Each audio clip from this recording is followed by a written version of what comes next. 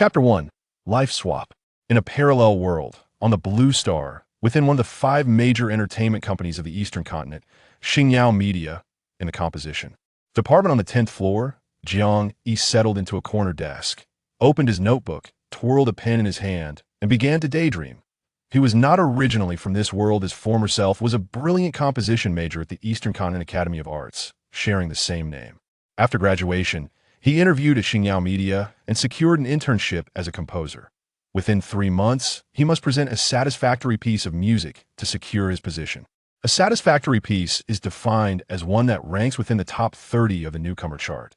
The original Jiang Yi's parents had tragically passed away during his sophomore year, leaving behind a younger brother still pursuing his studies.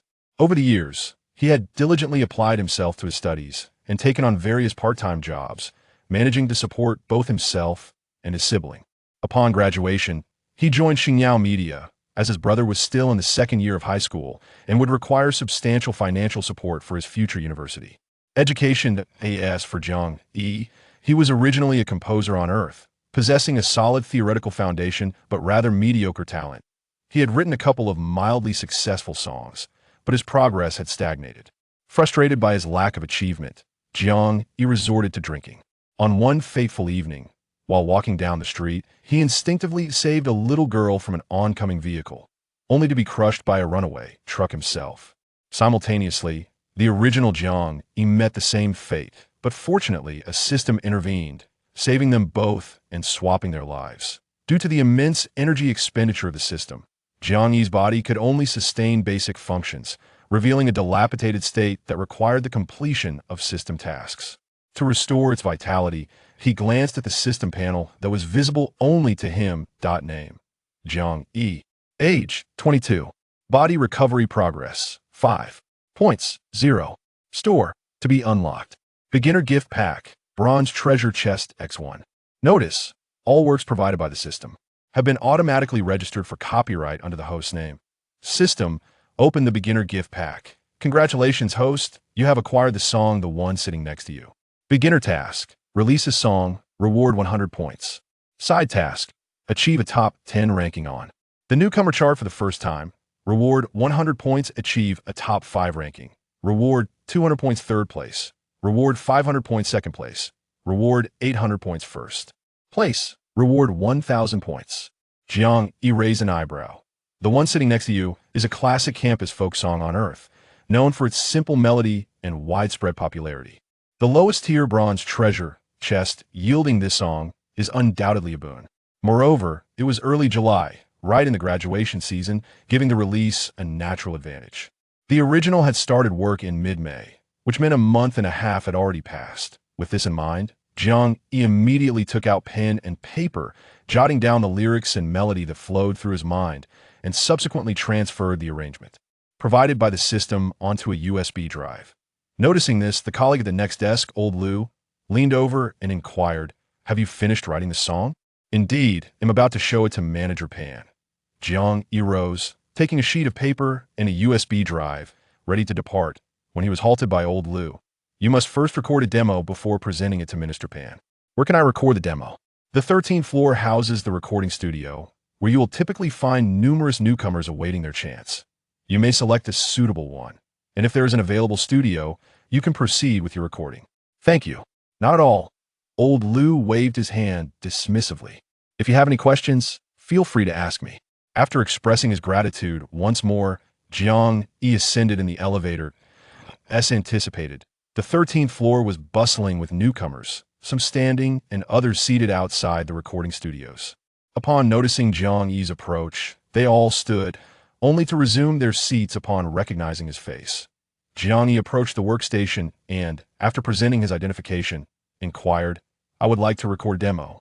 Is there an available studio?" "Studio 5 is free, but only for an hour and a half." "That will suffice." Having reserved the studio, Jiang Yi returned to the group of newcomers and asked, "I wish to record a demo. Is anyone willing to assist?" The young men and women glanced at Jiang, many of them lowering their heads to feign ignorance. Yet, 3 individuals stood up. "Teacher, I am willing." Among the trio were 2 males and 1 female. Jiang Yi assessed them, initially intending to select one at random, but then reconsidered and asked, This song requires a male voice. Among you two, who possesses a mid to low vocal range? Teacher, that would be me. The male in the center raised his hand. Jiang Yi nodded, then come with me.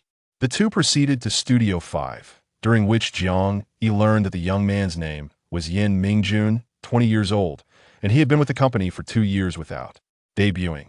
His daily routine consisted of regular practice and waiting in the studio for opportunities, eagerly seizing every chance, even to assist in demo recordings. Once Yin Mingjun became accustomed to the process, the demo was completed swiftly. Thank you for your hard work. It was no trouble to Jiang Yi prepared to leave. Yin Mingjun seemed to want to say something, but ultimately refrained. Having recorded the demo, he was acutely aware that You Are My Classmate was a splendid song that he adored, yet he also recognized that it was beyond the reach of a newcomer like himself. Meanwhile, on the 10th floor, in the minister's office, Pan Juin gazed at the newcomer rankings displayed on his computer, irritably rubbing his forehead. Xingyao, one of the 5 major companies, had always operated with trepidation, fearful of falling out of the top 5. However, since last year, the performance on the newcomer charts had been dismal, with only 2 months in 17 recording any songs within the top 10. Now in July, Xingyao had released 2 songs, one ranking 18th, and the other 23rd close to the top 10, yet each advancement proved exceedingly challenging. The resources expended during this period rendered the effort hardly worthwhile. It seemed this month would also end without significant results, the upcoming meeting next Monday. He feared he would once again face severe criticism. Knock, knock, knock. Come in. Pan Juin closed the rankings and was greeted by an unfamiliar face. Just as he was about to inquire about the newcomer's identity, he suddenly recalled that this young man had recently joined the company. However, due to his quiet demeanor, Pan Juin had scarcely encountered him and nearly forgotten his presence. I asked, there's something you need? Minister Pan, Jiang Yi replied, handing him a USB drive. This is the demo I recorded. Please listen and see if it meets your expectations. Pan Juin accepted it, ready to listen when the office phone rang. Hello, Director Xiang. Upon recognizing the voice on the other end belonged to Director Xiang, he hastily gestured for Jiang Yi to leave. Jiang Yi nodded and exited the room. Just as the door closed, he could still hear Minister Pan's ingratiating tone. Director Xiang, it's only the 2nd day. There might still be an opportunity. Once the door shut, it silenced Minister Pan's voice. Jiang Yi returned to his workstation, feeling the strain of his busy day weigh heavily upon him. He opened his thermos and sipped some goji berry water when old Lu leaned over. How is your song coming along? Has Minister Pan given you any feedback? He took a call and hasn't listened yet, Jiang Yi replied. Seeing his lack of expression, old Lu offered reassurance. Don't worry, the introductory piece is usually quite easy to pass. In the minister's office, Pan Juin hung up the phone and was about to summon others for a meeting when almost instinctively, he picked up the USB drive from the table and connected it to the main computer. Chapter 2. Recording. The office door swung open and Pan Juin stepped out, calling towards the corner, Xiao Jiang, come here for a moment. Jiang Yi rose and entered Pan Juin's office, where he was greeted with a smile. You penned this song for graduation season, didn't you? The melody is quite lovely. Today is the 2nd. Do you intend to release it this month or next? This month, Jiang Yi replied. Is that perhaps a bit hasty? Pan Juin furrowed his brow. I sense that your song has the potential to break into the top 10. If we release it this month, it will be several days behind others. That's all right. I have faith in my song, and I feel that August might be a tad too late. Pan Juin nodded. Very well, since you wish to launch it this month, let us find someone to record it immediately. Do you have a preferred singer, or shall I assist you in finding one? The person responsible for the recording seems quite suitable. Excellent. What is his name? I shall have someone contact him right away to ensure an early recording and release. Yin Mingjun, a newcomer? Indeed. Pan Juin initially contemplated advising Jiang Yi to consider a different singer, but reflecting on the resources invested this month, he decided against it. He picked up the phone, assistantly clear a recording studio, and arrange for Yin Mingjun to record. Moments later, Pan Juin hung up the phone. Xiao Jiang, proceed to Studio 8. It has been vacated and is yours for the day. All right, I shall take my leave. Go ahead. Once Jiang Yi departed, Pan Juin picked up the phone again. Prepare a formal contract for Jiang Yi's transition to a permanent position. Meanwhile, on the 13th floor, Yin Mingjun had just finished his recording and returned to await further instructions. At that moment, the elevator doors opened, and Kai-Chi hurriedly approached, spotting Yin Mingjun. Yin Mingjun, I've been trying to reach you. Why didn't you answer your phone? Sister Kai, what's the matter? Yin Mingjun checked his phone to find it had died. My phone ran out of battery and shut off. The composition department called. They need you in Studio 8 to record a song. Yin Mingjun's face lit up. Really? Sister Kai? He paused to reflect. Today was the only day he had secured a recording session this week. Could it be that teacher Jiang was seeking him? It's true. Head over to Studio 8 and give it your best performance. Yes. The others, witnessing this exchange, looked on with envy and jealousy, quickly surrounding Kai-Chi to inquire. Sister Kai, whose work is Yin Mingjun recording? It's by teacher Jiang Yi. Jiang Yi? I haven't heard of him. He must be a newcomer. But the composer just chose Yin Mingjun for the recording. Could it be that very person? The thought of missing out on a debut opportunity filled everyone with regret. Had they known, they would have been more proactive earlier. Otherwise, Yin Mingjun would not have had this chance. They could only hope that the song was subpar. Otherwise, it would be a bitter pill to swallow. Before long, they saw Jiang Yi returning, and as expected, he entered Studio 8. Indeed, they had narrowly missed an opportunity for their debut and a chance to connect with the composer. At that moment, within Studio 8, Jiang Yi looked at the nervous Yin Mingjun and said, "Don't be anxious. Let us go through it briefly." All right. At first, Yin Mingjun was somewhat anxious, but as he continued to sing, he became more fluid. After he completed the song, Jiang Yi pointed out his shortcomings, refrained from excessive technique, and sing with emotion, recalling his student days from the very first note. Within the recording studio, Jiang Yi's steady voice occasionally resonated, correcting him. This note is too high. Too low. Avoid techniques. Let's do it again. From 10 in the morning until after 3 in the afternoon, they finally recorded the song. Pan Juwen had been closely monitoring the process and rushed over upon receiving the news. Xiao Jiang, will you use your real name or stage name? Stage name. Let us go with Jiang Chao. All right, hurry and have a meal. I'll contact someone to get the song online. With that, Pan Juwen hurried off. It was already July 2nd. Even a day's delay could make a significant difference.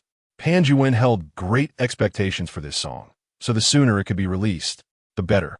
Jiang Yi sat on the sofa outside the recording studio, his complexion pale and motionless. Teacher Jiang, are you all right? Yin Mingjun asked, noticing his ashen face. I'm fine, just a bit of low blood sugar, Jiang Yi replied. After hours of continuous work without lunch, it was only natural that he felt unwell. While working, he had been focused, but now that the recording was complete and his mind relaxed, it was remarkable that he hadn't fainted on the spot. Teacher Jiang, wait here. I'll go get you some food, Yin Mingjun said, filled with guilt for the prolonged recording session that had delayed Jiang Yi's meal. Jiang Yi did not refuse. He was indeed exhausted and hungry and needed nourishment. After a brief 10-minute rest, Yin Mingjun returned. Teacher Jiang, I've placed the food in the break room. Shall we eat there? All right. Thank you for your trouble. It's nothing. It's no trouble at all. Jiang Yi stood up, slightly unsteady, but fortunately, Yin Mingjun was there to support him, guiding him to the break room until he was seated. On the table lay packaged congee, side dishes, and some candies, chocolates, and energy drinks. Yin Mingjun explained, Teacher Jiang, I was afraid you wouldn't be able to eat greasy food, so I opted for congee and light dishes. That is fine. Yin Mingjun had bought a portion for himself as well, and the two quietly enjoyed their meal in a break room. Meanwhile, Pan Juwen arranged for the immediate release of Classmate You, simultaneously reallocating the promotional resources originally intended for 2 other songs this month to Classmate You. At Dongzhou Music, Chenyu took advantage of a restroom break to indulge in some leisure. He perused the music charts and shook his head at several songs on the newcomer list, feeling they were rather mediocre. While scrolling through the charts, he suddenly noticed a small recommendation at the bottom. In the midsummer, with cicadas singing, do you still remember your classmate? Chenyu paused, a vague smiling face flashing in his mind. When he regained his focus, he realized he had clicked on it. Classmate You? He pressed play. A melodious tune filled the air, reminiscent of a harmonica. Will you remember tomorrow the diary you penned yesterday? Will you still think of the you who once wept so easily? The melody of this song is simple, yet the lyrics resonate deeply with the heart. The singer's low, emotive voice reaches into the soul. Unbeknownst to him, as the song concludes, tears well in Jiang Yi's eyes. Particularly poignant is the line about who will marry the sentimental version of her, stirring tumultuous emotions within him. Is she well? Jiang Yi hastily clicked to replay, but the system displayed a notification. Sorry, you have exhausted your free listening quota for this month. Would you like to subscribe? He declined, yet immediately downloaded your Deskmate. On Blue Star, non-members are granted 10 free listens of all songs each month, with an additional opportunity for new releases. To listen again, one must either subscribe or download individual tracks, each costing yuan. Chapter 3. A Genius Emerges? After the download, Jiang Yi pondered and shared the song in a long-dormant class group. He glanced at the stillness of the group before returning to the music app, listening while checking the song information. Title: Your Deskmate Artist, Yin Mingjun Lyricist, Jiang Chao Composer, Jiang Chao Arranger, Jiang Chao following Jiang Chao's name. He clicked through, discovering only your Deskmate. He murmured, "Ah, a newcomer. No wonder I haven't heard of them." He casually followed the artist. Simultaneously, many like Jiang Yi were stirred by your Deskmate, evoking fond memories of their school days, prompting the once quiet class group to spring to life with notifications. Numerous heartfelt comments flooded in. "Hey, Deskmate, do you remember me? How have you been? It's been ages since we last connected. You, Suzy, you owe me a pack of crispy noodles. When will you repay me? Seeing you all reminiscing eases my mind. It seems I'm the only one who married her. Ha ha ha." Upon reading this comment, Jiang Yi clicked in, greeted by a barrage of ridicule. He chuckled, and suddenly a notification chimed. Someone in the class group had responded. At Xingyao Entertainment, 10th floor, the composing department. Pan Juwen refreshed the data periodically, astonished by the rapid rise. Wow, it's climbing so swiftly. He had never realized the impact a few small recommendations could have. An hour later, Pan Juwen exclaimed, "We've cracked the top 50 so fast." Besides Pan Juwen, others had also noticed the remarkable ascent of this song. In the circle of composers group chat, someone exclaimed, "Have you all heard your Deskmate? The data is skyrocketing. It made it to the newcomer chart in just an hour. I listened. This song is indeed delightful, exuding a sense of profound simplicity. It reminds me of my own Deskmate. It's from Xingyao. Why did it just release today? Yesterday at midnight, the message was sent, and at this moment, it may have already entered the top 10. The quality of this song is remarkable, yet the recommendations seem rather scarce, relying entirely on organic growth. I noticed several classmates sharing it in our group. Have you paid attention to the composer? Jiang Chao, who has heard of him? If you haven't, his profile features only this single song. He must be a newcomer. Xingyao hasn't achieved any notable results on the newcomer chart for nearly 2 years. Is this truly a genius emerging? It is quite normal for a newcomer to have a few successful tracks initially, but over time, we can discern if they are genuinely talented. Indeed, it seems premature to label someone a genius at this stage. Nevertheless, the quality of this song is genuinely impressive, especially with graduation season upon us. I believe it is not far-fetched for it to reach the top 10. I wager it will achieve that within half a month. Half a month is too long. I bet it will happen within a week. No need to bet. It is already at 30. I believe it will reach the top 10 by tomorrow. Everyone who opens a newcomer chart will see that, indeed, just a couple of hours later, the one sitting next to you has surged into the top 30, with its data rising at an astonishing pace, showing no signs of slowing down. Absurd. Those composers and singers who have been surpassed are left in utter disbelief. How could you surpass me in just 2 hours when I was ahead by nearly 2 days? This is truly disheartening. I cannot bear it. I feel I will be overtaken by the one sitting next to you. Stop lamenting. You have already been surpassed. What? I was in 10th place. Now it has risen. What about me? You should just accept it. No, I finally made it into the top 10. This cannot be. I must urge the company to allocate more resources for recommendations. Everyone above the one sitting next to you is feeling anxious, fearing they might be overtaken. Meanwhile, the instigator, Jiang Yi, packed his worn-out backpack at 6 o'clock, preparing to leave work. Just as he stood up, he saw Pan Jiwen coming out of the office. Upon noticing Jiang Yi finishing for the day, he approached and patted Jiang Yi on the shoulder, Xiao Jiang, well done. Jiang Yi, startled by the pat, quickly stepped back. Director Pan, it's time to clock out. I must leave. All right, go ahead. The others in the composing department were astonished by Pan Jiwen's amiable demeanor. Ever since last year, when their performance plummeted, Pan Jiwen had taken on a rather irritable attitude, frequently scolding them in meetings. When had he last been in such good spirits? This newcomer possesses some talent. Jiang Yi nodded and swaggered out. The others admired his retreating figure, thinking, the boss hasn't left yet, but his subordinate has. Impressive. Jiang Yi paid no heed to them. After a long day of work, he was genuinely exhausted. Although he lacked funds, today he opted for the luxury of a taxi ride home instead of taking the bus, considering it a celebration of his first song release. His original residence was an old, dilapidated one-bedroom apartment located an hour away from the company. Typically, his younger brother, Jiang Yi, stayed in the school dormitory, returning only on weekends, so the living room housed a folding bed that remained stored away during the week. However, with summer vacation upon them and Jiang Yi not attending school, he was responsible for preparing Jiang Yi's meals. Brother, you're back? The food will be ready shortly. The sound of the range hood resonated through the kitchen as Jiang Yi placed his backpack back in his room and proceeded to assist in serving the meal. Jiang Yi, having prepared the last dish, glanced at Jiang Yi, whose complexion appeared pale, and felt a twinge of guilt. Brother, have you been feeling weary lately? Your face has looked rather poor these past few days.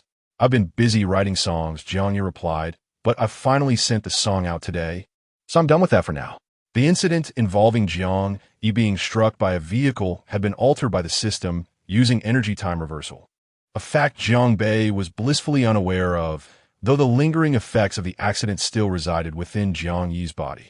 You released a song? Which one? Jiang Yi quickly retrieved his phone, eager to promote it. It's called The You Sitting Next to Me.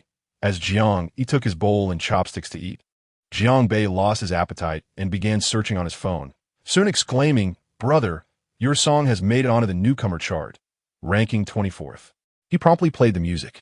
The melodious notes filled their modest home, accompanied by the aroma of the food and Jiang Yi's animated chatter, causing a faint smile to grace Jiang Yi's lips. It sounds wonderful. Brother, I believe this song is destined to be a hit. I'll share it across various groups. Let us eat first. There's no rush. Jiang Yi asserted with an air of authority. Seeing this, Jiang Yi reluctantly set down his phone and hurriedly consumed his meal, eager to finish and help his brother promote the song for better results. After dining, Jiang Yi tidied the dishes and washed up. It was just 8 o'clock. Too weary to check his phone, he lay down to sleep. Meanwhile, in the living room, Jiang Yi, noticing the lights in the room were turned off, quietly donned his headphones and shared the song across major groups, diligently refreshing the data. With every advance in the song's ranking, his excitement grew. Chapter 4. The formal contract that night was destined to bring insomnia to many.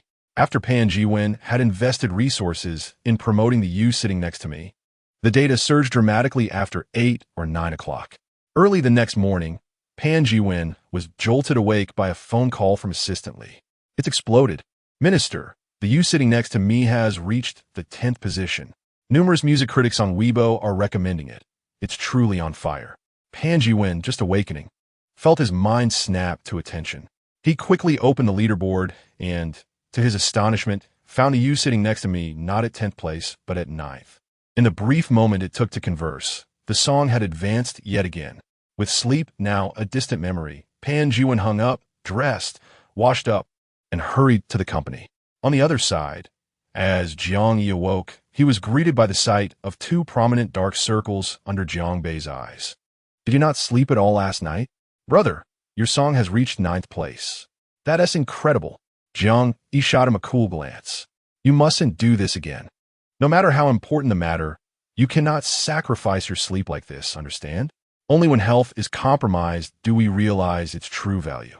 Jiang Yi felt the weight of his own frail body. He was genuinely exhausted, even if his physical condition were to fully recover one day. He vowed to cherish his health and refrain from past reckless behaviors. Got it. After finishing breakfast, Jiang Yi made his way to the bus stop at a leisurely pace, boarding the bus right on time. By the time he disembarked, he felt utterly drained from the day's exertions. Upon arriving at the composition department and settling in, my phone buzzed with a message. Yin Mingjun, Teacher Jiang, our song has reached 9th place on the newcomer chart. That's impressive. Yin Mingjun continued. Thank you, Teacher Jiang, for believing in me and granting me the opportunity to perform this song. Do you have time for lunch today? I would like to invite you. Jiang Yi had yet to respond when Pan Zhiwen, having heard of Jiang Yi's arrival, emerged from his office.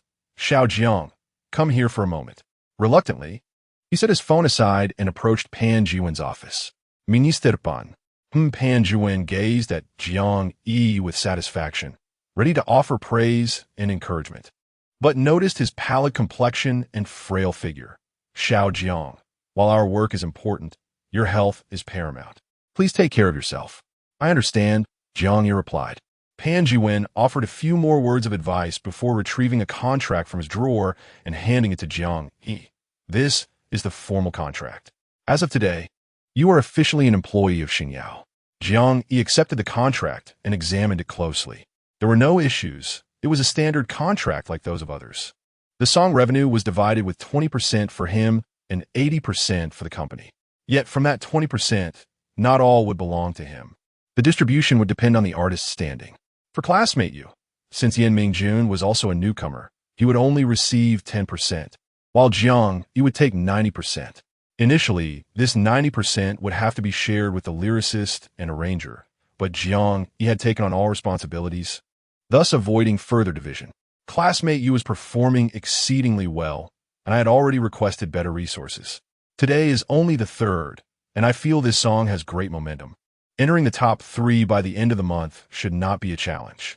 After signing the contract, Jiang Yi inquired, Minister Pan, is there a reward from the company for songs that make the charts?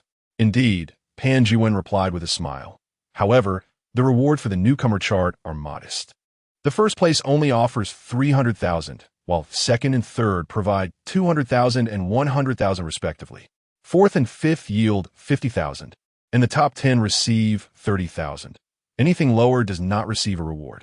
Jiang Yi nodded. Even if he did not make it into the top 5, maintaining the current ranking would still yield 30,000. Combined with his salary and bonuses, the next month's earnings would be substantial. Thus, finding a home closer to the company should be feasible. As he pondered this, Assistant Li's voice called from the doorway. Minister Pan, the morning meeting is about to commence. Hearing this, Jiang Yi rose. Minister Pan, I will return to work now. Yes, go ahead. If you encounter any difficulties, feel free to discuss them with me. Upon returning to his workstation, Lao Lu approached. Jiang Yi, that song Classmate You is yours. Impressive. No wonder Minister Pan treats you so kindly. This song has become quite popular online. He smiled, opened his phone, checked the account information sent by Assistant Li, and logged into Weibo. Notifications, 99. Despite being a new account, due to Classmate You, Jiang Yi had garnered considerable attention, with his fan count exceeding 10,000. He scrolled through the comments, filled with praise. So is you who wrote this song. It made me cry all night, reminiscing through yearbooks and photo albums, sobbing. Just a secret, Li see you. I still like you. Was your youth that beautiful? I can only recall the 5 yuan my deskmate still owes me. We agreed that borrowing 5 yuan would entail a repayment of 10, and yet years have passed. Wang Ming, you rascal, I shall remember this for a lifetime. The song is beautifully composed, and the singer performs with such grace, weaving a narrative that unfurls like vivid scenes from our high school days. For a debut song, it is remarkably profound, brimming with spirit. I am now a follower, eagerly anticipating your next creation. Upon reading these comments, Jiang Yi felt a surge of joy. It is well known that composing truly relies on innate talent. In his previous life, no matter how hard he tried, Jiang Yi was merely an unremarkable composer, devoid of any fans. In this life, fortune has graced him with a remarkable journey, and he is content. After closing his Weibo, he glanced once more at the download statistics. My Deskmate now ranks 9th on the newcomer chart, with downloads reaching 11,000, while the top song has amassed 37,000. Within less than 3 days, this achievement is commendable for a newcomer. Each refresh yields an increase of several thousand downloads. The gap to the 8th place is merely over 30,000, and surpassing it is only a matter of time. Jiang Yi shut the leaderboard and was about to respond to Yin Mingjun's message when another notification appeared. Yin Mingjun, Teacher Jiang, I apologize, but I cannot join you for lunch. My agent has secured a promotional event for the song, and I will treat you once I return. Jiang Yi replied with a simple all right. Meanwhile, on the 15th floor, a meeting of the composition department was underway. Director Xiang Cheng occupied the head seat with department heads, deputy heads, and team leaders flanking the table. Glancing at the data in his hands, Xiang Cheng remarked to Pan Juwen, the statistics for you, My Deskmate, are promising. Minister Pan, please keep a close watch and allocate this month's new song resources to it, striving for a top 3 position. Understood, Pan replied. Is a regularization contract for Jiang Yi arranged? It was signed today. Xiang Cheng nodded in satisfaction. It is rare for our composition department to encounter a promising talent. Pay close attention to him.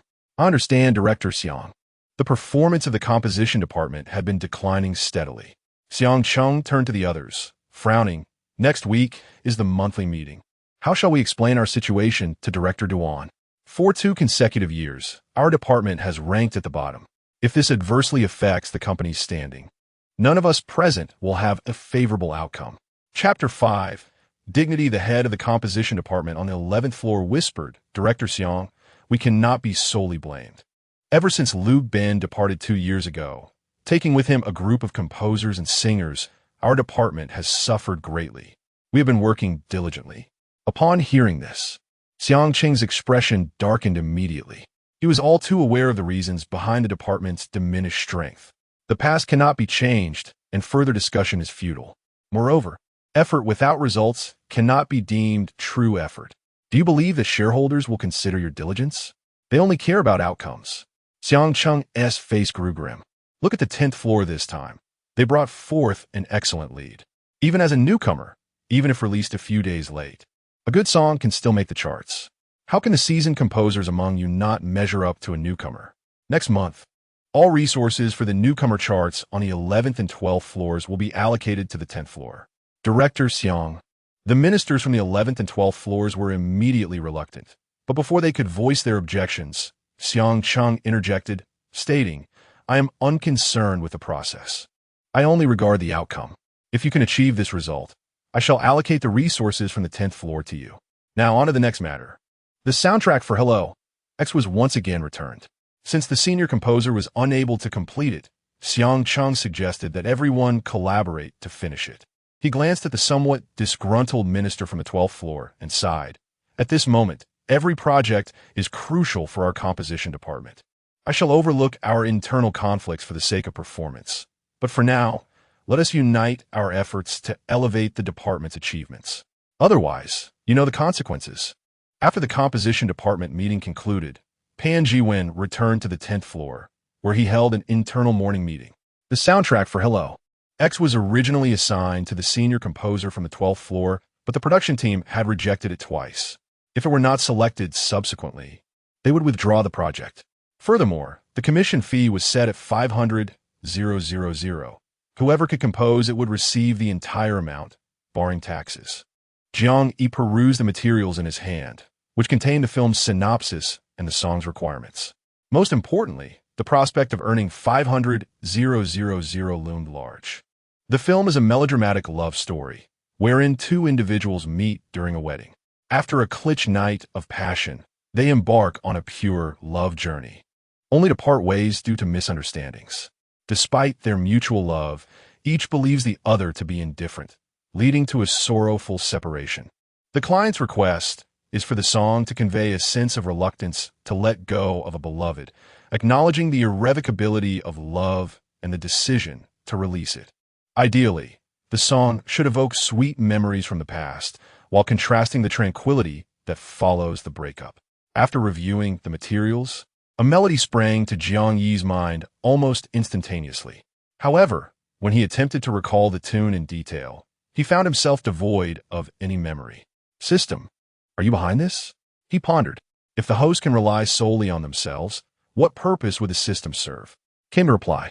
Jiang Yi was not angered. After all, the system had saved his life. How many points are required for the custom song decent? He inquired. 500 points, the system responded. So costly? Jiang Yi glanced at his balance, which was still 0. System, why haven't you credited my points yet? You must submit a task, was the reply. I have to submit it myself? How unintelligent. Jiang Yi remarked before commanding, submit the task. Congratulations, host, on completing the novice task. You have earned 100 points. In the future, tasks would be automatically submitted upon completion. And what about the popularity points for the songs I've created? My ranking is now 9th. Ranking tasks will be settled at the end of next month. The automatic submission feature has been enabled for the host. Calculating yesterday's song popularity points, the system continued. Ding! Congratulations, the author has earned 137 points. Name, Jiang Yi. Age, 22. Physical recovery progress, 5 points. 237 mol. To be open note, every 1,000 points restores 1 unit of physical function. Every 1,000 blue star coins grants 1 point. Accumulating 1,000 points unlocks them all. With merely over 200 points, it was insufficient to exchange for a song. However, Jiang Yi reassured himself that after 2 more calculations of popularity points in the next couple of days, he would likely have enough. He opened the leaderboard and discovered that My Deskmate, had risen to 8th place. Donning his headphones, he began listening to the songs starting from the 7th position. As a composer with top marks in theoretical knowledge, Jiang Yi's ability to appreciate music was undoubtedly commendable.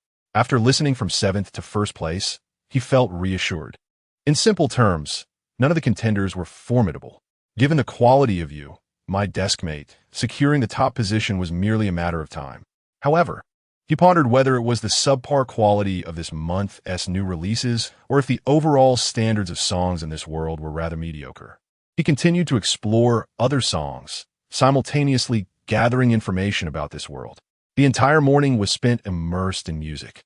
During this time, old Lu peeked in twice. Noticing Jiang, he was deeply engrossed in listening and refrained from interrupting. He couldn't help but reflect on how the youth were brimming with vigor, unlike himself, who had idled the whole morning. Best not to ask. He was merely seeking inspiration. Xiao Jiang, it's time for lunch. Jiang Yi snapped back to reality, removed his headphones, and glanced at the time, realizing it was already noon. He stretched and rose to close his computer, accompanying old Lu to the dining hall. It was lunchtime, and the elevator was crowded. After a considerable wait, they finally boarded a relatively empty lift, with just 2 other individuals inside. Seeing old Lu lingering at the door, Jiang Yi called out in confusion, Old Lu, aren't you coming in? Come in, come in. Old Lu chuckled as he stepped inside, greeting a well-dressed man in the elevator. Hello, Director Xiang. Jiang Yi followed suit. Hello, Director Xiang. Xiang Cheng nodded slightly, remaining silent. The atmosphere in the elevator became awkward, persisting until they reached the dining area. After allowing Xiang Cheng and his companion to exit first, old Lu pulled Jiang Yi aside, deliberately lagging behind Xiang Cheng by several steps, and whispered, You don't know Director Xiang, do you? No, who is he? Jiang Yi replied, The head of the composition department, directly under Old Pan. Oh, Jiang Yi nodded. Are you afraid of him? Who isn't? Old Lu shot Jiang Yi a glare. The composition department has been performing poorly for the past 2 years. Last year, bonuses were nearly non-existent, and the year-end bonus was halved. If this trend continues, I fear layoffs may be imminent to bring in fresh talent. In fact, this year alone, quite a few newcomers have been recruited. Our group received 3, including you. The composition department occupies 3 floors, with each floor housing 10 teams. Jiang Yi's team, located on the 10th floor, was considered above average, which is why it welcomed 3 new members. In contrast, other underperforming teams brought in between 5 to 10 newcomers. If such a large influx of new talent fails to yield improvement, layoffs will be inevitable. Xingyao is one of the top 5.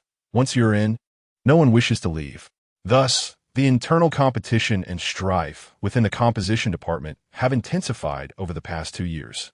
However, this does not apply to seasoned composers like Old Lu, allowing him to leisurely pass the time. Chapter 6. Custom songs are the most challenging to write. The company cafeteria provides meals for breakfast, lunch, and dinner, offering both free and paid options.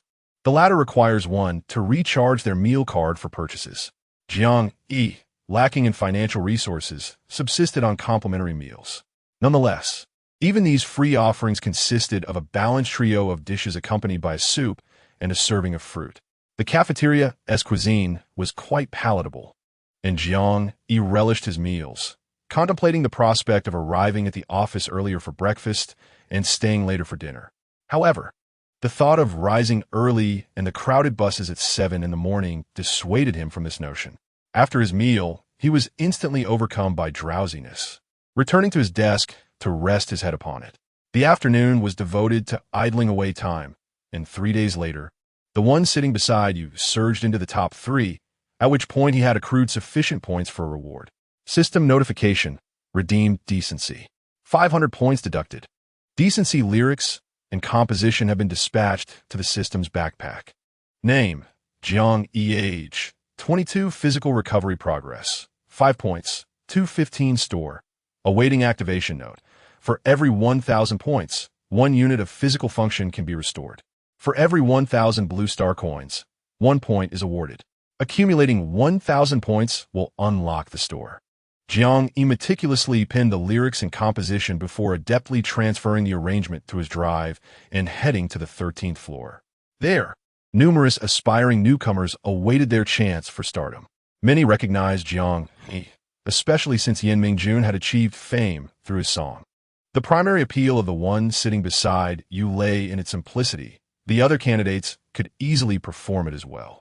Yen Mingjun's rise to prominence was solely attributable to Jiang Yi's composition. Upon hearing Jiang Yi mention recording, about a dozen newcomers eagerly raised their hands. Teacher Jiang. Me. This time, he sought female vocalists, preferably with slightly husky voices, an octave range of 3 to 5, and strong expressiveness in the mid-range. The attendees were electrified by Jiang Yi's criteria. The song appeared easy to perform, prompting nearly all the girls, barring a few boys, to volunteer. Considering the likelihood of selecting new talent for the recording, Jiang Yi chose to conduct auditions on the spot. It must be said, the trainees at Xingyao displayed commendable skills. And soon, Jiang Yi selected a girl who met his expectations.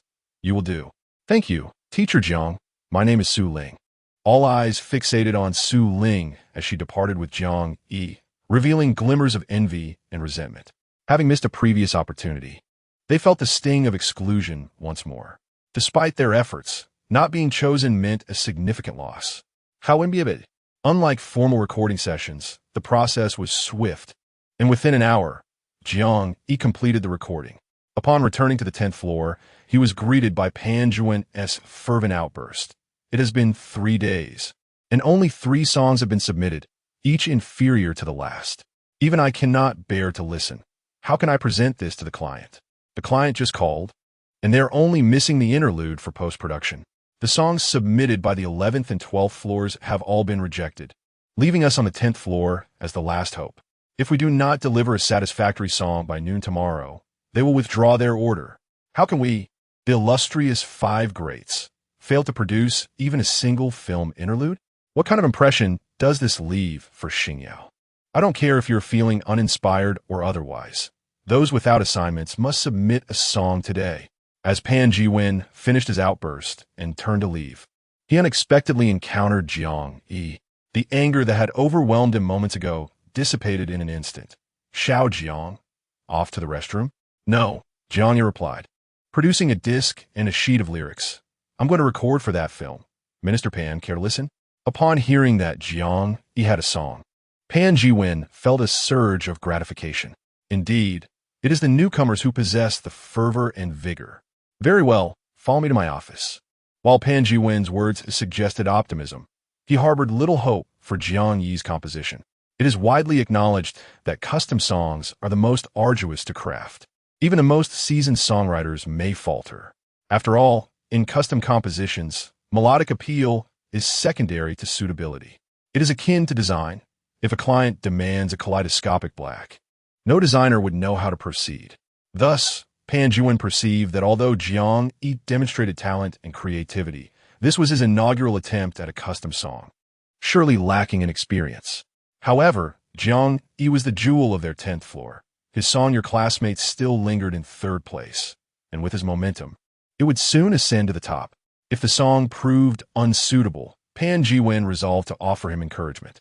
Pan Jiwen first glanced at the lyrics and then froze.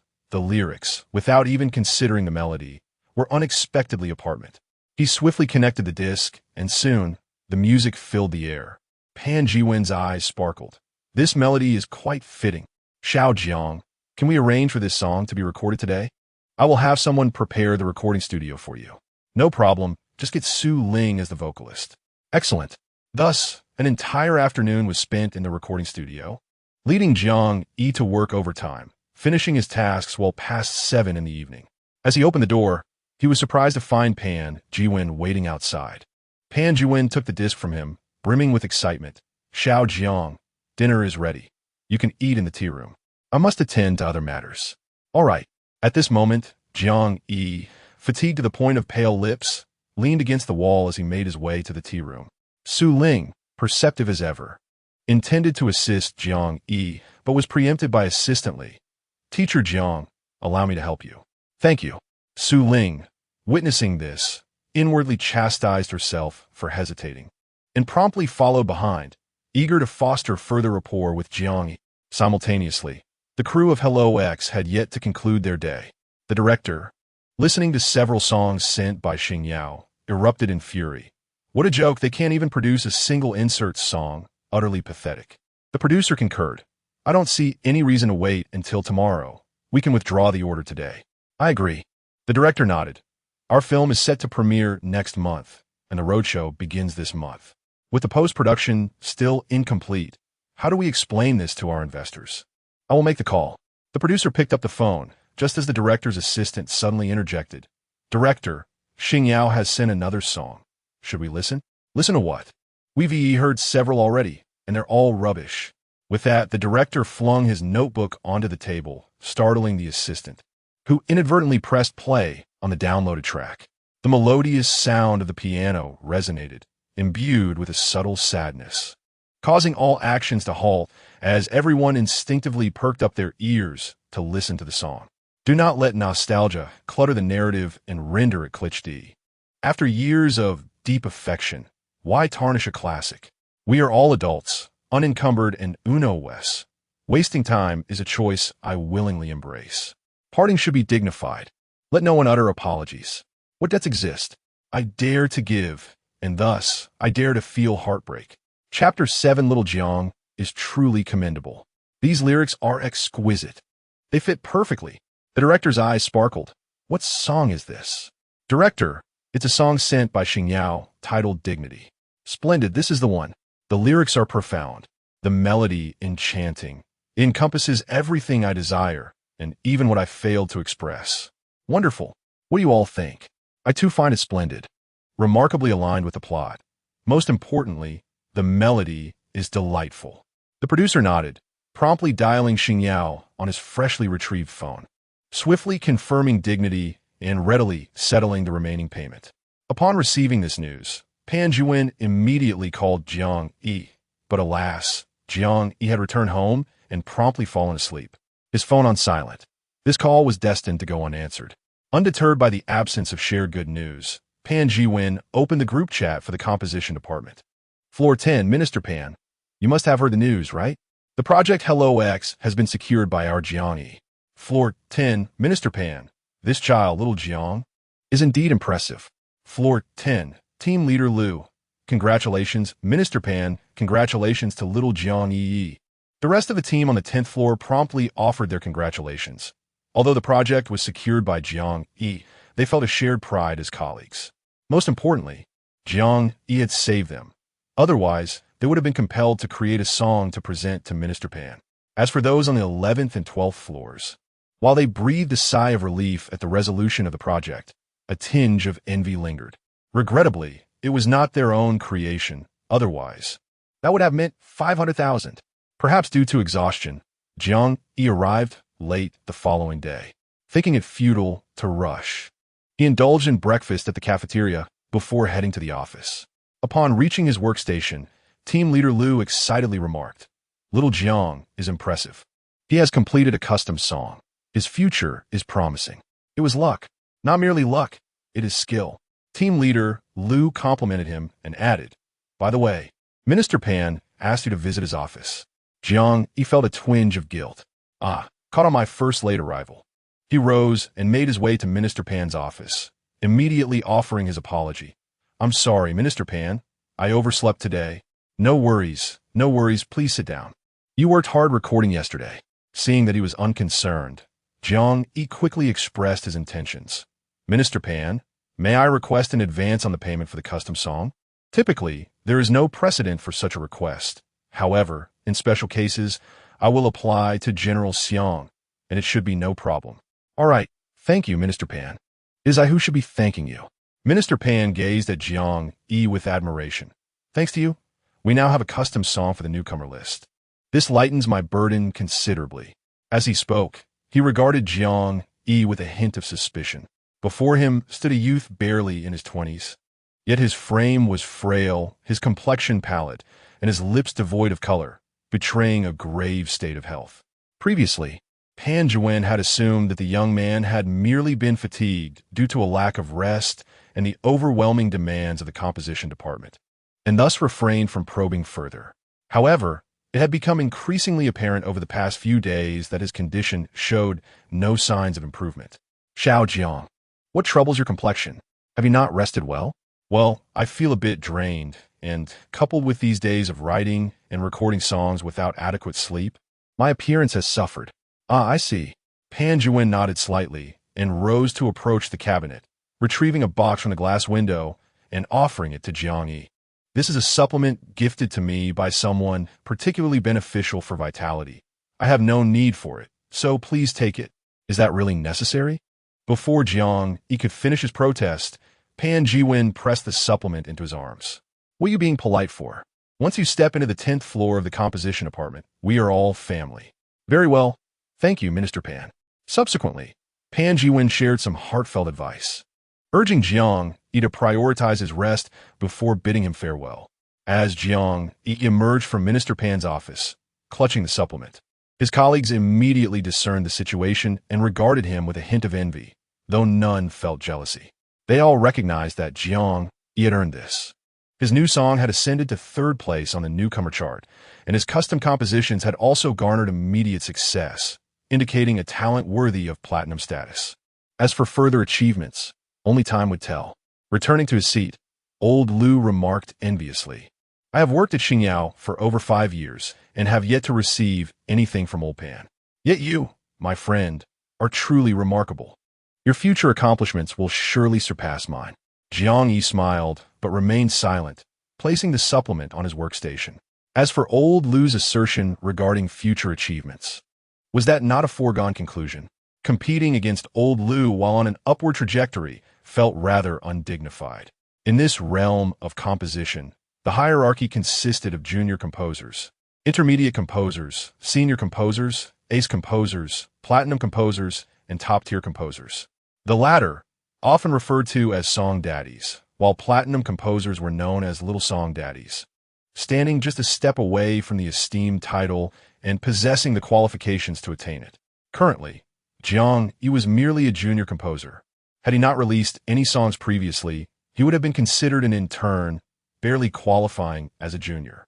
In contrast, old Lu was a senior composer. Xingyao, one of the top 5 companies, boasted 2 top-tier composers, though they seldom made appearances at the company. Once one achieved the status of song daddy, the company could no longer exert control over them. However, Xingyao possessed only 1 platinum composer. According to the memories of the original owner, there had once been 2, but 2 years prior, 1 platinum composer departed, not only leaving but also taking with him a significant number of promising composers and singers. This exodus had resulted in Xingyao's dismal performance on the newcomer charts, unable to complete even a single custom order. It was all due to the departure of that platinum composer who had siphoned away the potential talent. For Xingyao to recover from this setback, they must either poach talent from other companies or recruit new individuals. However, finding skilled composers was no easy feat. Thus, they were left with no choice but to hire newcomers. Newcomers require time and resources for cultivation. This interim gap may lead to a decline in the illustrious data. potentially causing them to fall out of the top 5. This is also the reason why the current newcomers struggle on the charts, and why Pan Jiwen places significant importance on him. After completing the custom song, Jiang Yi seeks to exchange for additional tracks. He presently wishes to accumulate some points to restore his physical vitality. Given his current condition, he genuinely fears that he might faint while recording a song. During lunch that day, a text message from the bank arrived, notifying him that the 500,000 yuan prize for the custom song had been credited. Jiang Yi was somewhat puzzled by the absence of tax deductions and inquired with Pan Jiwen. He learned that the amount was applied for through Mr. Xiang, and the company covered the tax portion, meaning the entire 500,000 was a pure reward for him. Jiang Yi felt content. Upon receiving the funds, he took 2 days off, and together with Jiang Bei, they found a rental apartment close to both the company and his school in a high-end community, with a monthly rent of 15,000 yuan. Chapter 8. A fleeting moment for Jiang Yi. Life continued in a mundane fashion as Jiang Yi familiarized himself with this world, until mid-month when My Deskmate officially topped the charts, remaining there until the end of the month with downloads reaching 1 million. A newcomer's chart achieving 1 million downloads speaks volumes about the song's quality and popularity. Jiang Yi delightfully calculated his potential earnings. For each song, he would earn 0.18 yuan per download, translating to 180,000 yuan for 1 million downloads. Coupled with his base salary of 10,000 yuan after formal employment and a bonus of 300,000 yuan for entering the newcomer list, his total amounted to over 490,000 yuan. However, after tax deductions, his mood soured as he realized he would lose over 220,000 yuan to taxes. He had hoped to save up for a spacious apartment. After all, living in a rented place could never compare to the comfort of one's own home. As the new month dawned, the newcomer chart was refreshed with a batch of new songs. Jiang Yi did not participate this month, but Old Lu mentioned that 4 newcomers from the 10th floor had joined the chart, as resources from the 11th and 12th floors were allocated to the 10th floor, which Minister Pan would naturally want to utilize effectively. Observing the rankings, Old Lu shook his head and remarked to Jiang Yi, "It appears that our floor's songs this month are not performing well. The best result is only 12th, and the songs ahead are indeed of superior quality." Jiang Yi, upon hearing this, decided to listen as well. Old Lu's assessment was accurate. The 4 songs they produced this month were mediocre and lacked competitiveness. With so many resources at their disposal, failing to secure a spot in the top 10 would likely provoke another outburst from Minister Pan. "Hey, Xiao Jiang, Hello X is about to premiere." Jiang Yi also came across the news. Yes, it's set to release mid-month. That seemed reasonable, considering it was a low-budget investment. With July and August being peak summer months, the competition would be fierce. A mid-month release could yield unexpected results amidst the underwhelming box office performances of other films. As they conversed, someone entered from outside the composition department. It was teacher Jiang. Jiang Yi looked up to see Yin Mingjun, the newcomer he had mentioned inviting to dinner but had not seen in a while. Compared to a month ago, when he appeared as a fresh-faced novice, Yin Mingjun now radiated a more mature demeanor. "Xiao Yin, is there something you need?" "With the immense popularity of You Are My Classmate, Yin Mingjun has successfully debuted, and his schedule has been bustling with engagements over the past month, leading to a burgeoning recognition." He handed a gift bag, which he had procured, to Jiang Yi, saying, "Teacher Jiang, are you free for lunch today? I promised to treat you before, but was always occupied. I just returned to the company today, and I brought some fruits and chocolates, nothing extravagant. I thought you might appreciate them since you have low blood sugar." Jiang Yi nodded appreciatively, replying, "All right, thank you. Then I shall see you at noon." Yin Mingjun promptly placed the items on his workstation and joyfully took his leave. Old Lu, with envy, remarked, "This lad is truly fortunate." Indeed, his envy was directed at Yin Mingjun rather than Jiang Yi. The song You Are My Classmate was merely a classic example of a fortunate selection by the producer. Had it been anyone else, they would have received the same acclaim. At this moment, however, the competition on the new artist rankings had only just commenced. At Fenghua Entertainment as composition department morning meeting, Song Bin. After listening to the new songs on the newcomer list, appeared relaxed as he stated, "The 4 new songs from Xingyao this month are quite lackluster. They might barely make it into the top 20, which is hardly a concern. It seems Xingyao lacks a trump card. Last month's Jiang Chao should be considered an exception, and we cannot ascertain if it was merely a fleeting moment." The composition department of Xingyao seemed to be faltering unless the producer intervened, but did they not have a producer of their own? It could only be said that their resources for mid-tier capabilities were destined to be suppressed, and without the growth of such talents, their high-end capabilities would inevitably falter. Should the various departments in the film and television sectors apply further pressure, it would only be a matter of time before Xingyao perished. "Other departments are of no concern to us," Songbin asserted. "We should focus on our work in the composition department. Now, let us discuss this newcomer list." Apart from Fenghua Entertainment, the other 3 major companies, along with industry composers and various entertainment firms, were keenly observing Xingyao's movements. After all, last month, as a newcomer, Jiang Chao composed You Were My Classmate, which propelled the singer to fame, garnering significant attention from the industry. With Jiang Chao not releasing new songs this month, many speculated that his success was merely a stroke of inspiration. Unaware of the external scrutiny upon him, Jiang Yi continued his routine. As the morning shift neared its end, Yin Mingjun came to escort Jiang Yi. He led him to a private dining establishment not far from the company, where reservations were required daily due to its popularity, serving 100 tables until they reached capacity. Despite the many rules, the food at this private restaurant was indeed exceptional.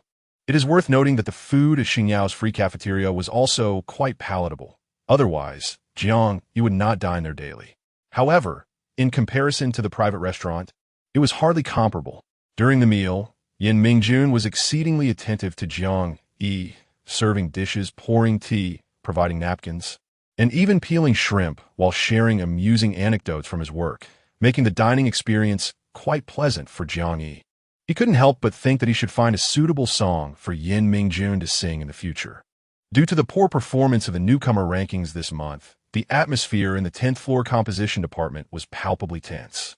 However, this has nothing to do with Jiang Yi. Each day, he immerses himself in music, novels, or indulges in television and films, seeking to comprehend the state of the world. Recently, he has developed a particular fascination with the realm of novels. In his previous life, although he was not excessively enamored with literature, he still managed to read hundreds, if not thousands, of books.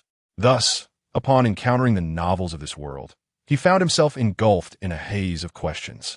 In contrast to the diverse and imaginative web literature flourishing on Earth, the literary landscape of Blue Star remains stagnant, primarily revolving around martial arts and urban heroes asserting their prowess. While there are cultivation novels, they adhere strictly to traditional narratives of ascension, essentially chronicling the struggles of minor characters, devoid of any extraordinary abilities or tropes such as systems, personal mentors, or the archetype of the underdog. It is needless to say that other genres of literature are equally uninspiring, even without the need for points to acquire novels. Jiang Yi felt confident that he could craft commendable works, drawing from the unique ideas absent in this realm. Days passed, and on his commute to work, Jiang Yi frequently encountered promotional posters for Hello X. Evidently, the film's advertising budget was quite substantial. He did not dwell on it further, continuing with his daily routine while contemplating which song to release next month. System: Open Personal Panel. Name: Jiang Yi. Age: 22. Physical Recovery Progress: 5 points. 5031 Marketplace. Opened. Access the Marketplace system to purchase desired entertainment works. Note: every 1,000 points can restore 1 unit of physical function. Every 1,000 Blue Star coins grants 1 point. Accumulating 1,000 points unlocks the Marketplace. After accumulating points for a month and a half, he found himself with just over 5,000, which was not particularly abundant. System: restore 2 units of physical function. Chapter 9. Quarterly Newcomer King. 2,000 points deducted. Physical recovery progress increased by 2. Name: Jiang Yi. Age: 22. Physical recovery progress: 7 points. 3031 with the addition of 2 points, Jiang Yi felt no noticeable improvement in his physique, and the thought of having 2,000 points deducted made his heart ache. System: Open the marketplace. Upon opening the marketplace, he was greeted by an array of enticing entertainment offerings. The selections were divided into two main categories. One comprised works already existing on Earth, such as songs, films, and novels, while the other featured various skills. Among the skills available were directing and the octopus skill necessary for writing, boasting a speed of 10,000. Additionally, there were numerous musical instrument skills that could be directly exchanged for points, bypassing the arduous learning process. Jiang Yi's eyes were drawn to one particular skill, nearly causing him to salivate. It read, Absolute Pitch, 1 million points. Absolute pitch is undoubtedly the dream of every individual in this profession. However, the price was quite extravagant, far beyond the means of Jiang Yi, who only possessed 3,000 points. In addition to the two main categories, there was also a lottery interface. The lottery was divided into 4 tiers: bronze, silver, gold, and diamond. A single draw from the bronze tier cost 10 points, with the highest chance of yielding a silver treasure chest. A silver draw required 100 points, with the potential to obtain a gold treasure chest, and so forth. A single diamond tier draw necessitated 10,000 points. As Jiang Yi gazed at the lottery interface, he felt a stirring excitement within him. 10 points are quite acceptable. System. Initiate a 10-fold draw for bronze. Congratulations, host. You have drawn. Thank you for your patronage. Thank you for your patronage. A piece of chocolate. Thank you for your patronage. And a bronze treasure chest. Eliminating the superfluous elements, this round yielded a bronze treasure chest. Previously, the bronze treasure chest had produced you, My Deskmate, which had garnered over 5,000 points and would continue to accrue points in the future. By this calculation, the 100 points invested were not in vain. Would you like to open the bronze treasure chest? Open it. Congratulations, host. You have obtained this song, Stubborn. To my surprise, it is this song. What a profit. Indeed, lottery draws are worthwhile. After a single draw, Jiang Yi found himself somewhat addicted. System, let us have another 10-fold draw. Congratulations, host. You have drawn. Thank you for your patronage. A bronze treasure chest, the song Learning to Meow, a pair of red underwear, and thank you for your patronage. Underwear? Jiang Yi felt a twinge of embarrassment. The system can even produce such items? Nevertheless, this time luck was relatively favorable. Obtaining a bronze treasure chest is already a gain. And I also drew a song. Although it may not be the most substantial, even if it's akin to poison, it is still sweet in its free nature. All items were placed in the system's backpack, and Jiang Yi opted not to open the treasure chest, believing that Stubborn was sufficient for now. He thought he might open it next time when he might need it, perhaps uncovering a work that would be just right. Ding! A new side quest has been released. Side quest. Achieve the title of Quarterly Rookie King. Reward. 1 silver treasure chest. Damn! System, why didn't TU announce this sooner? Half of the month has already passed. The title of Quarterly Rookie King is achieved by being ranked first on the rookie chart for 3 consecutive months. And apart from that, there exists an annual Rookie King title, awarded to those who hold the top spot for 12 months, with the month already in its middle. Ascending to the top of the rookie chart is no simple feat unless the song truly excels. Resources must also be in alignment, otherwise, even the finest wine fears being hidden in a deep alley. Moreover, one must contend with the rivalries among various companies, and other composers are not to be underestimated. Thus, releasing a song at this moment is evidently imprudent, and to suddenly claim the top position is exceedingly challenging. However, if a song is not released this month, then last month's South first place feels somewhat squandered. Jiang Yi harbored suspicions regarding the system's ulterior motives, especially since the previous side quest had been completed long ago. Yet the system delayed in issuing a new task. To release or not to release. Stubborn is undoubtedly a good song, yet it is not remarkable enough to dominate the rookie chart. Had it been launched concurrently on the first day, Jiang Yi would have felt confident. But now he is significantly behind. Let us record it first. Jiang Yi resolved to record it, as he would need to release a song eventually, whether this month or the next.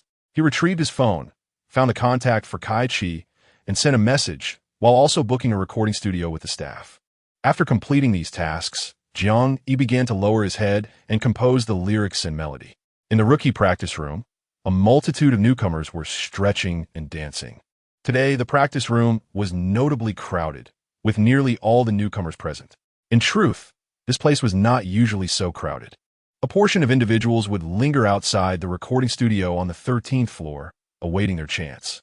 However, after Jiang Yi selected participants twice on the 13th floor, the newcomers became frantic, spending nearly all their time there outside of their obligatory tasks.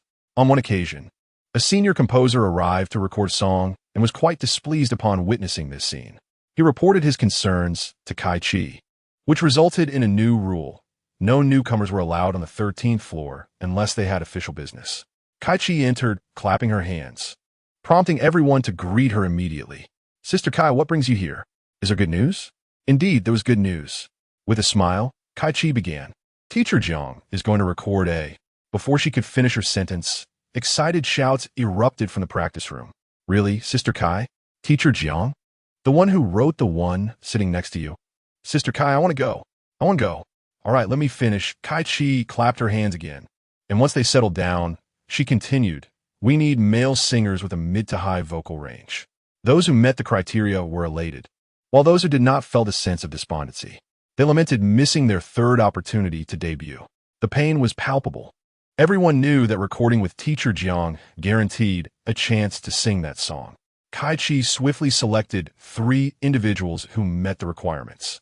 That evening, after finishing the recording, Jiang Yi returned home early, only to find Jiang Bei dressed, not in his usual loungewear, but in an outfit suitable for going out. "Are you heading out?" "Yes," Jiang Bei replied with a smile. "I made plans with a classmate to watch a movie." Curious about Jiang Yi's own custom song, he asked, "What movie are you watching?" "Hello, X. You have an ex?" Jiang Yi raised an eyebrow, as he recalled that Jiang Bei had never been in a relationship. "How could I?" Jiang Bei retorted. "It's my friend, who recently experienced a breakup. He heard this movie is about exes and invited me to join him. It's only 7 o'clock. Jiang Yi invited. He has treated me to dinner first, then we'll go to the arcade. By the time we finish playing, it will be close to midnight. And he already bought the tickets." Jiang Bei's face bore a hint of eagerness. Jiang Yi frowned slightly, took out his phone, and transferred some money to Jiang Bei, saying, "This is a one-time exception. Thank you, brother. Dinner is already prepared, so I'll head out now," Jiang Bei said, dashing off. Clearly eager not to have Jiang Yi change his mind. Seeing his younger brother so lively was a source of comfort for Jiang Yi. Ever since their family had moved and their living conditions improved, Jiang Bei had become much more spirited, no longer burdened by the struggles of life, which had previously left him with neither the inclination nor the means for recreational activities. Chapter 10. That man again this night was destined to be anything but tranquil. Hello. X premiered, a rather ordinary film, with no significant investment and featuring no major stars, yet it unexpectedly became a sensation. The reason for its popularity lay in numerous reports of couples attending the screenings only to break up immediately afterward. One film critic happened to witness a breakup at a screening and incorporated it into their review, which subsequently prompted others from different locations to share similar experiences of witnessing breakups in their own theaters. The production team deemed this to be an exceptionally compelling topic for promotion, and thus capitalized on it extensively. However, by dawn, when everyone awoke to the online news, they were left utterly bewildered. What? Couples are forbidden from watching Hello, X? Viewing it guarantees a breakup? What? Hello, X serves as a litmus test for couples, and those who do not watch it are destined for short-lived relationships? What? A man, after parting ways with his girlfriend, traversed over 2,000 kilometers to reconcile, spurred by watching his ex, and astonishingly succeeded? What is happening? After a night's slumber, I find myself utterly perplexed by the online discourse. Riding the wave of this topic, Hello, X attracted countless couples to its screenings, with the belief that their relationship would be uniquely resilient, assuring themselves that watching the film would not lead to a breakup. Alongside the movie's success, the accompanying song Decent gained significant traction. After all, this song perfectly complements the film, creating a synergy that exceeds expectations. Particularly during moments of misunderstanding between the lead characters, the song's resonance brought many couples to tears. Some critics remarked, the film may be melodramatic, but it must be acknowledged that when the song played, the entire movie transcended its narrative. Even if one were to regard the film merely as a vehicle for this song, it would still be fitting. The director displayed remarkable acumen in selecting such an apt musical accompaniment.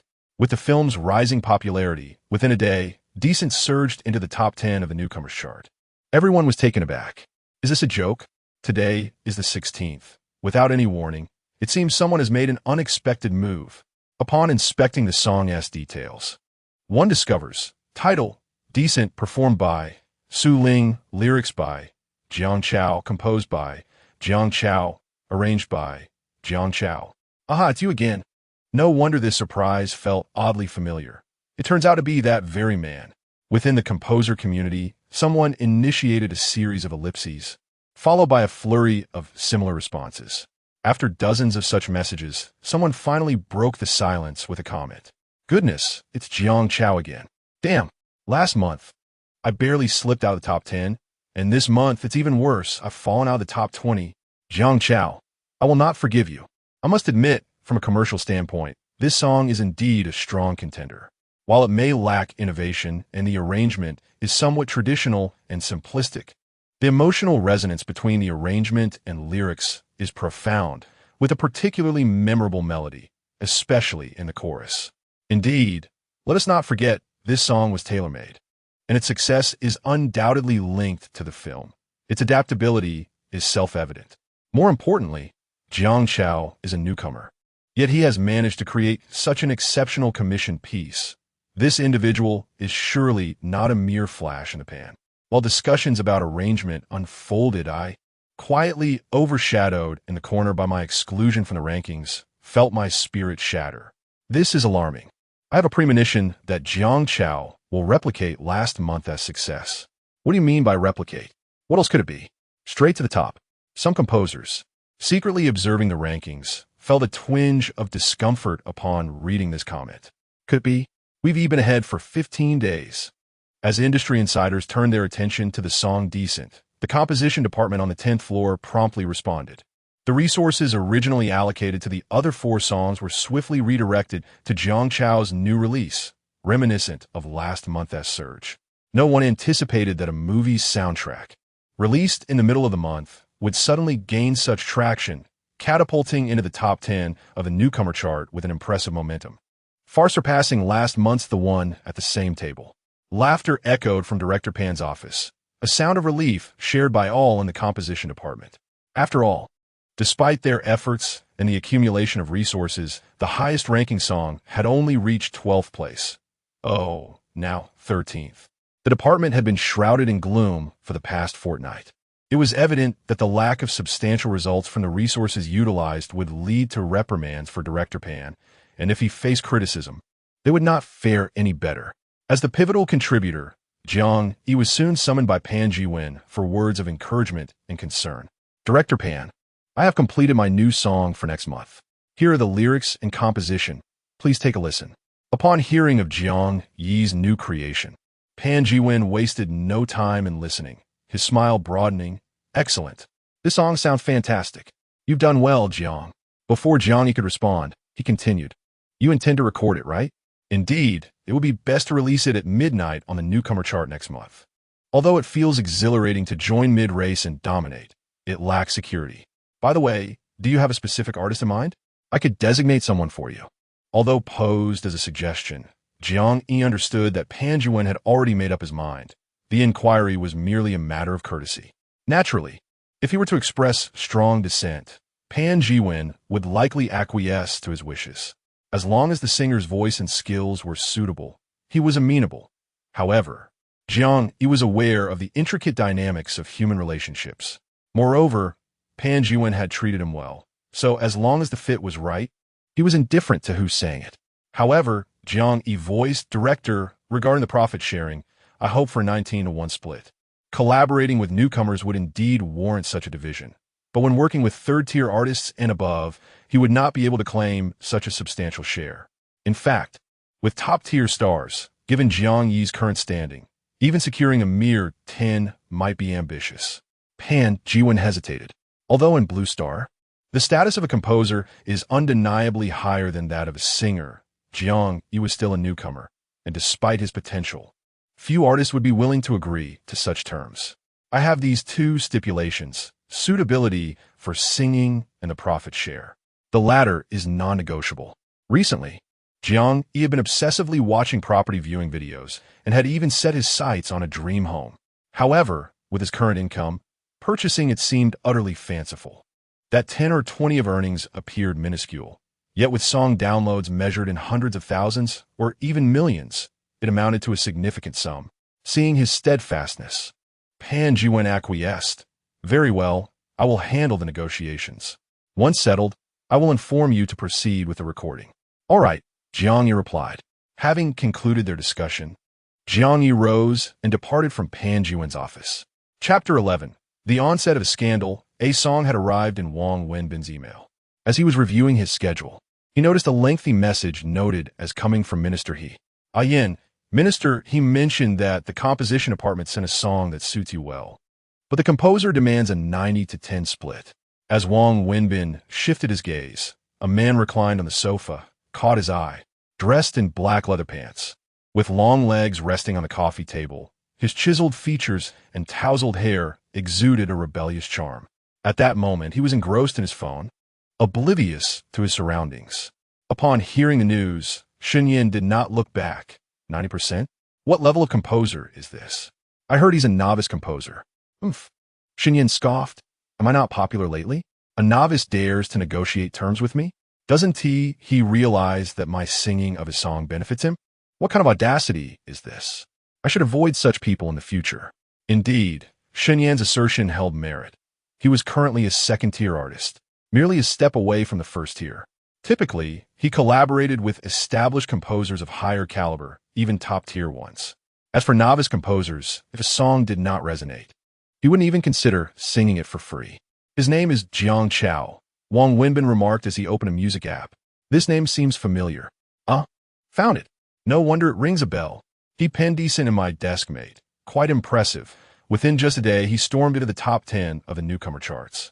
I was scrolling through short videos, and 8 out of 10 featured his songs. That explains his arrogance. He has achieved some recognition. Yin dismissed it nonchalantly. Top 10 of the newcomer charts? I've been there before. Besides, how many composers burst onto the scene full of brilliance only to fade into obscurity after a few hits? Producing a couple of successful songs is trivial. The true challenge lies in sustaining that success and continually evolving. Those who demand control over revenue shares after a mere taste of achievement are unlikely to endure. Should we listen to the song? What is there to enjoy? Yin flatly rejected the idea. Such revenue demands are utterly unacceptable. It's an insult to me. Furthermore, next Monday, I will be visiting Master Gao Xian to have him craft a bespoke song for me. Wang Wenbin nodded in agreement. Indeed, Master Gao Xian is a master composer. With him in your corner, your ascent to the first tier should be assured.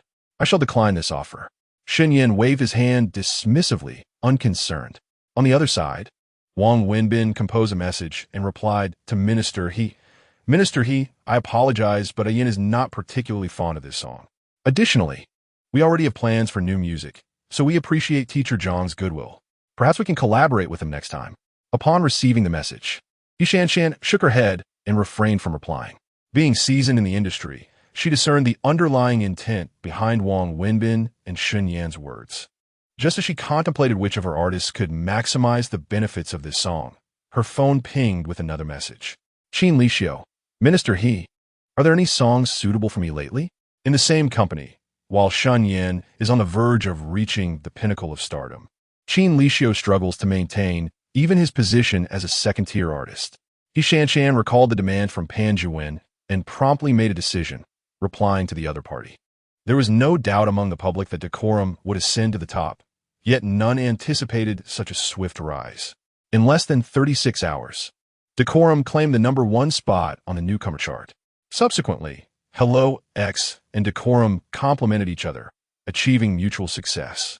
Those who heard the song recognized it as a movie soundtrack and flocked to watch the film. Upon viewing, many were deeply moved and rushed to download the song. The performer, Su Ling, garnered even more attention than Yin Mingjun from the previous month, receiving a plethora of invitations and, naturally, promoting the film alongside the crew across various locations, gaining considerable fame. Within the industry, there was heightened focus on the composer Jiang Yi. Numerous marketing accounts even proclaimed him to be the vanguard of the new generation of composers. This statement, however, provoked discontent among many and the fans of Liu Kaiji. Liu Kaiji had previously been hailed by the media as the leader of the new generation of composers before Jiang Yi's rise. How presumptuous to claim leadership after just 2 hit songs. I can hardly bear to hear such audacity. What is Jiang Yi, a mere novice composer? Our Liu Bao is a seasoned professional. How can they be compared? The media seeks attention, but this is not the way. It is laughable that Jiang Yi, who has yet to claim even a quarterly newcomer title, dares to challenge our Liu Bao. When Liu Bao debuted, he was just shy of winning the annual newcomer title by a mere 2 months. Jiang Yi has said nothing, so why should Liu Kaiji's fans belittle him? It is the media making these comparisons. However, one cannot be certain. Perhaps this article was commissioned by Xingyao. After all, their composition department is well aware of the situation. Due to several media outlets deliberately contrasting Jiang Yi with Liu Kaiji, the online discourse became fervent. Liu Kaiji's fans found these comparisons unbearable and attacked Jiang Yi, insisting he recognized the disparity between them, while Jiang Yi's supporters naturally retaliated. Why should Jiang Yi, who simply writes songs, be embroiled in this conflict? Thus, the fans of both artists exchanged heated insults and amiable greetings to each other's ancestors. But as Jiang Yi's fanbase was smaller, they gradually succumbed in the argument. In the 10th floor composition department, Jiang Yi was engrossed in a novel when the system unexpectedly issued a task. Side quest: publish a novel, reward, a bronze treasure chest. This task did not surprise Jiang Yi. Just as he pondered what to write, the system interface displayed another task. Side quest: achieve the annual newcomer title. Reward: a gold treasure chest. Upon seeing the reward, Jiang Yi's eyes gleamed with anticipation. A golden treasure chest. This task must be completed. As he contemplated this, old Liu approached with his phone in hand. Xiao Jiang, your fans are in a quarrel with Liu Kaiji's fans. Huh? Liu Kaiji? Recently, Jiang Yi, having listened to an abundance of songs, naturally knows who he is. The top composer at the illustrious entertainment company, his songs have indeed impressed Jiang Yi. While he currently exhibits significant potential, he still has a way to go before reaching the pinnacle of his craft. However, he undeniably possesses the qualities of a platinum composer. How could his fans engage in quarrels among themselves? Jiang Yi took out his phone and logged onto Weibo, swiftly grasping the context of the situation. One can only remark that the media industry, regardless of its field, is often plagued by troublesome provocateurs. Currently, with the fans at odds, the instigating marketing account has conveniently gone into hiding. Chapter 12. Strike when you will. Must you choose the day? As the dispute among fans escalated, Jiang Yi felt compelled to intervene. After all, both he and Liu Kaiji were victims in this scenario. They were complete strangers with no grievances between them, and there was no need for such a ruckus. Before he could voice his thoughts, old Liu exclaimed, pushing his desk and sliding his office chair beside Jiang. Look, Jiang, Liu Kaiji has posted something. Liu Kaiji, what do these insignificant beings think they can compare to me? Jiang Yi leaned in to read, momentarily taken aback. Liu Kaiji's arrogance knew no bounds, and one could observe the fervor of his fans below, each brimming with inflated pride. Truly, one can see that a master attracts fans of a similar disposition. Before old Liu could finish his thought, assistantly approached, interrupting, Teacher Jiang. You haven't responded to Liu Kaiji yet, have you? Not yet. Assistantly sighed in relief. Minister Pan is looking for you. Jiang Yi understood.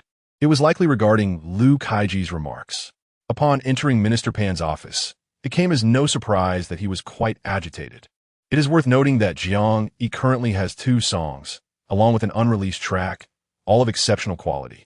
To achieve such a standard so early in his career speaks volumes of his potential. Furthermore, the situation in the Starshine composition department is less than optimistic. A promising talent like Jiang Yi is a rare find, and Minister Pan would rather keep him close to avoid any mishaps.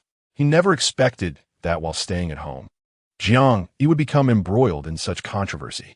Suppressing the urge to lash out at the illustrious entertainment company, Minister Pan asked Jiang Yi, "How do you wish to respond?" "What do you suggest I say?" Jiang Yi, momentarily reflecting on the matter, chose to show respect for his superior. Of course, if Minister Pan expected him to back down, he would certainly not acquiesce. "I do not provoke others, nor do I wish to be provoked. Moreover, we are all professionals here, and naturally, we must carry ourselves with a degree of bravado.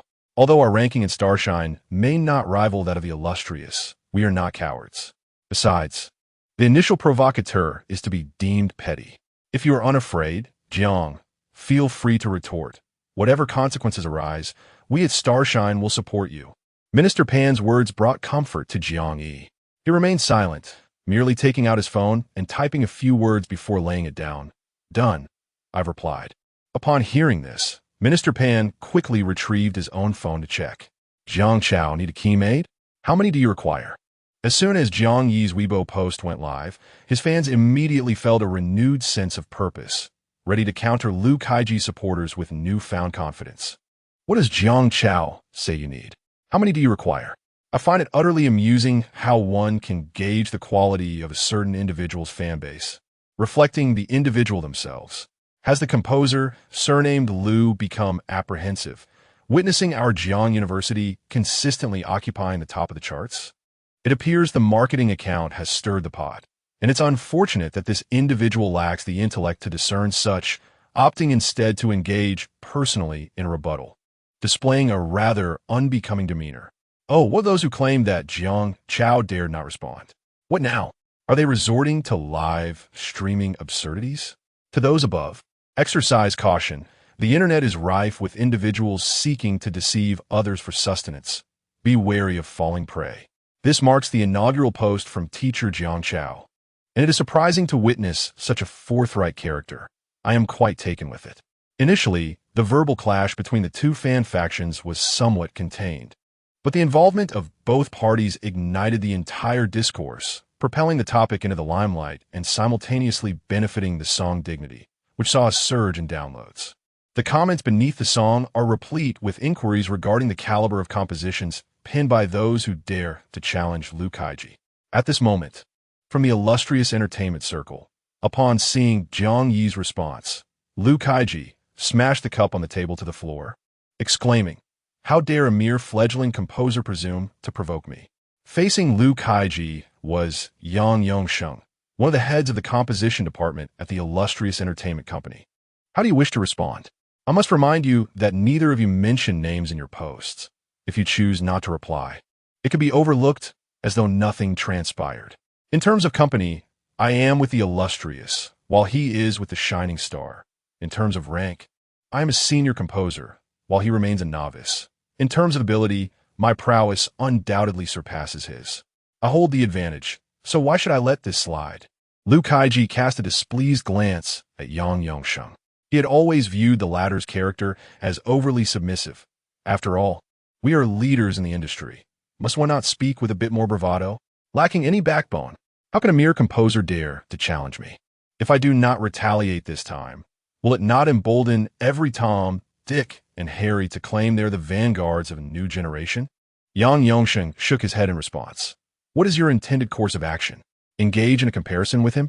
This is clearly a marketing ploy aimed at provocation. Ignoring it is the best course of action.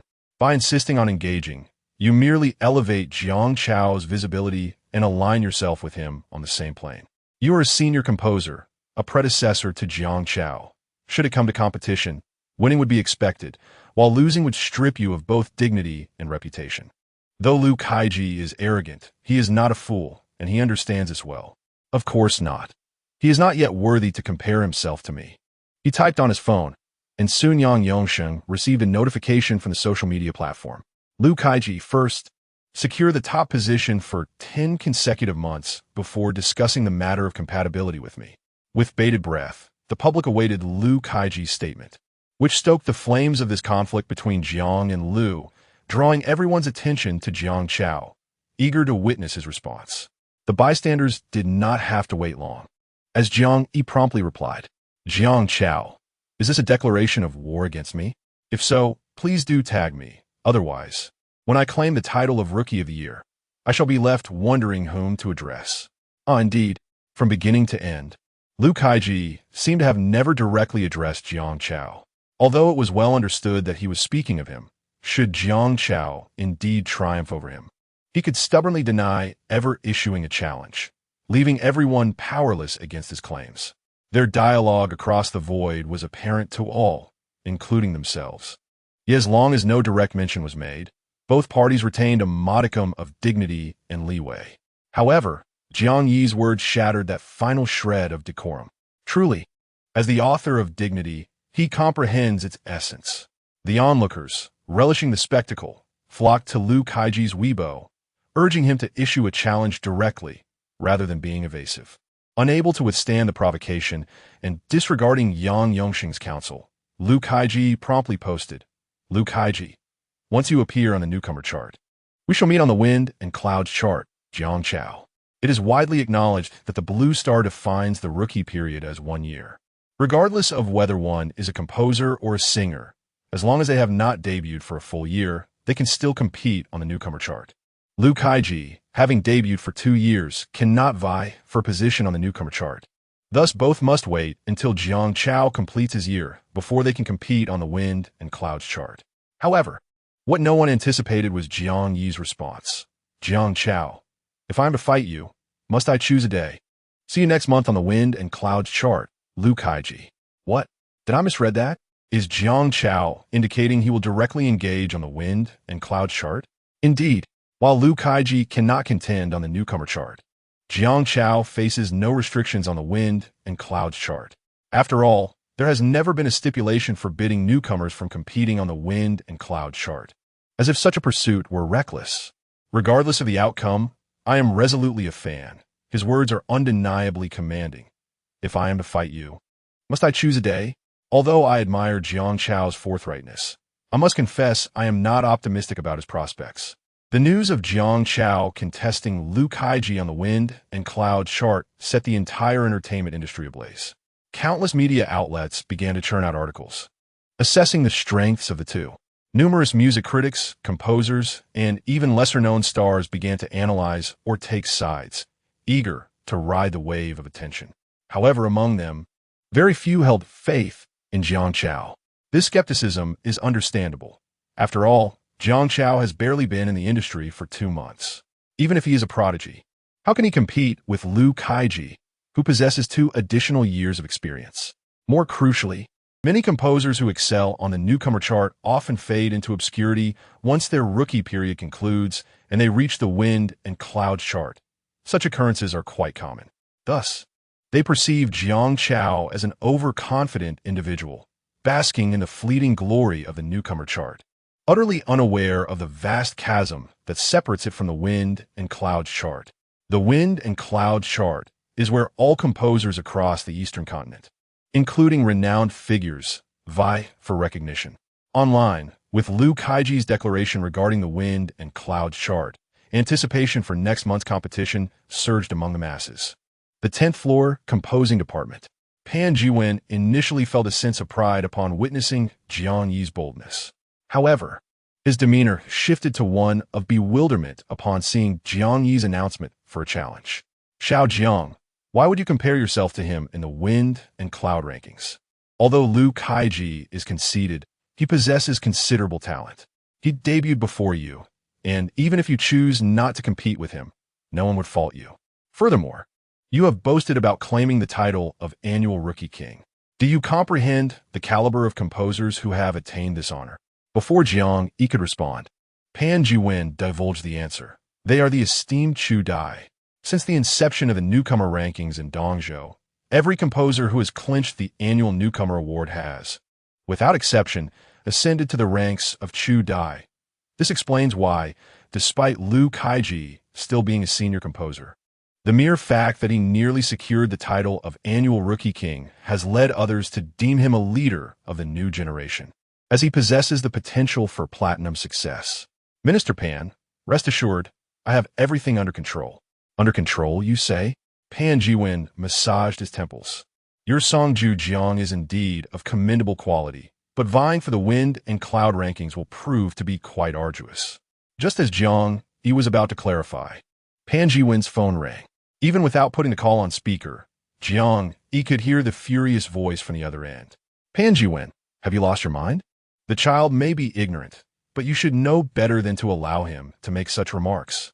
Pan Jiwen was bombarded with a tirade from Xiang Cheng, and Jiang Yi, overhearing snippets, felt a twinge of guilt as he was the cause of this reprimand. Nevertheless, Jiang Yi held no regrets. After all, when others present their faces, is it not fitting to respond in kind? Once Pan Jiwen ended the call, Jiang Yi inquired, Minister Pan, have you selected a singer for Zhu Jiang? Let us record it today. As for the song competing in the wind and cloud rankings, I will compose another. Very well, Pan Jiwen conceded, realizing he had no other recourse. Once you have crafted the lyrics and melody, I will seek approval from above to see if the company's Chu Dai can provide some guidance. However, temper your expectations. It is likely that there may be no news. Understood, Jiang Yi acknowledged with a slight bow. Although he held confidence in his abilities, it was reasonable for others to doubt him, unaware of the advantages he possessed.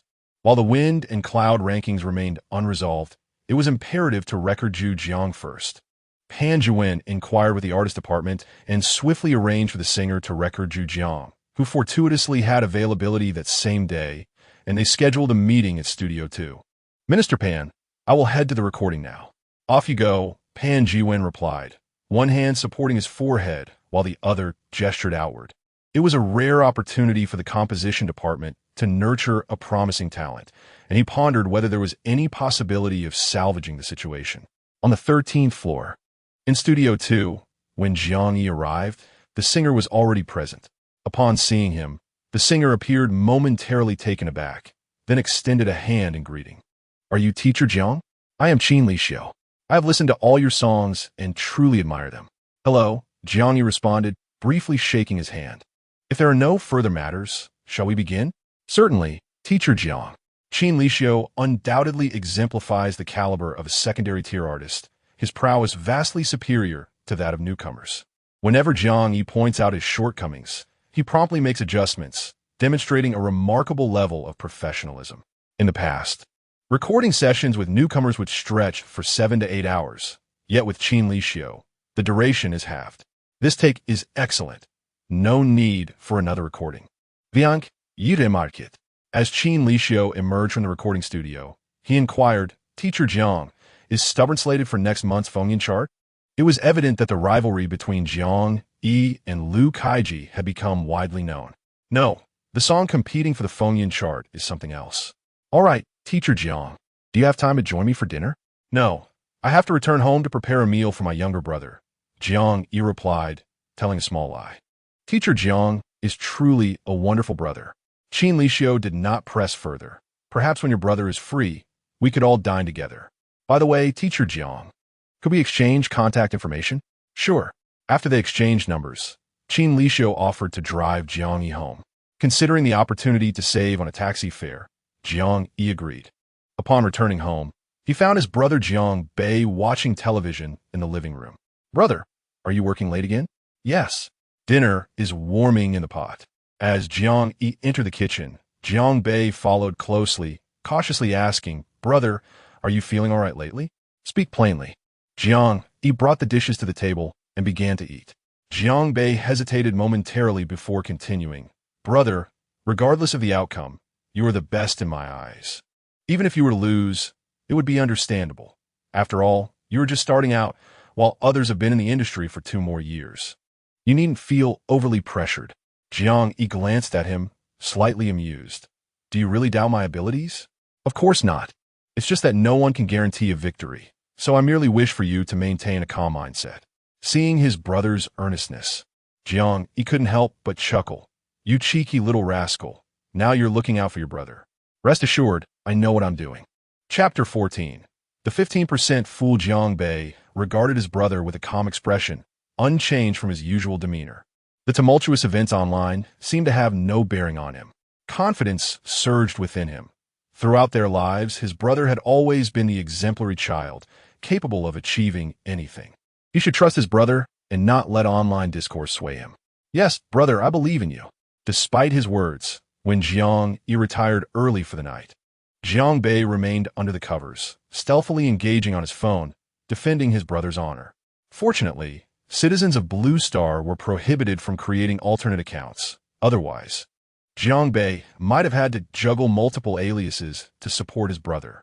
However, the absence of such accounts meant that the online environment on Blue Star was considerably cleaner.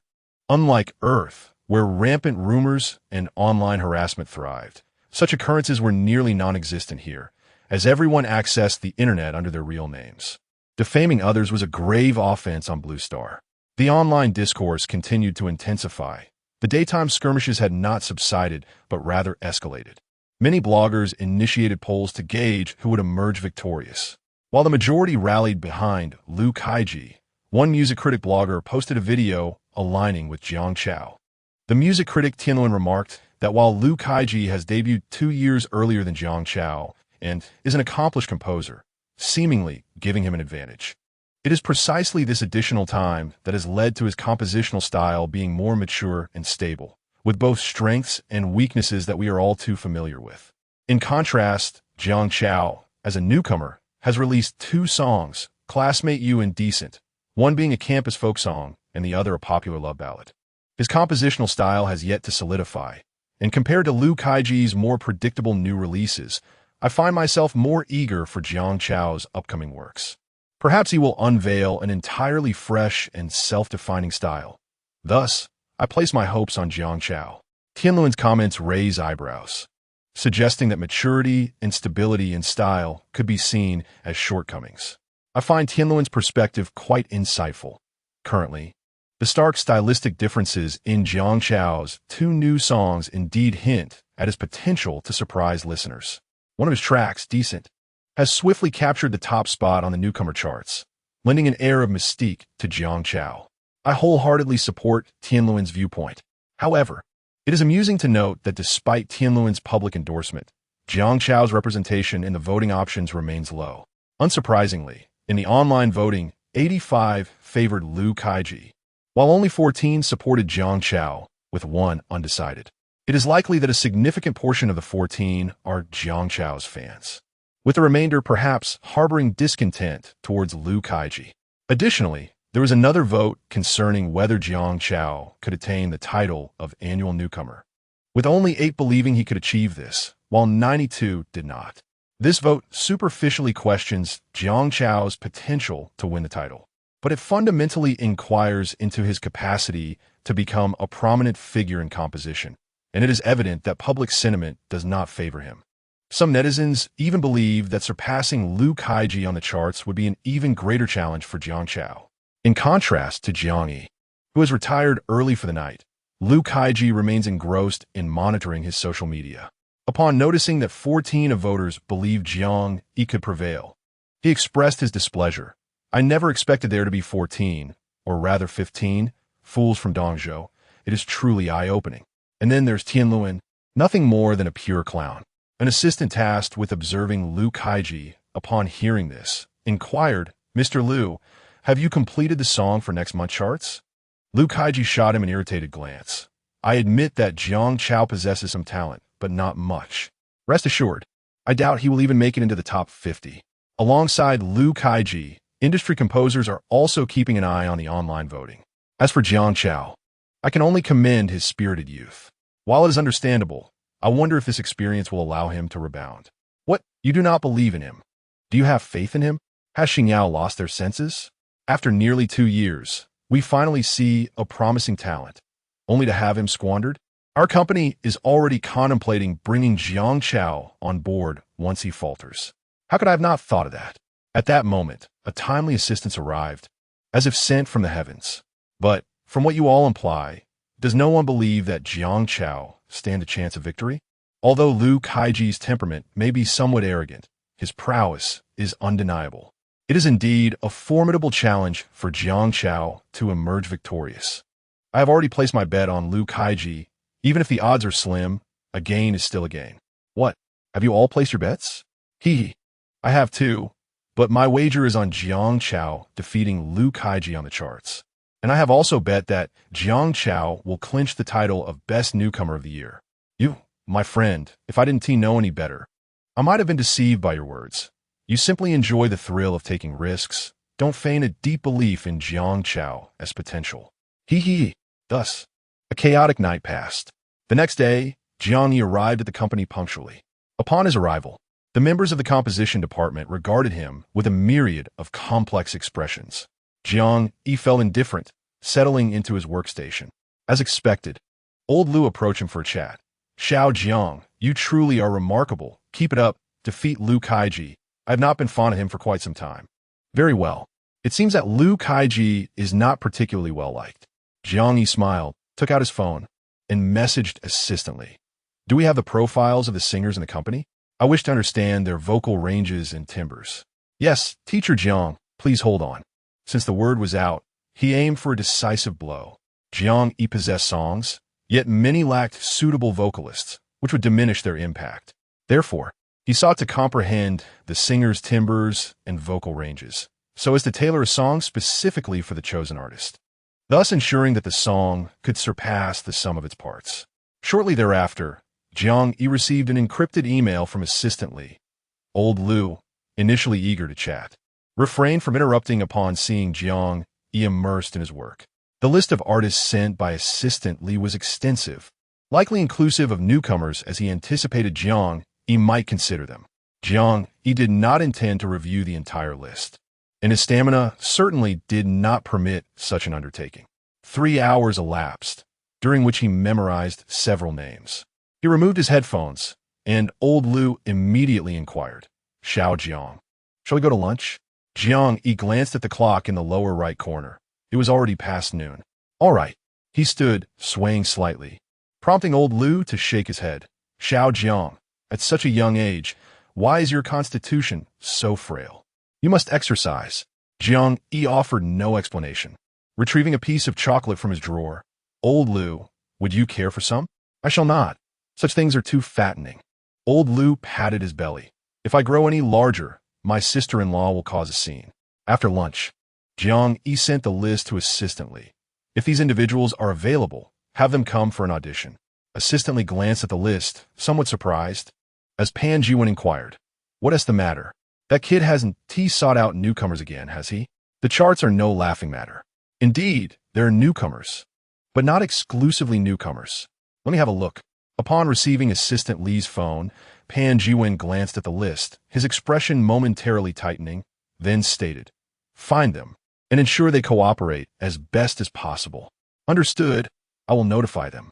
It is likely that many artists are aware of their profit-sharing arrangements, and thus, it is improbable that they would endorse the choices made by Jiang Yi, whose selected candidates are all of moderate stature, at best second tier.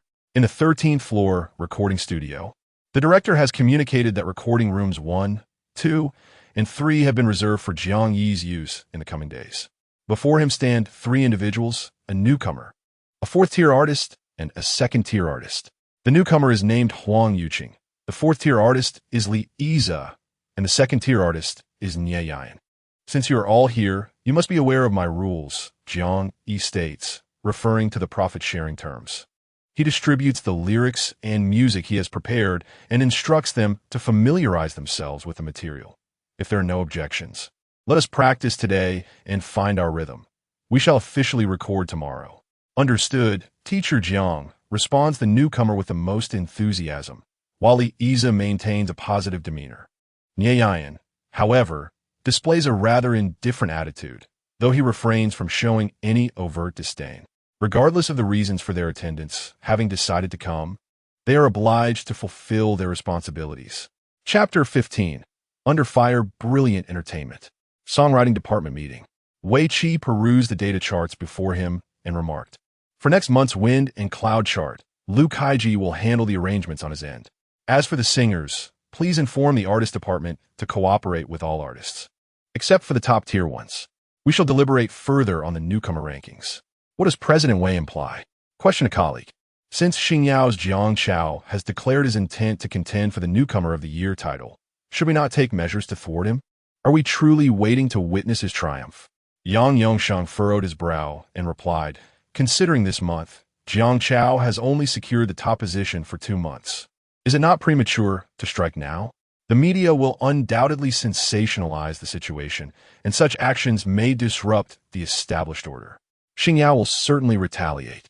I am not suggesting a full-scale assault, merely a subtle maneuver next month, Wei Qi clarified, surveying the attendees. Jiang Chao will be participating in the wind and cloud chart next month. My intention is to distract him while providing support for Lu Kaiji. Instantly, some in the room grasped Wei Qi's reasoning. He fears that Lu Kaiji might falter under public scrutiny. If Jiang Chao were to fail in his pursuit of the Newcomer of the Year title at this juncture, we could steer the narrative in our favor. Indeed, this approach serves multiple purposes. It not only diverts Jiang Chao's focus, but also bolsters Lu Kaiji's standing while simultaneously undermining Jiang Chao's ambitions. What shall we do? President Wei?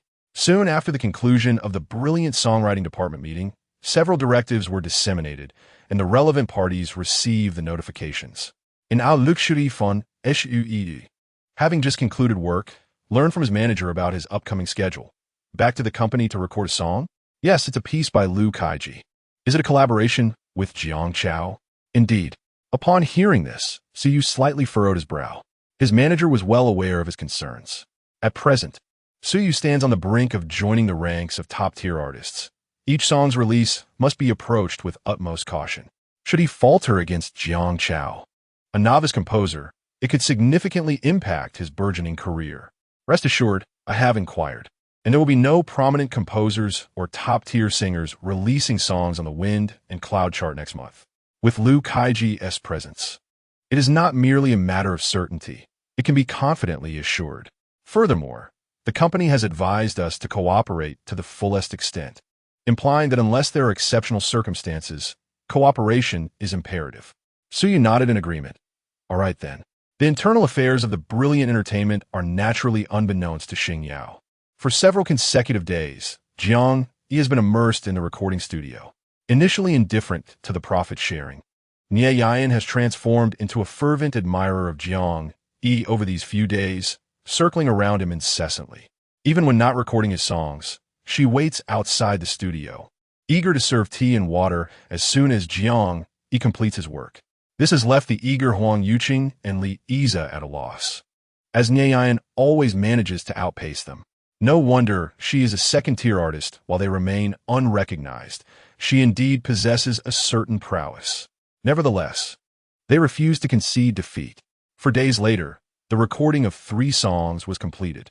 Given that the arrangements had already been finalized and the recording went flawlessly, the post-production proceeded just as swiftly. Pan Zhiwen arrived promptly to listen to the finished product, and despite having heard it before, he was still taken aback by its brilliance. In the office, he sat in his chair, the room dimly lit, with the blue glow from the computer screen casting an eerie light upon his face. He, Assistant Li was startled upon entering. A ghost. Pan Zhiwen turned to him, a lewd grin plastered on his face. He, Assistant Li clutched his chest, nearly fainting. Hello. X continues to blaze, contrasting sharply with the song Decent. In a mere 10 days, Decent surpassed 1 million downloads, astonishing everyone. It is worth noting that for a newcomer, reaching 1 million downloads in a month is considered exceptionally impressive. Typically, 800,000 downloads are viewed as outstanding, while 700,000 is merely acceptable. Yet, Decent achieved this remarkable number within just 10 days. This figure is indeed astonishing. Although it benefits from a film's backing, it is primarily due to the quality of the song itself. Without it, such immense traffic would be unsustainable. In the internal group of composers, a flurry of ellipses filled the chat. Impressive indeed. Is there anyone releasing a song next month? They claim they aim to win the Rookie of the Year award. I will hold back for now. I have been refining my song before debuting, hoping to break into the top 10 of the newcomer list, so I dare not release it hastily. Next month, I certainly won't release a song. The chart will undoubtedly be crowded with heavyweights. What do you mean? With Jiang Chao's arrogance, are the other 4 major labels unconcerned? What does that imply? It is something that can only be understood, not articulated. I see. Then I shall also refrain from releasing my song next month. I am aiming for the wind and cloud chart as well, so I will not release anything. What are you all discussing? The Riddler is truly insufferable. No one responded, and the group fell silent. That day, many composers and singers who had initially planned to release songs next month began posting on their social media, announcing that due to unforeseen circumstances, they would postpone their releases until the month after next. Netizens are speculating. They fear Liu Kaiji and Jiang Chao, mocking their lack of courage. However, some believe that next month's traffic will undoubtedly revolve around Liu and Jiang, rendering the releases of others mere collateral damage. Thus, refraining from releasing new songs next month seems a prudent choice. In the Xingyao Entertainment Composition Department meeting, Xiang Cheng scoffed, "They truly have no shame. It's only the third month, and they already seek to undermine us. Had it been the last or penultimate month, he would have remained silent regarding any attempts to sabotage Jiang Chao. For had it been anyone else, Xingyao would have acted similarly. However, to strike against a newcomer in merely the third month is rather unbecoming." Pan Jiwen chuckled, "Come on, let them come. I believe the quality of Xiao Zhang's song is exceptional. Whether it can surpass Liu Kaiji remains uncertain. But making it to the top 50 of the Fengyun chart is certainly achievable. The song is indeed of high quality, a sentiment shared by all present. Yet a good song does not guarantee market acceptance and recognition. Thus, Pan Jiwen did not expect Jiang Yi's music to dominate the charts. Nonetheless, asserting that Jiang Chao's song could reach the top 50 is already a lofty expectation and commendation. For a newcomer who has only debuted for 2 months, reaching the top 50 of the Fengyun chart is no small feat, even if he fails to clinch the title of annual best newcomer. It would be regrettable. But who would dare underestimate his talent? Regrettably, the two esteemed composers have remained silent. Otherwise, their insights could bolster their confidence in this endeavor. Can we simply overlook the sabotage aimed at the newcomer rankings? Certainly not. Xiang Cheng narrowed his eyes. We will exact our revenge for this slight.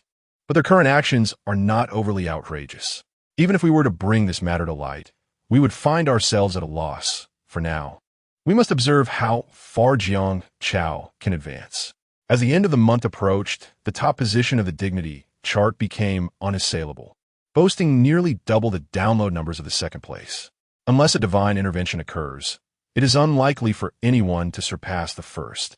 As August passed and September arrived, many remained awake until midnight, eagerly awaiting the refresh of the major charts. Jiang Chao's fans, including Chun Yu, were among them. Initially drawn in by Classmate Yu, which evoked memories of his school days, he later found himself reminiscing about a former girlfriend through Dignity. These two songs led him to become a devoted fan of Jiang Chao, feeling that the artist's music resonated deeply with him. As the clock struck midnight, Chun Yu immediately accessed Jiang Chao's page, noticing the addition of 4 new songs. Why are there 4 songs? He pondered briefly before clicking play. When I'm different from the world, let me be unique. For me, persistence means confronting challenges head-on. If I compromise with myself, if I deceive myself, even if others forgive, I cannot forgive. My final stubbornness, I grip my hands tightly and refuse to let go. Whether the next stop is paradise or not. Even in disappointment, I shall not despair. Chapter 16 is quality lacking, thus we rely on quantity. The melodious tunes flowed into the ears of every listener who hurried to Jiang Chao to enjoy music. Among them were fans, composers, media representatives, and colleagues from various companies, including Liu Kaiji. In the composers group chat, someone exclaimed, "Have you all listened to Stubborn?" The stylistic shift is immense.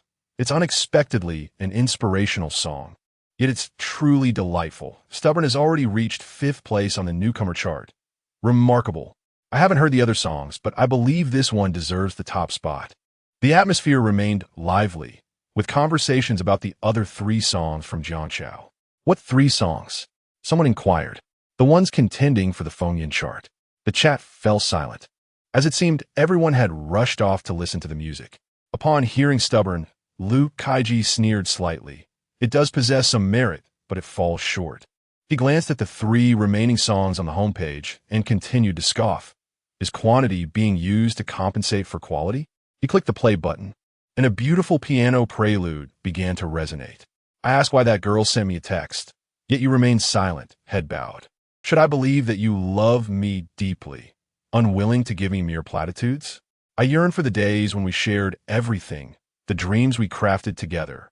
and the impetuous urge to love you even after our quarrels. I remember that birthday, that song, and the starry sky. Liu Kaiji's hand trembled around his cup. Impossible. Impossible.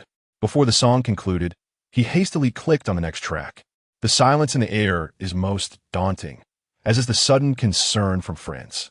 Memories can roll back, twisting with pain, refusing to subside. At this point, I finally claim myself. Only tears remain that I cannot deceive. I miss you so suddenly. Where could you be, living blissfully or in distress? I long for you, with memories that cut sharply and eyes that blur. The cup fell to the floor, and Liu Kaiji, now oblivious, fixed his gaze intently on the last song, as if clutching at a final straw. Before he could click play, the previous song finished, directly transitioning to the last one. Can the brightest star in the night sky hear the loneliness and sighs from those who gaze upon it? Can it remember? After listening to the chorus, Liu Kaiji threw his phone away in a fit of madness. Impossible, impossible. This must be a dream. Yes, a dream. When I awaken, everything will be fine. He lay flat on the carpet, closing his eyes to sleep. Meanwhile, Suyu, collaborating with Liu Kaiji, promptly opened Jiang Chao's new song in the hotel with his manager. I pray for a transparent heart and tearful eyes to grant me the courage to believe once more, to embrace you beyond the lies. The manager trembled, unable to articulate the words that followed. Observing Su Yu's devastated expression, he gestured toward the tablet. There are still 3 songs left. Listen to them. Perhaps those will be inferior? Even if this song prevails, if the others falter, they may still find a way to capitalize on this. From above, upon hearing the new song Stubborn from the Rising Star rankings, Su Yu is utterly depleted, slumped on the hotel sofa. It's over. The agent attempted to struggle. We are still in first place. There's still a chance. Su Yu seemed oblivious to the agent's words. It's completely finished. In the early hours of the night, the online buzz was incessant. Hey, have you all heard Jiang Chao's new songs? Each one is magnificent, simply astonishing. Yes, I've listened and downloaded them all. How about Liu Kaiji's songs? I find them rather mediocre. Can a professional weigh in? I think so too. How is it possible that he is currently at the top of the charts? It's normal. It's only been about 10 minutes. After all, the song Liu Kaiji collaborated on is with Su Yu. Can we really compare with his fans? Jiang Chao is incredible. Stubborn is already 5th, and The Star in the Night Sky has also made it into the top 10 of the charts. Simply amazing. Within 6 hours, Jiang Chao's songs will undoubtedly surpass Liu Kaiji's. Mark my words. Compared to the excitement of fans and onlookers, industry insiders were even more astonished, as they are more professional and aware of the quality of Jiang Chao's music. In a group chat among composers, one exclaimed, "Wow, I just finished listening to Jiang Chao's new song. It's phenomenal. What a pity to release 3 such excellent songs all in 1 month. If he had staggered their release, I believe all 3 could have claimed the top spot on the charts. Don't be so possessive over other songs. He can release them however he likes." Have you listened to Liu Kaiji's song? Honestly, I listened to Jiang Chao's first, and with such brilliance preceding it, Liu Kaiji's song pales in comparison. Currently, Liu Kaiji is leading, but it's all thanks to Su Yu's fans. In less than 2 hours, Liu Kaiji's ranking will surely drop. Moreover, have you all listened to other songs on the charts? Several songs by esteemed composers are far superior to Liu Kaiji's. I doubt he can even maintain a position in the top ranks. Jiang Chao's songs are more enjoyable than Liu Kaiji's. This is evident to anyone with ears. Logically speaking, whether one song is better than another is subjective, as everyone has different tastes. However, the comparison between Jiang Chao and Liu Kaiji is devoid of such dilemmas, as the disparity in quality is glaringly apparent. Even fans cannot shamelessly assert that Liu Kaiji's songs surpass Jiang Chao's. They can only claim that Liu Kaiji's music suits their preferences better. The eyes of the public are discerning, and indeed, within 2 hours, the rankings underwent a dramatic shift. Upon seeing the new rankings, everyone was taken aback. Wow, I knew Jiang Chao was impressive, but I didn't realize he was this extraordinary. They're tied for first, second, and third, with download numbers widening the gap from the 4th position. I foresee this gap only increasing. I can't stop laughing. To that arrogant composer Liu, May I inquire about your song S ranking? News from Scouts arrived. Liu Kaiji's song is now 12th. Further updates came in. Yes. The incessant ringing of a mobile phone echoed in the pitch-black room, rousing Xiang Cheng from his slumber. Annoyed by the persistent vibrations, he answered the call, his tone laden with irritation. You had better have something significant to say, or you are in for it. Xiang, it's Pan Jiwen on the line, came the frenzied voice from the other end, brimming with excitement. He has made it. He has on the charts. What do you mean? Xiang Cheng gritted his teeth. Isn't that to be expected? We all knew Jiang Yi's songs were exceptional enough to reach the top, but he swept the top 3 spots. He dominated the charts. Pan Jiwen's manic laughter rang through the darkness, sending shivers down Xiang Cheng's spine. Yet at that moment, it felt like divine music to his ears. The top 3? He claimed the top 3 spots on the charts. Hastily, he ended the call with Pan Jiwen and opened his music app, where the most prominent songs displayed at the summit were indeed Jiang Yi's I Miss You, the brightest star in the night sky, and Suddenly I Miss You. The composer's name, Jiang Chao, was impeccably aligned in the credits. Pan Jiwen's manic exuberance soon became contagious, as Xiang Cheng, with a twisted expression, erupted in a laughter while seated on his bed. They're all doomed. They're all doomed. Ha ha. He promptly attempted to call Jiang Yi, but his efforts were met with silence. How could Jiang Yi, with his physical condition, possibly stay awake? He had long since retired for the night, even confiscating Jiang Bei's phone to prevent him from staying up late to listen to music and read comments. With the school year commencing the following day, he could no longer afford such indulgences. September 1st marked the start of school for Jiang Bei, prompting Jiang Yi to rise earlier than usual. After breakfast, he returned Jiang Bei's phone, admonishing him, "Focus on your studies at school. No more incessant phone usage." "Understand, brother. I'm off to school now. Be cautious on your way." As Jiang Bei grasped his phone, he rushed out of the house, and once the door clicked shut, he eagerly opened his music app. Upon witnessing the rankings, he gasped, "Wow, my brother is incredible." Meanwhile, Jiang Yi, still tidying up, slowly retrieved his phone, tapping it a few times to find it unresponsive. I distinctly recall it having 60 battery before bed. How could it be dead after an entire night of inactivity? This old phone is clearly due for an upgrade. I must also consider getting a new car. After charging his phone, Jiang Yi dressed and prepared to leave, slinging his bag over his shoulder. As soon as his phone powered on, a flurry of notifications inundated the screen. Before he could catch his breath, another call came through, but the device froze, leaving him exasperated. "Goodness," he muttered, "so that's why it died on me." Fortunately, he had departed early enough to purchase a new phone. Perusing the phones on display, he remarked, "I'll take the most expensive one with the largest storage capacity. Make it 2, please." The phone Jiang Bei had been using was one he had previously discarded. It was high time for an upgrade. After a painful expenditure of over 20,000 yuan, he inserted his SIM card just as another call came through. The caller was Pan Jiwen. This time, Jiang Yi successfully connected the call. "Teacher Jiang, you finally answered." "Minister Pan, Teacher Jiang is on the line." Chapter 17. The freedom to strike on the other end. Assistant Li's voice was followed by Minister Pan's. "Xiao Jiang, have you seen the rankings?" "Haha, well done, well done." "Not yet. My phone is broken. Just bought a new one, and I'm currently on my way to the company." "Take your time. No rush. We can discuss it once you arrive at the office. By the way, you can take a look at the rankings in the meantime." After hanging up, Jiang Yi leisurely opened the music app. Upon viewing the rankings, he was not surprised. What joke. Let's not even discuss the caliber of these 3 songs.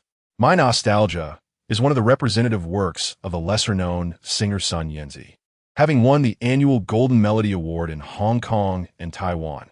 Its value is self-evident. Suddenly Miss You is a classic by the band Mayday, while The Brightest Star in the Night Sky, originally performed by the band Escape Plan, gained immense popularity due to its inspiring lyrics and moving melody, with many renowned artists covering it in the past. It can be said that Jiang Yi's selection of these 3 songs was not only aimed at striking a decisive blow to Liu Kaiji, but also served as a declaration. Striking you does not require a specific date. I can deliver a slap whenever I please. Jiang Yi arrived at the composition department, where old Liu and a few colleagues gathered around him. "Xiao Jiang, impressive. What Xiao Jiang? Call him Teacher Jiang. Teacher Jiang is amazing. The new song is truly delightful. This month, Teacher Jiang's bonus is secured. Don't forget to treat us to coffee once the salaries are distributed. Thank you all. I will treat you to coffee when the salaries are out. Jiang Yi expressed his gratitude one by one. Everyone dispersed only when Minister Pan arrived. Seated at his workstation, Jiang Yi prepared for Minister Pan to give him a hearty pat on the shoulder. However, upon noticing his pale complexion, Pan Jiwen softened his approach. Xiao Jiang, quite remarkable. Although today is only the first, and the rankings can change at any moment, the top 10 is surely secure. Noticing Jiang Yi's calm demeanor, Pan Jiwen silently acknowledged his composure. He was someone who could maintain his poise. As a leader, he too needed to remain steady. After Minister Pan left, Jiang Yi clicked to listen to Lu Kaiji's song. Title, Promise, performed by Suyu, lyrics by Lu Kaiji, composed by Lu Kaiji, arranged by Nanfeng. Promises are like the wind, drifting far in time. What you once claimed as forever is as unattainable as moonlight in water. Suyu is a dazzling first-tier artist with commendable vocal skills, and he delivered this song with deep emotion. However, the lyrics are mediocre, the verses are rather flat, and the emotional build-up in the chorus escalates too quickly without achieving a stunning effect. The arrangement, on the other hand, is quite good, incorporating beats and bass that infused much-needed rhythm into an otherwise flat composition. Jiang Yi glanced at the arrangement credit, and, as expected, it was not Lu Kaiji. Nanfeng, as he was about to search, old Lu, hearing Jiang Yi's voice, elaborated. Nanfeng is the ace composer of splendid entertainment. Yet he is not far from becoming a platinum composer. People outside now affectionately refer to him as Little Song Father. The arrangement of Lu Kaiji's song has elevated its score significantly. Otherwise, it would barely make it into the top 30. Jiang Yi gazed at him astonished, as if witnessing an elderly man peeking at a widow, bathing, suddenly transform into a martial arts master. Old Lu, feeling a bit embarrassed, remarked, "What kind of look is that? Although I enjoy slacking off, I'm also a senior composer, you know." Almost forgetting, Jiang Yi withdrew his gaze. It was not his fault. After all, he had been working for quite some time, and old Lu had never engaged him in discussions about composition, always opting for gossip or trivial matters instead. Old Lu, adopting a serious tone, began to analyze for Jiang Yi. "I believe the 3 songs on your billboard are secure, but the newcomer chart might pose some risks." Jiang Yi, puzzled, opened the newcomer chart, and to his surprise, he was still in first place. Old Lu pointed with his chubby finger at the second and third places, saying, "The composers of these 2 songs are newcomers, but their performers are not. They are both popular second-tier singers. Did you notice that your download numbers don't exceed theirs by much?" Splendid had deployed 2 second-tier singers, evidently maintaining some reserves, albeit not in abundance. The newcomer chart allows for anyone to qualify as long as either the composer or the performer is a newcomer. First-tier singers would dominate the newcomer chart. As long as their song isn't subpar, they would typically prevail. However, few ever pursue this route, as the newcomer chart offers little advancement for first-tier singers, unless it is to elevate the composer's profile. Otherwise, the resources invested and the returns gained simply do not align. Thus, the newcomer chart often features a clash of lesser talents. The presence of 2 second-tier artists generally ensures a solid claim to the top spot. Yet, there are always unexpected twists. Perhaps Splendid did not foresee that Jiang Yi had also selected a second-tier artist, coupled with a superior song. Jiang Yi was confident that the gap between them would only widen with time. After all, while fans can be generous, they represent just a small fraction. True potential lies in the broader audience. Therefore, Jiang Yi felt no concern regarding old Lu's words. At this moment, online activity was buzzing. Those who needed to rise had done so. Those who needed to work were at their posts, and those who preferred to slack off were indeed doing so. The much-anticipated battle between Jiang and Lu, which had commenced on September 1st, seemed to have ended before it truly began. No way. Did Lu Kaiji lose so dismally? 12th place, my goodness. Upon seeing a friend's screenshot, I initially thought it was a prank, only to discover it was genuine when I checked the chart. Jiang Chao had indeed released 3 songs, all occupying the first 3 positions. Can a mere mortal achieve Such a feat? Liu Kaiji, you absolute fool. This comment was unnecessary to analyze. It was undoubtedly from someone who had bet on Liu Kaiji's victory. The media's choice of words was increasingly harsh. Liu Kaiji suffers a crushing defeat to Jiang Chao on the billboard. Should the new generation's leadership be reassessed? Jiang Chao not only slapped Liu Kaiji across the face, but delivered two more, leaving Liu Kaiji's face swollen. Liu Kaiji has the potential to become a leading figure of the new generation, but he is merely a small fish in a vast sea. The dazzling entertainment industry dispatched two lesser-known singers to challenge Jiang Chao on the newcomer charts, only to face a disheartening defeat. Could Jiang Chao be the next musical prodigy? Music critics have offered their assessments of the songs by Jiang Chao and Liu Kaiji, and unsurprisingly, nearly all have declared Jiang Chao's music superior. Although today is merely the first of the month, the outcome appears to already be determined.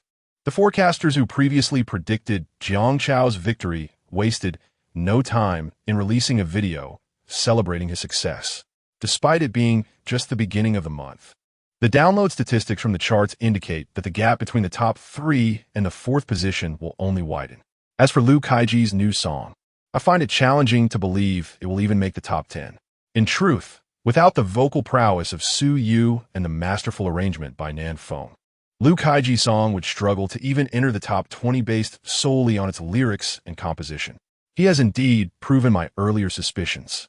His strengths and weaknesses are glaringly evident, and his new work lacks both innovation and originality. In contrast, Jiang Chao has once again astonished us with his 3 new songs, showcasing an ever-changing compositional style. Given his remarkable talent, he may indeed have a genuine opportunity to claim the title of Best Newcomer of the Year. After all, there's been no precedent for newcomers contending for the charts, let alone his extraordinary achievements. In summary, I hold great optimism for him. On the other hand, Liu Kaiji, unwilling to accept the reality, awoke determined not to check the news online. However, his oblivious assistant, lacking any subtlety, approached him to deliver the unwelcome news. "Get out!" Liu Kaiji roared. Startled, the assistant hurriedly retreated, exclaiming, "Teacher Liu, Minister Yang wants you to come to the company." Chapter 18. Seeking inspiration this time. Dazzling entertainment has suffered both a loss of face and dignity. The frontline artist Liu Kaiji failed to best Jiang Chao in a direct confrontation and behind the scenes. Sending 2 secondary singers to attack the newcomer charts has proven to be fruitless as well. To make matters worse, not only did they fail, but their opponent also triumphed with a decisive 3-1 advantage, which is quite embarrassing. The media and netizens alike were left speechless by this outcome. Their earlier predictions that Liu Kaiji would win were not mere attempts to elevate his status. They genuinely believed in his potential and even invested their hard-earned money in his success. Now, witnessing Jiang Chao's soaring download numbers, those who had wagered on Liu Kaiji's victory are in dismay, flooding his social media with inquiries about his family's well-being. The composition department at Xingyao is in high spirits. Who could have anticipated that Jiang Yi would seize the charts on his very first day, achieving a consecutive triple victory, including the newcomer charts? That makes it 4 consecutive wins. At that moment, Pan Jiwen was heading towards the office of Xiang Cheng. As they observed the rankings continuously rising and the widening gap with the 4th place, they exchanged sly smiles. The newcomer charts are secure, and the overall charts are stable, boasting such impressive results. In the year-end meeting summary, our composition department's evaluations should surpass last year's significantly. Xiang Cheng set down his phone, took a sip of tea, and gazed out the window. After staring at his phone all morning, his eyes felt a bit fatigued. Well, while these are indeed bonus points, we are still quite far from achieving the top ranks. Pan Jiwen let out a sigh and then inquired, "Xiang, is it time to revise Xiao Zhang's contract?" Although Jiang Yi had recently signed a formal contract, his evaluation at that time was not as favorable as it is now. "You are right," Xiang Cheng nodded. "A few days ago, I attended a gathering where I overheard some individuals expressing interest in Xiao Jiang. Given his recent accomplishments, I fear that those within the industry will be more eager than ever." Although Jiang Yi appears to be merely a novice composer on the surface, who could deny his potential after this experience? Standard contracts are reserved for the ordinary. For a prodigy, Exceptional measures must be taken. I shall speak with General Manager Duan about this tomorrow. We must retain him. We cannot afford to lose another talent like Liu Ben. At the mention of Liu Ben, their expressions darkened. The composition department of Xingyao Entertainment had been thriving, consistently ranking among the top 3 in performance. At that time, Xingyao was flourishing and had the potential to rise even higher, but Liu Ben's departure, along with a significant number of promising composers and singers, inflicted a severe blow to both the composition and artist departments. Since then, Xingyao has struggled to recover. I must speak with General Manager Duan immediately, Xiang Cheng. Fearing that Jiang Yi may be poached, could no longer remain seated. After exchanging a few words with Pan Jiwen, he hurried out of the office. Meanwhile, on the 10th floor in the composition department, Jiang Yi sat at his workstation, busy for a while, but finally found the time to tackle the tasks assigned by the system. He had 3 remaining tasks. The first was to secure the title of Rookie of the Quarter. As long as Stubborn maintained its position at the top until the end of the month, he could settle it next month. The other 2 tasks involved earning the title of Rookie of the Year, which required consistent effort over the months, and publishing a novel. Jiang Yi had researched the burgeoning world of online literature and realized that the works from his past life would bring a significant advantage here. However, overly imaginative stories might not be well received, so he needed to draw upon traditional narratives infused with innovation. He opened the system panel. Name: Jiang Yi. Age: 22. Physical recovery progress: 7 points. 6362. Inventory: bronze treasure chest. Song learned to meow note. Every 1,000 points restores 1 point of physical ability. Every 1,000 blue star coins earns 1 point. Accumulating 1,000 points unlocks the marketplace. Last month, he earned over 6,000 points. But 3 songs on the leaderboard cost 3,000 points, leaving him with a total of 6,000 points now. With enough points, he planned to purchase a novel directly from the marketplace. When considering online literature from his previous life, the first title that came to Jiang Yi's mind was Battle Through the Heavens by Tian Cantudo, with the famous line, 30 years in the East, 30 years in the West. Do not underestimate the youth in their poverty, which had become a cultural phenomenon. It was also the first online novel he had ever read. He accessed the marketplace and searched for Battle Through the Heavens. To his surprise, it was priced at 2,000 points, even more expensive than the songs on the leaderboard. He wondered how the system determined its pricing. Nonetheless, recognizing the value in its costliness, Jiang Yi decided to purchase the book. With over 4,000 points remaining, he was reluctant to invest further into his body and decided to keep some in reserve.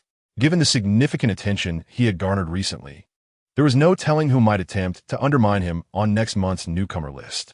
Upon clicking to receive the document for Do Po Song Xiong, Jiang Yi was momentarily taken aback. System, shouldn't you send me the document directly? Host, such good fortune is not bestowed freely. Even as a mere scribe, one must exert effort. All right, you have a point. Jiang Yi had initially purchased this book with the intention of avoiding the drudgery of typing. Now, however, he found himself compelled to write. With no other choice, he opened the document and began his task. Lacking an external keyboard for his notebook, he found the built-in one sufficient for regular work, but rather uncomfortable for writing.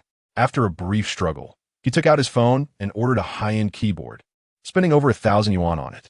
While awaiting its arrival, Jiang Yi compared several novel websites and ultimately opted to publish on Pineapple Novel Network. He decided to adopt the pen name Potato, as it was a fitting representation.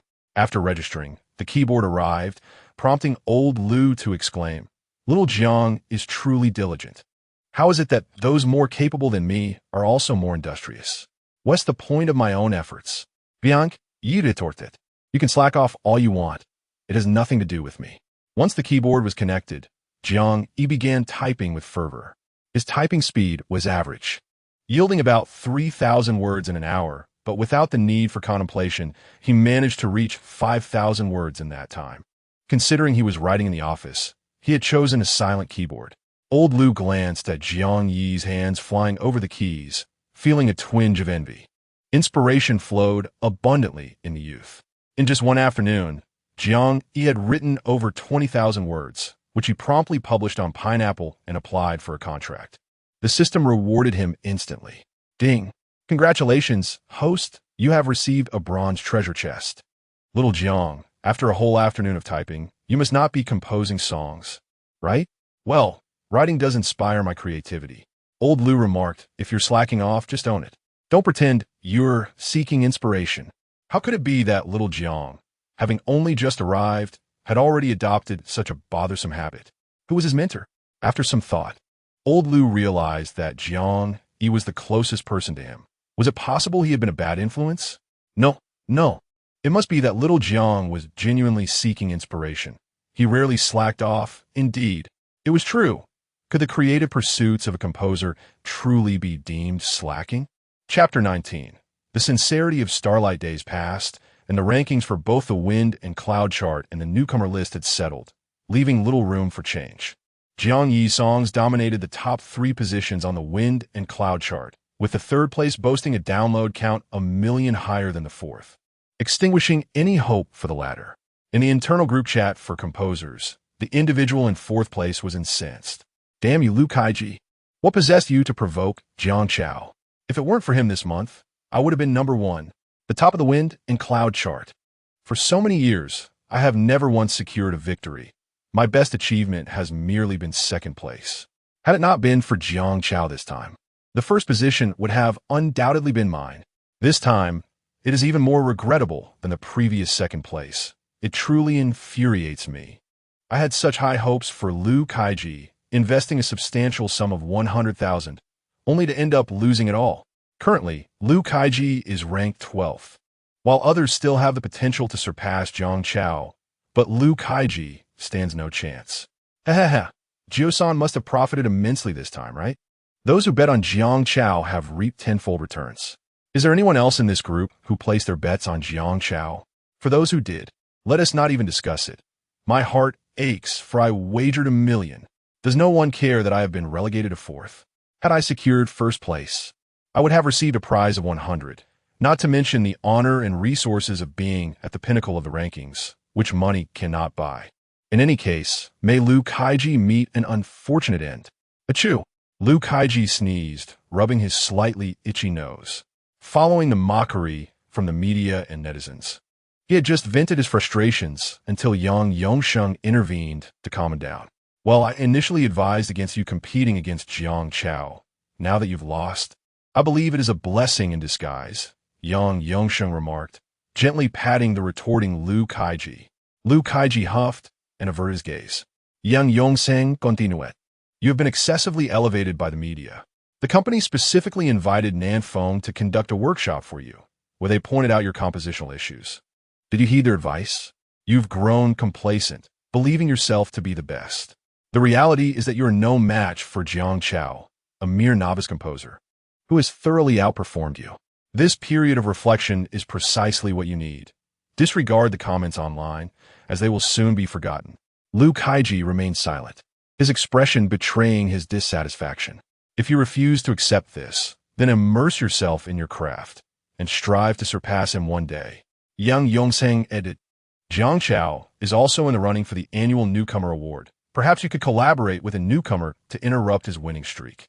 That way, you both would have a win and a loss to your names.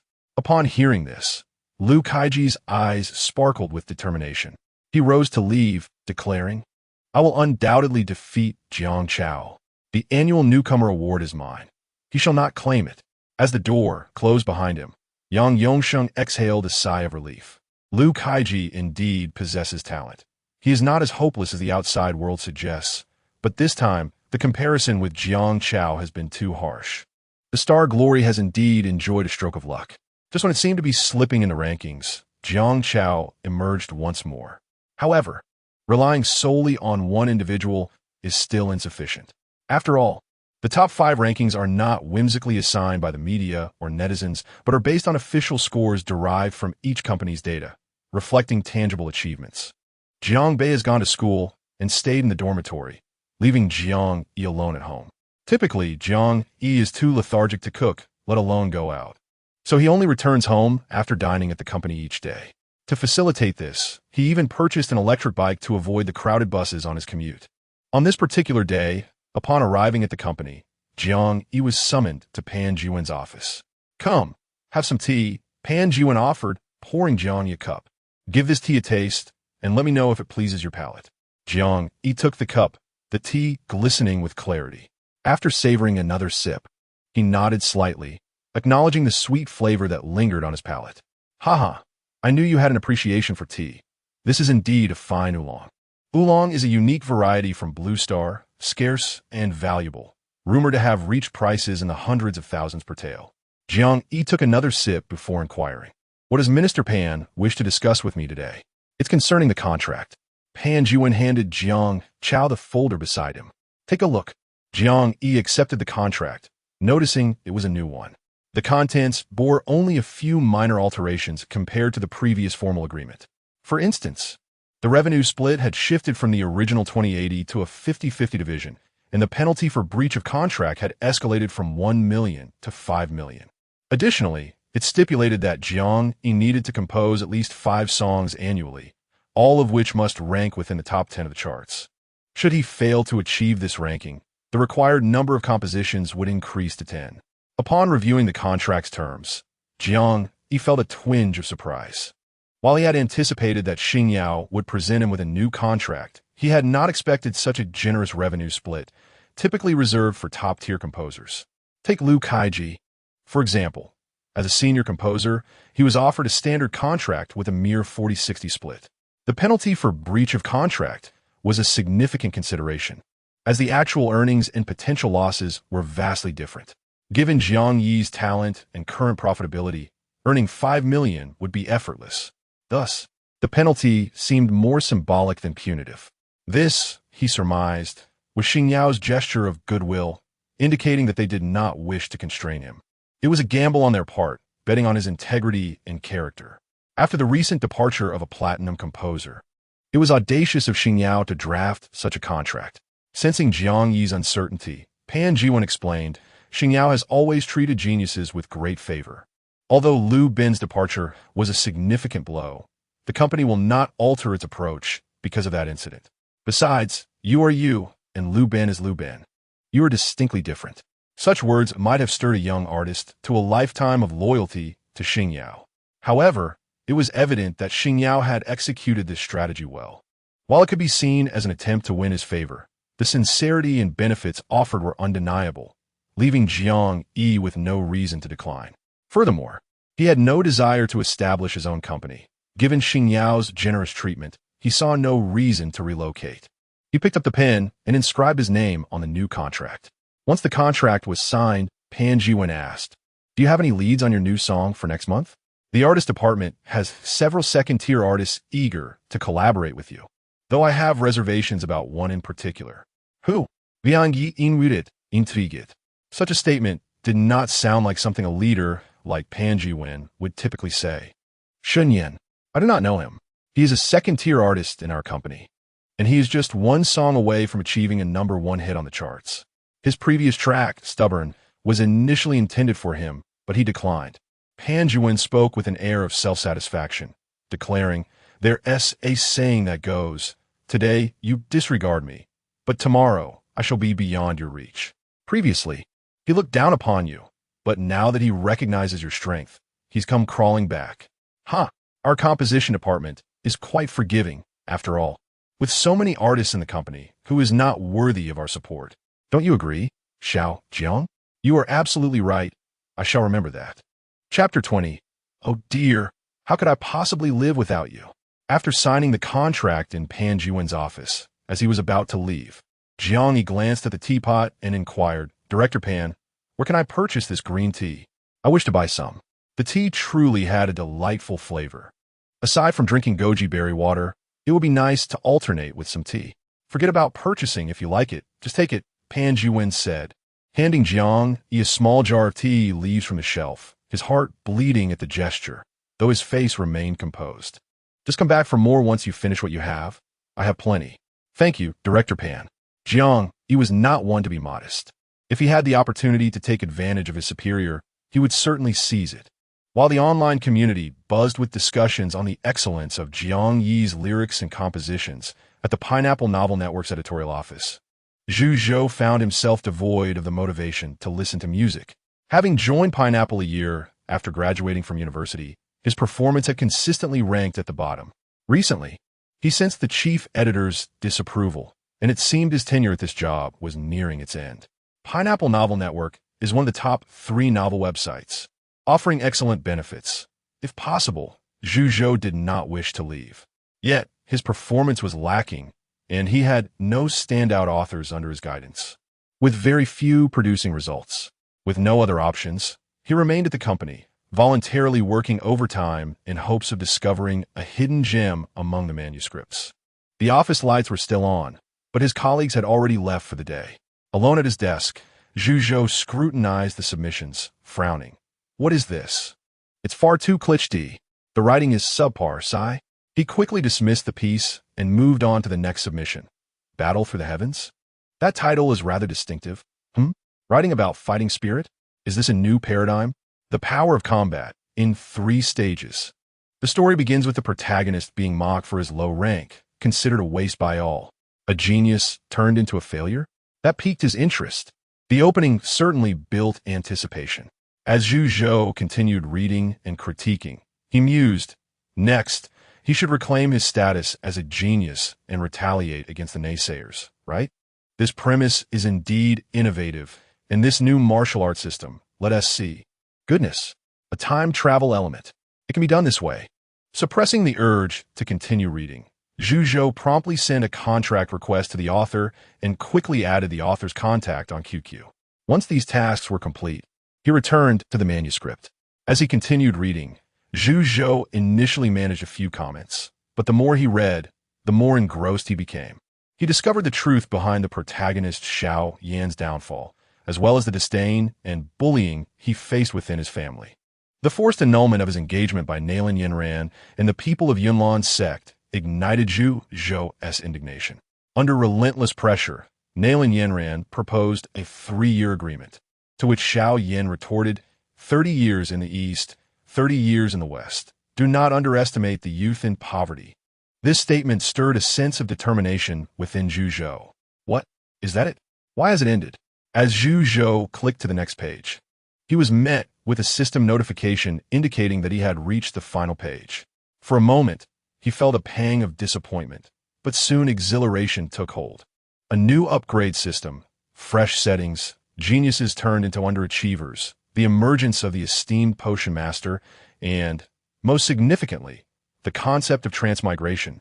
The author of this book had crafted numerous unique genres. Zhu Zhou sensed that this book was destined for greatness.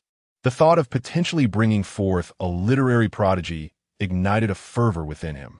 Yet, upon opening his messaging app, he was anxious to see that no new information had been added. Hey, it's only 7 o'clock. Aren't you checking your phone? Meanwhile, Jiang Yi, the one occupying Zhu Zhou's thoughts, was diligently typing away. He needed to produce more content. After all, a work like Do Pa Song Qiong boasts over 5 million words. If he didn't write faster, he would be laboring away indefinitely, struggling to pen multiple books. Though his health was faltering at just over 20, he was in the prime of his life, a time for striving and exploring. He could not afford to slacken his efforts.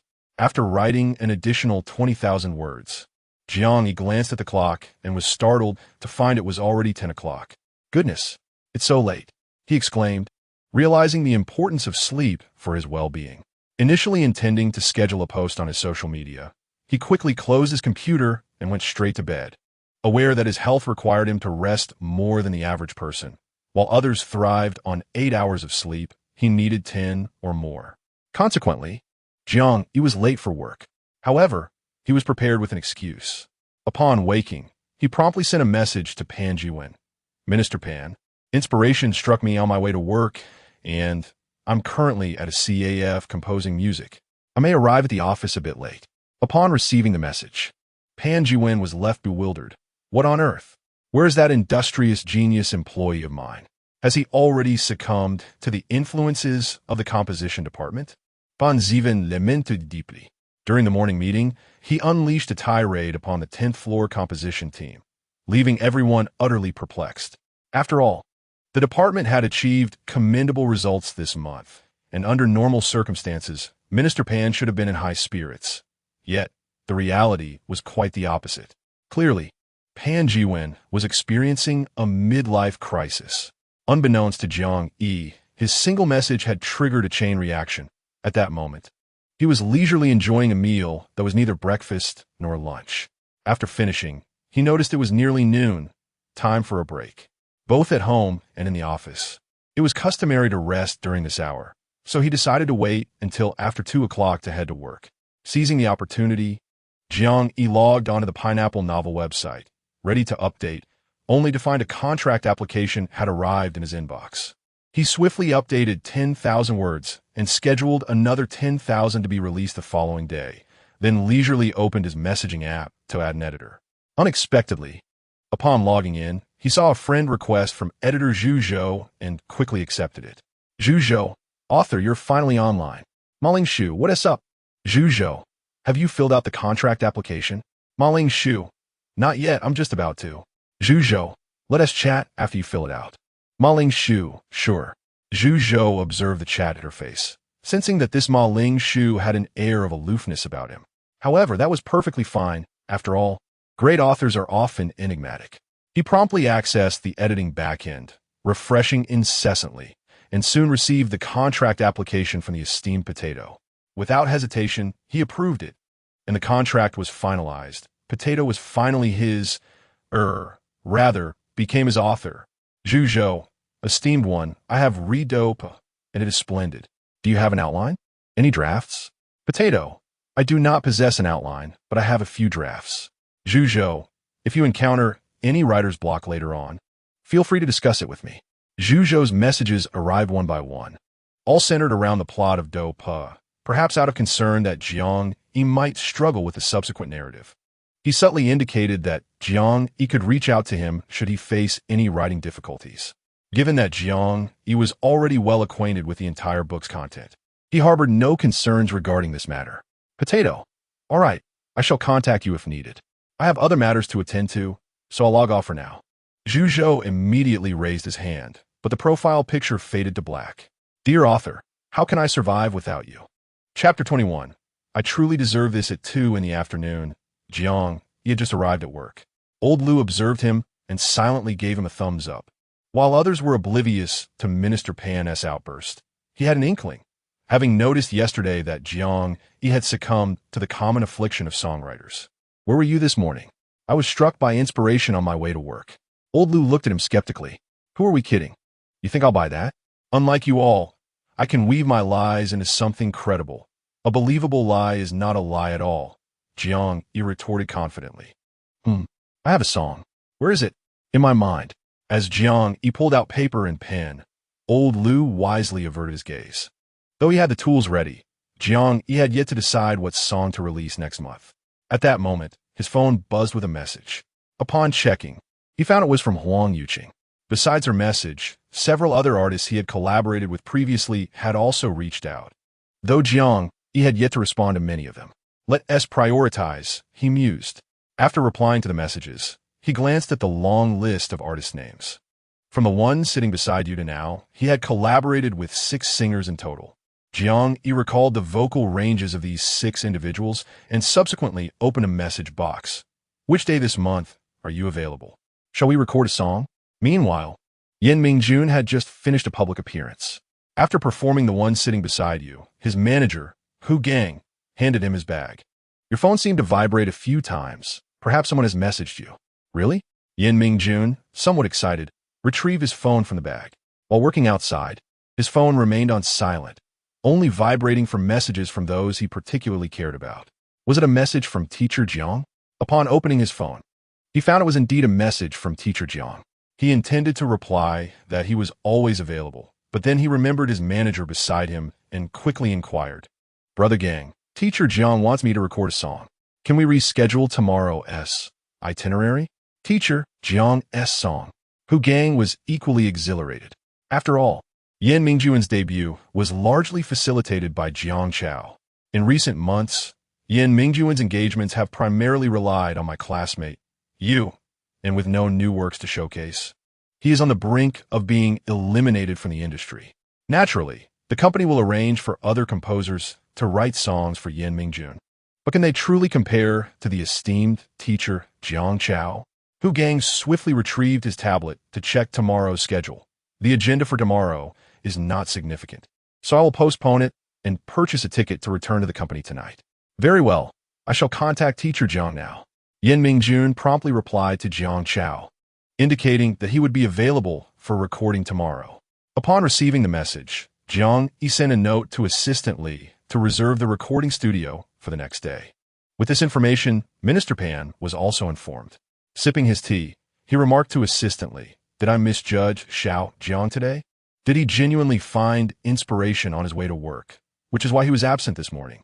It seems plausible, otherwise it would be quite a coincidence." Minister Pan felt relieved that he had not confronted Xiao Jiang, as that would have undoubtedly disappointed him. A twinge of guilt surfaced within him after years in the workplace. One tends to view everyone through a cynical lens. But could Xiao Jiang be like everyone else? He is just a sincere young man, having recently entered the workforce, still a novice. How foolish of me to impose my own experiences upon him. After composing the lyrics and melody, Jiang Yi resumed his writing. During this time, Minister Pan approached, but Jiang Yi was so engrossed in his work that he remained oblivious. Old Lu intended to call out to Jiang Yi, yet was halted by Minister Pan's admonition, "Do not disturb Xiao Jiang." Old Lu retorted, "Isn't he just slacking off, Minister Pan?" Unbeknownst to him, Minister Pan had not noticed, mistakenly believing the young man to be exceptionally diligent. Observing Old Lu's incredulous expression, Minister Pan whispered, "You may squander your own time, but do not lead Xiao Jiang astray." Unaware of this exchange, Jiang Yi continued his writing diligently throughout the afternoon. At the end of the workday, he did not leave immediately. Instead, he headed to the cafeteria for dinner before leisurely riding his electric bike home. The night passed in silence. The following day, Jiang Yi did not arrive late again. Shortly after arriving at the company, Yin Mingjun and Hu Gang entered the composition department, carrying fruits and candies. "Teacher Jiang, it has been a while. The new song released this month is absolutely delightful." "Thank you," Jiang Yi replied. Yin Mingjun handed the items to Jiang Yi, saying, "I came across some fresh fruits on the way and bought a few for you to try, Teacher Jiang." Observing the unpretentious red fruit bag, Jiang Yi recognized that the fruits came from a local upscale import fruit shop, where prices were exorbitant and the fruits sold individually. "Thank you." With Jiang Yi accepting the gift, Yin Mingjun felt elated. "Let us head to the 13th floor." "All right, let us go." Jiang Yi provided the lyrics and melody to Yin Mingjun, and the three proceeded to the 13th floor. Upon reaching their destination, Yin Mingjun, who had been gazing at the lyrics and melody, looked up with excitement, exclaiming, "Teacher Jiang, is this song truly meant for me? It's written so beautifully." "Yes. Familiarize yourself with it." "Absolutely." Yin Mingjun nodded enthusiastically. Hu Gang glanced at the lyrics and melody, noticing that the song was titled Fairy Tale, but he could not decipher the musical notation. Subsequently, Jiang Yi and Yin Mingjun entered the recording studio, while others waited outside. Inside the recording studio, guided by Jiang Yi, Yin Mingjun sang with a slight nod of approval from his mentor. Although the progress was minimal, it was indeed progress. "Let's try that line once more, but bring the pitch down a notch." "All right, infuse it with more emotion, once more." In the recording studio, they worked diligently from 9 in the morning until noon, pausing only for a meal. After a short break, they resumed recording at 12:30. Repeating the process until 3 in the afternoon when Yin Mingjun finally heard from Jiang. "Yes, that take is satisfactory." A smile broke across Yin Mingjun's face as he stepped out of the recording booth, taking a sip from his water bottle. "Teacher Jiang, is this song meant for the newcomer chart next month?" Indeed, after the dazzling success of the previous month, Jiang Yi remained cautious otherwise. The song Fairy Tale could easily compete for the storm chart as well. As the two emerged from the recording studio, Hu Gang approached with a smile. "Teacher Jiang, you've worked hard. Shall we go out for dinner together after work? I've reserved a private room at a restaurant." "Sound good. All right. We'll come and pick you up at the designated time." Upon returning to the 10th floor, Jiang Yi was informed by Assistant Li that Minister Pan was looking for him, prompting him to enter Pan Jiwen's office. Pan Jiwen had already prepared tea, and, upon seeing Jiang Yi, a smile instinctively spread across his face. "Is the song recorded? Let me hear it." Jiang Yi handed the disc to Assistant Li. Unlike before, He no longer needed to record a preliminary version before the official take. With his current potential and authority, he could directly schedule a formal recording session with the artist. A beautiful piano melody filled the air, imbued with a hint of melancholy. Even before hearing the lyrics, the prelude alone captivated Pan Ji-wen. The lyrics struck a chord, brimming with genuine emotion. As Pan Ji-wen listened, his eyes sparkled with excitement. After the first listen, he exclaimed, "Xiao Jiang, are you using this song to contend for the newcomer chart?" Yes. What a waste. As the head of the composition department, Pan Ji-wen possessed a discerning ear. I have a feeling this song will become a classic.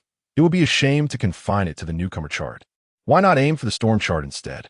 I fear that other companies might attempt to sabotage me, just as they did last month. Pan Ji-wen immediately grasped the implications. With the announcement of the annual newcomer title already made, if a slightly inferior song was used and rival companies deployed their top artists to strike, a subpar song could indeed be at risk. According to industry norms, they typically would not deploy their top artists. You mentioned should. Pan Ji-wen contemplated, nodding. Well, I cannot guarantee such matters, but if they disregard industry conventions, we too shall retaliate in kind, leading to chaos. The authorities would never allow it. After all, the newcomer chart is fundamentally an opportunity for emerging talents. If top artists participate, what room would there be for newcomers? Before Jiang Yi could respond, he continued, "Do you have any other songs? It might be wise to prepare an alternative. I will consult with manager Xiang. I believe they would not take such actions, as sabotage is typically reserved for the final months, similar to this month's dazzling launch. They would not dare to overstep. It is not uncommon for secondary artists to occasionally appear on the newcomer chart, usually to elevate the profile of the composer. This month saw the emergence of two second-tier singers, whose songs were rather lackluster. It was evident to discerning eyes that their intention was to undermine Jiang Yi. While first-tier singers occasionally appear, they are infrequent and primarily serve as rivals. "All right, I shall record another piece," Jiang Yi declared. Upon hearing this, Pan Ji-wen could not resist inquiring, "How much do you have left in stock?" Clearly, after Jiang Yi had released so many songs over the past few months, Pan Ji-wen regarded them as mere inventory. "Just a little bit," Jiang Yi replied. Pan Ji-wen nodded. "It's only natural that you have a limited reserve. After all, each of the songs you've written is a masterpiece." After some casual conversation, he departed with a plate to find Mr. Xiang. As Jiang Yi emerged from the office, he glanced at the time. It was still not yet 4 o'clock, with over an hour remaining before the end of the workday, allowing him some time to compose further. He reviewed his attributes. Name, Jiang Yi. Age, 22. Physical recovery progress, 7 points, 3362. Inventory, 2 bronze chests. Song, Learning to Meow. Note, every 1,000 points can restore 1 unit of physical capability. Every 1,000 blue star coins yields 1 point. Accumulating 1,000 points allows for access to the shop. After purchasing Fairy Tale, over 3,000 points remained. His current writing speed was too slow. The octopus skill in the shop could elevate his speed to 10,000 words per hour, yet required 5,000 points, far too expensive for him to afford. System, open the bronze chest. Congratulations, host, you have obtained the Song Gray avatar. System, let us open the other one as well. Congratulations, host. You have obtained the Song Darkness Falls. What a boon. Jiang Yi was elated. Regrettably, he had not acquired the octopus skill. He resolved to wait until next month's point settlement to purchase it.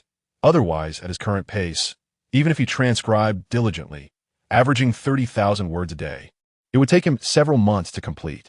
Opening his computer, Jiang Yi transformed into an unyielding wordsmith, diligently typing away. Meanwhile, Lao Lu, who was engrossed in a game, quietly donned his headphones. As the workday concluded, Yin Mingjun and Hu Gang arrived punctually to collect Jiang Yi. Upon noticing them, Jiang Yi shut down his computer, stowed his belongings in his bag, and was about to shoulder it when Yin Mingjun stepped forward, saying, "Teacher Jiang, allow me to carry that."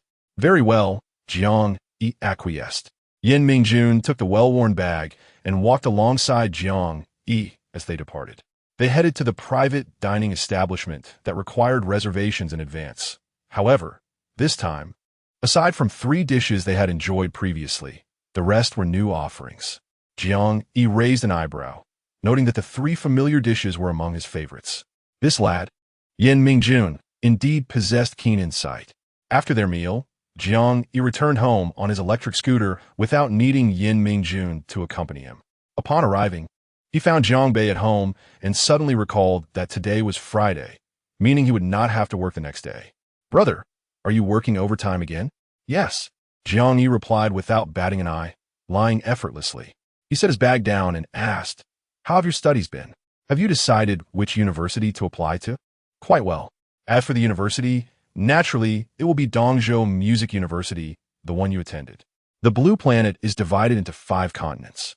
Apart from the Eastern continent where Jiang Yi resides, there are also the Western, Southern, Northern, and Central continents. The Central continent resembles the capital of a country, serving as the political nucleus. Although each continent is governed by a federal system, they operate independently. Each continent has its own barriers to access entertainment works from other continents. One must activate the Blue Planet network, akin to circumventing restrictions in a previous life.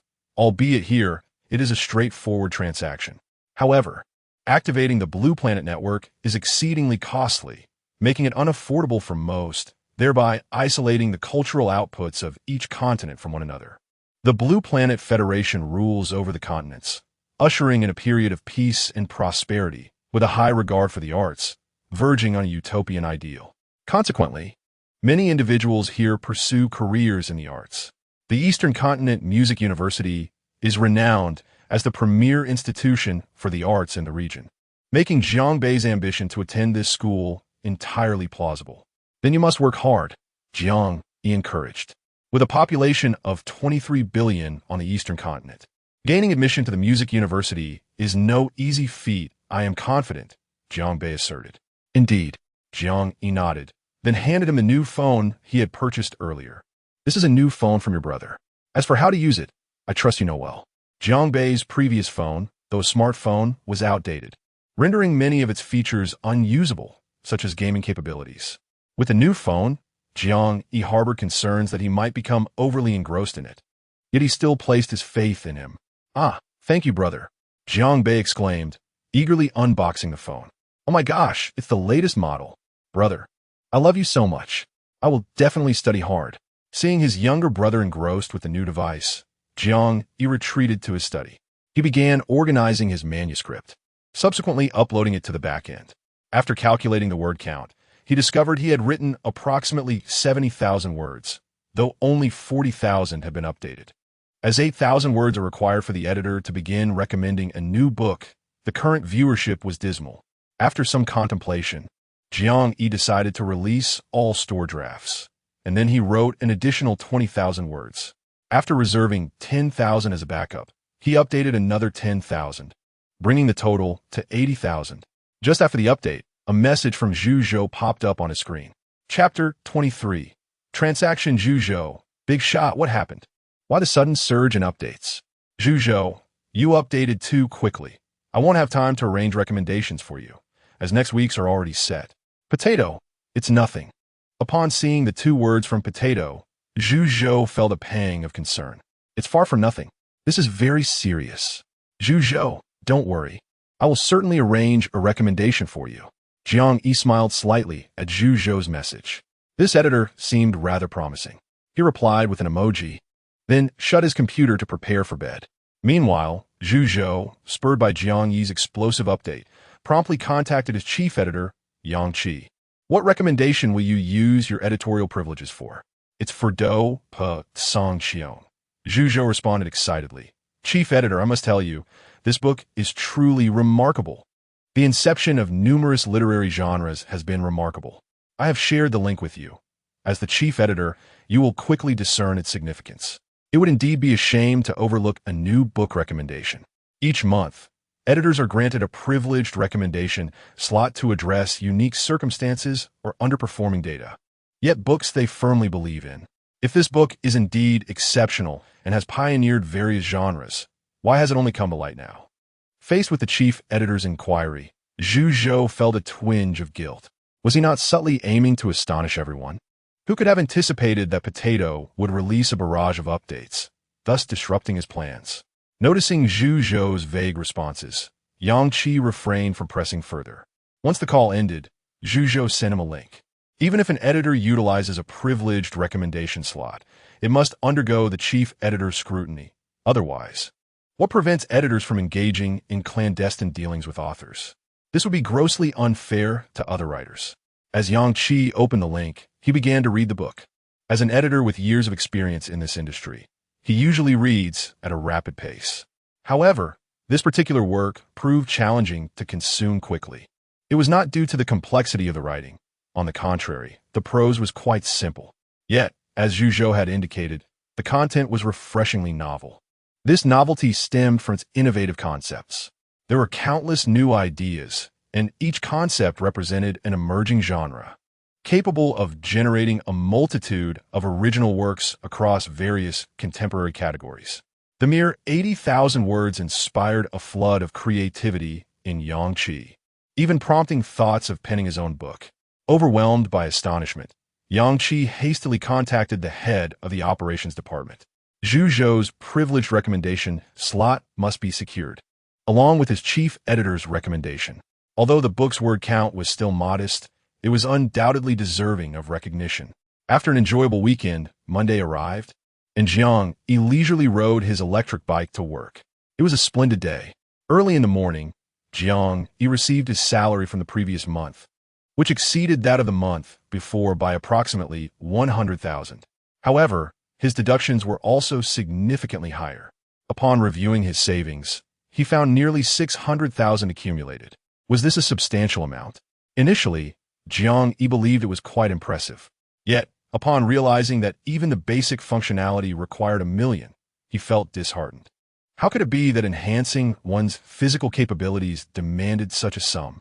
Jiang Yi was filled with indignation. Alas, he could not afford it. Opening his computer, he logged into QQ and promptly received a message from Zhu Zhou. Zhu Zhou, dear author, the recommendations start today, and I am so nervous. Zhu Zhou, I am incredibly anxious. I need to change the recommendation. Zhu Zhou, dear author, are you feeling nervous? A barrage of messages followed, all devoid of substance. Without hesitation, Jiang Yi closed Zhu Zhou's chat window. Regarding the recommendations, Zhu Zhou had already discussed it with him on Saturday. There were 2 recommendations in total. One was a subtle new book recommendation, which was rather inconspicuous, as it was a category accessible to all new books, while the other was a chief editor's recommendation, a prominent feature prominently displayed on the website. Such recommendations are typically reserved for highly popular books. A new work by Jiang Yi, with only 100,000 words, could not claim to be the first of its kind, but certainly had no predecessors. It is likely that the authors, upon witnessing this, would feel as though a transaction has occurred. Such significant endorsements should suffice for at least 10,000. Primarily, Jiang Yi has only this 10,000 words saved, and he has yet to compose tomorrow's update. Furthermore, considering his experience, the daily act of writing is indeed exhausting. Regardless of whether it is 8 or 10 in the evening, he now collapses in a bed the moment he touches it, enjoying a sleep reminiscent of an infant's. He immediately opens his computer to commence work. As for recording songs, the month has only just reached its midpoint. There remains ample time. Old Liu, engrossed in gaming, recognizes from the sound of the keyboard that Jiang Yi has once again begun his endeavor, which renders him somewhat uneasy in his gameplay. On the first day of Jiang Yi's intense writing, Old Liu felt indifferent. By the 5th day, he attempted to persuade himself. However, on the 10th day, anxiety began to creep into his heart. Come on, brother, you're already so talented. Why push yourself so hard? Silently, Old Liu set down his phone. Disregarding his teammates' gentle inquiries about their families, decisively logged off and turned to watch videos of beautiful women. This time, it was not mere procrastination. He genuinely sought inspiration, finding that such videos often sparked his creativity. Meanwhile, within a certain elite authors group on the Pineapple Novel Network, one writer exclaimed, "Wow, look what I've discovered. A new book with 100,000 words has surprisingly received the chief editor's top recommendation. I refuse to believe there was no transaction involved. Why Haven T, I seen your book. Was T this week's top recommendation yours? Jean Fong? Did this author actually usurp Jean Fong S recommendation? Impressive. Who is this person? Could they be the editor's favorite? Perhaps the boss's favorite. Potato? A newcomer, right? Does anyone know them? Why is everyone silent? What is going on? Jean Fong replied. I'm reading. Jean Fong continued. I share the excellent book Do Pat Song Xiong. Come and take a look. What is wrong with Jean Fong? Has he lost his mind? Jean Fong insisted. This book is fantastic. Do not disturb me. I am brimming with inspiration. The group was filled with question marks. And after receiving no response from the concerned party, everyone curiously ventured to read the book that might have involved the transaction. Upon reading, the group fell completely silent. 100,000 words, neither particularly long nor short, typically requiring 4 to 5 hours of reading for an average person, yet for seasoned authors, it could be finished in just over 2 hours. I'm done. Goodness, this book is exceptional. Although the writing style may be simplistic, the plot's tension is masterfully crafted, and that 3-year agreement is truly a stroke of genius. Setting aside other aspects, this 3-year agreement alone captivates me enough to keep reading. Wow, this time travel concept is incredible. I am now overflowing with inspiration. I feel compelled to set aside my current book and swiftly begin crafting a new one. The character of the old medicine master is also brilliantly conceived, and the male protagonist's initial underdog status is unprecedented. It is no wonder that Pineapple has exceptionally granted a top recommendation. Even a poorly written book could receive such an endorsement. After all, books that pioneer a genre hold immense value, providing authors with greater inspiration, which benefits the entire platform. Jean Fong remarked, the editor mentioned that next week, I will receive my overdue top recommendation as compensation, along with an additional recommendation. What recommendation could that be? If Jean Fong is willing to yield, it must be a commendable one. Jean Fong, indeed, this book is remarkable. My own work is nearing completion, and inspiration for my next book has already struck. Without further ado, I must return to my writing. Everyone in the group has rushed off to write as well. In this new genre, one must seize the moment to compose. Otherwise, others will consume all the meat, leaving you with naught but the broth. Chapter 24. Directly signed the Great God Agreement after the morning meeting, Xiao Lin returned to his office. He adjusted his tie and promptly opened his phone, mumbling to himself, alas, it has been 2 months since I discovered a good book. Let us see if I can unearth a gem this month. Upon opening the Pineapple Novel app, he was greeted by the title on the pinnacle of Ling Xiao. Yes, as the president of a company, Xiao Lin not only indulges in reading novels privately, but also possesses a rather youthful enthusiasm. He is renowned as a wealthy reader on the Pineapple Novel platform. Whenever he encounters a novel he enjoys, he is never stingy with his rewards. As he opened the page, his gaze shifted to the top recommendations. Unsurprisingly, the featured books were either ones he had already read or those he found unappealing. Just as he was about to scroll past, a peculiar title caught his eye. Do Pat Song Xiong. This book seemed unfamiliar, yet it sounded invigorating, a worthy contender. Curiosity piqued, Xiao Lin clicked on it, only to discover that it contained a mere 100,000 words, and the author, Ma Ling Shu, was someone he had never heard of. Examining the comments, he was astonished to find several thousand entries. What the heck? Is this data even genuine? Does Pineapple not oversee this? Just as he contemplated reporting it, he noticed some familiar names among the comments. Taken aback, Xiao Lin opened the Penguin app and accessed the Good Book sharing group, where unread messages numbered 99. Scanning through the group chat, he was astonished to see his usually discerning fellow readers raving about Do Pat Song Xiong. It had only been 2 days since he last checked the group messages. How had he become so out of touch? Choosing not to linger on the group messages, Xiao Lin returned to the novel page and began reading Do Pat Song Xiong. He was determined to ascertain whether the book was excessively commercialized or genuinely exceptional. An hour passed. 2 hours slipped by. It was not until a knock at the door broke his concentration that Xiao Lin looked up, startled, and replied impatiently. What is it? Mr. Xiao, you have a lunch appointment with Mr. Wang. We need to head out, came the response. Xiao Lin glanced at the unfinished novel and contemplated his lunch plans. Ultimately, he said, very well, I shall be ready shortly. With 10 chapters still unread, Xiao Lin, before closing the app, generously rewarded the author with 1,000 yuan and left a comment. It has been ages since I encountered such an enthralling book. What a delightful surprise. Please update soon. Reluctantly, he closed his phone and stood to leave. Meanwhile, many others shared Shaolin's experience.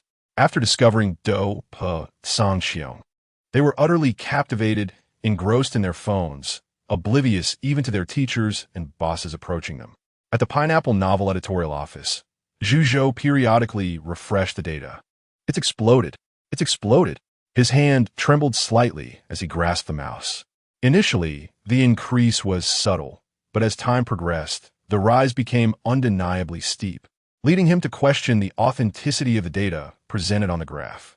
Seated beside Zhu Zhou, the editor congratulated him with a hint of envy. Congratulations, Zhu Zhou. You have finally nurtured a true genius.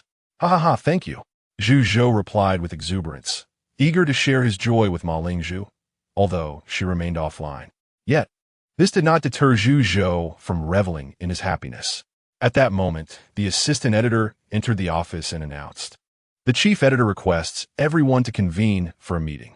In the conference room, the projector displayed the impressive data of Do Pa. Chief editor Yang Yi, seated at the head of the table, addressed the assembled team. "You have all read Do Pa, and you understand its significance. Let us engage in a discussion to summarize the genres or inspirations we can draw from this novel, which we can later discuss with our authors regarding new works." He paused briefly before continuing. "This represents an excellent opportunity to capture market share. I trust you all comprehend this." The editors nodded in understanding. There was no doubt that Do Pa would achieve great popularity, but more importantly, its intrinsic value lay in its themes: time travel, the presence of an elder mentor, the underdog narrative, and a world of fighting spirit. Naturally, the authors of Pineapple Novel Network should be encouraged to emulate these genres. Thus, when readers, having completed Do Pa, seek out similar works, our network will be the first to offer such titles, effectively seizing that market. It was unacceptable for the genres initiated by our authors to be capitalized on by other platforms. Before the discussion commenced, Yang Yi turned to Zhu Zhou, prompting him to speak. Zhu Zhou immediately looked at Yang Yi, who continued, "Ma Lingzhu is a promising author. Before the other two websites discover his talent, we should secure him with a contract for a leading author. You will handle this. If he has further requests, do not outright refuse. Consult with me first." "Understood." Chief editor Zhu Zhou replied, his hands clenched in a fist beneath the conference table. His job was secure, a leading author had been identified, and soon the bonuses would follow. "Ma Lingzhu, you are my deity." Meanwhile, Jiang Yi, who had spent an entire day writing, felt dizzy and fatigued. After a brief respite, he consumed a chocolate gifted by Yen Mingjun to replenish his energy. Turning his head, he encountered the woeful gaze of old Lu, startling him. "What's wrong?" Jiang Yi inquired. "I've written all day and only managed 2 lines of lyrics." "Oh, did I affect your creativity?" "Not all." Old Lu pondered how a composer who drew inspiration from videos of beautiful women could be swayed by the sound of keystrokes. He merely lamented his own age, reflecting on how Jiang Yi, so young, could be so remarkably talented. As the workday drew to a close, Pan Jiwen summoned Jiang Yi to the office. Upon entering, he discovered that Director Xiang was also present. "Ah, Xiao Jiang, come, take a seat." Xiang Cheng beckoned, pouring him a cup of tea. "Try Old Pan's green tea. It's quite delightful. I enjoyed it the last time. Director Pan even gifted me a jar." Xiang Cheng glanced at Pan Jiwen with surprise, then smiled at Jiang. "So, you enjoy tea? Next time, come to my office. I have plenty of fine teas to share." "Sounds good."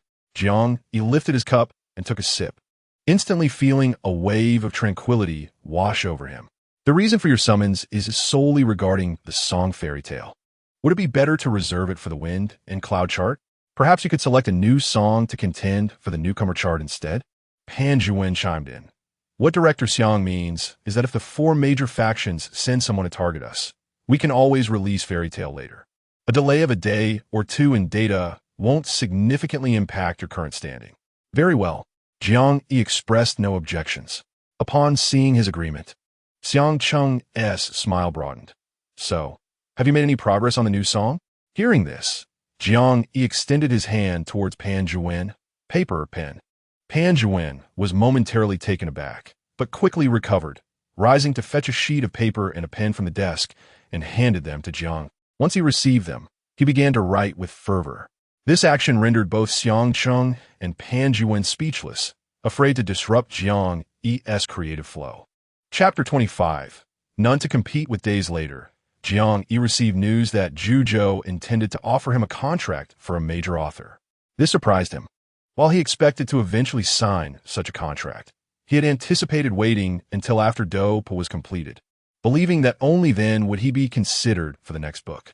To his astonishment, even with Doupa just over 100,000 words, Pineapple was so decisive, directly offering him a new contract. This was even more resolute than Xingyao's previous actions.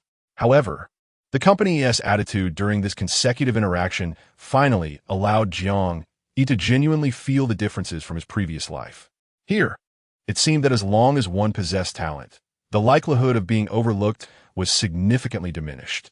He had merely showcased a fraction of his abilities, and instead of being exploited, the company's first course of action was to promptly secure him with a contract. Blue Star truly is a utopia for the entertainment industry. The major author contract is, of course, far more lenient than a standard one, with the subscription and reward division shifting from a 50-50 split to an 80-20 division in Jiang Yi's favor. Additionally, there were stipulations regarding Jiang Yi's writing. Within 2 years, he must produce at least 1 million words, and under equal conditions. He will be given priority for signing with Pineapple. Of course, aside from these, there were also some hidden benefits regarding copyright development, but those were more abstract and thus not worth mentioning. After finalizing the contract, Zhu Zhou also discussed the upcoming release. Today, Doupa reached 11,000 words after the update, and with a daily edition of 10,000 words, it would be ready for release by mid-next month. Potato, let us aim for the 13th for release. I will have completed 30,000 words by then. Zhu Zhou, understood. I will make the arrangements for the major author. Jiang Yi acknowledged this and stepped down. In the following days, he recorded another song, spending most of the latter part of the month in the company writing. September soon came to a close. Ultimately, the results remained unchanged, with Jiang Yi firmly securing the top 3 positions on the Wind and Cloud chart, and he also claimed the crown of the Newcomer chart.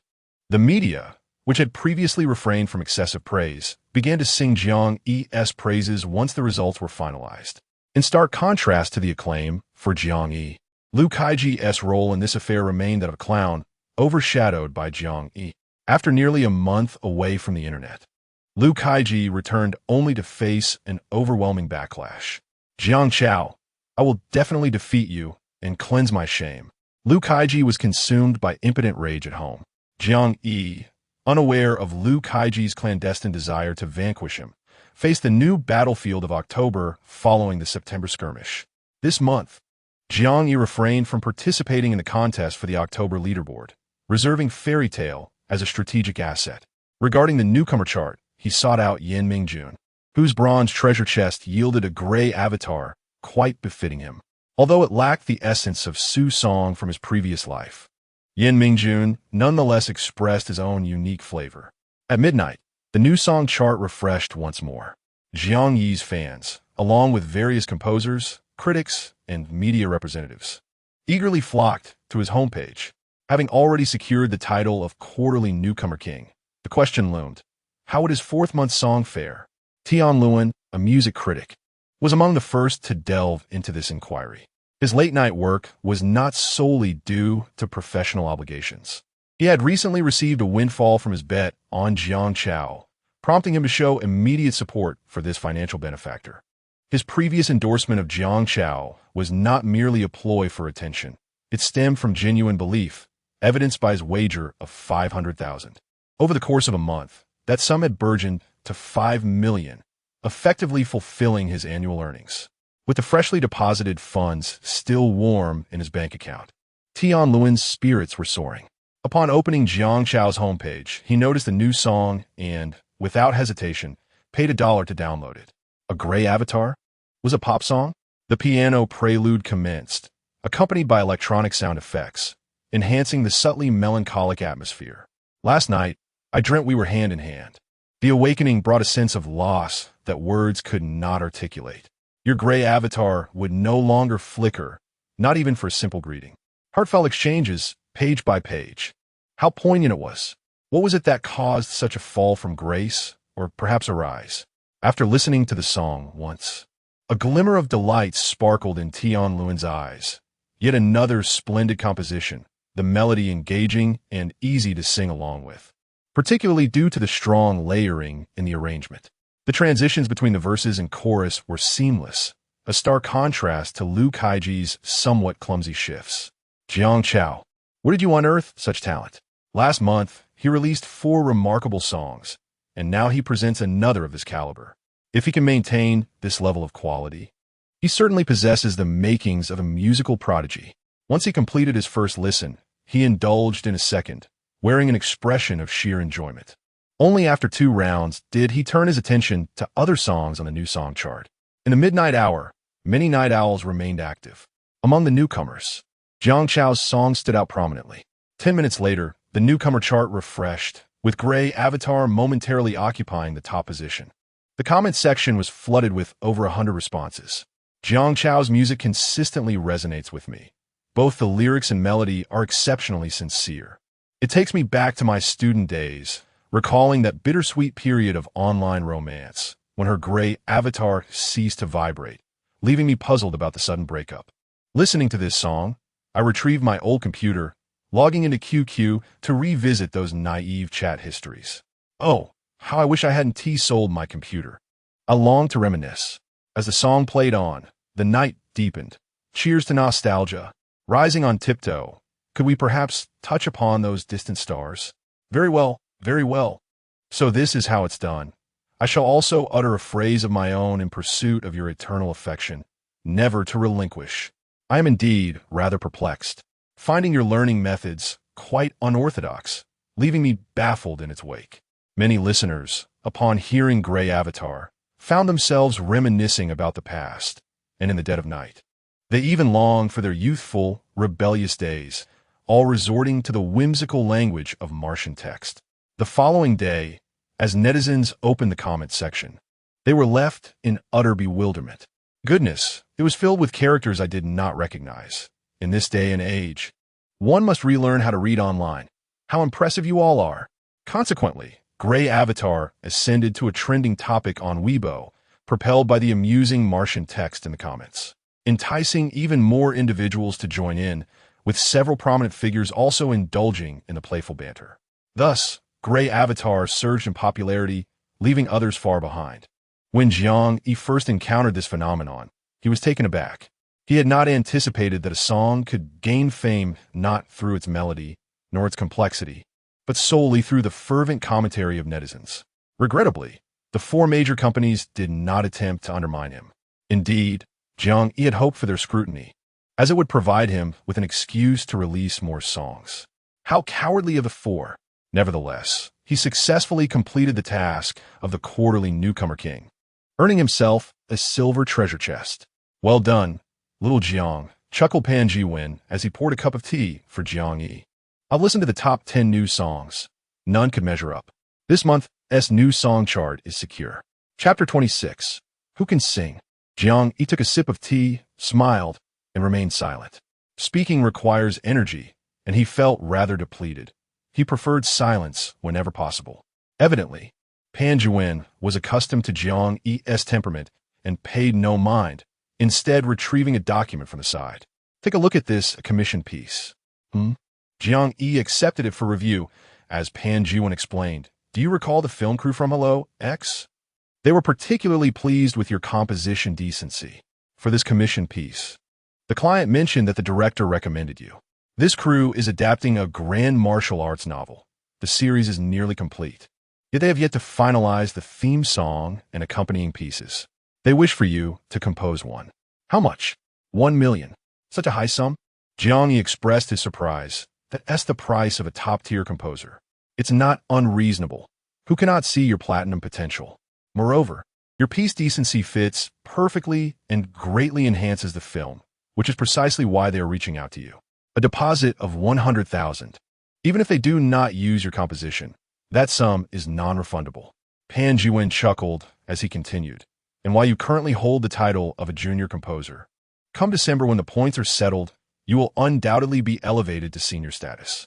In Blue Star, the advancement of composers is contingent upon the accumulation of points. For instance, achieving first place on the newcomer chart earns significant points, and a cumulative total allows one to ascend from junior to intermediate.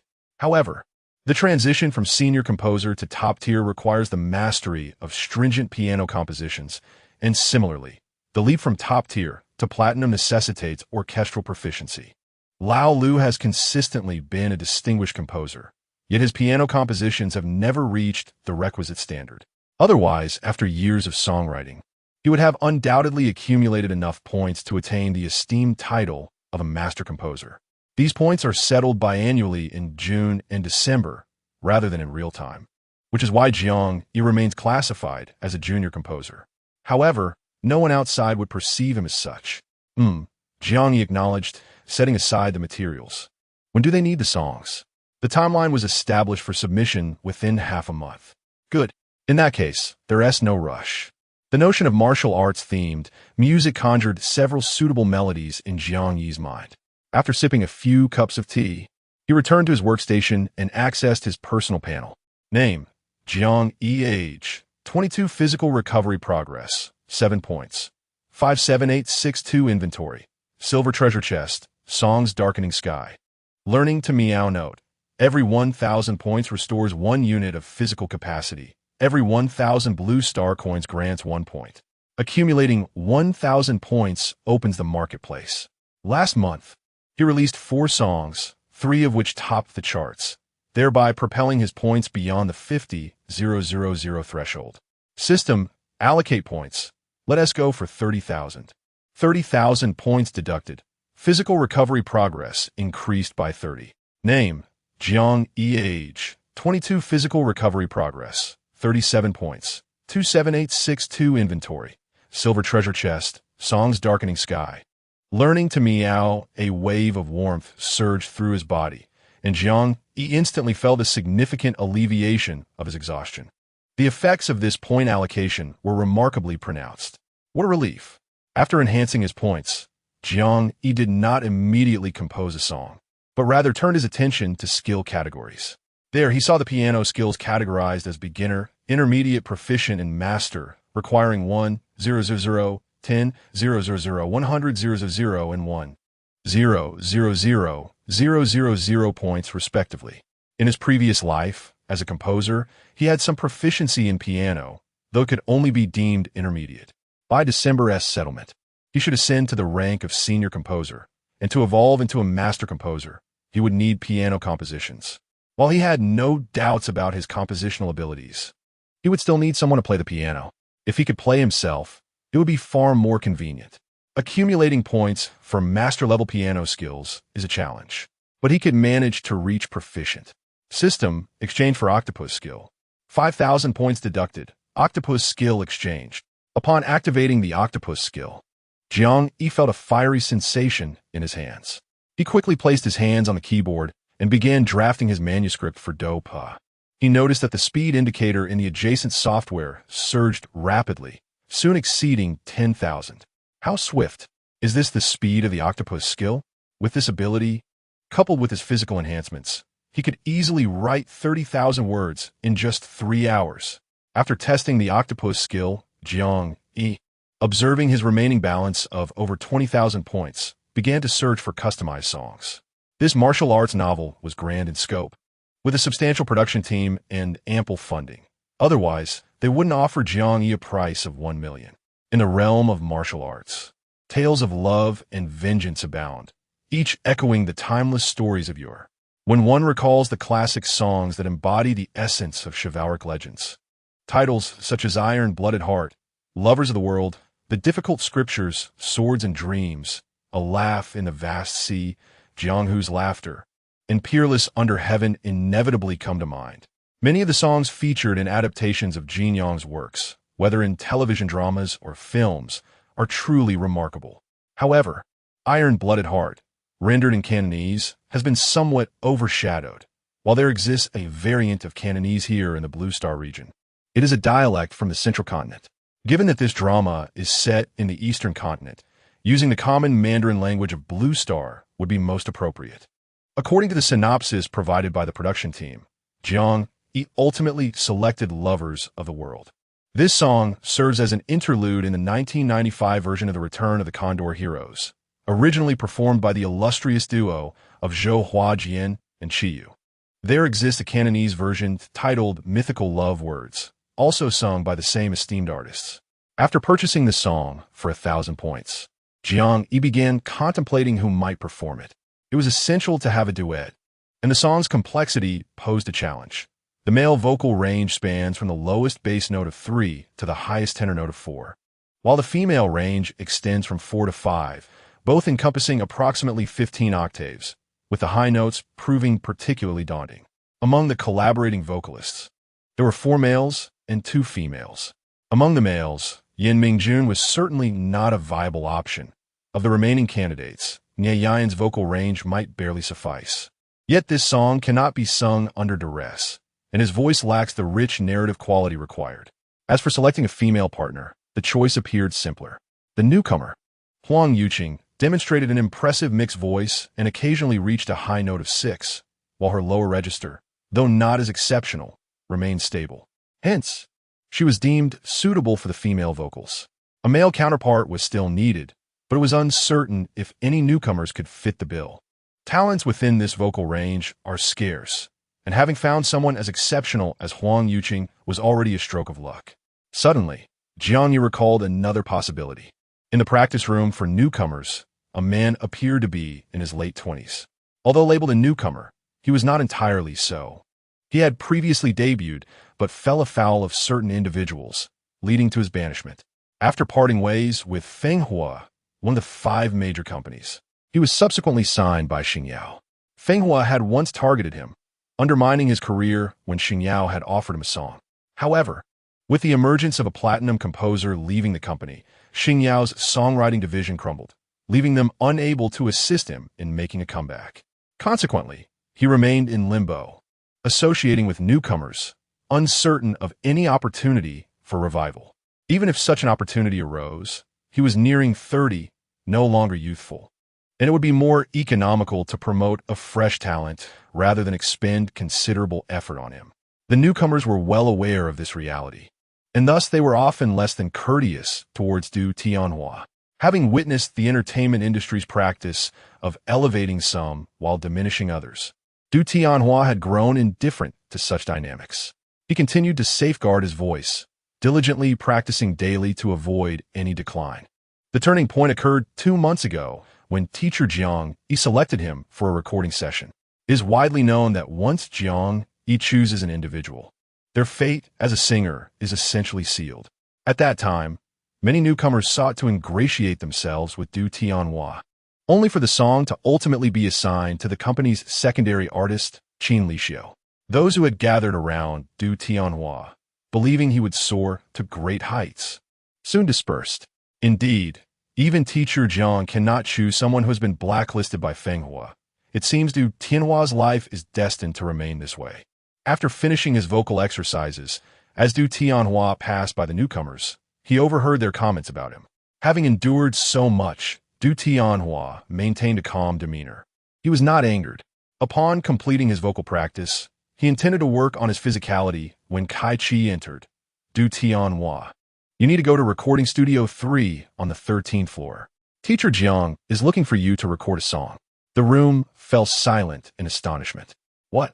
Teacher Jiang wants Du Tianhua for a recording? Wasn't it well known that Du Tianhua had been blacklisted by Fenghua? Why would he still be summoned? Kai Chi must be mistaken. Surely anyone can record. So why single out Du Tianhua? It certainly sounded like a recording. Could it be true? Was teacher Jiang not concerned about being targeted by Fenghua? As if teacher Jiang fears anything. Last month, he dominated the top 3 on the charts. Why would he fear repercussions from a mere newcomer? Du Tianhua was momentarily taken aback by Kai Chi's words. He too felt that it was unlikely he was being called for a recording. The last time teacher Jiang sought him out, he did not follow up again. And Du Tianhua believed Jiang Yi was not the sort to toy with people's emotions. So, was it indeed for a recording?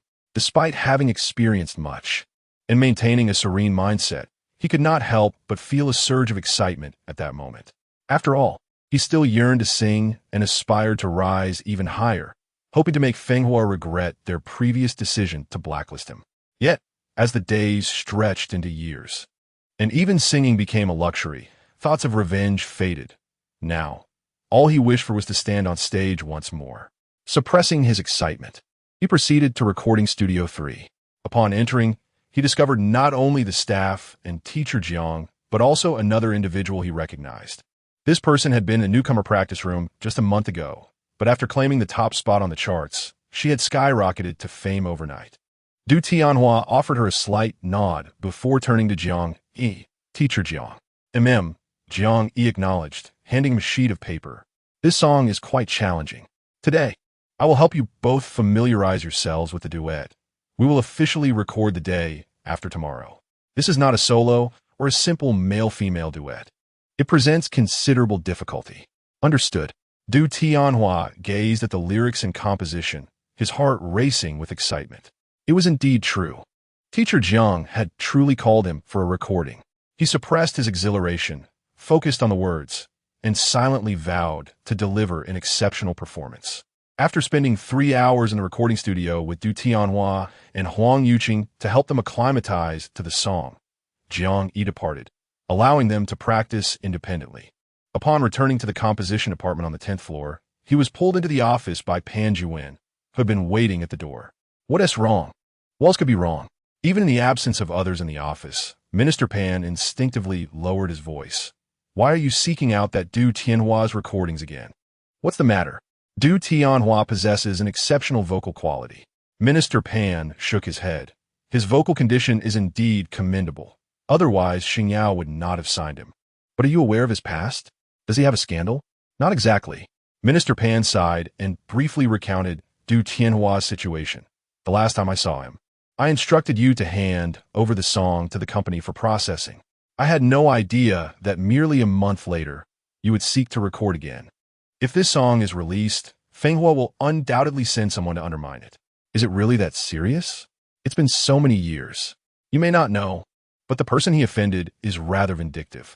To be honest, Xingyao's initial interest in him was not solely due to his talent. It also stemmed from a senior executive's disdain for that individual. I see. Jiang Yi chuckled nonchalantly. Let them undermine. Do you think I fear such tactics? Besides, the song I had Du Tianhua sing is a custom piece, not intended for chart success. Minister Pan paused, seizing the crux of the matter. So, you have already drafted that 1 million contract? Indeed. Jiang Yi nodded. However, I am quite intrigued by what you mentioned about Du Tianhua. I intend to write a song specifically for him to promote on the charts. You. Minister Pan regarded him, meeting Jiang Yi's confident gaze, and smiled. Well, I won't dissuade you. You thought to be filled with such determination, especially someone like you. With the imminent launch of Dopa, Jiang Yi had no intention of lingering in conversation with Minister Pan. Just as he was about to leave, he added, Minister Pan, I've finished the last of the green tea. It was merely a small can, and Jiang Yi had consumed it swiftly. Minister Pan paused, then retrieved another small can from the shelf for Jiang Yi. Here you go. Why not just tell me where to buy it? I can get it myself in the future. No need, no need. I've already said, if you come here, just take it. It's no trouble for me. All right then. Thank you, Minister Pan. Jiang Yi departed with the tea leaves, while Minister Pan watched his retreating figure, glancing back at the tea on the shelf. A single tear escaping his eye. His heart ached profoundly. On the 13th floor in Studio 3, Huang Yuqing and Du Tianhua were diligently practicing, given the duet nature of their song. After several hours of rehearsal, they settled onto a small sofa in the recording studio to rest. Huang Yuqing took a few sips of water and said, Brother Du, let us add each other as friends. Du Tianhua was taken aback, but nodded. Sure. Once they connected as friends, Huang Yuqing explained, we both debuted with songs by Teacher Jiang. I'd like to create a group to include others and Teacher Jiang, so we can support each other in the industry. Chapter 28. The Golden Treasure Box task in the entertainment industry. Relationships are paramount. For newcomers like them, establishing their own network could take years. Therefore, it is better to unite, They are all singers of teacher Jiang's songs and are part of Xingyao, making them more trustworthy than those outside. Huang Yuqing remarked as she added Yan Mingjun, whom she had previously connected with, to the group. She then created two groups, one that included Jiang Yi and one that did not. She had no friends among others. It was Jiang Yi who brought her into the circle upon his arrival. Yan Mingjun inquired, "Have I been added to the organization?" Solingritit, hello, teacher Hian. Huang Yuqing remarked, "From now on, this will be teacher Jiang's organization. Let's take good care of one another." Nian asked, "What is teacher Jiang like?" "I am currently in Jishu and will return to the company the day after tomorrow. I shall bring some local specialties for teacher Jiang." Upon hearing this, everyone immediately chimed in, mentioning their locations and their intent to bring local delicacies for Jiang Yi. After their song gained popularity, they had been busy with engagements for the past 2 months as the song's momentum was at its peak. Naturally, they wished to seize this opportunity to earn. Therefore, despite their gratitude towards Jiang Yi, they had yet to find an opportunity to express their thanks. Huang Yuqing suggested, "Since everyone wishes to show their appreciation to teacher Jiang, why not set a date when we can all gather for a meal?" Yan Mingjun concurred, "I agree. I will choose the restaurant. When are you all available?" Jiang Yi remained silent, yet arranged a dinner for mid-month, inviting all the artists he had collaborated with. He did not object. After all, social relations are crucial in any sphere. After exchanging pleasantries, Jiang Yi muted the group chat and returned to his writing. Soon, the day for the release of Do Pa Song Qiong arrived. Jiang Yi had scheduled his drafts a day in advance when suddenly a task from the system appeared. Ding! Detected that the novel Do Pa Song Qiong is about to be released. Task: secure the first place on the monthly ticket list of the Pineapple Novel Network. Reward: golden treasure chest. First place on the monthly ticket list? Jiang Yi furrowed his brow. That would be quite a challenge. He checked the monthly ticket leaderboard and noted that with less than half the month gone, the leading entry already had 500,000 votes, while last month's top contender had nearly 1 million. Such a high figure necessitated a significant output on his part. As is well known, the method for acquiring monthly tickets on the Pineapple Novel Network is 1 ticket for every 10 yuan spent, regardless of whether it is through subscriptions or rewards. Some readers may refrain from tipping, resulting in merely 1 or 2 tickets per month from subscriptions, especially if they're only following Do Pa without pursuing other titles. Even if they wish to subscribe, the lack of numerous chapters upon release would hinder their spending. Hence, he needed to increase his updates to encourage greater reader expenditure and generate more monthly tickets. More critically, he was launching mid-month, with the first place already leading by 500,000 votes. Achieving the reward for first place would be a formidable task. Presumably, the system was aware of the challenge, thus offering a golden treasure chest as a reward. Despite the difficulty, Jiang Yi was determined to make an effort. Initially, he planned to update with 20,000 words on the release day and continue with 10,000 words daily thereafter, but that was no longer feasible. After some contemplation, he decided to release a single chapter. Brothers, Do Pa goes live at midnight. I am requesting monthly tickets. For every 1,000 tickets received, I shall add an additional chapter, with no upper limit, exclusively for this month. Jiang Yi was not one for the exuberant declarations typically made by novel authors upon release. He simply posted the chapter and immediately resumed his writing. Driven by urgency, his fingers danced over the keyboard, nearly leaving behind a blur. Nearby, old Lu remarked, "Madness. Is there this much inspiration? It is unacceptable." He too wishes to indulge in videos of beautiful women. Meanwhile, in the office, Shaolin, who was idly passing time, promptly accessed his phone upon receiving a notification for the latest chapter of Do Pa. Upon entering, he realized it was merely a notification for a newly released chapter. The author, Potato, had not written much, only a plea for monthly votes for more chapters, which thrilled Shaolin immensely. Firstly, Potato had updated over 300,000 words without uttering a single word, maintaining a punctual daily update at 9 o'clock, shrouded in mystery. The mere fact that he released a standalone chapter delighted Shaolin, who held great admiration for the author. Secondly, The promise that every 1,000 monthly votes would result in an additional chapter seemed like a challenge to Xiaolin's wallet. He felt compelled to ensure that his beloved author would continue to write fervently. Without hesitation, Xiaolin shared the news in the Good Book sharing group. Brothers, Potato is seeking monthly votes for additional chapters. 1 chapter for every 1,000 votes. Shouldn't we show Potato some support? The group members responded, I haven't cast my monthly votes yet. I was saving them for Do, Pa, who knew such a delightful opportunity would arise. Ha ha, doesn't Potato risk writing himself into exhaustion? 1 chapter for every 1,000 votes is an underestimation of Do, Pa's readership. This will certainly be exhilarating. Ideally, it will lead Potato to update for 3 years straight. Wow, you're a genius. I think we can make it happen. Moreover, only this month's votes will count for additional chapters. Friends, do not hoard your ammunition. We must ensure that Potato updates vigorously. I want to see the 3 years' worth of updates too. I've even advanced my pocket money for next month to this month. Potato must be encouraged to reach that 3-year milestone. Not only were readers discussing the imminent release of Do Pa in various reader groups, but authors were also engaged in conversation within their communities. In the Pineapple Novel Network's author chat, one exclaimed, Brothers, have you seen Potato's standalone chapter?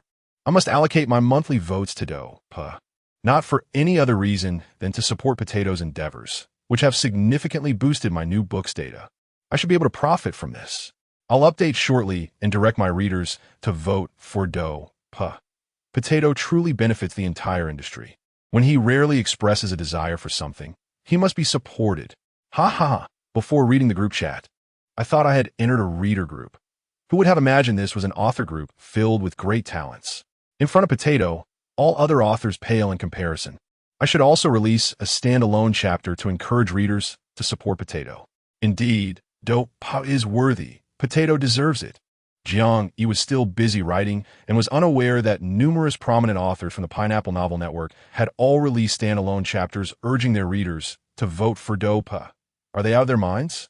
At that moment, the snail, currently ranked first on the monthly vote list, witnessed the author group chat and, in a fit of rage, shattered the cup at his side. So, now that you're not in first place for monthly votes, it doesn't matter, does it? Yes, he admitted that Potato's Do Pa has indeed benefited many. But why should he pave the way for someone else simply because they hold the top spot? After a 2-year hiatus, he finally penned a book that satisfied him. Last month, due to its brevity, he missed the top spot on the monthly ticket leaderboard. This month, he seemed poised to claim it. Yet it appeared that he might be thwarted by a rival. The snail, unwilling to concede defeat, felt compelled to uphold his reputation.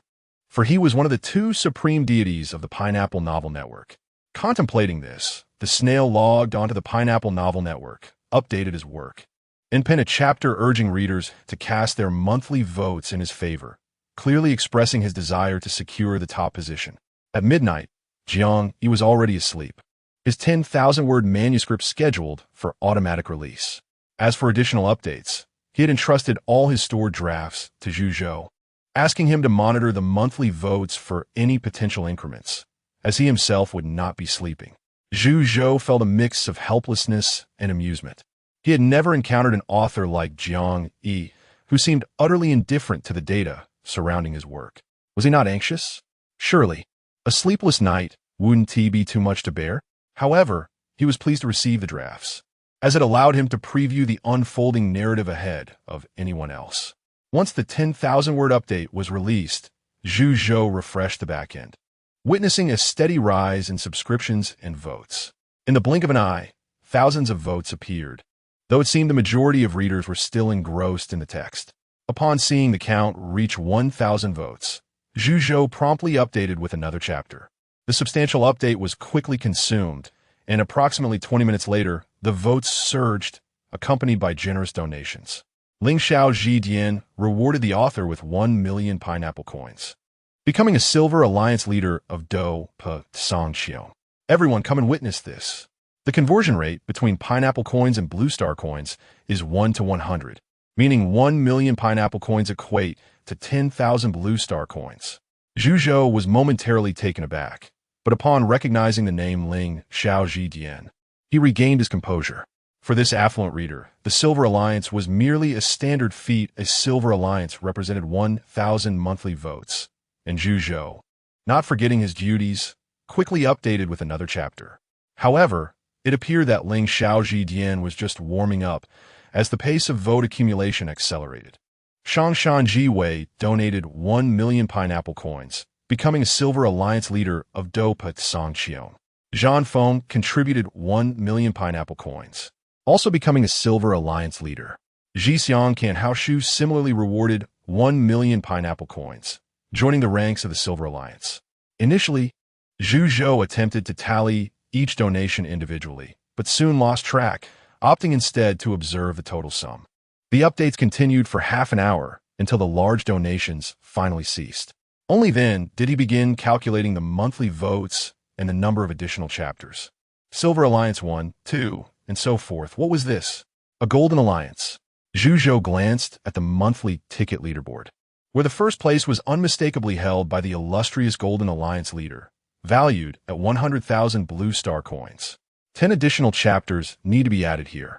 And with the Silver Alliance's leader having 60 members, that makes 60 chapters. Furthermore, the Thousand Alliance leader has over 1,000 members, bringing the total to 121 chapters, along with over 200,000 scattered votes, necessitating an increase of 207 chapters. In total, 388 chapters are required, which, at 2,000 words per chapter, amounts to a staggering 776,000 words. Zhu Zhou glanced at the manuscript in his possession, smiling as he remarked, "Master Potato, your 30,000 words of manuscript are barely half of what is needed. And today is merely the first day." He recalled that Master Potato had inscribed on his chapter that it was due by the end of this month. With such a vast word count, it seemed plausible that he could indeed fulfill the 3-year agreement. Zhu Zhou promptly submitted all 30,000 words he had on hand before turning his attention to the back end. The monthly votes approached 400,000, and the rewards, excluding the website's share, totaled over 2 million, with real-time subscriptions surpassing 800,000 and continuing to rise. Zhu Zhou felt he had never laid eyes on such an impressive backend, nor had he witnessed such lengthy data. So many zeros, it felt like a dream. He quickly messaged Master Potato on QQ to convey his excitement, though the other party's avatar remained grayed out. As the tumultuous night faded, the following day arrived. Jiang Yi stretched lazily. It was Saturday, yet his early rising habits kept him from sleeping in. Jiang Bei had already prepared breakfast, and the brothers sat together at the dining table. After sipping some soy milk, Jiang Yi noticed his brother intently focused on his phone and rapped the table, saying, "Eat your breakfast. Why are you glued to your phone?" "Brother," Jiang Bei looked up, excitement gleaming in his eyes. "A favorite author of mine just released over 300,000 words yesterday. I'm reading the novel now. I swear, I've been saving it for ages. I hardly read while at school. 300,000? The figure sent a chill of foreboding through Jiang Yi. "What book are you talking about?" "Battle Through the Heavens. The author's name is Master Potato." "What a delightful name. I never liked potatoes, but because of him, I find them less unpalatable." Jiang Yi exclaimed, "What nonsense." He released all of Zhu Zhou's manuscript. Quickly finishing his breakfast, Jiang Yi rushed back to his room and powered on his phone. Zhu Zhou's messages popped up instantly. His interest in reading Zhu Zhou's messages evaporated as he opened the author's back end to check the data for Battle Through the Heavens. Silence enveloped the night like a tranquil river. What was happening? 400,000 monthly votes. He needed to add 400 chapters, equating to 800,000 words. Upon inspecting the work, it was apparent that yesterday's 31,000 words had now surged to 63,000. Despite having just released 30,000 words, he still owed readers 500,000 words? Was this reasonable? Did his readers possess such wealth? Checking the alliance leaders, he was taken aback to find the Golden Alliance as well. Jiang Yi found himself at a loss for words. In truth, he had never anticipated completing this task, especially since the leader of the monthly votes was ahead by 500,000 votes. To his surprise, in just one night, the total had reached 400,000, placing him third in the monthly vote rankings. He opened a new chapter, his fingers hesitating over the keyboard, yet he refrained from typing. "Well, I suppose it will be what it will be by the end of the month. After all, more lies do not make one itch. Jiang Yi then opened the book reviews to take a look. After a night of staying up late, I found it utterly exhilarating. What a captivating tale. Dear author, how could you do this to us? It has been several hours since your last update, and we are still awaiting the latest chapter. I've been counting, and you owe us a staggering 50,000 words, or 250 chapters. Even the donkeys of the production team wouldn't dare to take such a long break. It has been an entire night, and not a single chapter has emerged. Ha ha ha, I'm in stitches. Who would have thought that a mere slumber would result in such a colossal debt of words? Before the release, the author boasted of having 300,000 words ready, claiming there was no need for concern. Yet after the release, the frantic author exclaimed, "My keyboard is practically smoking. My friends, I have already read the latest, and this old rogue has yet to reach the 3-year promise. Let us keep pushing forward." Just as I finished reading 300,000 words, a few extra monthly votes came in, and I happily cast my support for the author. My finances are limited, so I'll reward them with a mere $10, hoping to ensure that the author owes us 1,000,000 words. He. Jiang, his hands trembled as he held his phone. This is outrageous. The mere thought of possibly owing 1,000,000 words sent shivers down his spine. This golden treasure chest could cost him dearly, if its contents failed to satisfy him. What then? Jiang Yi, unable to vent his anger towards the system, realized his only recourse was a brief outburst of frustration. Chapter 30. If not, then get a girlfriend. It was a splendid Saturday. After finishing breakfast, Jiang Yi hurried to his study to write. Fortunately, his physical condition had improved significantly. Otherwise, producing 50,000 words would have been impossible, even under duress. After a morning of writing 30,000 words, he stepped out to use the restroom, only to find Jiang Bei leisurely sprawled on the sofa, engrossed in a novel. Jiang Yi was instantly filled with ire. "Jiang Bei, are you still reading?" "Brother, it's Saturday. I'm just catching up. The author has updated so much, and I haven't finished yet," Jiang Bei replied, showing his brother the screen. "Look, brother, this author is in dire straits. The comments are all saying he still owes the readers 50,000 words. It's hilarious. I'll even contribute my monthly vote. Hey, what are you doing with my phone?" "Confiscated. Go study, and it's nearly noon. Prepare for lunch." Jiang Bei watched his brother walk away with his phone, feeling perplexed. Is my brother going through a midlife crisis? Or is he struggling with writer's block? I should tread carefully these days to avoid provoking him. Oh, just as I was reaching the climax, the day passed in a blur. Jiang Yi managed to write 100,000 words, his vision becoming increasingly blurred. He hastily submitted the manuscript to Zhu Zhou for updates, neglecting dinner in his exhaustion. After a quick wash, he collapsed onto his bed. Meanwhile, in the next room, Jiang Bei, noticing the lights in his brother's room had gone out, immediately turned on his desk lamp and resumed reading his novel. Jiang Yi had no recollection of how the weekend slipped by. All he knew was that he had penned 200,000 words over the 2 days, yet still owed 40,000. Indeed, after a day of fervent writing, Jiang Yi found himself burdened with an additional 100,000 words of debt. Upon checking the comments section, he was met with a crowd of readers, all seemingly devoid of compassion, laughing uproariously. Absolutely hilarious. After 2 days of grueling work to repay 20,000, I check the monthly vote rankings and discover I still owe 100,000. The author lamented, "The sky has fallen. When will I ever repay the 40,000? Brothers, if you have the energy, please lend your support. We must ensure that Potato owes 1 million, directly inscribed into a 3-year contract." Zhu Zhou, on the other hand, sent his regards. "Dear friend, how are you faring?" Potato replied, "Do not inquire. I am currently engaged in writing." Through the words, Zhu Zhou could sense the profound despair of Potato. He attempted to console him. "Dear friend, while taking care of your health, strive to write more. Sacrificing your efforts brings happiness to all." Jiang Yi remarked, "Your consolation is commendable, but refrain from offering it next time." On Monday, Jiang Yi arrived at Xingyao.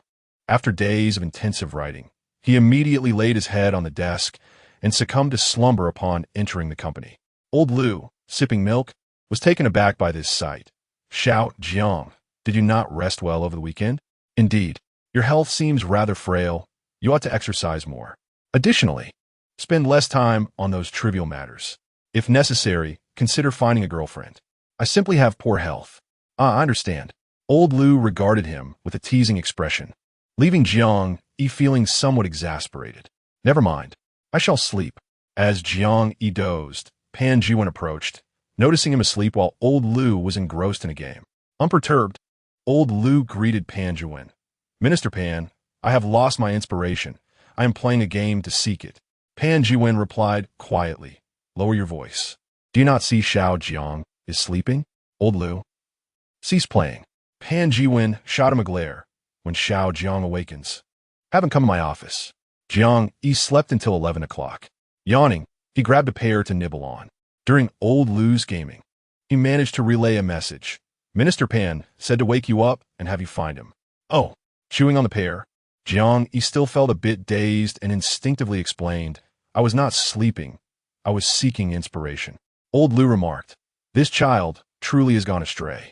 After finishing the pear, Jiang Yi made his way to Pan Jiwen's office.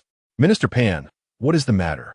Pan Jiwen, observing his pallid complexion, advised, Xiao Jiang, you must pay more attention to your health. Your complexion remains pale after such a long time. It is simply that I find inspiration at night while writing songs, which leads to frequent sleeplessness. I see. That explains why you were asleep this morning. Pan Jiwen poured him a cup of tea. Drink this tea to invigorate yourself. Thank you, Minister Pan. Jiang Yi accepted the tea and took a sip, inquiring, what did you wish to discuss with me? I called you to inform you that your commission piece has been approved. The production team is exceedingly satisfied. The final payment has been made and will be deposited into your account next month alongside your salary. Upon hearing that 1 million was forthcoming, though it would be shared with the company, leaving him with 500,000, Jiang Yi's spirits lifted considerably. Additionally, on the 10th of this month, he had received over 5 million net of taxes. With his existing savings, Jiang Yi's total savings had surged past 6 million. This invigorated his desire to purchase a home. Yet contemplating the acquisition of the finest abode, he suppressed that urge. Should such fortunate events arise again, do seek me out. Ha! Pan Jiwen smiled. While other composers may shy away from crafting custom songs, you stand in stark contrast, embodying the essence of genius. Such an extraordinary talent belongs to his department. The corners of Pan Jiwen's mouth involuntarily lifted at the thought. What could the composition departments on the 11th and 12th floors possibly contend with him? Today, Jiang Yi did not write any songs. After sending 30,000 words to Zhu Zhou in the afternoon, Du Tianhua joined him in the composition department to leave work together. It was the day he had arranged to dine with Yin Mingjun and the others. Everyone else had debuted and was busy with their careers, while Du Tianhua, having sung a custom song to collaborate with the production side for release, found himself without any immediate engagements and was quite at leisure. However, the company had already assigned him a manager. This early arrangement stemmed from Pan Jiwen's report to General Xiang that Jiang Yi would be writing songs for Du Tianhua. With Jiang Yi's special attention, it was inevitable that Du Tianhua would rise to prominence. Thus, the early provision of a manager signaled the company's investment in him. The venue for this gathering was a place designed with a Sioux-style garden landscape. Du Tianhua, evidently familiar with the establishment, introduced it to Jiang Yi upon entering. The chef here is rumored to be a descendant of imperial chefs. I frequented this place during my prime, and the dishes are indeed exquisite. Most importantly, the privacy here is exceptional. I've heard only members can make reservations, and the clientele consists of the upper echelons of society, including many celebrities. Discussing the history of Blue Star, it transformed beginning with Zhu Qizhen of the Ming Dynasty. This Zhu Qizhen, unlike the martial hero of the past, was diligent and industrious, spearheading a technological explosion that culminated in the unification of Blue Star in his later years. Upon encountering this historical account, Jiang Yi was left in a state of bewilderment. This Zhu Qizhen must be some sort of time traveler, truly remarkable. If he were to traverse time, achieving the unification of Blue Star would be beyond his capabilities. Merely being a commendable emperor, etched in history, would suffice as an accomplishment. Chapter 31. The reason from years ago pavilions and towers, blue brick walls, wooden lattice windows, and the interplay of light and shadow rendered the garden landscape particularly enchanting. Upon arriving at the reserved private room with Du Tianhua, Jiang Yi discovered that the others were already present. Teacher Jiang, it has been a long time. Upon seeing Jiang Yi, the 6 individuals rose to greet him, smiles adorning their faces. Jiang Yi felt quite content, as no one wished for the individuals they had nurtured to ultimately turn out to be ungrateful. It has indeed been a while. The seat of honor was undoubtedly Jiang Yi's. Once he settled in, the others took their respective places. To his left sat Yin Mingjun, who, prior to Jiang Yi's arrival, had asserted his position as the eldest son, having sung the most songs written by Jiang Yi, thus justifying his seat beside the esteemed composer. To the right was Nian. In truth, Huang Yuqing had also vied for this position, having sung 1.5 of Jiang Yi's songs, but ultimately, she conceded to Nian based on seniority. Yin Mingjun courteously extended the electronic menu to Jiang Yi. Teacher Jiang, please take a look and see what you would like to eat. Jiang Yi accepted the menu, which boasted a variety of dishes, many bearing the names of imperial cuisine. As for their taste, that remained to be discovered. He selected a few dishes of interest and then handed the tablet to Yin Mingjun, saying, I have made my choices. Now you may order what you fancy. While everyone was placing their orders, Jiang Yi casually initiated a topic.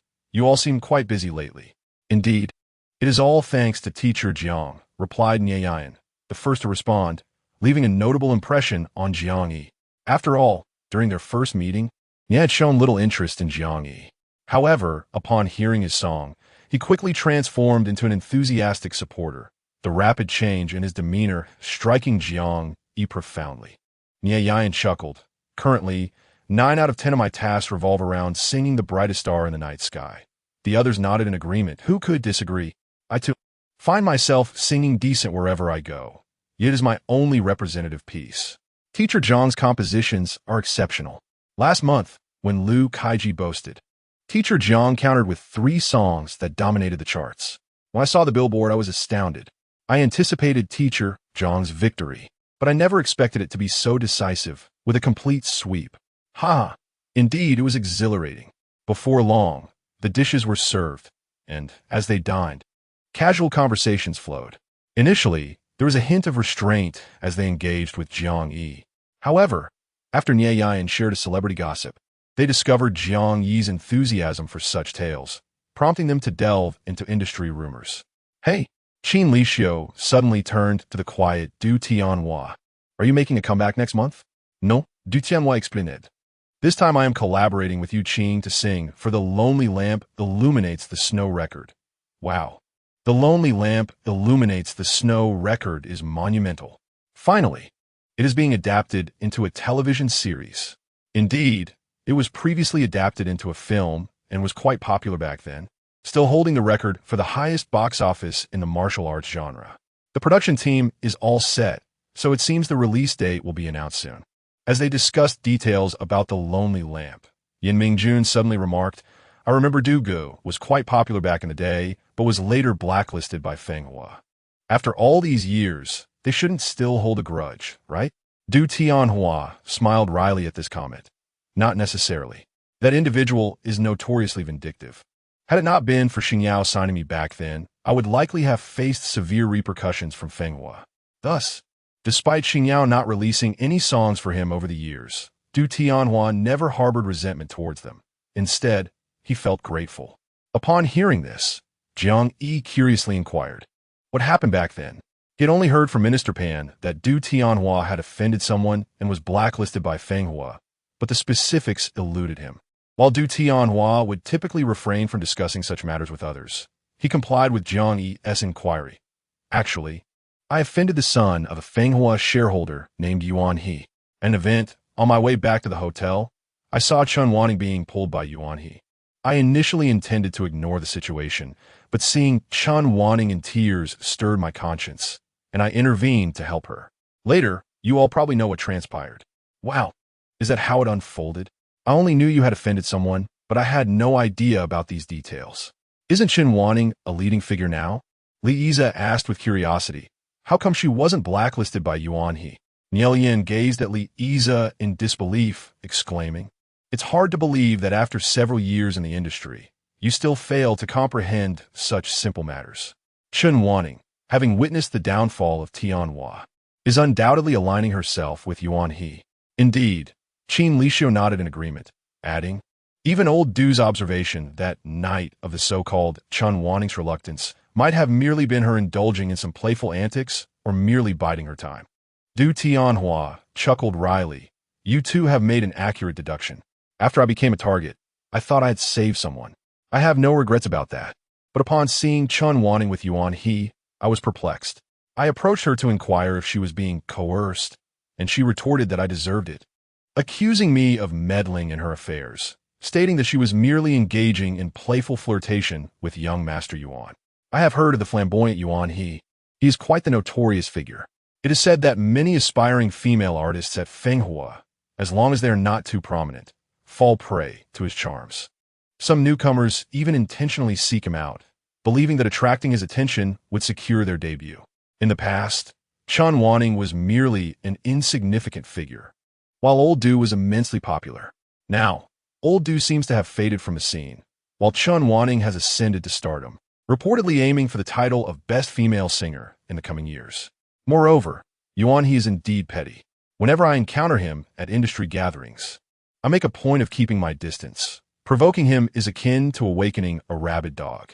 Upon hearing Qin Lixio and Yel Yan's words, several newcomers, including Yin Mingjun, mentally noted Yuan He's notoriety, understanding the importance of avoiding any conflict with him in the future. Huang Yuqing expressed her concern. Does this mean it will be difficult for Du Good to make a comeback? And what about the song I am performing with him? Will it face any sabotage? The production of Lonely Lantern Illuminating Snow is substantial, backed by formidable investors and an impressive production team. Yuan He's influence does not extend that far, Niel Yin analyzed. If there were to be any issues, Teacher Jiang would have requested a change of personnel when sending the song. Jiang Yi nodded in agreement. Yes. The final payment has already been made. Then there should be no issues. However, relying solely on one song makes it difficult for Du Good to return. Not to worry. I'll write him a song next month. Oh, Teacher Jiang will be writing a song. Huang Yuqing instinctively nodded. Then her eyes widened in realization. What? Teacher Jiang, are you going to revive Du Ji's career next month? What about me? Are you no longer favoring me? Chapter 32. Digging corners in the clouds upon hearing that Jiang Yi would be writing a song for Du Tianhua. Everyone, except Du Tianhua, was filled with envy and resentment, their sympathy for his predicament quickly dissipating. Teacher Jiang's words were a clear declaration of intent to counter Fenghua's attacks and to elevate Du Tianhua's status. What significance does just one song hold? Surely, several songs will be penned, and Jiang Yi's compositions are incomparable to those of other songwriters. Thus, those who had just felt pity for Du Tianhua's situation now wish to deliver themselves a resounding slap. Why feel sorry for him when he is far more favored than they are? Teacher Jiang, I wish to sing a new song. Teacher Jiang, count me in. Does Teacher Jiang have a preference for men? For you, Teacher Jiang, I could make an exception. Ugh, Liza, how disgusting. Step aside. If anyone is to approach him, it should be me. Unexpectedly, Jiang Yi found himself surrounded by the crowd with just a few words. He waved his hand dismissively. Let us eat, shall we? Surrounding me like this is quite absurd. Everyone chuckled and returned to their seats, subsequently offering their congratulations to Du Tianhua. He raised his glass and addressed Jiang Yi, saying, Teacher Jiang, regardless of the outcome, I am genuinely grateful to you for granting me another opportunity to sing. Allow me to toast you with tea in place of wine. Jiang Yi smiled and replied, There's no need for formality. Your vocal talent is exceptional, so do not belittle yourself. After a delightful dinner that lasted until 8 o'clock, Yin Mingjun had arranged for the second half of the evening to involve singing. However, Jiang Yi needed to return home, and thus the latter part of the evening was naturally abandoned. Nevertheless, this meal not only improved their relationship with Teacher Jiang, but also forged a small community among those who sang his songs. Upon returning home with the gifts from Yin Mingjun and the others, it was nearly 9 o'clock. Jiang Yi refreshed himself and then spent an additional hour composing text. He dared not even glance at the data for Do, Pa, directly sending the completed 10,000 words to Zhuzhou. For the time being, he entrusted all updates to Zhuzhou. The night passed uneventfully. The next morning, after having breakfast, Jiang Yi slung his bag over his shoulder and descended the stairs to ride his electric scooter. In the bike shed, however, he noticed a man in a suit standing there, seemingly waiting for someone. When their eyes met, the man's expression brightened, and Jiang Yi realized he was indeed waiting for him. Teacher Jiang, the man approached, extending his hand. Hello, I am Gao Yang, the director of the composition department at Yunduan. It is a pleasure to meet you. Jiang Yi halted, scrutinizing the individual before him, refraining from shaking hands, and replied coldly, What business does Director Gao have with me? Yunduan ranked second among the 5 major companies and was the firm that Liu Ben had joined after leaving. Xingyao harbored a deep resentment toward Yunduan. Furthermore, Gao Yang's timing was rather curious. Given Jiang Yi's stage name and Xingyao's protective stance, few within the company, aside from those in the composition department, recognized him, let alone individuals from outside.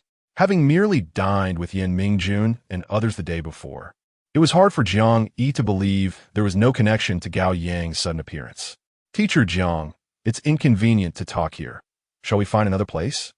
Gao Yang maintained a cheerful demeanor, seemingly oblivious to Jiang Yi's indifference. No need.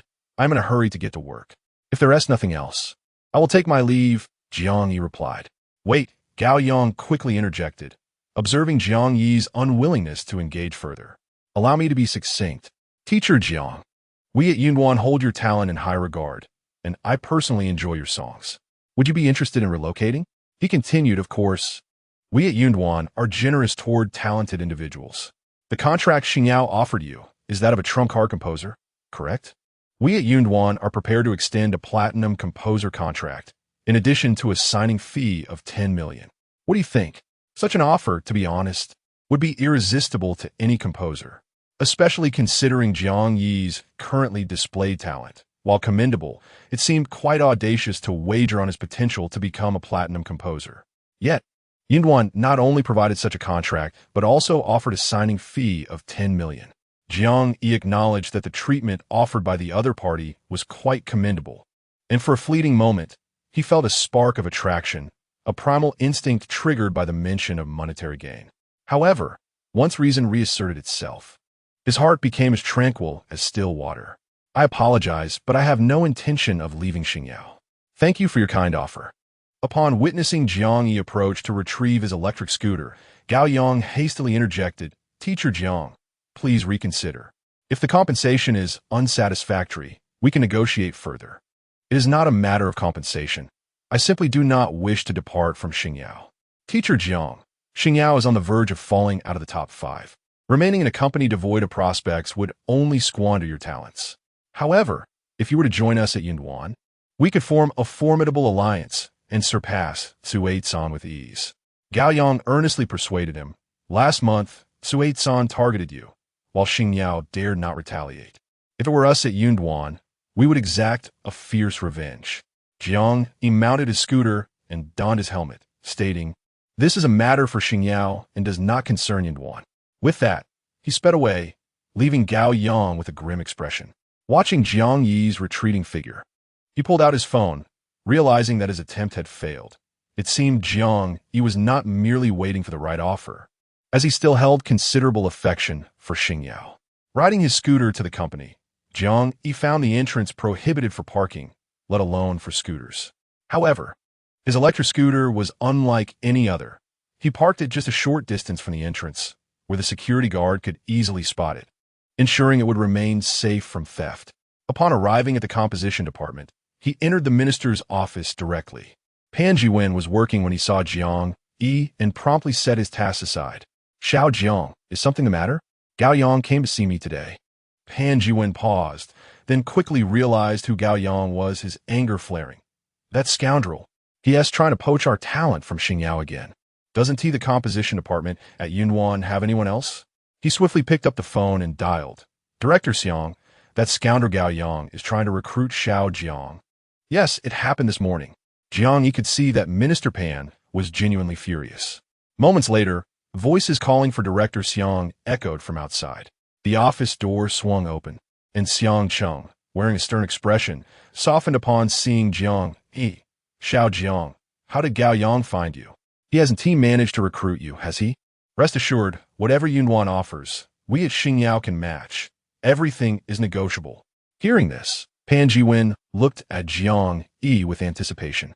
Xiao Jiang, that shouldn't be the case, right? However, Yunwan's strength is undeniable, and if they make a sky-high offer, it would indeed be hard to refuse. If I were to be recruited, I wouldn't come to work here, Jiang Yi replied. Hearing this, both Xiang Cheng and Pan Jiwen exhaled in relief. Jiang Yi continued, as for how he found me, it likely relates to the dinner I had yesterday with Yan Jun and others. He then recounted the evening when he dined at Langang with all the artists he had collaborated with. Chapter 33. A trader within Xingyao Langang has always been renowned for its strong privacy. It should not have been a leak from there. Xiang Cheng furrowed his brows in contemplation. It is likely that someone spotted you with them yesterday. Given the fact that you dined with all seven, one can easily surmise. Jiang Yi nodded in agreement. Pan Jiwen whispered from his side. Could it be those artists? Before he could finish his thought, Jiang Yi shook his head. No, for one. I trust my own discernment.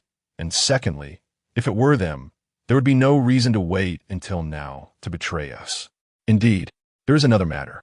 Jiang Yi turned to Xiang Cheng, his brow slightly furrowed. Who knows about my contract with the company as a top-tier songwriter? I know old Pan knows, as do the upper management and the finance department.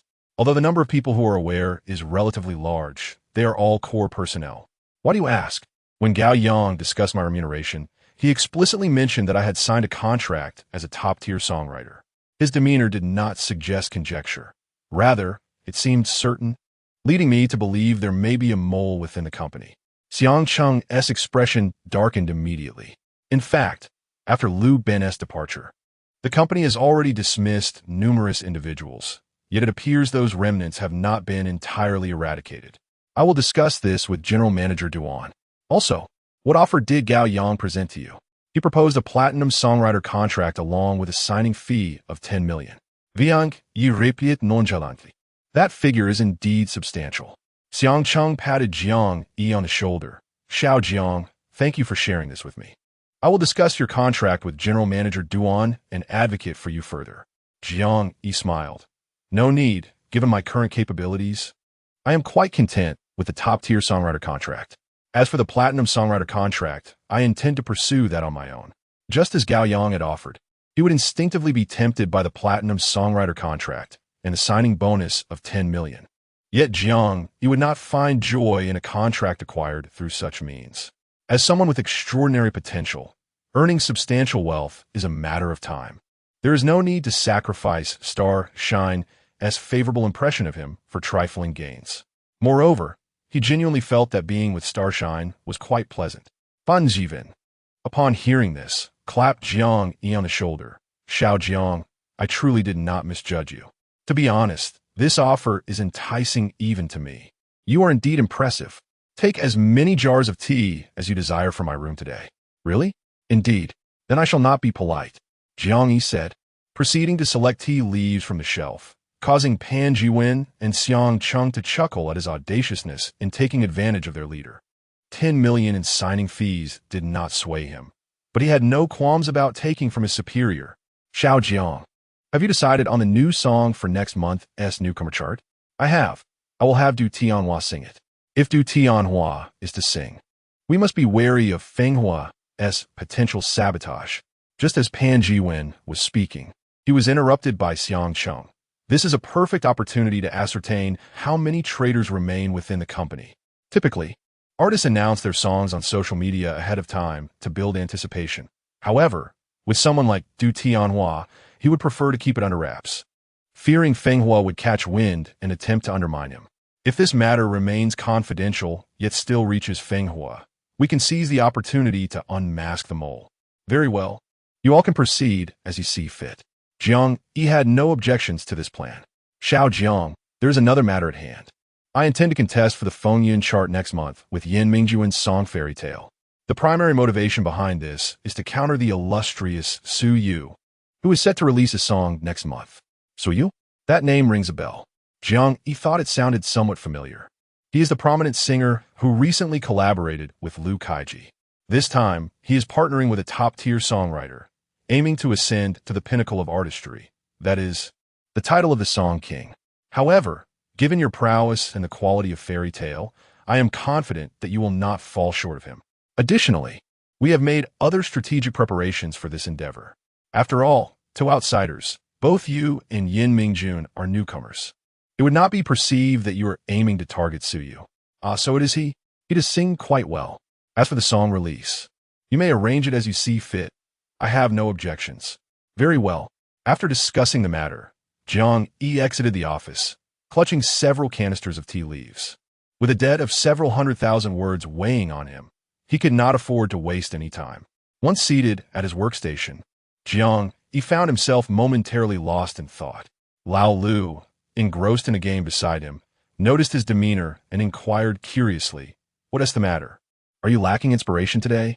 "Not at all," Jiang Yi replied succinctly, opening a document and swiftly beginning to type. Observing the blur of his fingers over the keyboard, Lao Lu slapped himself in disbelief. How could he have doubted Jiang Yi's creative spark? After a day of relentless writing, Jiang Yi produced 80,000 words and promptly submitted his draft to Zhuzhou. Zhuzhou, Potato Master, you are my savior. This is incredible. Potato, no need for flattery. How much do I still owe? Zhuzhou, let me calculate. Master, you still owe 400,000. Potato, Zhuzhou, your monthly votes have increased. Master, you're now second in the monthly vote standings, closing in on first place. Potato, I am not particularly elated. Had he foreseen such arduousness, Jiang Yi would have hesitated to undertake this task. Yet, the sunk cost was too substantial. He could only grit his teeth and persevere. Jiang Yi logged off from QQ and took out paper and pen, contemplating which song to have Du Tianhua perform next month. Currently, he possessed a silver treasure chest, and among the songs, Darkness was unsuitable for Du Tianhua, while Meowing Like a Cat was best left unmentioned. Should he open the treasure chest, or directly commission an original song? System, let us proceed with a 10-fold bronze draw. Congratulations, host. You have drawn. Thank you for your patronage. A packet of cookies. Thank you for your patronage. Thank you for your patronage. Jiang Yi, what? Nothing of value? System, are you manipulating the draws because I have points? Please refrain from slandering this system. It is merely a matter of probability. He had spent 100 points and received nothing in return. He harbored serious doubts about the system's integrity. It might be best to refrain from further draws and simply commission a song instead. There were indeed numerous songs suitable for Du Tianhua, but the abundance of choices led to a dilemma. Moreover, he needed to devise a winning strategy to prevent any underhanded tactics from Fenghua, ensuring he was adequately prepared. After some contemplation, Jiang Yi instructed the system, commission the song Twilight. 1,000 points deducted. The lyrics and composition for Twilight have been dispatched to the system's inventory. Name, Jiang Yi. Age, 22. Physical recovery progress, 37 points. 762 backpack. Silver treasure chest. Song Darkness Falls. Song Learning to Meow Note. Everyone. 000 points can restore 1 unit of physical function. Everyone. 000 blue star coins grants 1 point. Accumulating 1,000 points allows access to the store. Gazing at his over 20,000 points, Jiang Yi felt a warm glow in his heart. Fenghua, should I summon dusk? How will you respond?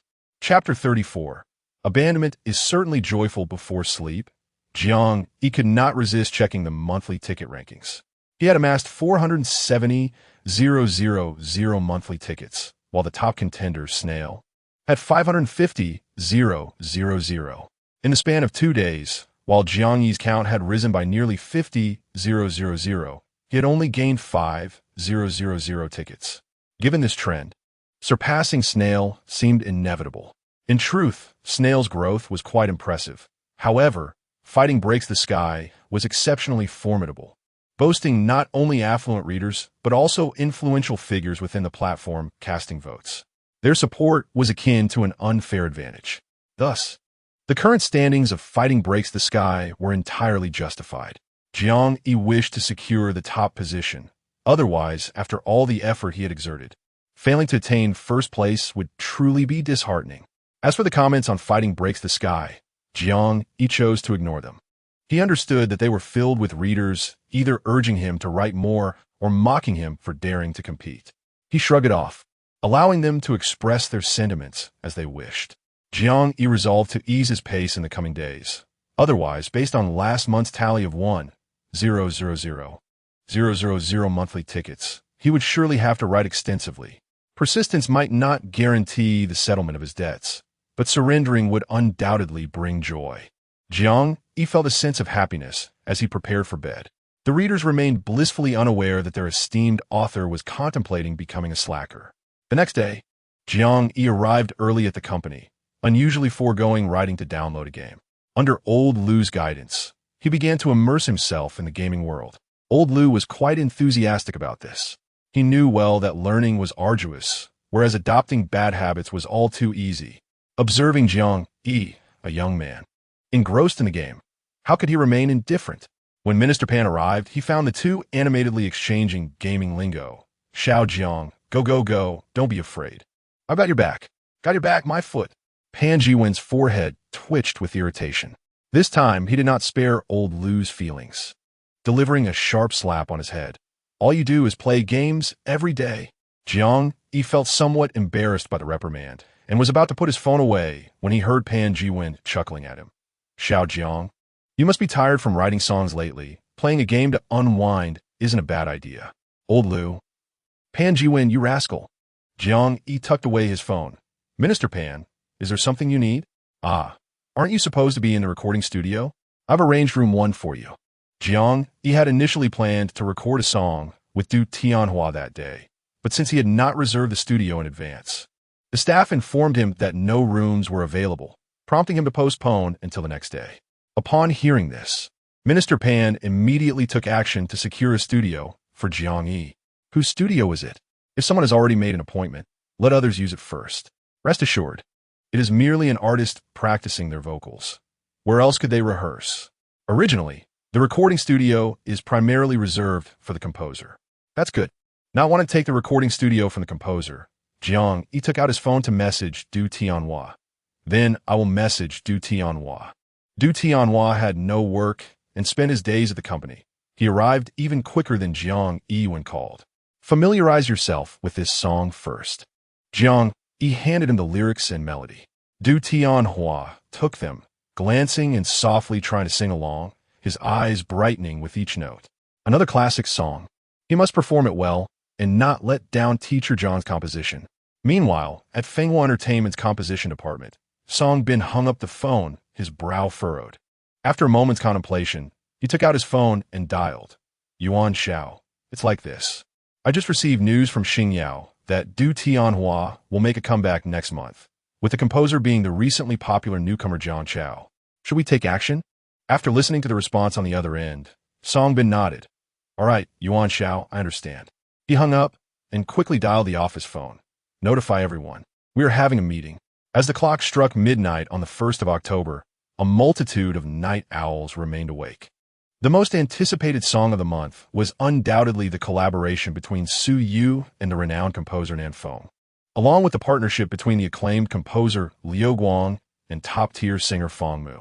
Su Yu and Feng Mu were in close competition for the king of song's title, and whoever claimed the top spot on the charts would be one step closer to promotion. Aside from the rivalry between Su and Feng, Jiang Chao's new song aimed at claiming the title of annual Newcomer King was also generating excitement among fans and media. As soon as the Feng Yun and Newcomer charts were refreshed, everyone rushed towards their respective goals. Su Yu too was awake. Following a disappointing collaboration with Liu Kaiji, his ratings had not only failed to rise but had actually declined. This time, partnering with the top composer Nan Feng, he aimed for the #1 spot. Excluding the song he collaborated on with Feng Mu, he felt confident that no one else could compete, firmly believing he would secure the top position on the Feng Yun chart. Su Yu was the first to click on Feng Mu's page, quickly discovering their new collaborative song. He hastily clicked to listen. After a while, having finished the song, a smile graced Su Yu's face. This song by the teacher is indeed splendid, but this time, I sensed that my collaboration with teacher Nan Feng surpasses it. His phone buzzed. It was a message from his manager, stable and spicy. I listened to Feng Mu's song, and I feel yours is far better. I will contact the company to ensure our recommendations are strong. We must secure first place this time. In high spirits, Suyu replied, and then recalled that Jiang Chao would also release a new song. Leisurely, he navigated to Jiang Chao's profile, soon discovering that 3 new songs had appeared in his list. With his capabilities, is it not a waste to release 3 songs to the newcomer chart? He did not ponder much and casually selected a piece titled Darkness Falls. In my childhood, during my noisy and willful days, my grandmother would sing to soothe me. On summer afternoons, her old songs would bring me comfort. That song seemed to sing like this: Darkness falls, rain is about to come. Suyu, feeling a sense of relaxation, straightened his posture. This song actually incorporates the dialect of Dongzhou. How unique.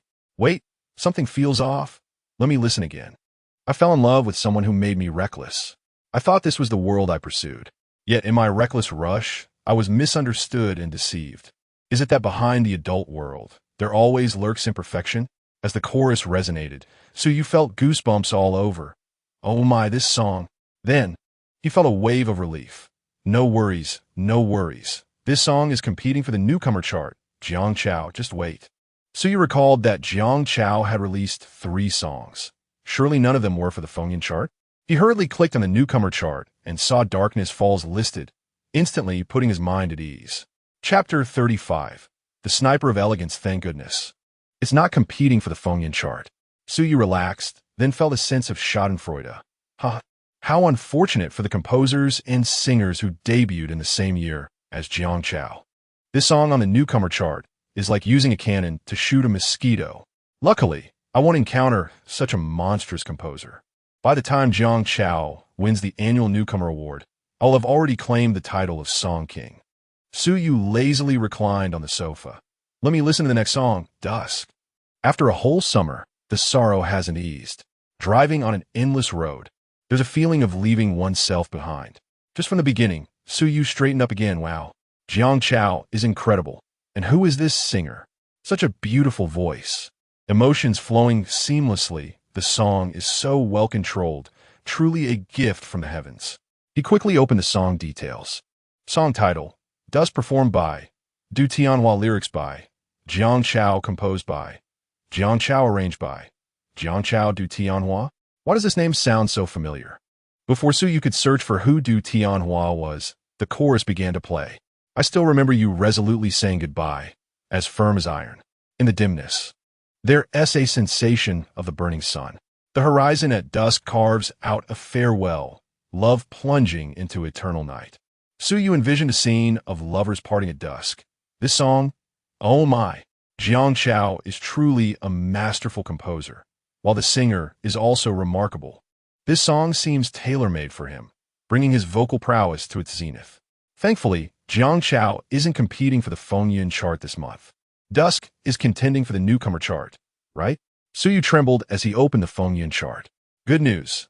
Darkness Falls is not competing for the Fengyan chart. Bad news. Dusk is indeed contending for the Fengyan chart. As Suyu gazed at Dusk, currently ranked first on the Fengyan chart, darkness seemed to envelop his vision. Damn it, Jiang Chao.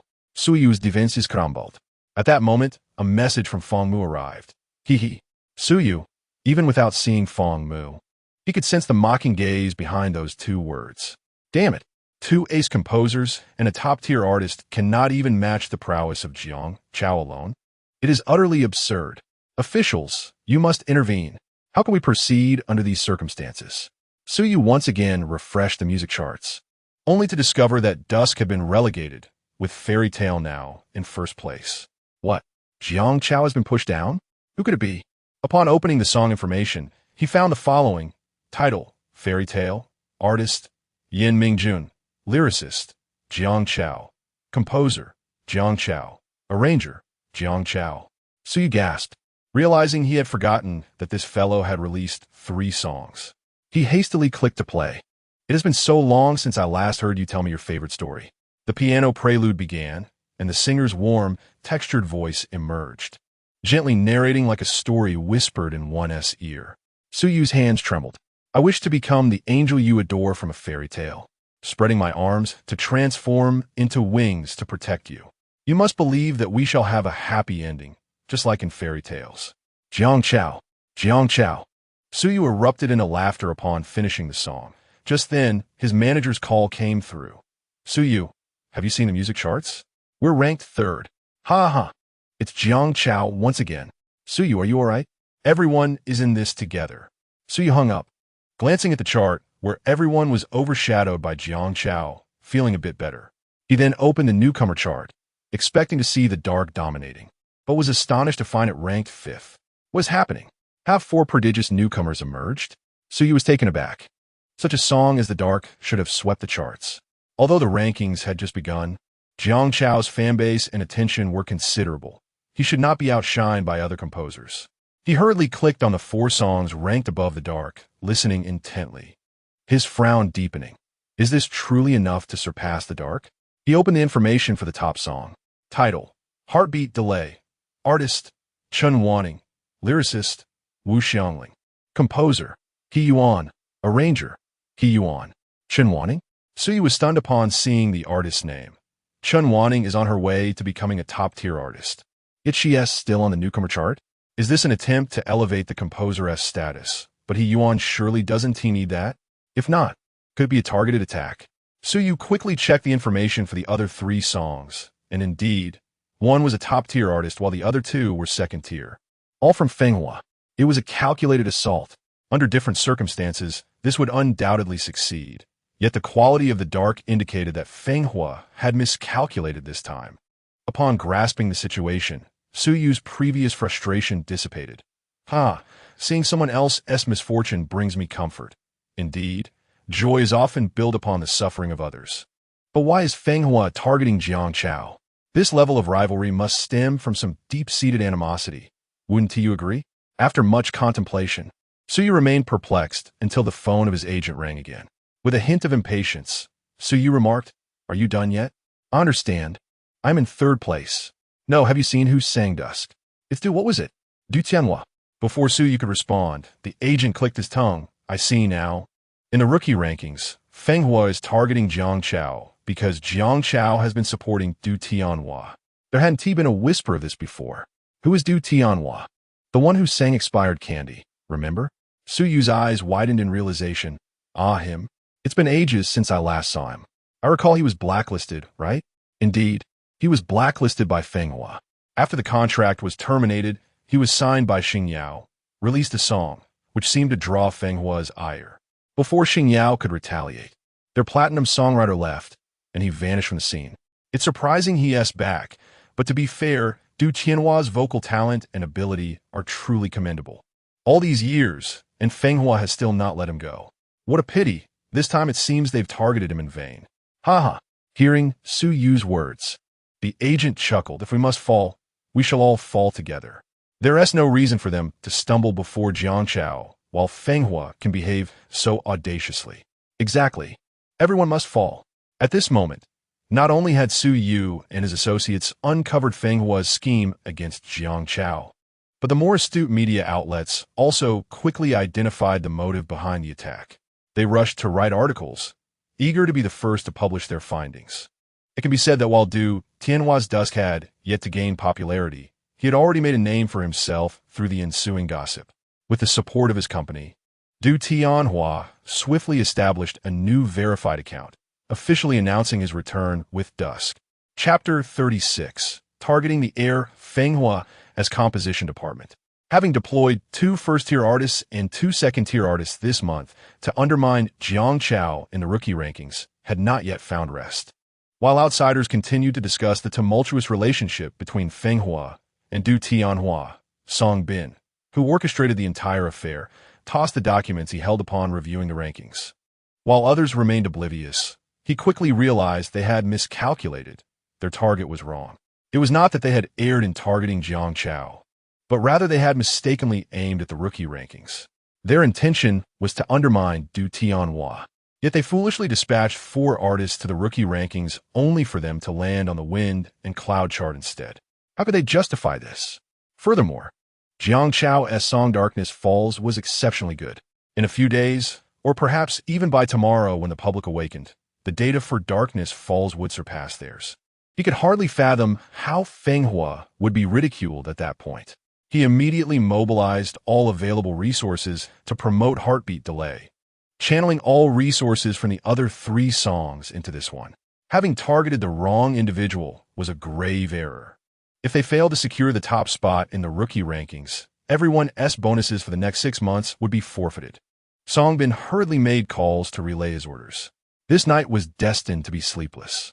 The following day, in the illustrious realm of Starshine Entertainment, on the 10th floor's composition department, Jiang Yi reclined on the sofa, while across from him, Pan Juwen and Xiang Cheng were engrossed in the rankings, their laughter resonating through the air. Pan Juwen regarded Jiang Yi with admiration, exclaiming, "Jiang, it is indeed you who has compelled Du Tianhua to contend for the Fengyun chart. Who could have foreseen such a twist?" Fenghua deployed 2 A-list artists, yet they utterly missed the mark. The most remarkable part is that they could not surpass your duo with Huang Yuqing. It's utterly laughable. What a catastrophic loss for Fenghua. Xiang Cheng then offered his analysis. "Yuan, he has certainly stirred up quite the debacle this time. I fear the higher-ups will not permit him to act recklessly again. Du Tianhua's return should proceed more smoothly than we anticipate." Jiang Yi smirked subtly, recalling that his inspiration to adopt such a strategy arose while recording with Du Tianhua. After all, Huang Yuqing was still a newcomer, and having secured the top spot on the Fengyun chart, it was only logical for them to aim for the top of the newcomer list as well. And could there truly be any concern regarding the quality of Darkness? It is worth noting that in his previous life, Jay Cho had swept every major music award. Yet he lost the Best Newcomer Award at the Golden Melody Awards to the then-emerging Sun Yanzi, whose album featured Darkness as one of its lead tracks. After a brief discussion with his 2 superiors, Jiang Yi returned to his workstation, activating his personal panel. Once again, it was time for task settlement and point allocation. He had completed last month's task for securing the top position on the monthly ticket chart, and the golden treasure chest was now in his possession. Name: Jiang Yi. Age: 22. Body restoration progress: 37 points. 141, 468 backpack. Silver treasure chest, golden treasure chest. Song meow like a cat note. Everyone. 000 points restores 1 unit of bodily function. Everyone. 000 blue star coins grants 1 point. Accumulating 1,000 points unlocks the shop. This time, his points surged by over 120,000, which was to be expected. As time progresses, the resonance of classic songs broadens, and quantitative changes inevitably lead to qualitative transformations, resulting in an increase in points. System: allocate my points. Raise my restoration progress to 50. 13,000 points deducted. Body restoration progress increased by 13. The sensation accompanying this point allocation was profoundly evident. Jiang Yi felt a wave of comfort envelop him, invigorating his entire being. He promptly opened the shop, setting his sights on a coveted skill. With determination, he declared, "System, I wish to purchase the piano skill at the mastery level. 100,000 points deducted. Skill is being granted." How was it being granted? Before Jiang Yi could pose his question, he felt an influx of piano knowledge flooding his mind, akin to the enlightening experience in a realm of cultivation, where wisdom is instantaneously imparted, allowing for seamless comprehension. Jiang Yi's fingers twitched, a yearning to play the piano igniting within him. He glanced at his points, now reduced to just over 28,000. Beep! Detection of host's modest achievements in composition. A new task has been issued. Beep! Produce a television drama using the screenwriter or director core system. Reward: silver treasure chest. Beep! Produce a film using the screenwriter or director core system. Reward: golden treasure chest. A television drama and a film? Is this truly an invitation for me to venture into a new domain? Jiang Yi gazed at the task before him, relieved by the absence of a stipulated deadline, which afforded him ample time for preparation. However, the notion of a director-centric approach seemed far-fetched, as he lacked the requisite skills. A writer-centric approach, on the other hand, was within his grasp. Yet, the endeavor of producing a television series or film was no trivial pursuit. The foundational team alone posed considerable challenges, followed by the selection of actors, and most crucially, securing funding. For the initial two aspects, he could shamelessly solicit assistance from Xingyao. But when it came to investment, an affair involving substantial monetary stakes, Xingyao was unlikely to place faith in a mere composer. Moreover, the requirement for a writer-centric approach would be met with resistance from any director with artistic ambition. Once his salary for the month was disbursed, he would possess a net sum of at least 7 to 8 million, complemented by his savings, bringing his total to over 10 million. Should Xingyao decline to invest, this sum could still suffice for a low-budget television series or film. If the first project proved profitable, securing subsequent investments would not pose a significant challenge. Even in the absence of external funding, the accumulation of wealth would be relatively straightforward over time. Nonetheless, this was not an undertaking to be accomplished in haste. And Jiang Yi resolved to return home that evening to contemplate his next steps. He retrieved his phone and sent a message to Assistant Li. "Do we have a piano room at the company?" Assistant Li quickly responded, informing him that the piano rooms were located on the 8th and 9th floors, both designated as music rooms. Not only were there piano rooms, but also various other instruments, akin to a recording studio, available for reservation. However, much like the recording studio, priority use was granted to composers. Given Jiang Yi's status, he would certainly find an available piano room. Upon receiving the room number from Assistant Li, Jiang Yi took his phone and thermos and ascended to the 9th floor. Aside from the staff member at the entrance, the corridor was devoid of activity, with faint piano melodies wafting through the air, indicating excellent soundproofing in the rooms. "Mr. Jiang, this is the one," the staff member said, opening the door. After expressing his gratitude, Jiang Yi entered and closed the door behind him. Once inside the piano room, he instinctively sought to play F or Lise, but as his fingers hovered over the keys, he recalled that his memory had been obscured by that wretched system. Instead, he decided to explore the piano compositions of this world, thereby enhancing his understanding.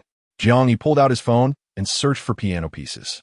While he immersed himself in this endeavor, the outside world buzzed with excitement over Jiang Chao, who was trending on Weibo.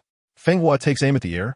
Du Tianhua makes a comeback to compete for the ranking. Jiang Chao's 3 songs have taken the industry by storm, eliminating 4 top-tier artists in January. The ace composer Nanfeng is no match for a novice composer. Suyu has achieved a double kill thanks to Jiang Chao. Is a triple kill far behind? Chapter 37. Gossip unleashed indeed. The revelation that Fenghua had targeted an empty airspace had not escaped the media and netizens. After all, these individuals scrutinized the love-hate dynamics between Du Tianhua and Fenghua under an 8-fold magnification, making discovery inevitable. This is hilarious. Who conceived the idea of having Du Tianhua vie for the ranking? What talent, huh? Stop laughing. Fenghua is actually profiting from this. If Twilight tops the newcomer chart, wouldn't Fenghua's leading artists only be vying for 3rd place? While you all are preoccupied with gossip, I am solely focused on our brother Jiang Chao, who continues to compose an abundance of songs I adore. Jiang Chao is extraordinary. Not only has he released 3 songs in rapid succession, but each is a masterpiece. Could his inspiration truly be inexhaustible? Since his debut, his productivity has been astonishing. It is quite normal, as the newcomer Jiang Chao inevitably has a reservoir of works. Du Tianhua's vocal prowess is truly exceptional. The song Dusk showcases his strengths magnificently, making it a perfect candidate for endless repetition. Unfortunately, we can no longer enjoy Du Tianhua's rendition of Expired Candy, as the copyright belongs to Fenghua, and no other artist can capture the essence he brings to it. Fenghua must have suffered significant losses this time.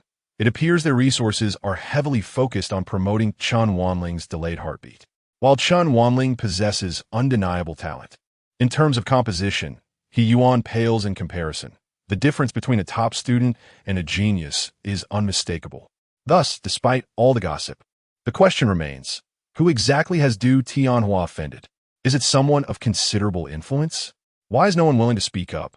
Or perhaps they simply do not know. You must take a look. The insider known as Big Mouth has revealed some intriguing information. Big Mouth, a well-known figure in the industry on Weibo, is not a tabloid journalist, but rather claims to be an insider, frequently disclosing industry secrets.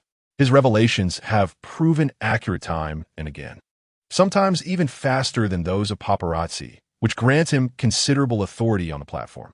In his latest article, Big Mouth discusses the tumultuous relationship between Du Tianhua and Feng Hua, which has been trending all morning. Big Mouth states, I have seen many fans asking me in the background about who Du Tianhua has offended at Feng Hua. Coincidentally, I know the answer, so allow me to clarify. The reason Du Tianhua was blacklisted is quite simple. He interfered in a matter that did not concern him. One night, years ago, while returning to his hotel, he encountered a female artist being dragged by a son of a high-ranking Feng Hua executive who was pleading for help. Unable to ignore her plight, Du Tianhua stepped in to rescue her. Subsequently, the young man vowed to blacklist Du Tianhua, while the female artist, in a twist of fate, climbed into the man's bed and ascended to stardom. This is the crux of the matter. The young man bears a grudge, which explains why Du Tianhua continues to face attacks upon his return. As for who these individuals are, I shall leave that to your speculation. I see. So Du Tianhua inadvertently savait de ton clé sur. It appears she had no need for his assistance, making him a tragic fool.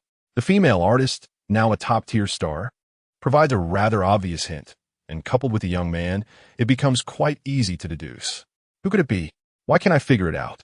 Those who frequently follow entertainment gossip should be able to guess the identity of the young man, as he is notoriously known for his flirtations with female celebrities. As for the female artist, although I initially struggled, upon seeing the newcomer rankings, it clicked immediately. Goodness, the newcomer rankings.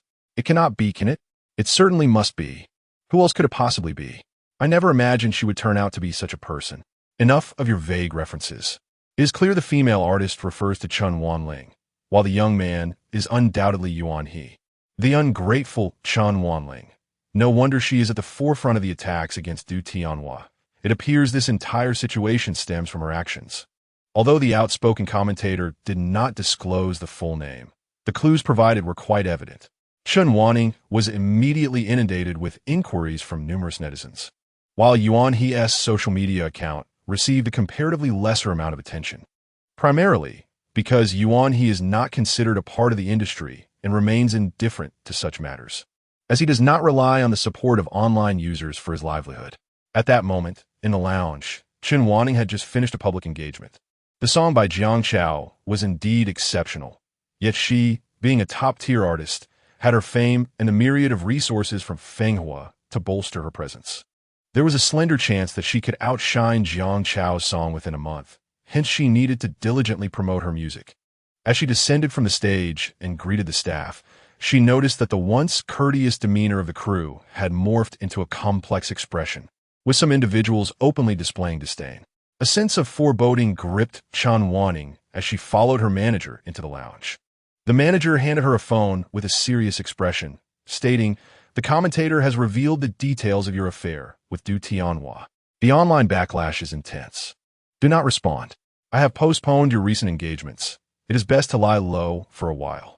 Observing the online vitriol directed at her, many fans were also questioning the validity of the commentator's claims. Chen Wanling ground her teeth in frustration. Can we not directly refute this? Let us send a cease and desist letter to the commentator. No, her manager disagreed. The matter is true. If you deny it and evidence surfaces, your career will be irreparably damaged. As for sending a cease and desist letter, the same rationale applies. He dares to speak out. He may very well possess evidence. Additionally, the commentator operates in a rather enigmatic manner, and we cannot afford to provoke him. What about the new song this month? Chen Wanling felt a deep sense of discontent. A hiatus of a month, or even several months, would inflict a significant blow to her career. Delays are inevitable, her manager replied, understanding her frustration. You are aware of the fierce competition among female artists at Feng Hua. The priority now is to navigate through the Du Tianhua situation. Allow Yuan Xiao to take action. If you impulsively step forward, years of hard work could be destroyed in an instant.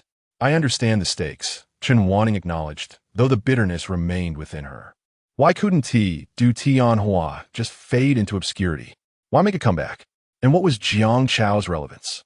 Why support a man nearing his 30s when so many others were overlooked?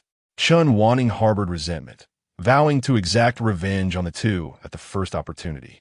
As she exited the lounge with her manager, she overheard some staff members whispering, faintly catching the phrase white-eyed wolf. Maintaining her composure, she departed with her manager. In stark contrast to her ire, Du Tianhua's manager, Shenggu, was exceedingly animated. Chapter 38. Script prologue. To his astonishment, the commentator had indeed chosen to speak out. And now there was a wave of sympathy for you online. It seems your comeback should proceed smoothly this time. Shenggu had initially anticipated that taking over Du Tianhua's management will be fraught with complications. After all, if Fenghua intervenes, it is likely that the work will be difficult to progress. To my surprise, from the moment the song was released, everything began to unfold in a remarkably positive direction. He can now announce that Du Tianhua has successfully made his comeback. Indeed, I too did not anticipate this. Du Tianhua feels a surge of happiness within. However, all of this must be attributed to teacher Jiang. Without him, I would never have had the opportunity for a resurgence. It is indeed crucial to maintain a good rapport with teacher Jiang, but during this time, you must concentrate on your work. The current popularity and traffic are established, yet the ability to seize this moment lies in your own hands. Very well, Brother Sheng. You may proceed with the arrangements. Brother Sheng nodded in satisfaction, took out his phone, and began contacting Du Tianhua for work opportunities. The online discussions regarding the entanglement between Du Tianhua and Chen Wanling remained fervent. However, the involved party, Chen Wanling, has refrained from responding to the numerous calls from netizens. Some fans have noticed that all of Chen Wanling's scheduled appearances have been cancelled, likely indicating a period of silence. Her demeanor undoubtedly suggests tacit acknowledgement. On the other hand, Du Tianhua has begun to engage in various activities, predominantly participating in promotional events. The song Dusk is gaining significant traction, as past willingness to assist unfamiliar female artists has undoubtedly enhanced his reputation. Consequently, Du Tianhua has skyrocketed to fame. As long as he continues to produce quality works, he should swiftly reclaim his position among the elite. Jiang Yi has also paid attention to the online gossip for a while, but upon realizing there is no further intrigue to explore, he contemplated opening a treasure chest in hopes of acquiring a script. He currently possesses a silver chest and a gold chest in his backpack. After some thought, Jiang Yi addressed the system. System, open the silver chest. Congratulations, the host has obtained the song Sunny Day. Although he was somewhat disappointed not to receive a script, acquiring Sunny Day is certainly a worthwhile gain. Since he has already opened one, he might as well complete the process. System, open the gold chest. Congratulations. The host has obtained the script Beginning, which has been added to the backpack. Jiang Yi's eyes brightened. Beginning is indeed a low-budget yet highly successful web series, primarily characterized as an infinite flow script, integrating elements of time loops, criminal deduction, and social realism, an innovation that does not exist in Blue Star. It is conceivable that if he were to produce Beginning on Blue Star, it would undoubtedly achieve greater success than in his past life. However, even though Beginning is a low-budget production, the previous adaptation cost nearly $50 million. With this month's salary, he has just over $10 million. Factoring in royalties, he might reach a few million more, which still falls significantly short of $50 million. Thus, attracting investment remains essential. Yet before that, he must first write the script.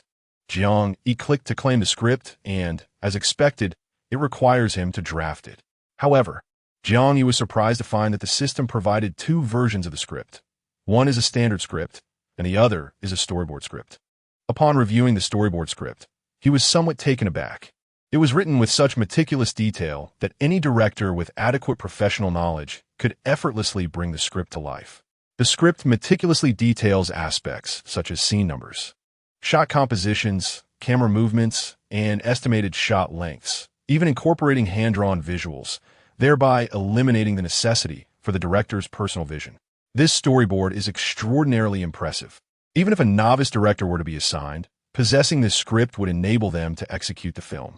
Furthermore, employing a rookie director would undoubtedly be more cost-effective. And with the addition of their writing fee, substantial savings could be realized. If the cast could consist of talented yet affordable performers, additional savings could be achieved. Collectively, these reductions might amount to several million. In a single morning, Jiang Yi completed both scripts, promptly printing and binding them into a volume, taking care to print extra copies in anticipation of potential shortages. Observing this, old Lu was somewhat bewildered. What are you printing?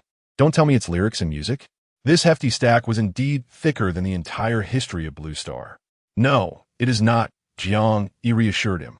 With a sigh of relief, old Lu's curiosity piqued. Then what are you printing?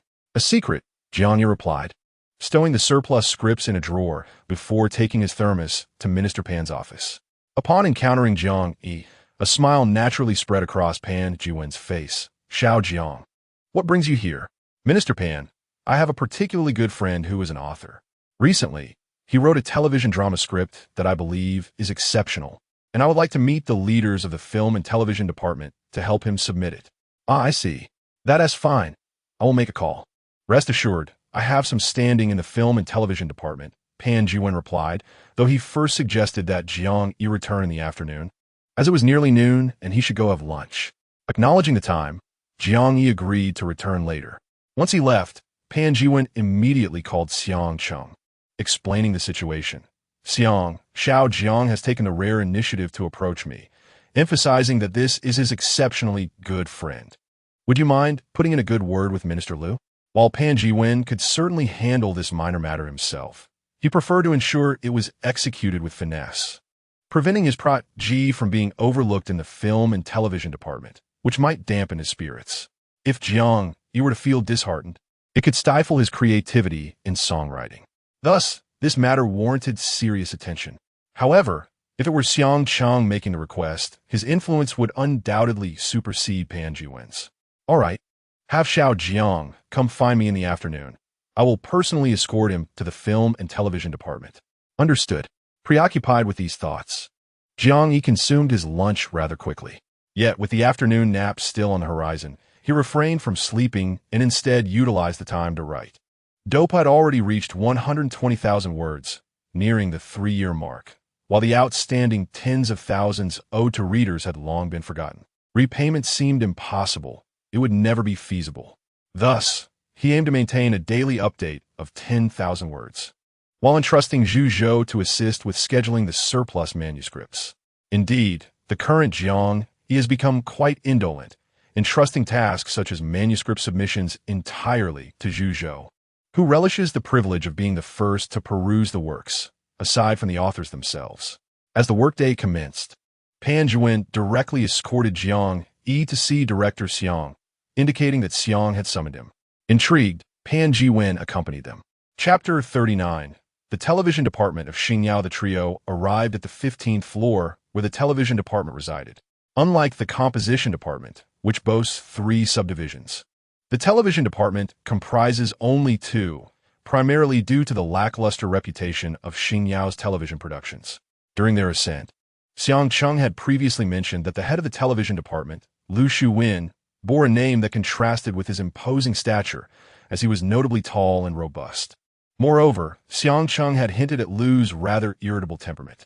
Engrossed in documents within his office, Lu Shuwen was taken aback upon hearing from his assistant that Xiang Cheng had arrived, pondering the purpose of Xiang's visit to the television department.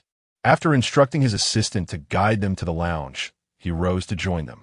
Upon entering, he found Xiang Cheng, Pan Jiwen, and a young man of striking appearance seated on the sofa. Lu Jiwen's gaze swept over Jiang Yi, leading to his speculation. Director Xiang, what brings you to our humble abode today?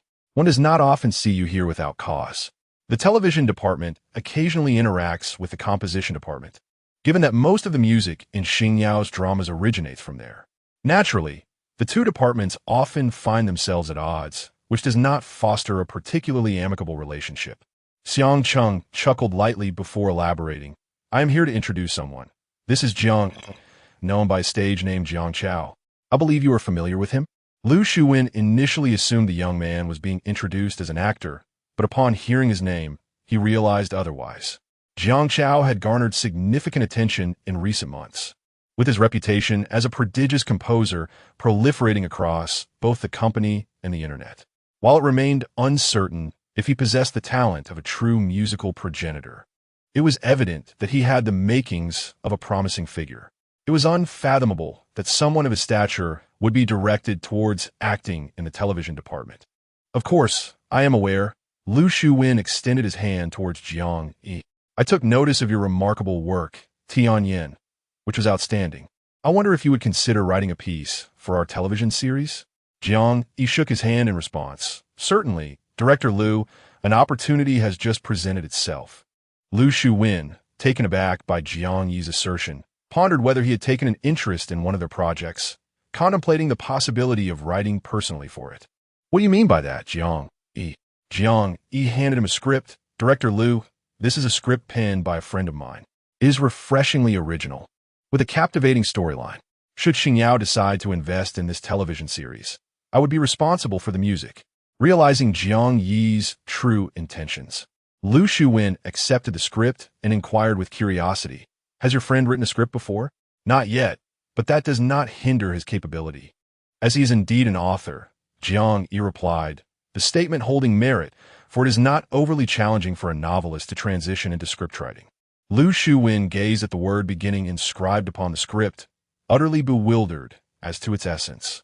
What is your friend's name, the author? He inquired. Potato, Jiang Yi replied, retrieving his phone to present a page from the book Do, Patsang Qiong. Minister Lu may not be familiar with him, but take a look. This is his debut novel, a testament to his genius in the realm of writing. Upon uttering this, Jiang Yi coughed slightly, feeling a twinge of embarrassment, for it is indeed rather shameful to extol one's own praises. Yet, in the pursuit of promotion, self-aggrandizement is often necessary. Oh, this book, I recognize it. Lu Shuwen's tone immediately brightened. Jiang Yi, somewhat astonished, remarked, Minister Lu reads novels too? Not quite, Lu Shuwen chuckled. However, this book has pioneered numerous genres, influencing not only the literary world, but also the screenwriting industry. If you have been following television dramas, you must be aware that recently, Suizan has embarked on a project concerning time travel, reportedly set in the Ming Dynasty, which has garnered significant attention. Our department is also contemplating scripts of this nature. Is Potato's script a time travel narrative? Not exactly, but it does belong to a new genre called infinite flow. I believe Minister Lu would benefit from reviewing the script. Lu Shuwen felt a flicker of disappointment upon learning it was not a time travel tale, yet the fact that it was authored by Potato rekindled his anticipation. Thus, he promised to finish the script today and provide Jiang Yi with an answer by tomorrow. Jiang Yi readily assented, though there remained much unsaid. The opportunity for negotiation would only arise post Lu Shuwen's review of the script. Otherwise, an immediate declaration of a core screenwriting system might provoke a frown from Lu Shuwen. After concluding their business, the trio did not linger excessively, exchanging pleasantries before ascending in the elevator back to the composition department. In the lift, Xiang Cheng curiously queried, Xiao Jiang, I never imagined you had a friend who is a literary genius. Indeed, it seems that brilliance attracts brilliance. Jiang Yi simply chuckled sheepishly, remaining silent. Utilizing Potato's name had been a conclusion Jiang Yi had pondered over the past few days. Were he to employ his own name, Lu Shuwen might feign acquiescence while secretly dismissing the script altogether. In contrast, the pseudonym Potato, being an author himself, holds a semblance of relevance to screenwriting, thus making it the perfect key to unlock the doors of the film and television industry. Meanwhile, after Jiang Yi and the others departed, Lu Shuwen returned to his office, script in hand, brimming with curiosity about the work penned by Potato. However, he was genuinely astonished to discover that the company's prodigious composer, Jiang Chao, was in fact a close friend of Potato. It felt as though the boundaries of reality had been breached. Truly, genius tends to congregate amongst its own kind. Lu Shuwen echoed Xiang Cheng's sentiments. He opened the script, scrutinizing the introduction, perplexed by the myriad elements it encompassed. Infinite flow, enclosed spaces, suspense, science fiction. Such am-lang of genres left him questioning the script's quality. Despite his initial disappointment, he refrained from reaching a hasty conclusion, and directly commenced reading the first episode. The narrative unfolded aboard a bus, with time trickling by. Knock, knock, knock. Lu Shuwen jolted, startled. Who is it? The assistant's voice echoed from outside the door. Minister Lu. It's time to clock out. Startled, Lu Shuwen instinctively glanced at the time and realized he had become so engrossed in watching the beginning that he had lost track of the end of the workday. From a professional standpoint, he deemed the script to be exceptional. Contrary to his initial stereotype that scripts are often hodgepodge and unappealing, this particular narrative was remarkably innovative and captivating. It revolved around a time loop, which, as Jiang Yi had described, was a manifestation of infinite flow. The plot was intricately woven, filled with mysteries and suspense, maintaining an engaging pace and featuring cerebral twists. Each episode left tantalizing hooks, while also addressing social issues and character portrayals, delving into topics such as online harassment, the struggles of the underprivileged, and parent-child relationships. Though he could not confidently predict a blockbuster success for the script, he was certain it would not flop. At the very least, it would yield modest profits. Chapter 40. The bottom line continues to be lowered even without being a specialist. Lu Shuwen recognized that the production costs for this script were remarkably economical. This was not a result of deliberate frugality, but rather a consequence of the script's inherent design. For instance, most scenes unfolded on a bus or in a police station, with numerous settings that could be reused, such as the bus explosion, which could be utilized through post-production editing. These elements contributed to potential cost savings. As for Lu Shuwen's hesitance to predict substantial profits, it stemmed from his uncertainty regarding audience reception of such innovation. After all, innovation implies a lack of precedence and prior experience, leaving the market's feedback unpredictable. It was akin to large productions with esteemed teams that, despite universal industry optimism, sometimes still failed. Thus, no one could guarantee market outcomes.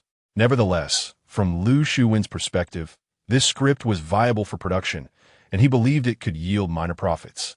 Historically, genres like mystery tended to attract niche audiences, and niche often meant fewer productions. This script, infused with mystery and innovation, was likely to resonate with enthusiasts of the genre. If costs were managed effectively, a modest profit could indeed be realized.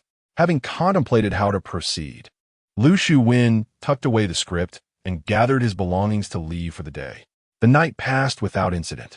The following morning, upon arriving at the composition department, Jiang Yi was summoned by Minister Pan. Minister Lu called early this morning, requesting your presence. Please head to his office. Understood. Jiang Yi replied, returning to his workstation to retrieve the storyboard script before taking the elevator to the 15th floor. Accompanied by an assistant, he arrived at Lu Shuwen's office, where the latter was engaged in a phone conversation. After a brief wait, once Lu Shuwen concluded his call, he settled across from Jiang Yi. Teacher Jiang, I reviewed the script yesterday. It's excellently written and highly innovative. Transitioning the conversation, Lu Shuwen continued. However, innovation brings risks. So the investment for this drama will certainly not be substantial. I see that the series has a limited number of episodes, and the settings can be reused. It is feasible to produce. Do you know when Potato will arrive? I need to discuss the screenwriter's fees with him.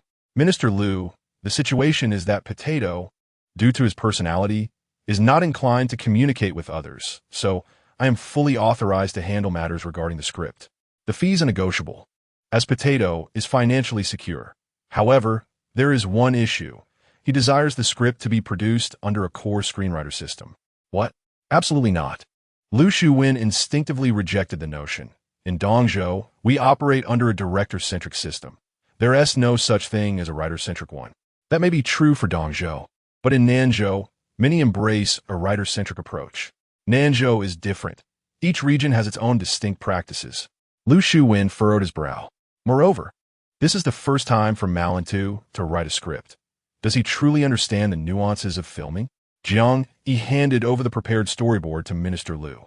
Whether he comprehends it or not, Minister Lu, take a look at this first. What is this? Lu Shuwen took the document, initially puzzled as it appeared to be the draft script. However, as he opened it, he quickly realized it was a storyboard. He flipped through several pages rapidly, noting that some included illustrations. The storyboard was meticulously detailed and professional. Even without a deep understanding of directing, he could sense the exceptional quality of this work, which even included precise close-up shots for the actors. If Minister Liu felt uncertain, he could always consult a professional director. This storyboard was clearly not hastily composed. Observing Jiang Yi's confident demeanor, it was evident that he had immense faith in this script. Liu Shuwen hesitated. If this storyboard was indeed viable, could it be possible to let a writer oversee the production on set? Then a thought struck him. Didn't he, your friend, prefer to avoid social interactions? How would he manage directing on set during filming? As I mentioned earlier, I am acting as his full proxy. Liu Shuwen found himself at a loss for words. Minister Liu, Jiang Yi said earnestly, I understand your skepticism towards me and my friend, viewing us as outsiders. However, I must assert that genius often eludes conventional understanding. My friend possesses a remarkable gift in this domain, and I do not merely speak in empty platitudes. If the company doubts the writer-centric system, I am willing to relinquish my investment share for a sum of 15 million. Additionally, my friend's writing fee could be converted into an investment share. Liu Shuwen was torn. Had it been anyone else, he would have dismissed the script outright. Yet, he hesitated now, partly due to his genuine appreciation for the script, and partly because Jiang Yi's assertion struck a chord with him. Genius is not easily understood. Jiang Yi himself was a prodigy, young yet prolific and distinguished. In a way, Liu Shuwen considered himself a partial admirer of Jiang Yi. Having enjoyed many of the songs he had penned, his reservations were gradually diminishing. Had Jiang Yi initially proposed a writer-centric system, Liu Shuwen would have dismissed the idea without a second thought. Yet now, he felt trapped in a dilemma. To abandon this? He found himself reluctant. If such an innovative script gained market approval, it would be a remarkable achievement. Yet, failure would equally result in accountability. Noticing Liu Shuwen's silence, Jiang Yi pressed on. Minister Liu, the production cost, excluding the writer's fee, can be streamlined to around 40 million. I will invest 15 million, leaving 25 million. If the company remains unconvinced, they can invest only 10 million, and I will secure the additional 15. 10 million is not excessive. After all, producing a television drama nowadays, even with moderately well-known actors, typically incurs costs upwards of 100 million. If the company only invests 10 million, that is merely a trifling sum. Even if it fails, it can bear the loss. All right, Liu Shuwen finally made up his mind. You will take full responsibility for this matter, and you may assemble the cast as you see fit, preferably prioritizing the company's actors. Then, Minister Liu, could you recommend a capable manager? I certainly cannot manage this on my own. Upon hearing this, Liu Shuwen took out his phone. Let us add each other as friends. I will recommend someone to you. He had also been prudent enough to suggest his nephew, Tao Chuan. This served multiple purposes.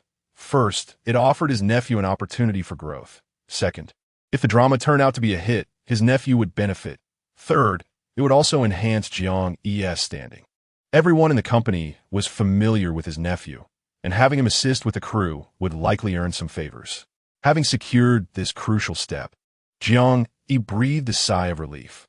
Exiting Liu Shuwen's office, he hurriedly went to meet Tao Chuan. Tao Chuan appeared to be in his late 20s, sporting a pair of black-framed glasses that lent him an air of refinement. Upon meeting Jiang Yi, he extended his hand in greeting. Hello, Teacher Jiang, I am Tao Chuan. Chapter 41. Seeking investment. Hello. Minister Liu must have briefed you on the situation, correct? Yes, Tao Chuan nodded, casting a scrutinizing glance at Jiang Yi, his expression unchanged. Since this drama is centered on the screenwriter's vision, I will likely recruit some newcomers or less well-known directors who are in need of work. That's acceptable. It's best to find someone experienced. Understood. Tao Chuan took out a notepad.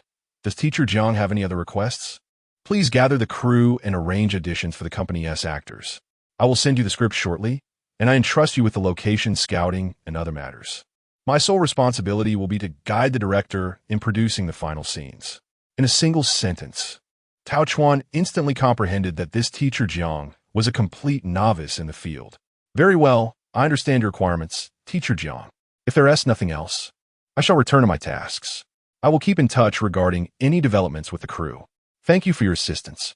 After delegating all responsibilities to Tao Chuan, Jiang Yi found he could not afford a rest. After all, there remained a funding shortfall of 15 million, and he had to devise a plan to raise it. Lacking close relatives or friends, the only individuals he knew with substantial wealth were his colleagues and superiors from the composition department, as composers typically earned high salaries. Aside from them, there were also the singers he had collaborated with. Even two second-tier singers he knew could each potentially contribute 15 million. However, Jiang Yi was hesitant to approach them for assistance. Returning to the 10th floor of the composition department, he found old Lu still idling about. Jiang Yi whispered, "Old Lu, do you have any private savings?" "What private savings? I have none." Old Lu immediately replied, defensively. "Given your demeanor, you must have something set aside." Jiang Yi chuckled, patting his shoulder. "Don't say, I never look out for you. I have a lucrative investment opportunity. Are you interested?" Old Lu, intrigued, regarded Jiang Yi with suspicion. "You're making so much money and still need funds? If you're short, I can lend you some." "I don't need money." "If you don't need money, why would you want to deceive me?" "Who is deceiving you?" Jiang Yi replied, "Somehat ikaspirated." "I'm talking about an investment. Is there truly such an excellent investment opportunity that it has reached me?"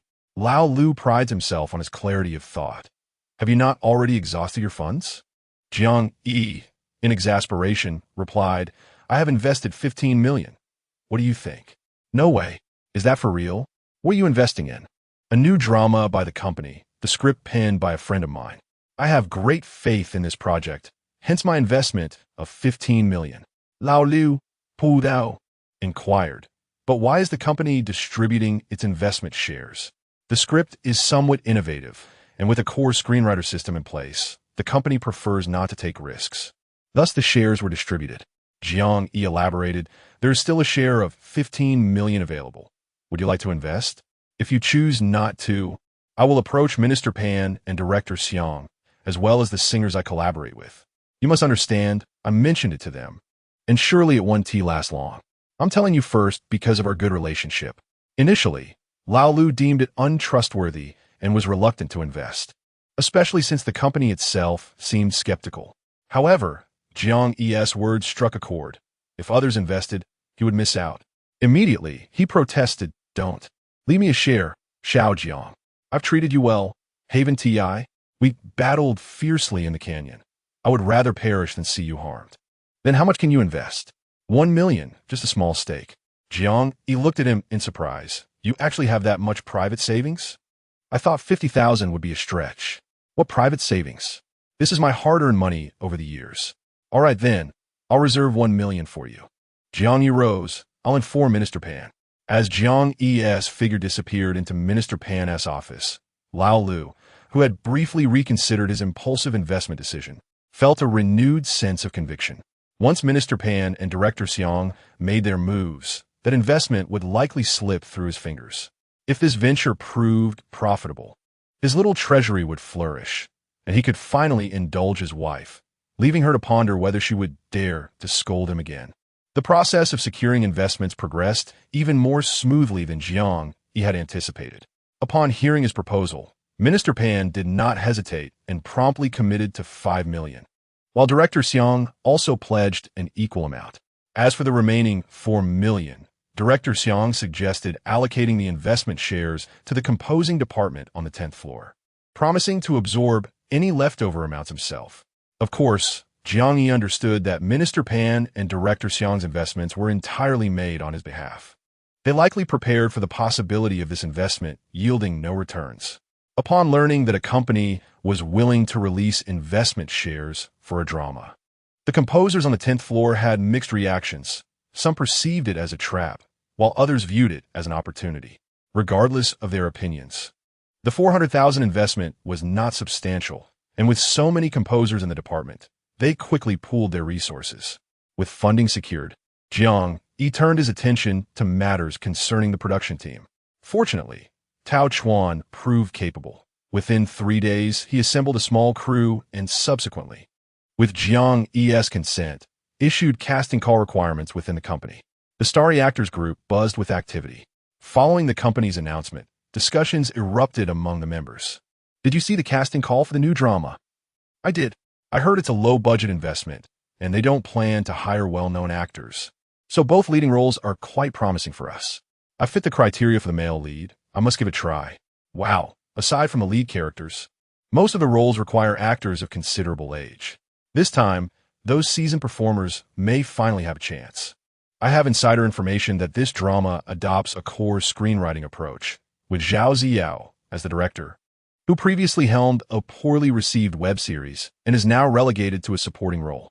Nevertheless, given the current competitive state of the acting industry, any production from Xingyao, regardless of its quality, is likely to surpass those lesser-known, subpar dramas. It's probably for the best that you don't audition. I won't mind if you don't compete with me. Indeed, I have already signed up. I too have submitted my application. Although the beginning has its share of issues, and many well-known actors look down upon it, the lesser-known and less frequently employed actors represent a more substantial pool. Thus, a multitude of individuals have applied. Soon, the day of auditions arrived. As the core of this production, Jiang Yi was naturally present. The script was solid, and with a shooting script in hand, all that remained was to find suitable actors to complete the ensemble.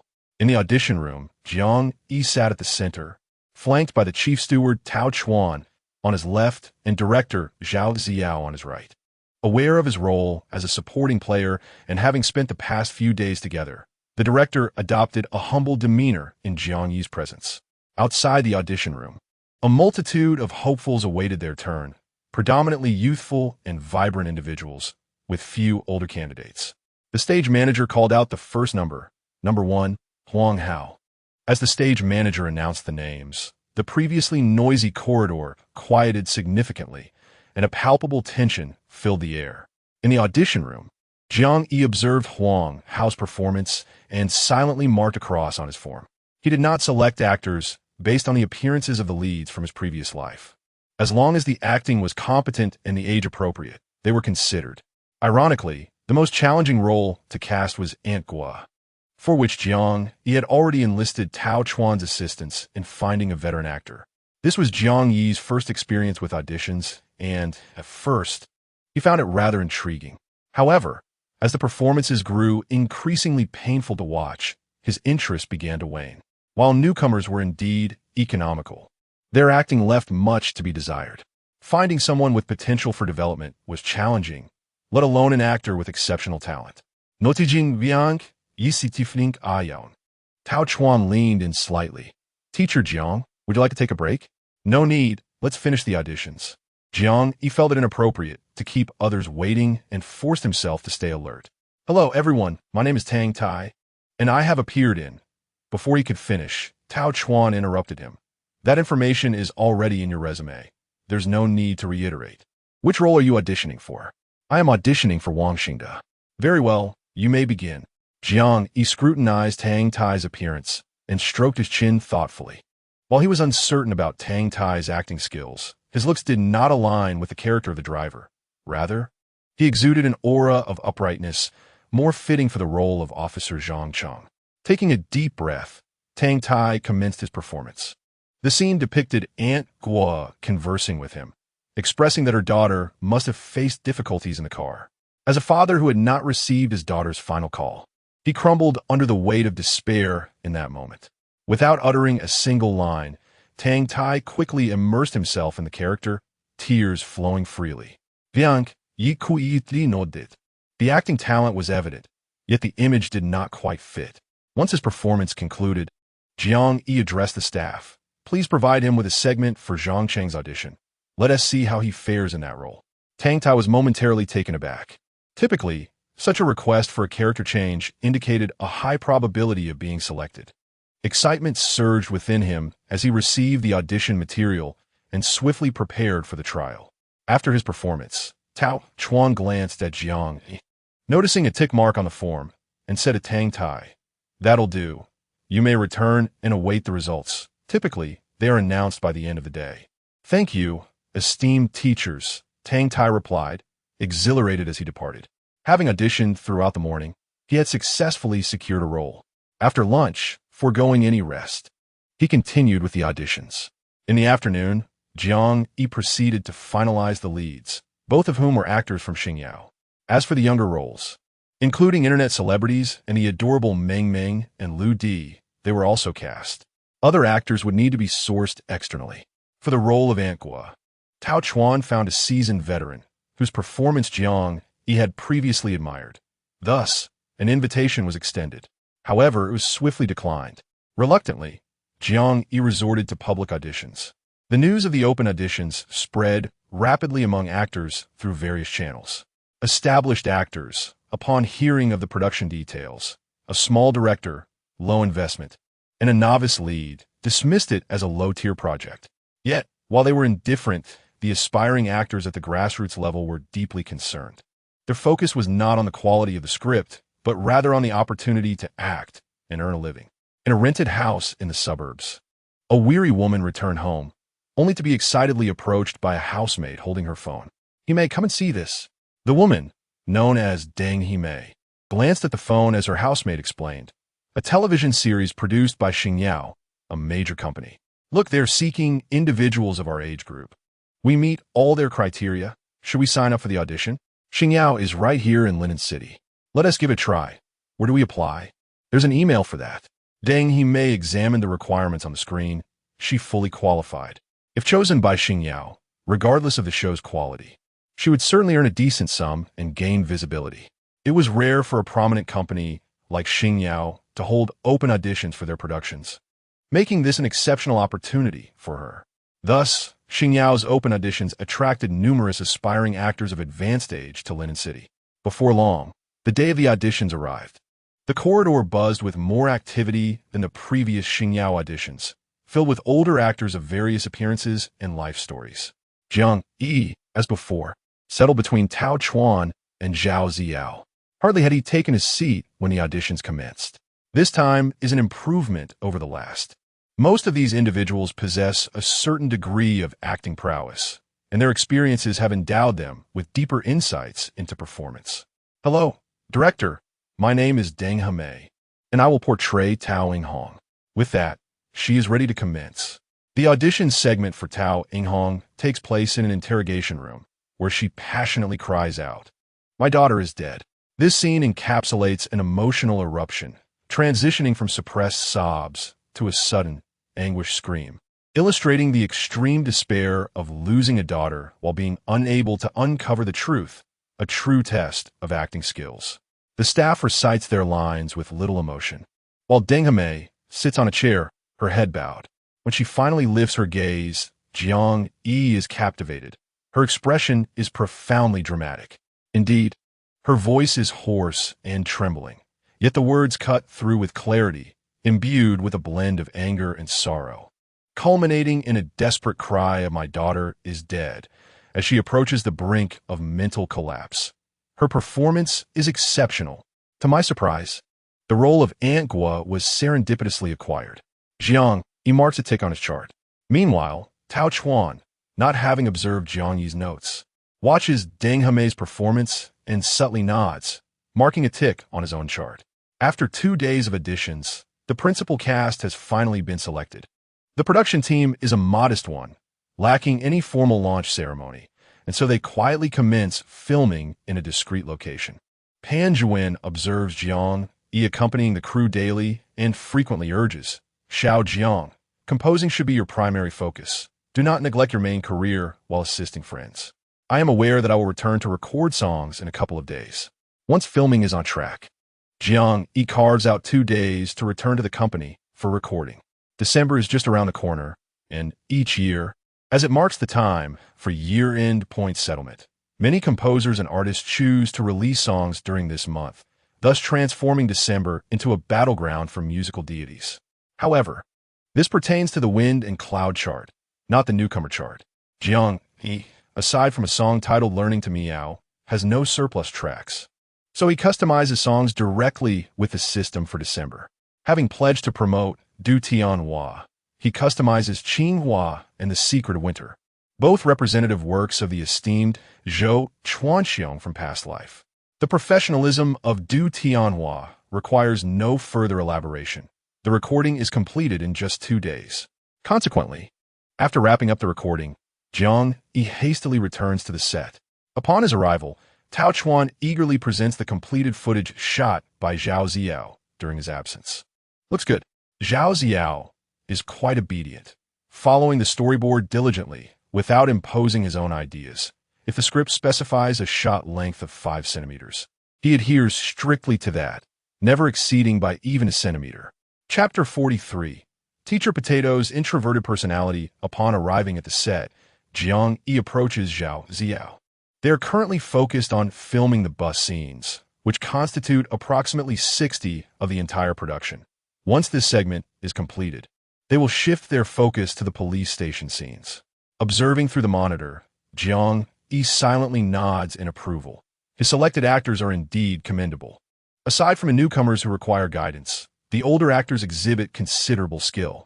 Zhao Ziao lifted his head and shouted loudly into the megaphone, "Xieshu, your expression is lacking." Upon hearing this, Xieshu wore a look of innocence and inquired, "Director, how should I perform better?" Zhao Ziao was momentarily at a loss. As a director, he could discern that Xieshu's performance was amiss. Yet articulating what was wrong delved into the intricate art of actor training, an endeavor not within the grasp of a novice director like himself. Directors who lack the skill to train actors often resort to prolonged shooting, hoping that the actors will eventually grasp their roles through self-realization, or they may simply accept whatever the actors offer. Jiang Yi, standing nearby, interjected, "Come here for a moment." Upon recognizing Jiang Yi, Xieshu hurried over, feeling slightly anxious. "Teacher Jiang," she greeted. The crew was well aware that the true authority in the production was neither the head butler nor the director, but rather this esteemed Teacher Jiang. "You just alighted from the bus. How should you express yourself now?" Jiang Yi asked. How should I express it?" Xieshu responded, perplexed. Jiang Yi, momentarily speechless, refrained from displaying irritation. "This is your first successful escape before the explosion, which indicates that you are likely to survive. Therefore, your immediate feelings should be a mix of relief and despair. Relief for having lived through it, and despair due to the mental strain from enduring multiple cycles, along with uncertainty about whether you will face another loop." Xieshu instantly grasped his meaning. "Teacher Jiang, I understand what you are saying." "Good. Take a moment to reflect, and let us try again." Xieshu bowed to Jiang Yi and promptly returned to reviewing the script. Zhao Ziao, observing from the side, expressed admiration. "Teacher Jiang, I didn't realize you could train actors." "I am no expert," Jiang Yi chuckled. "It is merely because I am familiar with the script, written by a friend of mine, that I understand each character's persona. All this knowledge comes from my friend." Zhao Ziao's eyes widened in realization. "So that is how it is. Although I am a director and should, in theory, resent the dominance of screenwriters, I must concede that Teacher Potato is truly remarkable. The pacing and transitions are particularly well-crafted. If I were to direct, I could never achieve such results. This production has taught me much, and I believe that if Teacher Potato were to direct, he would succeed splendidly." "He wouldn't be able to," Jiang Yi chuckled knowingly, aware of Teacher Potato's introverted nature and aversion to social interaction. The filming proceeded smoothly thereafter, likely a testament to the effectiveness of Jiang Yi's guidance, as Xieshu visibly improved. Observing this, the lead actor Tong Fong approached Jiang Yi with questions. Noting that Jiang Yi did not berate him but rather offered character analysis, Tong Fong eagerly took notes. Upon completion of Jiang Yi's insights, he felt a deeper understanding of his role, allowing him to transcend superficial interpretations. As others witnessed the progress of their peers following discussions with Jiang Yi, the two became restless and flocked to him for advice. Even Tang Tai and Deng Heme joined in, each eager to unearth the backstories of their characters in an effort to imbue them with greater vitality and creativity. Thus, the crew began to engage in a friendly competition, striving to enhance their performances, prompting Jiang Yi to nod in silent approval. Steadily, this production represents the entirety of Jiang Yi's fortune, and thus he cannot allow any mistakes to occur. Each day, he remains vigilant on set, and when the actors do not engage him in discussion, he discreetly types away. As for inquiries from others, he simply deflects them, claiming he is composing music. Upon hearing that Jiang Yi is engaged in composition, others dare not glance at his computer. which conveniently conceals his efforts in writing do pa. Throughout November, Jiang Yi predominantly resides within the confines of the production team. Minister Pan does not insist on his presence at the office, as Jiang Yi's songs for the following month have already been recorded. His attendance is inconsequential. Observing this, old Liu cannot resist making a request to Minister Pan. Minister Pan, I wish to go on a field trip next month. Is it permissible for me to be absent for half a month? That is acceptable, Pan replies. Really, Minister Pan? Indeed, but your full attendance bonus will be forfeited, and you will also lose half a month's salary. Pan Jiwen angrily retorts, always comparing.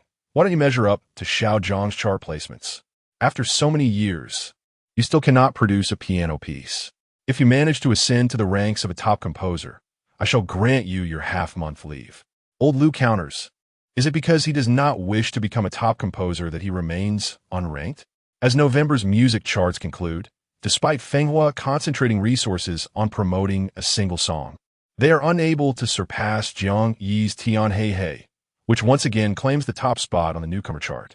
On the Fengyan chart, Huang Hun secures first place, while Tong Hua follows in second. The combined bonuses for these three songs amount to an impressive 1 million. However, there is less optimism regarding Jiang Yi's performance in the upcoming December God Battle. After all, there are already 11 first-tier artists who have announced their releases, 7 of whom are collaborating with top composers. As for platinum and top-tier composers, those at such levels typically refrain from making public statements about their releases, leaving the anticipation shrouded in uncertainty until the day arrives. Fans and media alike are filled with excitement. The God Battle heralds a plethora of new songs to enjoy. Due to the unique nature of December, the first place in this month is distinguished from those of other months. In other months, securing first place might be attributed to mere luck, especially when formidable contenders are absent. But in December, no one can dismiss a first-place achievement as a stroke of fortune. Pan Jiwen has not entertained thoughts of Jiang Yi claiming the top spot in the God Battle. After all, both Xiao Chu and Chu are formidable adversaries. He would be content with a position in the top 10. The bonuses for December differ from those of the usual Fengyan chart, as they are directly doubled. As the clock strikes midnight, everyone waiting instinctively refreshes their screens. The initial rankings, devoid of download counts, are based on the higher score between the composer or the artist. In this instance, Jiang Yi collaborates with Du Tianhua, although Jiang Yi is merely a novice composer. Du Tianhua has just made his comeback and is not even classified among the 18-tier artists. Thus, the ranking reflects Jiang Yi's score. However, a novice composer rarely finds themselves among the top 100 on the Fengyan chart.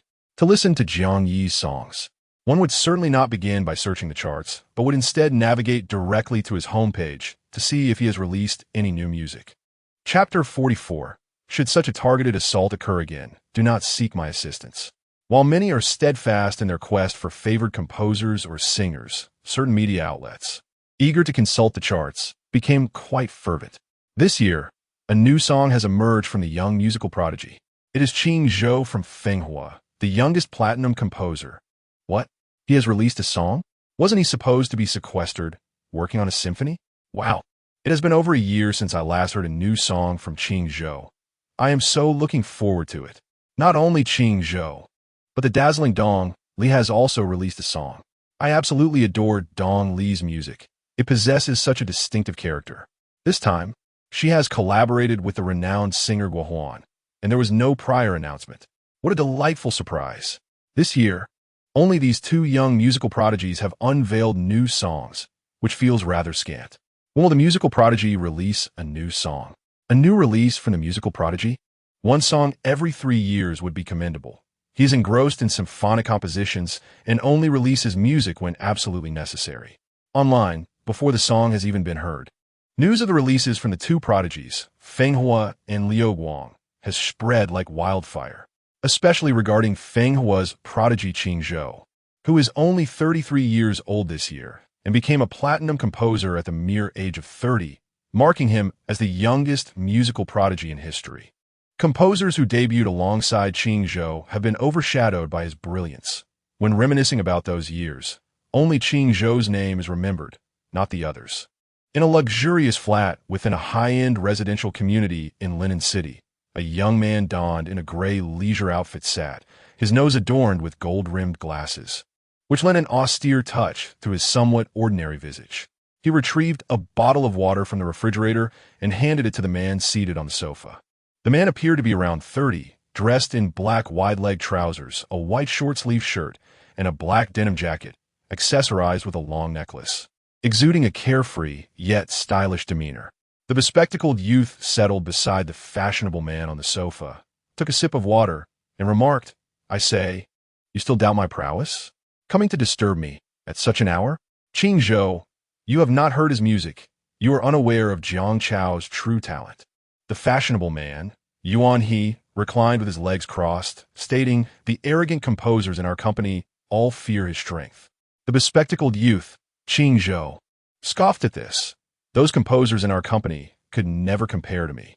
As he spoke, he picked up the tablet resting on the sofa, swiping through it as he said, "Let me see if Jiang Chao has released any songs this month on the Fengyan chart." Searching for Jiang Chao on the charts proved arduous, so Qing Zhou directly ventured to Jiang Chao's homepage, where the top 2 songs displayed were released at midnight. Qinghua, sung by Du Tianhua.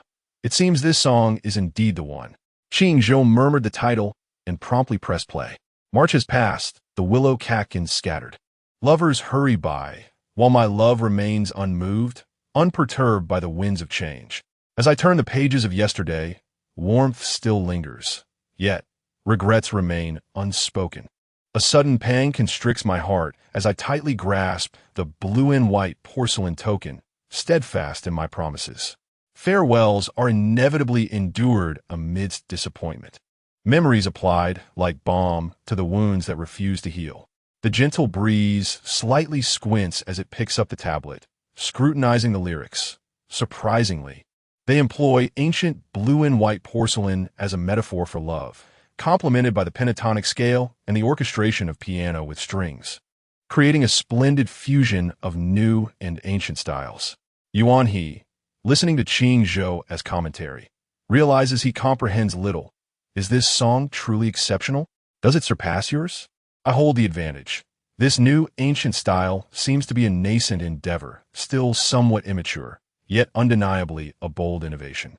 While composers have previously attempted such a blend, none have done so as successfully as Jiang Chao. This song will likely inspire many composers anew. As Qing Zhou gazes at Yuan He, he remarks, Du Tianhua's performance is commendable, deeply resonating with the song's essence. It is evident that Jiang Chao crafted it specifically for him, revealing considerable skill, albeit not surpassing mine. After listening to one song, Qing Zhou navigates back, recalling that Jiang Chao released 2 tracks. The other, The Secret of Winter, likely won't surpass Blue and White. Confident in Jiang Chao's inferiority, Qing Zhou casually hits play. Warmth returns to memories devoid of fragrance. Sunlight still feels cold. I stand on the dividing island, directionless, unwilling to return home. Qing Zhou gently closes his eyes. The melody is pleasant, the lyrics commendable. If I declare my true affection, who will mend the shattered friendships? If I suppress this secret to warm the winter, it will stretch into the indefinite future. As the chorus resounds, Qing Zhou abruptly opens his eyes. This song? Yuan He, surprised by his reaction, questions, "Is this song better than yours?" Perhaps not. Qing Zhou furrows his brow, his earlier ease replaced by a serious demeanor. From a professional perspective, these 2 songs are on par. Indeed, Blue and White may even excel. However, from a popular standpoint, listeners might favor The Secret of Winter. If both songs are nearly equal, can you defeat one, yet not the other? After all, the rankings are not determined by quantity alone. Such is the case.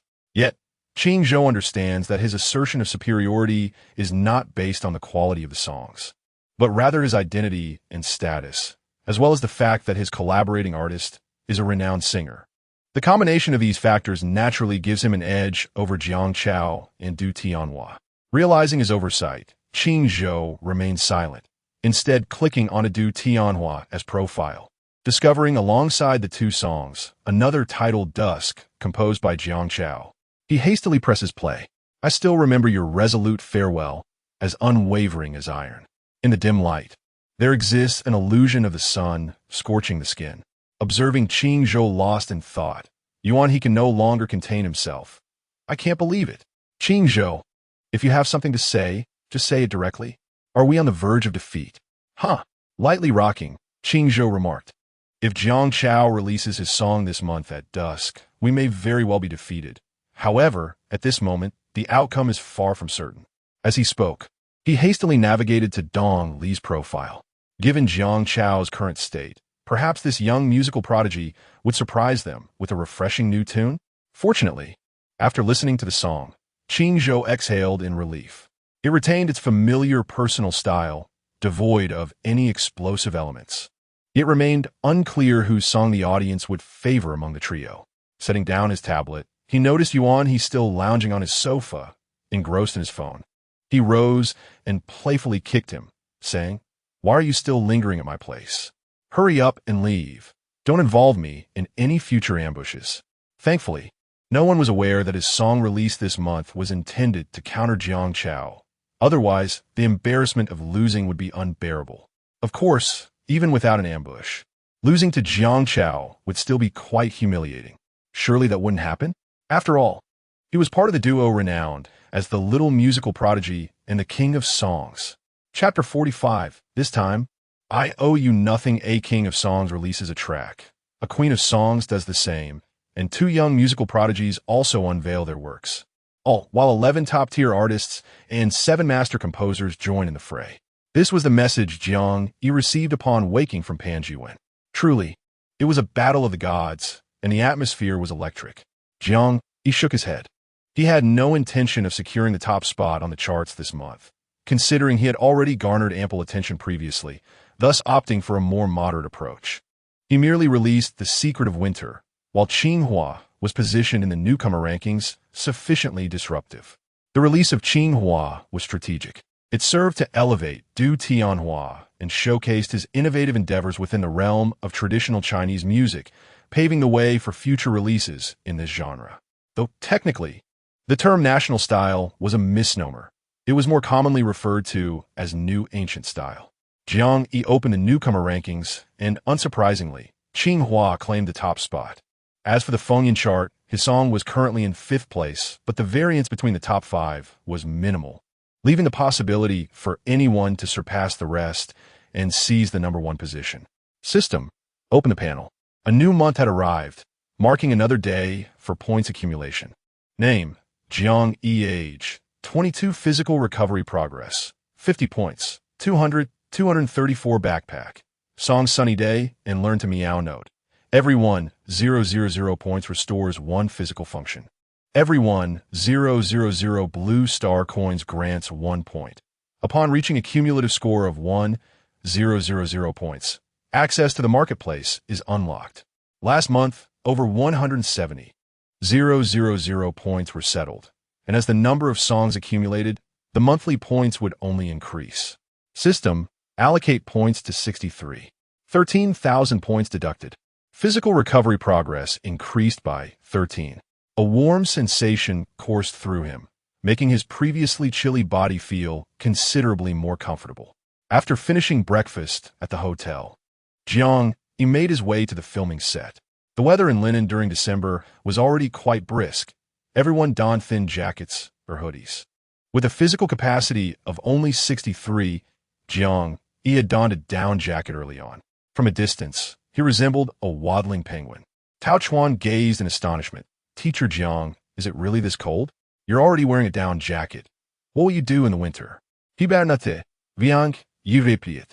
Maintaining a light-hearted demeanor, Tao Chuan chuckled in response. "Shall we get you a small sun?" "That's unnecessary. My down jacket suffices. Let us finish this quickly, and then I can stay indoors," Jiang Yi remarked, his mind drifting to his little electric scooter. Riding in the summer was manageable, but in winter, given his physical constitution, he would surely freeze. Perhaps he should consider purchasing a car, though finances were tight, and he would have to wait for his paycheck. He took out his laptop, preparing to write. The production team was now operating smoothly, and the actors' performances were steadily improving, requiring less of Jiang Yi's constant oversight. With the newfound time, he found himself writing more. Today, He unusually replied to a message from Zhuzhou, whereas he had ignored the 99 unread messages from Zhuzhou. Potato, how many drafts do I still have with you? Zhuzhou, this message must be from my beloved author, right? It's not a dream, is it? Potato, Zhuzhou, author, you have accumulated 720,000 drafts. 700,000 drafts were about what he had anticipated. After all, he wrote a minimum of 30,000 words daily, updating 10,000 and generating an additional 20,000, allowing him to amass 600,000 drafts in a month. Sometimes even more. With such a substantial collection, sending them all out should suffice to clear the debts incurred when his work was first published. Jiang Yi's desire to repay his debts stemmed from a wish to maintain his integrity, not from the readers who had dubbed him Potato the Great before turning to Potato the Thief due to his lack of responses regarding repayment. Potato, send them all out, and I will no longer owe them anything. Zhuzhou, are you sure about this, author? Potato, yes. Zhuzhou, all right. By the way, how lengthy do you expect this book to be? Potato, over 5 million words. Upon receiving this message, Zhuzhou felt an immediate surge of joy at the mention of such a word count, although he sensed that the expansive world-building would not lead to a swift conclusion. Hearing the figure of over 5 million words put him completely at ease.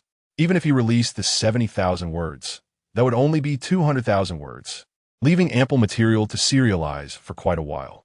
Having known Potato for so long, Zhuzhou understood that the author was exceptionally prolific. Currently, the novel Do Pa had taken the top spot on all charts, even surpassing the new work of the esteemed Supreme God Snail, establishing itself as an undeniable masterpiece. The influence of this work extended beyond just the platform, but resonated throughout the entire online literature community. Thanks to Do Pa, the landscape of online literature had flourished. With substantial increases in daily active users across the major platforms, particularly on Pineapple. This single book had subtly positioned Pineapple as a potential leader in the industry.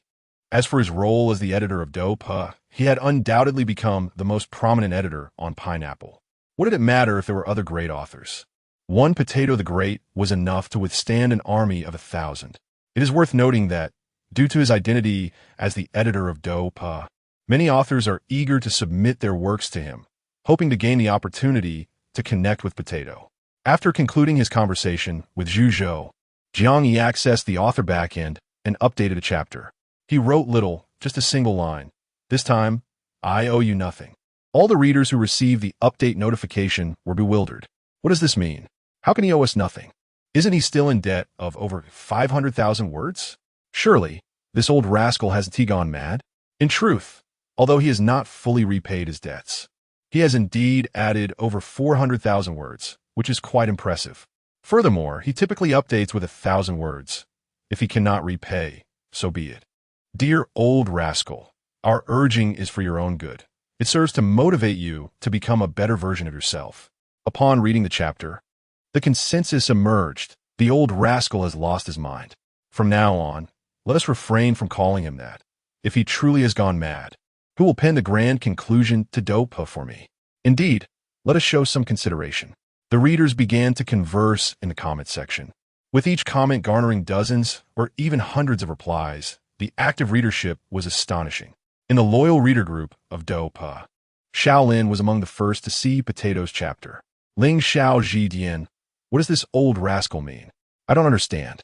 Is it possible his mind really has suffered a blow? Perhaps we should stop urging him. This debt situation cannot be blamed on him, but rather on the formidable readers of Do Pa. Ha ha ha. Indeed, the old rascal's addition of 400,000 words is quite generous. What? Do Pa has updated? Didn't Tiwi just receive an update? An additional update? How many chapters? I don't know. Upon refreshing, a new chapter appears, and another refresh reveals yet another new chapter. No way. Could it possibly mean that the old rascal intends to repay us the over 500,000 words? Soon enough, they discovered that Do Pa was continuously updating, and the 3-year promise, which they expected to see tomorrow, was revealed today. All conversations ceased, and everyone rushed to read. Every reader group fell eerily silent. Even the fan groups of other authors shared the same quietude. It was as if, at a certain moment, everyone had stopped speaking including the authors themselves. Chapter 46 has reached its conclusion. After Jiang Yi published the chapter, he did not look back. With over 700,000 words updated, it would keep these readers engaged for several days. Once they finish reading, it will be the moment he regains everything he has lost. Well, it is just a term of address. Clearly, calling him Dada is quite endearing. Why resort to labeling him an old rascal? He has not committed any heinous acts deserving of such a title. The leaderboard in December is fiercely contested, with various singers competing in programs. And Du Tianhua is no exception. Having not yet fully absorbed his song Dusk, he has now released 2 more exquisite tracks, his popularity soaring to new heights. Jiang Yi paid little mind to this, as the leaderboard does not impose any tasks. Securing the top spot for newcomers is sufficient. As for claiming first place in the Battle of the Gods, he is determined to achieve it in due time. He remained with the crew, occasionally taking time to visit the company, until the 10th, when the salary was disbursed, netting over $7 million after taxes. Additionally, the Pineapple Novel Network paid him a fee of over $3 million. Earning $1 million a day, Jiang Yi promptly purchased a vehicle the following day, a $30,000 electric car. Both environmentally friendly and robust. Had it not been for the need for durability, he could have settled for a $10,000 vehicle.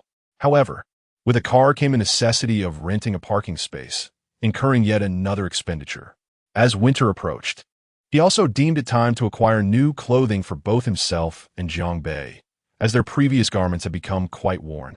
Thus, while perusing his phone, he added preferred items to his shopping cart without regard for suitability or quality, intending to purchase first and deal with returns later. Jiang Bei would be on vacation soon, and he could delegate the task to him. December saw Jiang Yi spend his days within the crew until the end of the month when, with a triumphant call from Zhao Ziyao, they finally wrapped up filming. The news brought great joy to everyone. Tao Chuan exclaimed, "I've booked a private room at the Four Seasons nearby. Let us all enjoy a meal together." The Four Seasons was indeed a prestigious establishment, and everyone expressed their gratitude to producer Tao. It felt bittersweet that the project concluded in less than 2 months, as the camaraderie within the crew had been delightful. Jiang Yi felt quite content. He had initially anticipated wrapping up by mid-month, given that in his previous life, the same production took nearly 2.5 months. He had managed to shoot for almost 2 months, even with prior knowledge at his disposal, which was already considered a slow pace.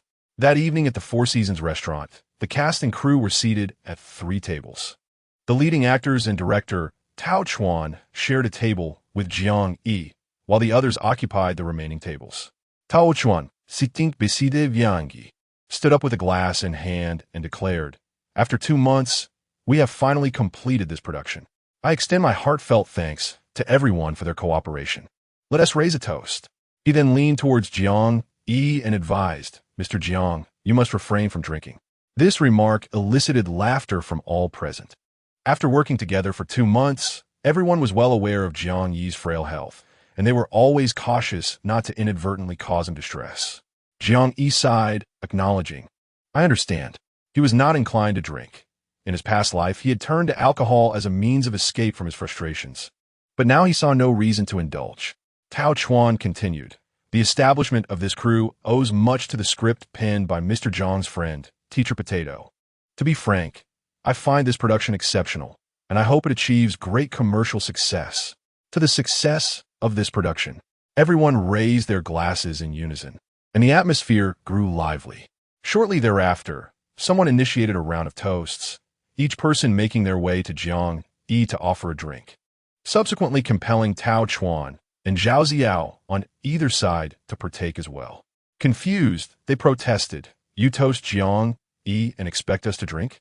Nevertheless, the spirit of celebration was infectious, and after a moment's hesitation, they joined in without reluctance.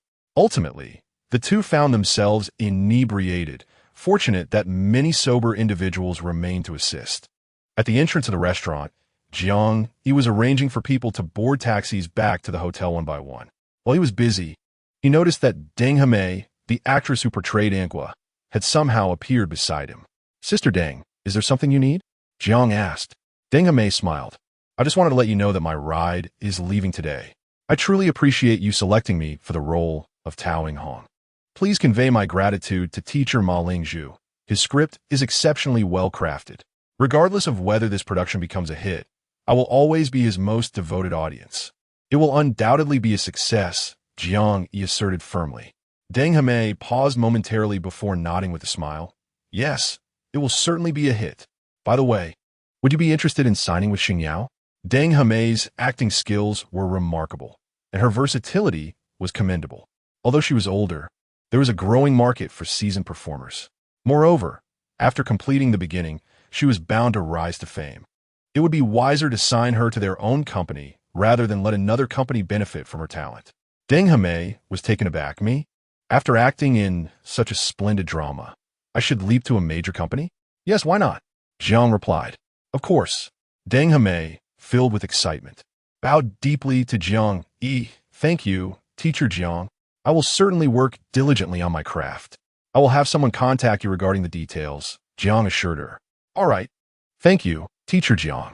As Deng Heme's emotions settled, a large group of people emerged from the restaurant, including some familiar celebrities whose ensemble resembled that of a production team. This was quite normal, as the filming location was at a film and television city, and the nearby Four Seasons Hotel was the most renowned. If they were celebrating the conclusion of filming, or if the production team had the budget for a feast, Four Seasons would undoubtedly be their first choice. It's them, Deng Heme whispered. Do you know them? Jiang inquired, as they stood discreetly in the corner. Deng Heme replied, Yes, I auditioned for their production previously. Interestingly, this drama has a connection to teacher Ma Lingzhu. I wonder if you've heard of it, teacher Jiang? Sulan has initiated a time travel drama titled I Become the Wealthiest in the Ming Dynasty, which reportedly has a budget of 300 million. I didn't expect them to finish filming concurrently with us. Jiang Yi nodded, not giving it much thought. After ensuring the remaining individuals boarded their taxis, he bid farewell to Deng Heme. The following day, Jiang Yi took the high-speed train back to Xingyao. Upon his return, he was met by Pan Jiwen, who was in tears. Xiao Jiang, it's the end of the month. Where's your song? Don't worry, I haven't forgotten. I'm here to record today. Jiang reassured him. Without even returning to his workstation, Jiang greeted Pan Jiwen and proceeded directly to the 13th floor. Teacher Jiang. Upon seeing him, Su Ling greeted him with enthusiasm. It's been a while. You look even more handsome. By the way, I brought you some local specialties. That's fine. Just set them down. Time is of the essence. Today, I will help you familiarize yourself with the song. You can practice on your own this afternoon, and we'll start recording tomorrow. Chapter 47. The Unexpected Golden Treasure. Su Ling had no objections. Since singing decent, she had watched as new admirers surrounded Jiang Yi, each more captivating than the last. The latest arrival, Du Tianhua, had even sung 3 of Jiang Yi's new songs, leaving Su Ling feeling quite anxious. Each day, she could only send greetings to teacher Jiang, being cautious not to overwhelm him with messages, lest she become a nuisance. Just as she thought teacher Jiang might forget about her, he unexpectedly summoned her once more. Being a newcomer, after helping Su Ling familiarize herself with the songs, Jiang Yi allowed her to practice independently. If she succeeded in her practice that afternoon, they would record the songs. After all, it was only the 28th. With 2 days left, there was no rush. Upon returning to the composition department on the 10th floor, old Lu eagerly inquired, Xiao Jiang, has the drama been completed? Yes. We wrapped up yesterday, and now it's in post-production. How long will that take? It should be finished in less than half a month. The technology here was significantly more advanced than in his previous life, with updated equipment that allowed professionals to utilize superior tools for swift execution of their tasks. Old Lu nodded in reassurance, then recalled, what is the title of this drama again? They invested 1 million. How could old Lu not remember the title? Thankfully, he was trying to deceive him for money, or, with such intellect, he would likely be duped and end up counting someone else's cash. Beginning? What kind of name is that? It sounds odd. When the drama is released, you can watch it to find out. The riddle is on the surface. With those driving and those serving collectively known as beginning, it makes perfect sense. Observing old Lu's curiosity, he refrained from further inquiries and picked up a tablet to listen to piano compositions. Jiang Yi sat before his computer, seemingly lost in thought. In reality, He was contemplating matters concerning the film. Television dramas and films were divided into separate departments. Thus, if he was to produce a film, it would fall under Liu Shuwen's domain. The thought of needing to persuade others again gave Jiang Yi a slight headache. In planning the film, two considerations arose. The first was to keep costs low, and the second was to ensure the scenes weren't overly complex. Otherwise, even with a storyboard, a novice director might struggle to execute it well. Lastly, it had to be profitable. If it garnered acclaim but failed to generate revenue, he feared that for future similar tasks, the company might lose faith in him. Perusing the films in the marketplace, Jiang Yi felt overwhelmed by choices and ultimately decided to close the marketplace, opting to defer that thought for now. He would wait until beginning yielded results, as the reputation of Potato would then carry more weight.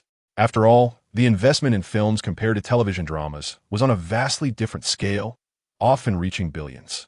Even if he wished to invest, he could not take on the entire burden himself.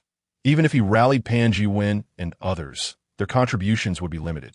Prior to January, Jiang Yi ensured that Su Ling's songs were recorded and delivered them to the eagerly awaiting Pan Ji-wen.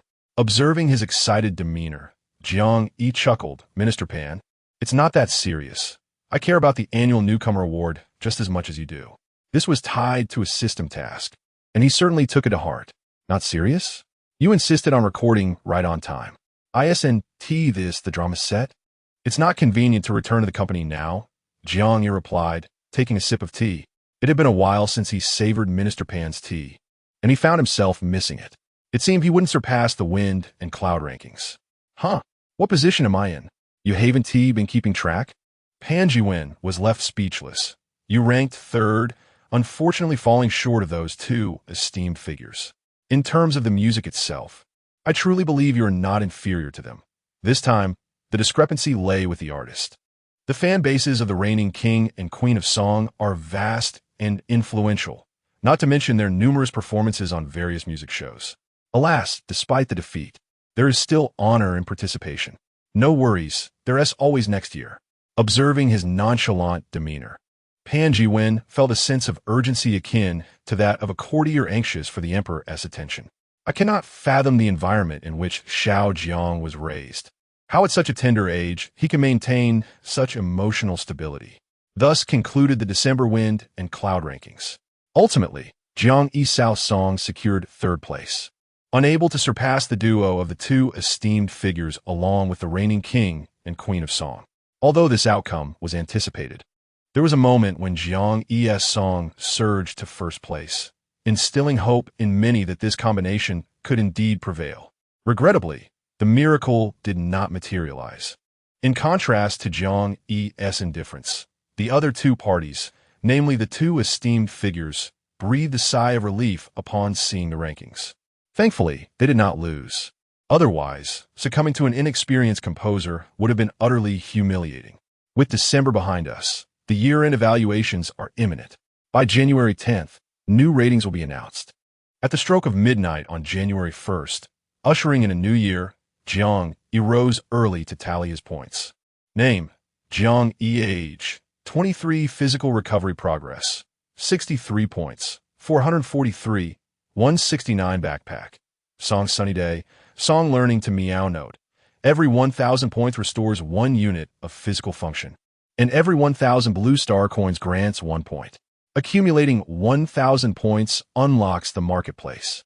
Last month, whether due to accumulation or the divine battle, his points surged by over 250,000.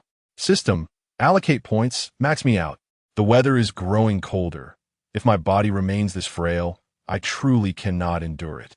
37,000 points deducted. Physical recovery progress increased by 37. Congratulations, host. Physical recovery progress has reached 100. Reward: golden treasure chest. My goodness, what a delightful surprise. A free golden treasure chest. How splendid. Jiang Yi was instantly elated. I shall choose an auspicious day to open it. As for the points, I will continue to save. I've long coveted that master-level piano skill in the marketplace. Moreover, with the official ratings announced on the 10th, it is expected that he will attain the status of a senior composer, making the piano piece a priority on his agenda. Upon arriving at the company, he noticed old Lu's troubled expression. Just as he was about to inquire about the matter, assistantly called for him. Consequently, before Jiang Yi could even settle into his chair, he found himself in Pan Jiwen's office. Minister Pan, what has transpired? Pan Jiwen remained silent, simply handing over the tablet in his hand. Jiang Yi, perplexed, accepted it and glanced down, raising an eyebrow slightly. In truth, it was nothing extraordinary. This is a predicament every celebrity encounters: ridicule, skepticism, and defamation. In December, Jiang Yi did not secure the top position on the Billboard chart, losing to two lesser talents. Numerous marketing accounts, disregarding the facts, began to proclaim that Jiang Yi was merely average, capable only of composing for renowned artists, and faltering in the presence of true platinum composers, labeling him as ineffectual. Jiang Yi found these articles somewhat amusing. Are they overestimating my abilities or underappreciating the esteemed composers? Furthermore, such remarks only serve to create adversaries for me. Remarkably, he has offended every composer below the platinum level. Chapter 48. Composing a piano piece for a television series. Pan Jiwen replied, "Are these comments coming from your fans or your detractors?" "Undoubtedly detractors, albeit those who acknowledge my prowess." Jiang Yi responded dismissively. Regardless of their identity, Pan Jiwen waved his hand. "What do you propose we do about this?" "It's simple. Words come from others. We cannot control their narratives. There is no need to validate ourselves for the sake of a few critics. Even if we prove our competence, they will simply find other reasons to disparage us. Those who dislike you will always have a rationale for their disdain." Pan Jiwen looked at him in confusion. "Aren't you the least bit upset?" He had found the writings infuriating, filled with nonsensical drivel. "I'm fine. Anger isn't quite the right term. I do feel a bit disheartened," Jiang Yi replied as he stood up. "I need to focus on my piano piece." "A piano piece? Are you preparing to elevate to a renowned composer?" Pan Jiwen inquired. "Not exactly. This composition is intended for the show beginning. The canon is a form of polyphonic music, ideally suited for the theme. While some in the piano community might deem it an extravagant use of talent, I cannot think of a suitable alternative. If it seems wasteful, so be it. This is an opportunity to showcase my piano composition while aiming for recognition as a renowned composer." Pan Jiwen remarked. "You are crafting a piano piece for a television series?" However, he did not dwell on it, assuming Jiang Yi was merely creating something average to align with the show. After all, who would anticipate that someone would compose a timeless classic for a television series? "Very well, but do put some effort into the piano piece. It could elevate our department with another renowned composer, and perhaps your contract could be renegotiated." "All right, I must get back to work," Jiang Yi said. "Wait," Pan Jiwen called out as he departed. "Have you been using makeup lately? Your complexion seems significantly improved." "I've been focusing on rest," Jiang Yi replied with a smile as he left Pan Jiwen's office to begin working on beginning. In truth, during his previous life, he had paid little attention to the opening melodies of beginning. Aside from the chime of the cannon, he was more absorbed in the plot. Of course, this series did not require embellishment. However, in his prior life, the ending theme was sung by Zhou Shun, whose ethereal voice, combined with simple electronic arrangements, rendered a seemingly simple song profoundly moving. The opening theme was performed by Wang Xiaoquan, featuring electronic rock, and was quite spirited. The three pieces of music mentioned, including the opening and closing themes along with the canon, were intended to be crafted by Jiang Yi himself. As for the additional background scores, he planned to substitute with various melodies sourced from this world. Acquiring the necessary rights would simply involve purchasing them online, eliminating the need to contact the composers directly. The two songs combined would cost 1,000 points, while the canon demanded a staggering 10,000 points, marking a tenfold price increase. Nonetheless, Jiang Yi considered this expenditure quite reasonable for the piece in question. He would perform the piano himself and select a male vocalist from his previous collaborations for the opening theme. However, for the closing theme, he felt that the original artist, Zhou Shun, possessed an exceptional voice that was irreplaceable among his collaborators. If all else failed, he contemplated enlisting Huang Yuqing to sing the song. After making his decisions, he reserved a piano room and set off to practice. Meanwhile, Online, Jiang Yi remained unfazed by the blatant nonsense circulating, which attracted a swarm of critics, inciting ridicule directed at him and enraging his fans. They were not inclined to listen to his explanations or acknowledge the objective circumstances, such as Jiang Yi only being 5 months into his debut as a novice composer, nor that his collaborative artists lacked the stature of superstars. The fact remained that he had been bested by a platinum composer, and despite previously triumphing over a top-tier composer, he was still derided as a soft-shell shrimp. This infuriated Pan Jiwen in the office.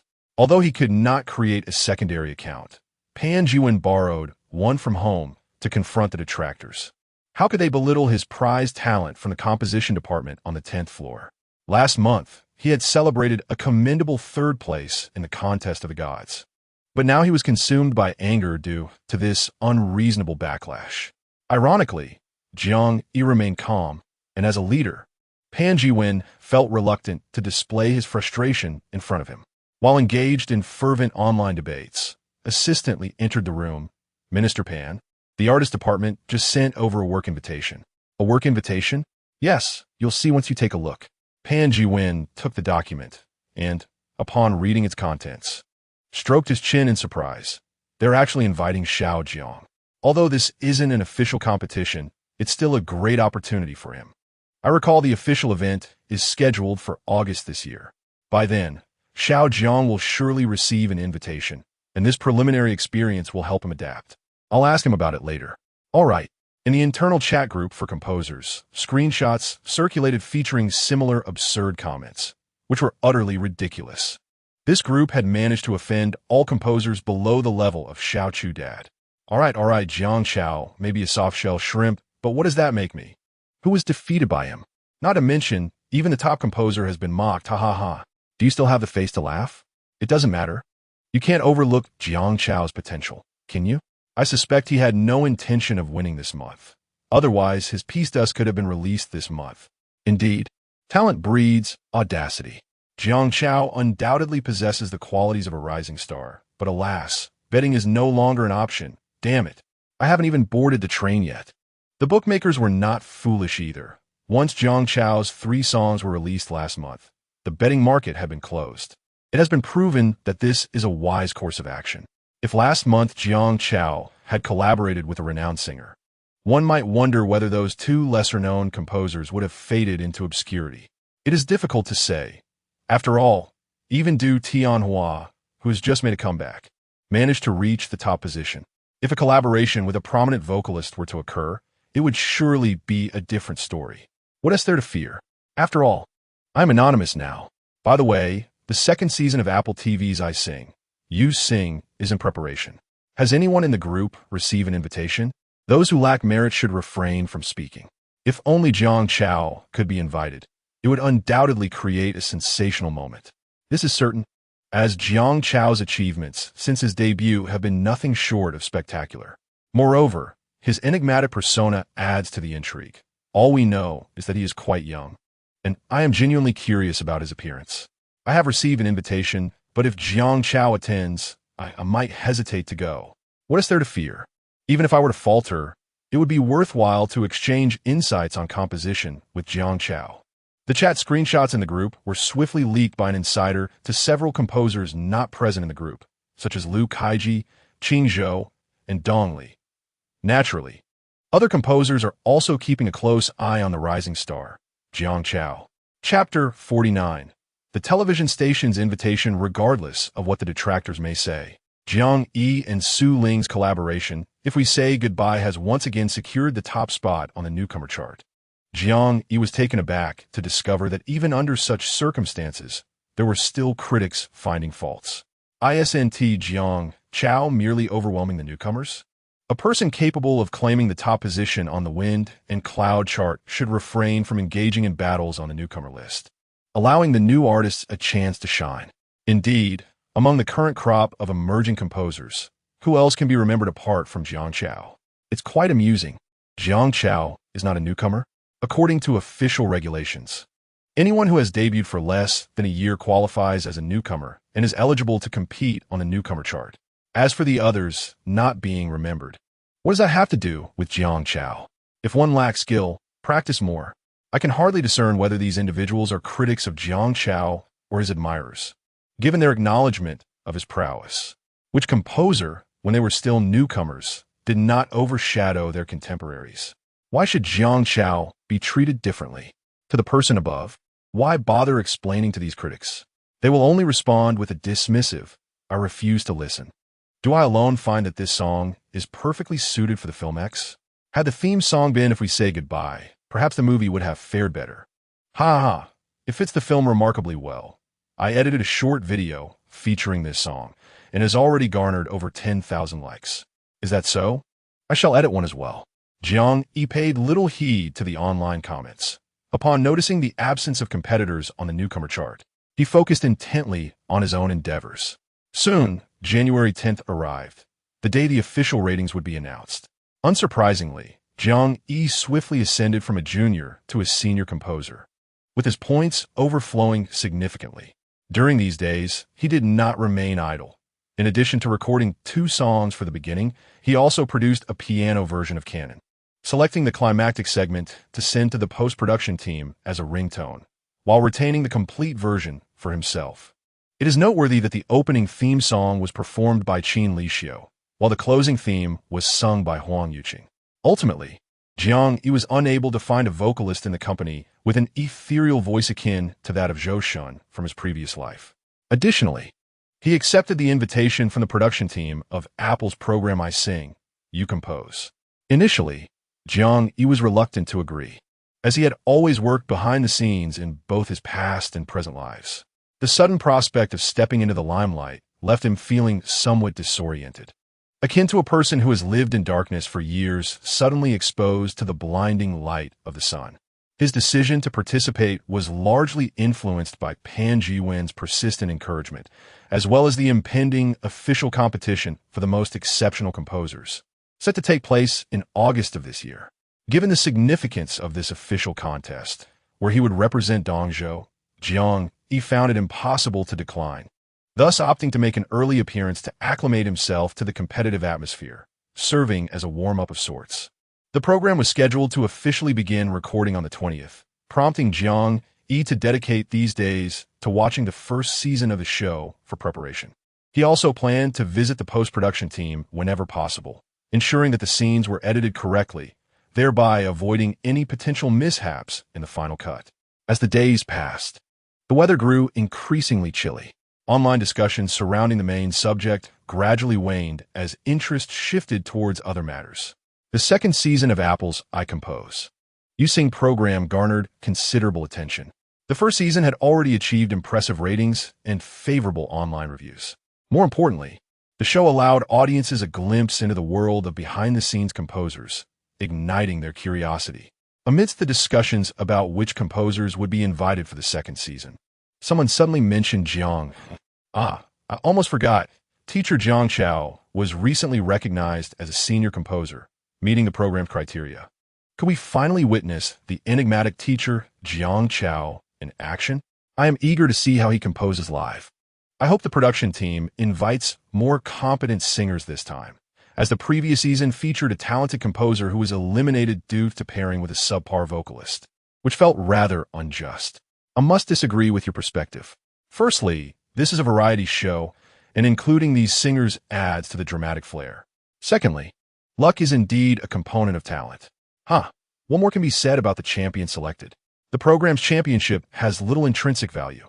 If we are to discuss true champions, we should wait for those representing Dongzhou in the most exceptional composer competition, where fairness prevails. The conversation, initially centered on whether to invite Jiang Chao, devolved into a heated debate about including less competent singers, reigniting the discord among netizens. Having reviewed the first season, Jiang Yi was well aware of the source of their contention. The crux of the matter lay in the unfortunate elimination of a highly skilled senior composer in the first season, who, due to pairing with a notably poor-performing singer, was unable to progress. Subsequently, this composer re-recorded his song with a different vocalist, achieving remarkable success and surpassing the song that had led to his earlier defeat in the charts. This matter sparked extensive discussion among netizens at the time.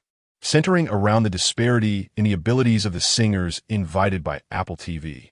It was evident that this was the composer's show, and the singers should serve merely as instruments. In such a capacity, the focus could be placed more on the composition itself. However, the current variance among these instrumentalists is so pronounced that not only might they fail to provide support, but they could also severely hinder the competition, rendering it fundamentally unfair among the composers. On the other hand, some argue that this is a variety program, which must prioritize entertainment and intrigue. Furthermore, no competition can ever be entirely equitable. If luck is against one, it is simply a matter of fate. Each side has its rationale. The production team likely understands that this controversy will generate buzz, hence their reluctance to respond directly. For Jiang Yi, it indeed presents a point of interest, but the singers invited by the production should not be too disparate in skill. At the very least, their vocal abilities ought to be competent. The composer from the first season was undeniably unfortunate, as the singer assigned to him was incapable of hitting high notes, struggling with low notes, and possessed an unappealing mid-range. Jiang Yi was left questioning whether the production team had intentionally selected a non-singer to disrupt the proceedings. Upon investigation, he discovered that this individual was indeed a singer, albeit one known for performing only trivial songs. With such a vocalist, even the most talented composer would find it difficult to succeed. After all, no matter how exquisite the composition, it must be performed by a capable singer. As the post-production of beginning near completion, the recording date for I Compose, You Sing officially arrived. On the 19th, Jiang Yi, accompanied by assistant Li, visited Apple TV to familiarize himself with the production team's processes and the potential questions the host might pose. It was essential for Jiang Yi to clarify in advance which questions were off-limits. This was not done on the recording day itself due to the live format of the program. Chapter 50. Recording begins in recent years. As various video platforms have garnered acclaim and viewership for their live variety shows, television networks have felt compelled to follow suit, launching their own live formats. Given the challenges of controlling broadcast duration during live shows, television networks have opted to collaborate with video platforms, initially streaming the content online before airing edited versions on television, thereby profiting from both avenues. Apple TV's I Compose, You Sing is broadcasted in this manner. Jiang Yi arrived 5 minutes early, and upon his arrival, the staff escorted him to his designated resting area. Compared to the first season, the rules for the second season have undergone significant modifications. For instance, voting in the first season involved a panel of composers, music critics, and professors from music academies, whereas this time, audience voting has been introduced, enhancing viewer engagement. Additionally, the prize money has increased substantially, with the champion receiving $10 million, the runner-up $8 million, and the third place $5 million. This month, Jiang Yi's earnings from royalties, combined with Xing Yao's salary, amount to approximately $9 million after taxes, and with his existing savings, he now possesses nearly $20 million. Should he secure the championship, the $10 million prize would allow him to purchase the villa he has been eyeing. Since Jiang Yi does not have an assistant, Assistant Li accompanied him on this occasion. Indeed, Assistant Li has begun to resemble Jiang Yi's aide, as Pan Jiwen recently mentioned assigning Assistant Li to Jiang Yi while seeking another assistant for himself. Jiang Yi, however, remains indifferent to this arrangement. He feels that his own tasks are rather trivial, rendering the employment of a dedicated assistant somewhat extravagant. Nevertheless, he recognizes that it would be inappropriate for Assistant Li to continue juggling both roles. Thus, he proposed an increase in Assistant Li's salary. Having grown accustomed to working with Assistant Li, Pan Jiwen ultimately decided to grant this raise, with the intention of hiring an additional assistant should Jiang Yi's workload increase in the future. At this moment, Jiang Yi is seated, while the makeup artist tends to him, and Assistant Li is discreetly inquiring about the guests for this episode. The makeup artist, however, does not provide a direct answer, stating that the live broadcast is imminent, and they will soon find out. Once the makeup is complete, a staff member approaches Assistant Li to reconfirm the schedule. After ensuring everything is in order, they wait in the lounge for their cue. Approximately 20 minutes later, a staff member enters. Teacher Jiang, it's almost time for your appearance. Alright, Jiang Yi replies. Rising to his feet, He is dressed simply in jeans, paired with a sweater, though beneath the jeans, he wears thermal leggings. He has removed his down jacket, as the studio is sufficiently warm. Following the staff member to the backstage entrance, Jiang Yi steps out when he hears the host introducing his work. This composer, whose name I shall withhold for now, has ascended to the status of a senior composer within a mere 6 months of debuting. Every song he has released is a masterpiece, and he has repeatedly outshone veteran composers despite being a newcomer. So who is he? Upon hearing the words newcomer outshining veteran composers, the audience erupts in incredulous cheers. Is it Jiang Chao? The professional judges exchange whispers, and the comment section buzzes with the name Jiang Chao. As the pathway opens, a young and handsome man strides out, standing at 1.8 meters, slightly slender with long legs and dressed in a fresh ensemble. His clear black eyes give him the appearance of an undergraduate student yet to graduate. The comments section explodes. Is this teacher Jiang Chao? So handsome. I love him. How can a composer be both striking and talented? What do you mean, teacher Jiang Chao?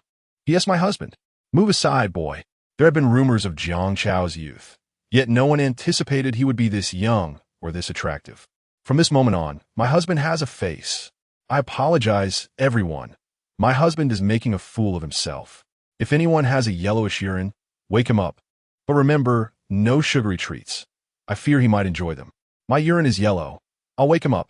Not only did the comments section ignite, but after a brief silence, the audience erupted into cheers, their screams nearly lifting the ceiling of the studio. The director, witnessing the viewership numbers soar after Jiang Yi's entrance, wore a smile reminiscent of a blooming flower. He knew that the substantial cost of hiring Jiang Yi was indeed justified. Moreover, Jiang Yi's charm only added to the allure. At this moment on stage, Jiang Yi stands beside the charming host, who is attempting to maintain control of the proceedings. However, the fervor of the fans is uncontainable. As they chant Jiang Yi's name, Jiang Chao, Jiang Chao, Jiang Chao, with such fervor, Jiang Yi found himself momentarily at a loss for words, instinctively gesturing for silence. In an instant, the atmosphere fell silent as if a mute button had been pressed.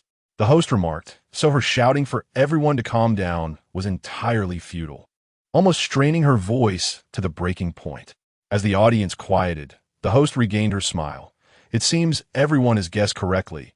Indeed, this is teacher Jiang Chao.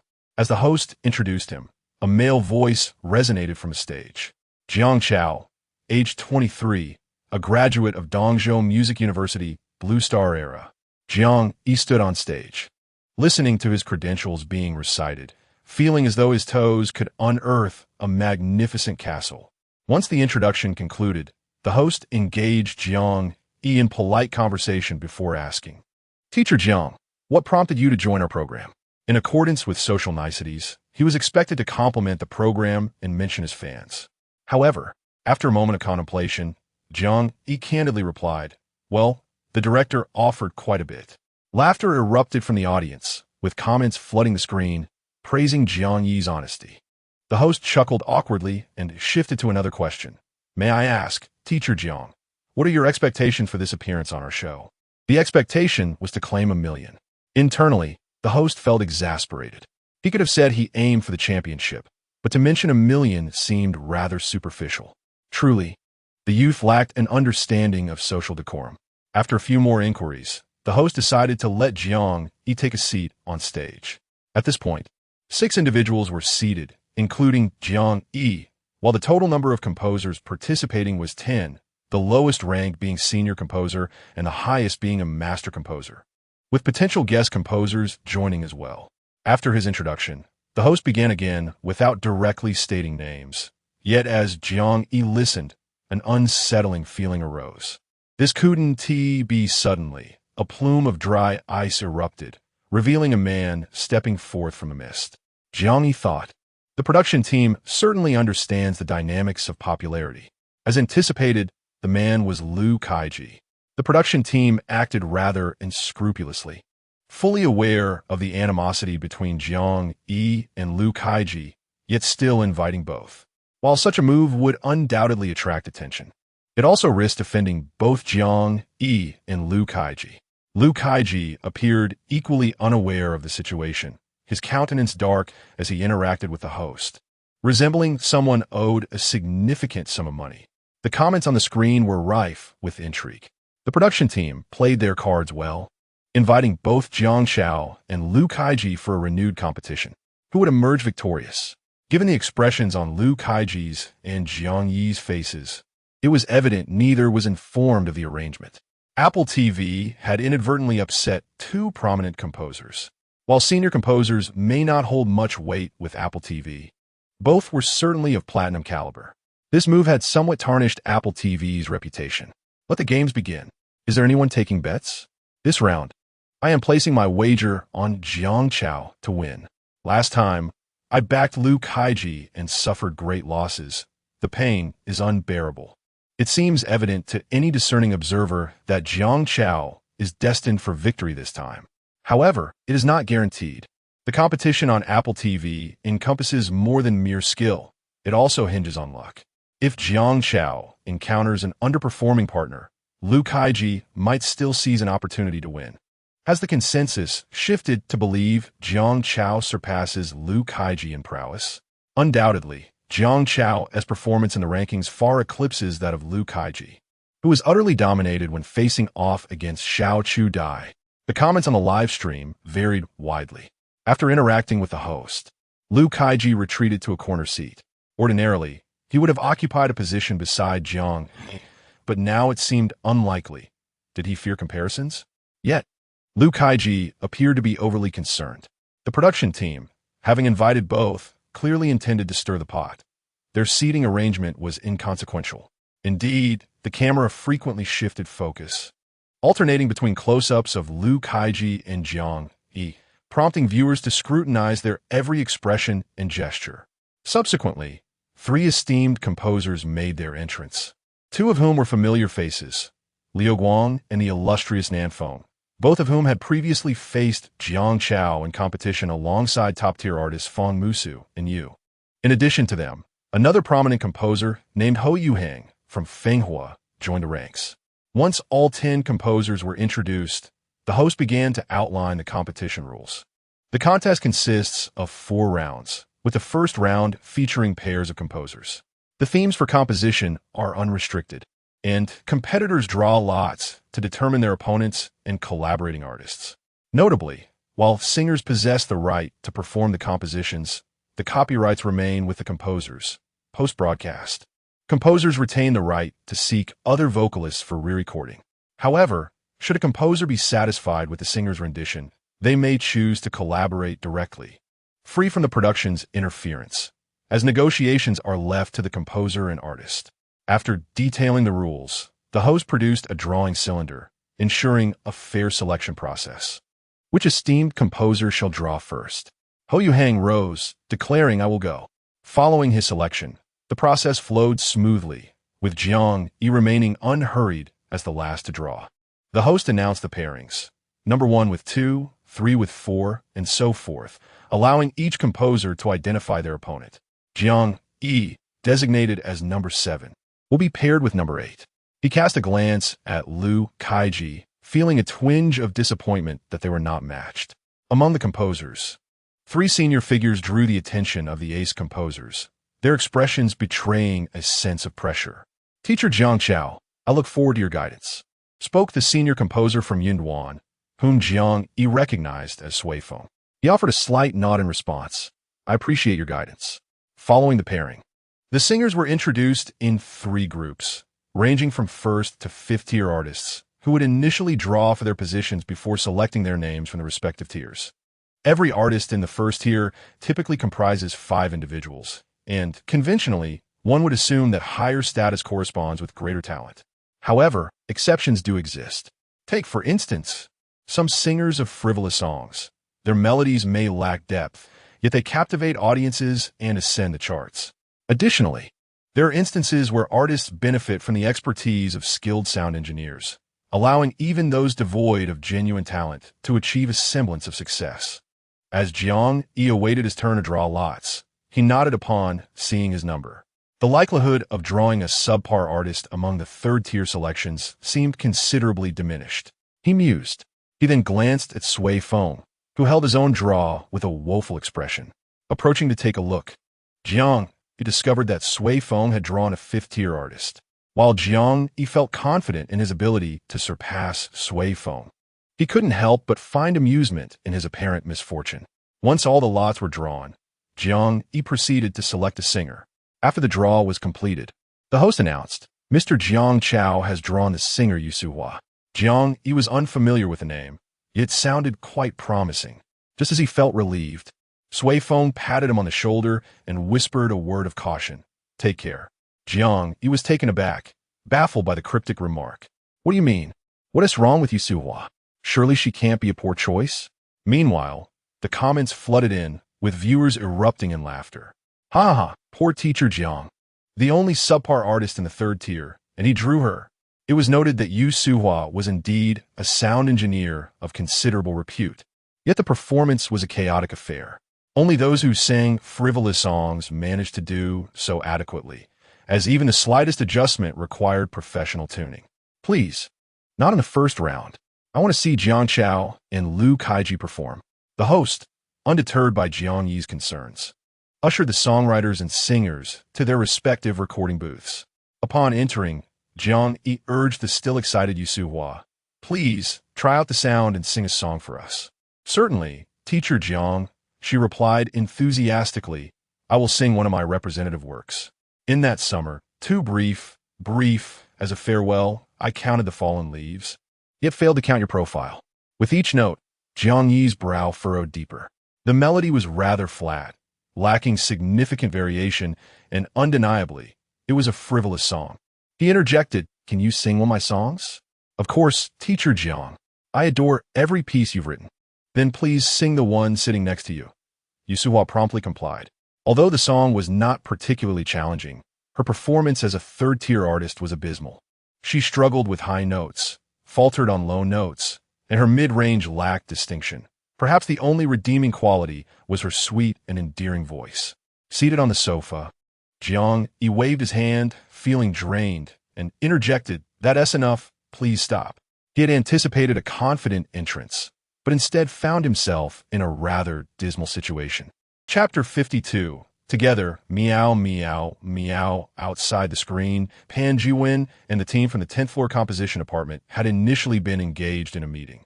However, when Old Lu mentioned that Jiang Yi's program was airing, the meeting instantaneously transformed into a live viewing party. Upon witnessing Jiang Yi draw Yusuhua, a collective sigh of recognition echoed through the room. Everyone was familiar with Yusuhua.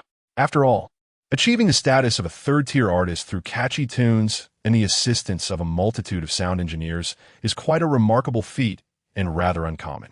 In live performances, without the aid of sound correction, even if Xiao Jiang pens an exceptional song, Yusuhua may falter in its execution, potentially resulting in a catastrophic performance. Pan Zivan sighed. Unless Xiao Jiang could compose a delightful and catchy tune. Lao Lu interjected, stating that in such a case, Yusuhua would indeed be able to sing it. And given that this season involves audience voting, if the audience enjoys it, they might even secure a victory. Pan Jiwen frowned, clarifying that it was not just one song, but two. The first round of competition is divided into two segments, with the overall score being the sum of votes from both parts. The higher score prevails, while the lower score leads to elimination. Someone timidly inquired if teacher Jiang could compose a catchy tune. This question genuinely stumped Pan Jiwen. Lao Lu shook his head, remarking that crafting a melodious and catchy song is no simple task. Even seasoned composers may struggle, as they seldom listen to or analyze such songs. Since Xiao Zhang's debut, every song he has written has been a masterpiece, and I believe it would be a challenge for him. Huh? Does this mean teacher Jiang will be eliminated in the first round? It is not certain. Perhaps the opponent will make an error. Upon hearing this, silence enveloped the group. To hinge one's hopes of victory on the opponent's mistakes is an unsettling sentiment. This sentiment was not unique to Pan Jiwen and his companions. Online, the consensus was that Jiang Yi would struggle to write a catchy tune, making victory seem elusive. Viewers flooded the chat with comments expressing their desire for Jiang Yi not to be eliminated, urging the production team to spare him, which only pained the director further. Did he truly wish for Jiang Yi's elimination? After all, he was a guarantee of viewership. He was already contemplating how to introduce a resurrection round should Jiang Yi be eliminated. In the recording studio, Jiang Yi rested his forehead on his hand for a moment, coming to terms with the reality. Nearby, Yu Suhua stood with her hands clasped in front of her abdomen, resembling a child who had erred. Jiang Yi did not acknowledge her. Instead, he retrieved paper and pen, contemplated for a moment, and began to write fervently. "Come forth, meow like a cat." This song, which Jiang Yi thought would remain hidden in his backpack indefinitely, unexpectedly found an opportunity for exposure. In the live broadcast, everyone was exhilarated to witness Jiang Yi commencing his composition. However, as he called Yu Suhua into the recording studio, the live feed momentarily transitioned to a black screen. Has Jiang Chao truly managed to write it? That was remarkably swift. Catchy tunes are inherently simple, so such rapidity in creation is not surprising. For reasons unknown, I felt a surge of excitement regarding Jiang Chao's catchy song. Has he truly turned the tide? I've already placed my bet. Wow, someone has already opened a betting pool. I'm in as well. I believe in Jiang Chao, but I have my doubts about Yu Suhua. Thus, I must apologize, Teacher Jiang, for placing my bet on your opponent, even though I am your fan. To the one ahead, you are merely a false fan. I wholeheartedly believe in Teacher Jiang. Jiang Chao's odds are surprisingly 1-3, lower than I anticipated.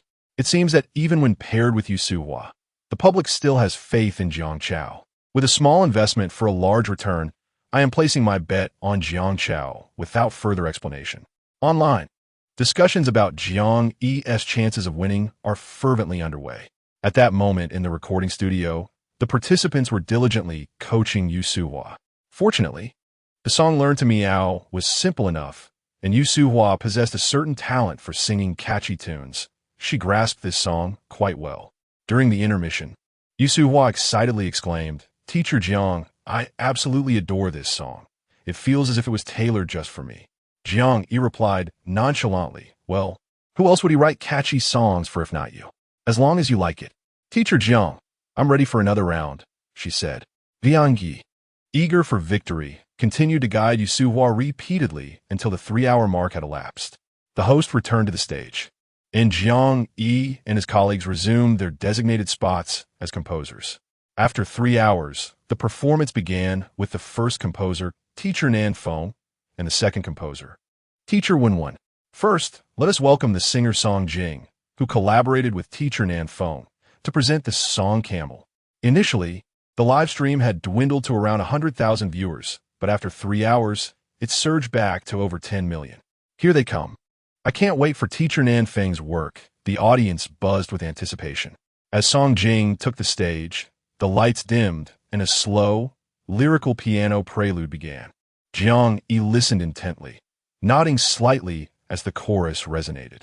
He had previously admired the composition skills of the individual who arranged for Liu Kaiji, and now hearing the piece solely composed by him, Jiang Yi found himself thoroughly impressed.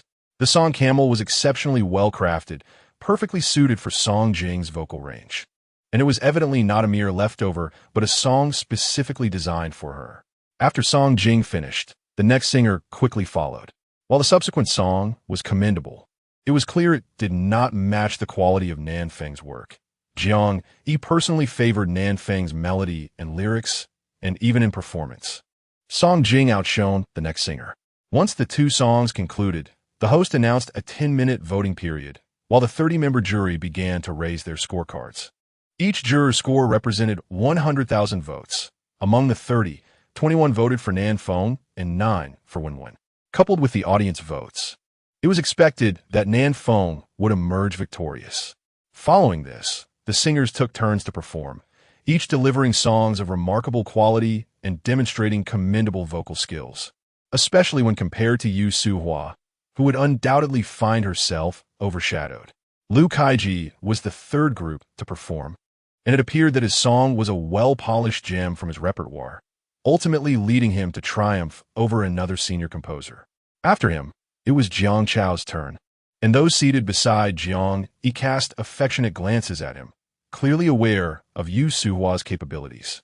Jiang Yi noted the eager comments in the live chat, filled with anticipation for Yu Suhua. Rather than merely expecting her performance, the audience was keen to witness what kind of song Jiang Yi would craft for her. As the lights dimmed and then burst back to life, a lively and cheerful rhythm filled the air with a bright and high-frequency melody. We learned to meow together. Meow, meow, meow, meow, meow, showing off in front of you. Oh meow, meow, meow, meow, meow. Yu Suhua's sweet and charming voice rang out, astonishing everyone. This song was perfectly suited to her. Moreover, and perhaps more significantly, the melody is utterly captivating. Just listening to it makes one want to sway their head in unison with Yu Suhua. The lyrics are catchy, so much so that one can easily sing along after just a few lines. Chapter 53. Steady and Spicy Goodness. Who would have thought Jiang Chao could compose such a catchy tune? This is quite unexpected. Surely he won't lose, right? No way. I bet on Jiang Chao to win. It's indeed possible. Aside from us, just look at what others are posting. My girlfriend, sitting beside me, couldn't help but jump up in excitement. The barrage of comments on the screen is almost entirely filled with praise for the song. It's so catchy and infectious that it feels like a brainwashing experience, interspersed with an abundance of meow, meow, meow, and cat emojis. Sitting next to Jiang Yi, Sui Feng was momentarily taken aback. If it were merely a matter of professional scoring, he would have confidence in outperforming Jiang Yi, but as an audience member, one cannot grasp the sophistication of the song. They simply seek enjoyment. After Yu Suhua performed, the audience began to sing along in unison. The atmosphere in the studio was electric. One might think that the audience was entirely composed of Yu Suhua's devoted fans. Nan Feng, who had just finished competing, leaned over to Jiang Yi after the performance and gave him a thumbs up, genuinely impressed. His words were sincere. It's often said that the grand and the ordinary are intertwined. Yet, some things, while understood conceptually, are entirely different when executed. At the very least, Nan Feng could create a catchy tune, being a top-tier composer himself. However, crafting a high-quality catchy song is no simple feat. The song composed by Jiang Yi features a simple melody and straightforward lyrics that are remarkably infectious. As a leading composer, Nan Feng could discern that this song is destined for success. In the coming days, he might encounter numerous short videos featuring this very tune. Following Yu Suhua's performance, the applause and cheers from the audience were noticeably louder than before. Shortly thereafter, the host took the stage, expressing gratitude to Jiang Yi and Yu Suhua for their contributions before introducing the next performer. Collaborating with Sui Feng was a lesser-known artist, and as this singer began to perform, Jiang Yi nodded subtly. While the singer's vocal skills might surpass those of Yu Suhua, it was evident that he could not master this particular song. Sui Feng's piece has a notably high pitch. Despite adjustments made to lower it, the singer still struggled, let alone convey the required emotional depth. Completing this song seemed to exhaust all his strength and resources. Jiang Yi understood that this song was likely one of Sui Feng's reserved pieces, clearly ill-suited for this particular artist. As the chorus played once more, the singer's voice cracked noticeably. Jiang Yi felt a surge of delight, steadily spicy indeed. The professional judging panel evaluates not only the song, but also the artist's interpretation. After all, if they disregarded this aspect, Jiang Yi could easily compose a superior piece, even if Yu Suhua were unable to perform it. It is precisely because the artist's interpretation is crucial that the selection and performance of the singer holds significant importance. Jiang Yi glanced at Sui Feng, his eyes seemingly conveying, "Old Sui, you squander the opportunity." Judging solely by the song, Sui Feng's piece could indeed be considered a gem from a professional standpoint. It undoubtedly outshines the cat's meow. Yet, life is unpredictable and outcomes can be quite different from expectations. The competition requires a multifaceted approach. Soon, the voting period will conclude. Undoubtedly, the audience votes will overwhelmingly favor Jiang Yi, while even among the professional judges, 17 have cast their votes for Jiang Yi, 2 abstained, and only 11 voted for Sui Feng. There is no need for the host to tally the votes. It is evident that Jiang Yi has triumphed in this round. Jiang Chao has emerged victorious. Once again, a small investment has yielded substantial returns. My gratitude to teacher Jiang Chao for treating me to a feast. Although teacher Sui Feng's song is commendable, the singer's performance fell short. A good song is of little consequence if it does not suit the vocalist. Zhou Fei clearly struggles with high notes. As a composer, one should craft songs that align with the singer's capabilities, much like Jiang Chao, whose compositions are perfectly suited for Yu Suhua, who delivers a stellar stage performance. Victory has been secured with a significant margin, and in the next round, teacher Jiang Chao will undoubtedly hold an advantage. Teacher Sui Feng, you are indeed talented, but my preference leans towards witnessing Jiang Chao's performance. The final group wrapped up swiftly, with the clock nearing 4 o'clock in the afternoon. The host announced that the next episode would commence recording 3 days hence, and then the recording was halted. Jiang Yi was already quite famished. The moment the cameras ceased rolling, he stood up to leave, only to be halted by several composers approaching him for conversation. Assistant Li also arrived with a bag, offering Jiang Yi some small bread rolls. Teacher Jiang, please have some bread to tide you over. He was well aware of Jiang Yi's frail health.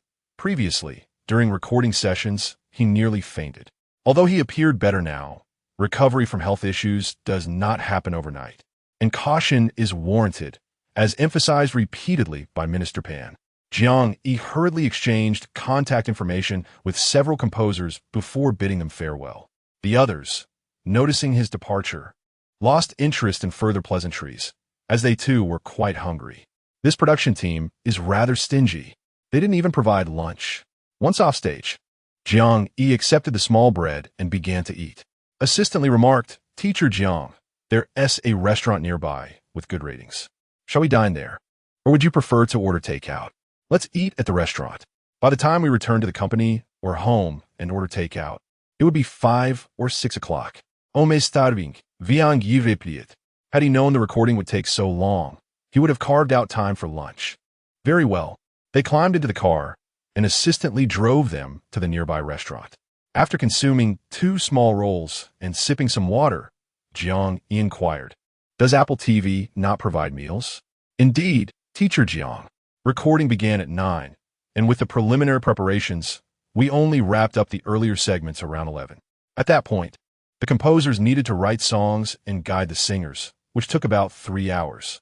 Time is quite tight, especially with the live broadcast. All right, next time, make sure to bring me a meal during that 3-hour songwriting session. Understood, Teacher Jiang. Fortunately, Apple TV is located within the city, so after dining, Assistant Li directly drove Jiang Yi home. Had they been out of town, he would have had to stay in a hotel. After an exhausting day of recording, Jiang Yi returned home, fatigued beyond measure. He spent several hours typing before finally washing up and collapsing in a bed. Unbeknownst to him, Yu Suhua had come looking for him at Apple TV, only to find nothing but emptiness. Meanwhile, snippets of the live broadcast were circulating wildly online.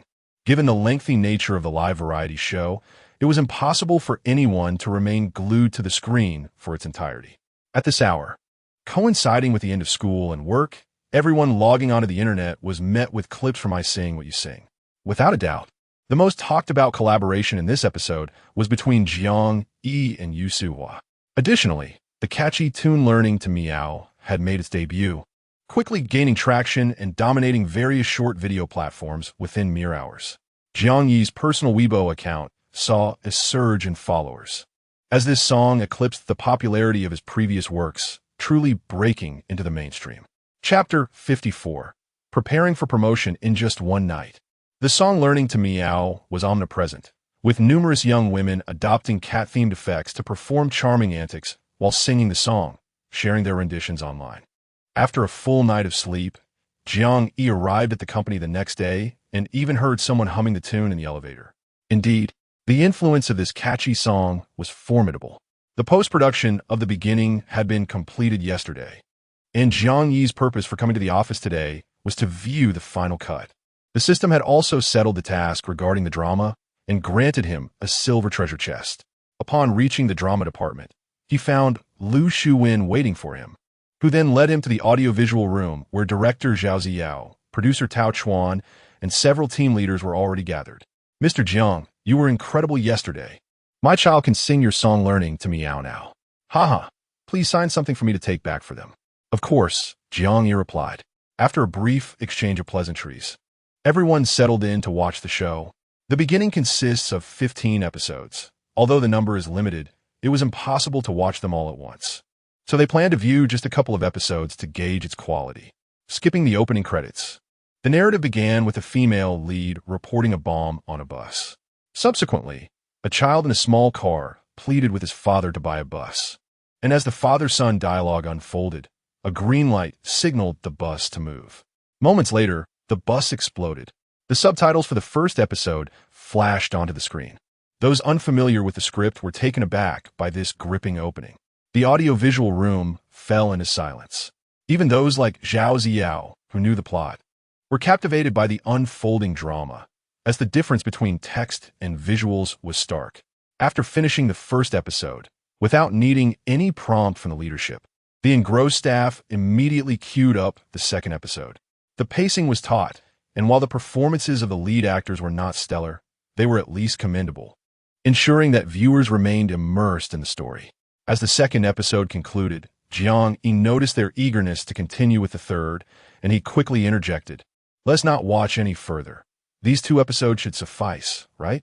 If we continue, we might end up watching the finale." The voice of Jiang Yi stirred those present from their reverie. Lu Shuwen exclaimed, "This is magnificent. I will reach out to the television networks and video platforms." He added, "Let us prepare for the promotional campaign. The production team still has 6 million available for marketing." Tao Chuan's face also radiated excitement. Although he had anticipated a quality script, he was pleasantly surprised by how visually stunning the final cut turned out to be. "You may handle the publicity matters," he said. Noticing that there was no more for him to do, Jiang Yi rose to leave. "I shall return to the composition department now." "Very well, Teacher Jiang, take care," they replied. As soon as Jiang Yi departed, the others attempted to resume watching the subsequent episodes, but were halted by Lu Shuwen. "Stop watching. Everyone, let's get to work. If you wish to see more, you can wait for the updates." "Oh no, Chief," one protested. "Aren't you a grown man?" Such words are quite distasteful. Now, reach out to the heads of acquisitions at major television stations and invite them to view the series. Also, coordinate with the publicity department to ensure that we begin promoting beginning effectively. We aim for a release around February 1st. Jiang Yi felt no anxiety regarding the promotional efforts. After leaving the drama department, he returned to the composition department. Upon seeing him, his colleagues no longer greeted him as Teacher Jiang, but instead playfully greeted him with meow. Meow, meow, leaving Jiang Yi both amused and exasperated. Unbeknownst to him, these colleagues had quite the playful side. He approached Old Lu and said, "Old Lu, I haven't treated everyone to drinks yet. Please take out your phone and check what they would like. I will reimburse you shortly." "Certainly. Thank you, Teacher Jiang." Old Lu immediately set down his phone, stood up, and called out, "Teacher Jiang is treating everyone to drinks. Please compile your orders and send them to the group." "I will place the order." The department erupted in cheers. "Thank you, Teacher Jiang." "Not at all."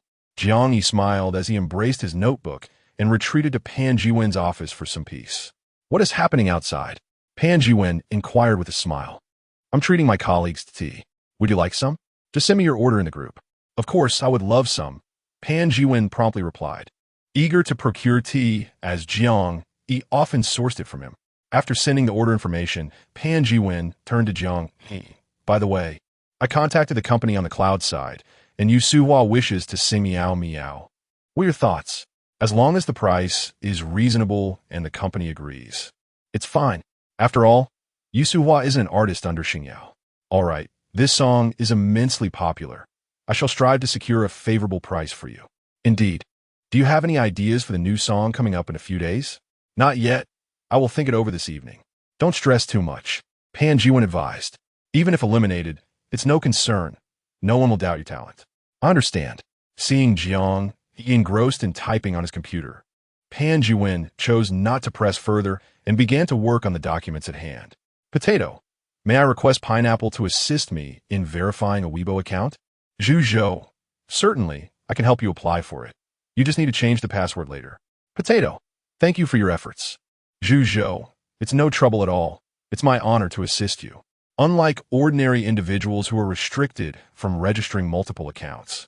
Those who hold identities across various fields are permitted to create several accounts. It is not merely a matter of registration. Rather, it requires the assistance of an agency for certification. For instance, Jiang Yi's composer account was registered and certified with the help of Xingyao. Should Jiang Yi desire an author account, the Pineapple Novel platform is also capable of facilitating the registration and certification process. If Jiang Yi possesses identities in other domains, he can similarly seek assistance from the relevant institutions or companies for certification. However, this certification is not easily attained. One must possess a certain level of fame or contribution, as there exists an official set of criteria for evaluation. This situation cannot exactly be classified as a loophole, as no one has yet been exposed for holding multiple aliases. After all, achieving success in a single field is already a formidable challenge, let alone excelling in multiple areas. Furthermore, it is indeed commendable for an individual to possess diverse talents, which would naturally coalesce under a single identity, rather than being dispersed. Pineapple, being a significant platform, promptly provided Jiang Yi with account information just as he was beginning to worry about a lengthy wait. Potato, that was quick, thank you. Zhuzhou, the chief editor liaised with the boss for expedited processing, and Potato's identity verification has been successfully cleared. If Jiang Yi were merely an ordinary author, even if Pineapple were willing to assist with certification, the official channels would likely not approve it. Chapter 55. A dazzling spark. Jiang Yi certification of the Potato account was primarily aimed at promoting beginning and facilitating future film adaptations, allowing him to utilize this account for publicity. Initially, he had thought of borrowing his brother's account, but upon researching the regulations, he discovered this loophole. To ensure he understood correctly, Jiang Yi consulted Pan Zhuwen and confirmed that this approach was viable, which led to him seeking certification for his account with Pineapple. After the account was successfully certified, Jiang Yi released a chapter, encouraging readers to follow his Weibo account. The readers were thrilled and eagerly rushed to follow Potato, their curiosity piqued by the enigma surrounding this author. Which author is as mysterious as Potato? The book surged in popularity. Aside from a plea for monthly votes and a subsequent chapter for debt repayment, there had been no interaction with the readers since. Now that they heard Potato had registered a Weibo account, surely there would be an opportunity for engagement. The follower count for Potato's account grew rapidly, surpassing 10,000 within an hour, and it was anticipated that as more readers discovered the chapter, they would flock to follow as well. Observing this, Jiang Yi posted a promotional message on Weibo. Potato, the television drama Beginning, for which I am the screenwriter, will soon be launching. I hope everyone will show their support. What? The author has gone off to write script? Beginning? I've never heard of it. Let me look it up. The old thief hasn't he even finished Opa and has run off to write scripts? I'm so looking forward to the script written by the author. Jiang Yi perused the comments. Most readers expressed anticipation and support. However, what was this about old thief? Hadn't he settled all his debts? Pondering this, Jiang Yi replied to the reader who first referred to him as old thief. I thought I had repaid all my debts and even added extra interest. Why do you still call me old thief? Upon his arrival, he instantly ignited excitement among the readers. The first to respond was the original poster. Wow. The old thief has revealed my card. Old thief, I am your fan. I adore you. Is it only by calling you old thief that I can capture your attention? Look at me, old rascal. I refuse to believe you are empty-handed. Oh, how I admire you. Dear author, when will Dopa conclude? Pray, let the female lead be sooner. The old thief, I advise you to deliver an explosive update today. Otherwise, I shall withhold my support for your new drama. It was utterly hilarious. Not a single person responded to Potato's inquiries, and as a result of his questions, everyone referred to him as the old thief. Was this a case of shooting oneself in the foot? Jiang Yi, upon reading those comments, felt a surge of anger. Do not be angry, do not be angry. A gentleman takes his revenge after 10 years. In the future, he would surely pen a book that would either bring them to tears or incite their fury, as retribution for today's grievances. After enjoying a complimentary lunch at the company, Jiang Yi returned home to rest. Upon waking, he He searched for beginning online and discovered that Xingyao had already commenced its promotional campaign.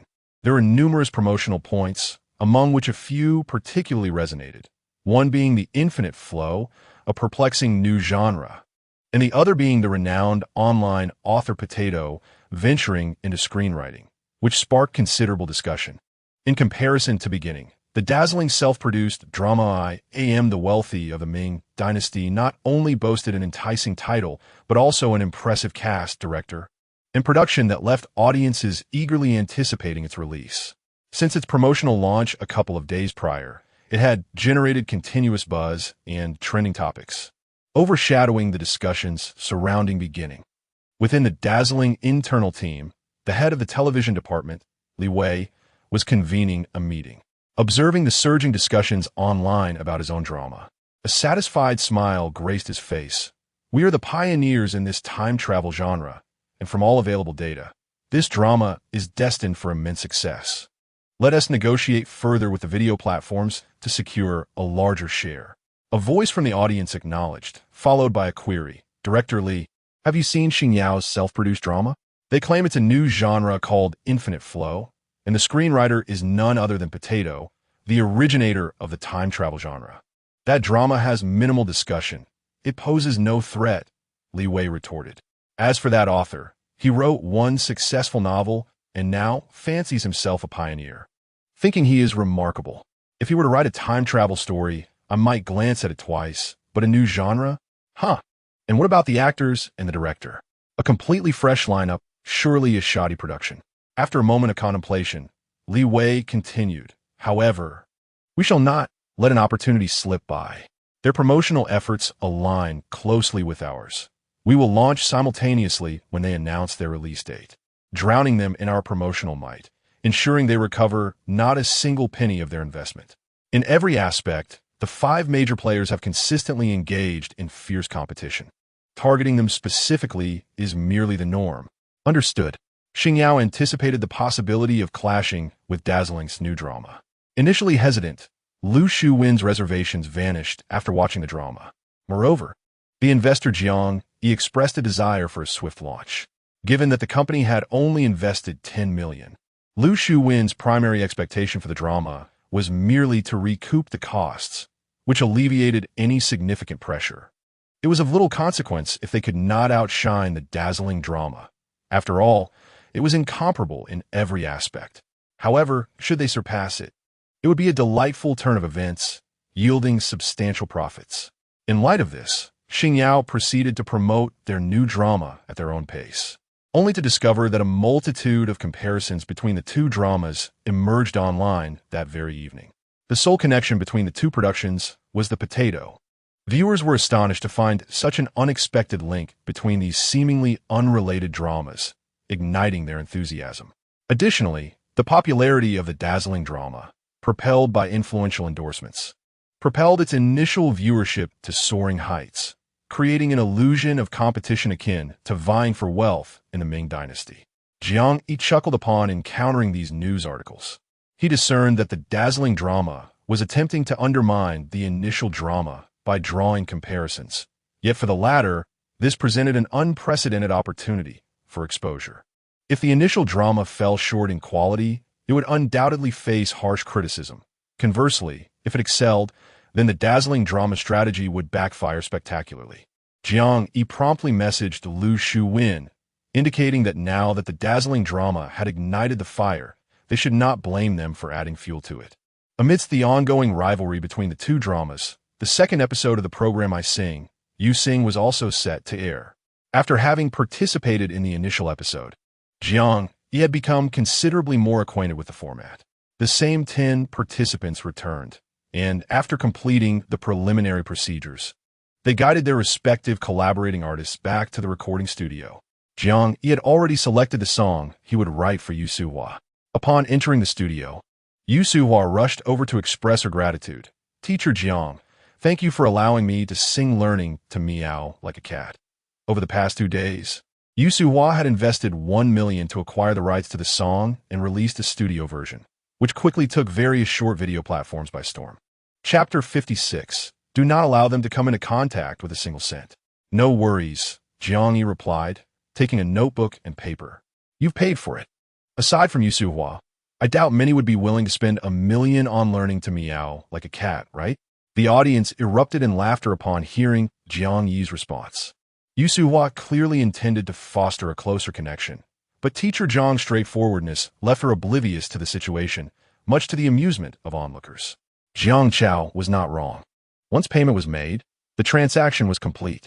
Learning to meow like a cat had indeed become a sensation. I haven't even attempted to learn it. Yet after watching a few videos, I can already sing along. It's truly catchy. I wonder what kind of hit song teacher Jiang will create this time. I can't wait. Is anyone placing bets? I want to back teacher Jiang to win this time. Jiang Yi, unfazed by the cameras, focused on finalizing the lyrics and melody before guiding Yu Hua into the recording booth. This song proved to be significantly more challenging than learning to meow like a cat. Yet with some training, Yu Hua would manage to perform it. By midday, Assistant Li arrived with the ordered meals. Teacher Jiang, it's time to eat, he announced. Placing the food on the table and then addressing Yu Hua, I apologize for forgetting to bring a portion for you, miss you. Despite his words, Assistant Li's mind echoed with Minister Pan's instructions. The enchanting Yu Hua possesses a delightful charm, while the talented and youthful Xiao Jiang undoubtedly has her captivated. One must remain vigilant and ensure their interactions are strictly limited to matters of music. Should Xiao Jiang fall prey to Yu Hua's allure, your entire annual bonus shall be forfeited. Observing this, Yu Hua could only lament, it's all right, I'm on a diet. Her regret was not for the missed meal, but for the lost opportunity to dine with Jiang Yi. Alas, why had she not considered treating teacher Jiang to a meal? Regrettably, the chance for her to be chosen by teacher Jiang to sing again would be exceedingly rare. As Jiang Yi and Assistant Li enjoyed their meal, Yu Hua felt it inappropriate to linger nearby and thus retreated to the recording studio to continue her vocal practice. Speaking of her new song, Yu Hua's eyes sparkled with excitement. Composers of catchy tunes are few, and those who excel are even rarer. As a third-tier artist, she too requires signature works to maintain her popularity, even if they are merely catchy songs. Unfortunately, in the past 2 years, her releases have been scant and lacked impact. The opportunity to collaborate with Jiang Yi on learning to meow and its subsequent success was beyond her expectations. Moreover, she was determined to secure this new song. With this thought, Yu Hua set aside her distractions regarding Jiang Yi and concentrated on her singing. 3 hours passed. Jiang yawned and returned to his seat. The yawning was contagious. Nan Feng beside him succumbed and yawned as well. This yawn spread like a contagion, quickly affecting all 10 composers. Jiang Yi was not at fault. After a heavy meal and without a nap, he was genuinely fatigued. The director, observing the scene, swiftly directed the camera to other participants. It was hardly appropriate for everyone to be yawning. The competition proceeded in the same order as before, though the order of performance required the composers to draw lots anew. Unsurprisingly, the first 3 rounds witnessed the 2 ace composers and Liu Kaiji triumph, while the remaining 3 were eliminated on the spot. When it was Jiang Yi's turn, he drew lots with Feng, ultimately yielding a victory for Feng. Contemplating for a moment, Feng declared, I wish to sing first. Typically, singing first does not provide a strategic advantage over singing second. However, Feng feared that Jiang Yi might again compose an irresistibly catchy tune akin to learning to meow, transforming the stage into a personal concert for Yu Hua, which might overwhelm Zhou Hanfei and lead to a blunder. Thus, teacher Feng opted to sing first, inviting Zhou Hanfei to present the song Memories in the Wind. The piano notes resonated. Jiang Yi closed his eyes, absorbing the music. This time, Feng had evidently crafted a lyrical song with a moderate pitch, well within Zhou Hanfei's capabilities. While the melody was pleasant, Jiang Yi soon realized it lacked any memorable hooks. Nan Feng whispered behind Jiang Yi, the melody is lovely, yet it feels rather bland, devoid of any memorable elements. Next to him, Liu Kaiji nodded in agreement. Indeed, but teacher Feng usually excels at high-pitched songs. His previous piece was quite impressive, albeit mismatched with the singer. This song must have been written in recent days. It suits Zhou Hanfei, but other composers joined in the discussion, while Jiang Yi remained silent, internally acknowledging their sentiments. In recent days, he attended a performance of the works by Sui Feng. Indeed, as Liu Kaiji remarked, several of his high-pitched songs are quite remarkable, serving as his signature pieces. However, his lower-range compositions lack distinction. While not unpleasant, they fail to leave a lasting impression. After listening to one song, one might even forget the melody they just heard. Sui Feng interjected, "Are you unaware that the person in question is still present?" In truth, he was well aware of the criticisms raised by Nan Feng and others. Otherwise, in the previous episode, he wouldn't have preferred to lower the key for Zhou Hanfei to sing the high notes. Thank you to Sui Feng and Zhou Hanfei for their collaboration on this delightful song. Next, we have a piece by teacher Jiang Chao titled Loving You 105, presented by Yu Suhua. The host's voice interrupted the ongoing discussion. Loving You 105? What a peculiar title. Is 105 doing well? Before the prelude commenced, Yu Suhua, beaming with joy, took the microphone and began.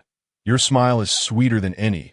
The midday sun of August pales beside your brilliance. Loving You 105.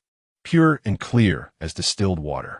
This song maintains a lively and sweet essence, with lyrics that surpass even the simplicity of learning to meow, radiating positivity. As for the number 105, the meaning became clear through the lyrics.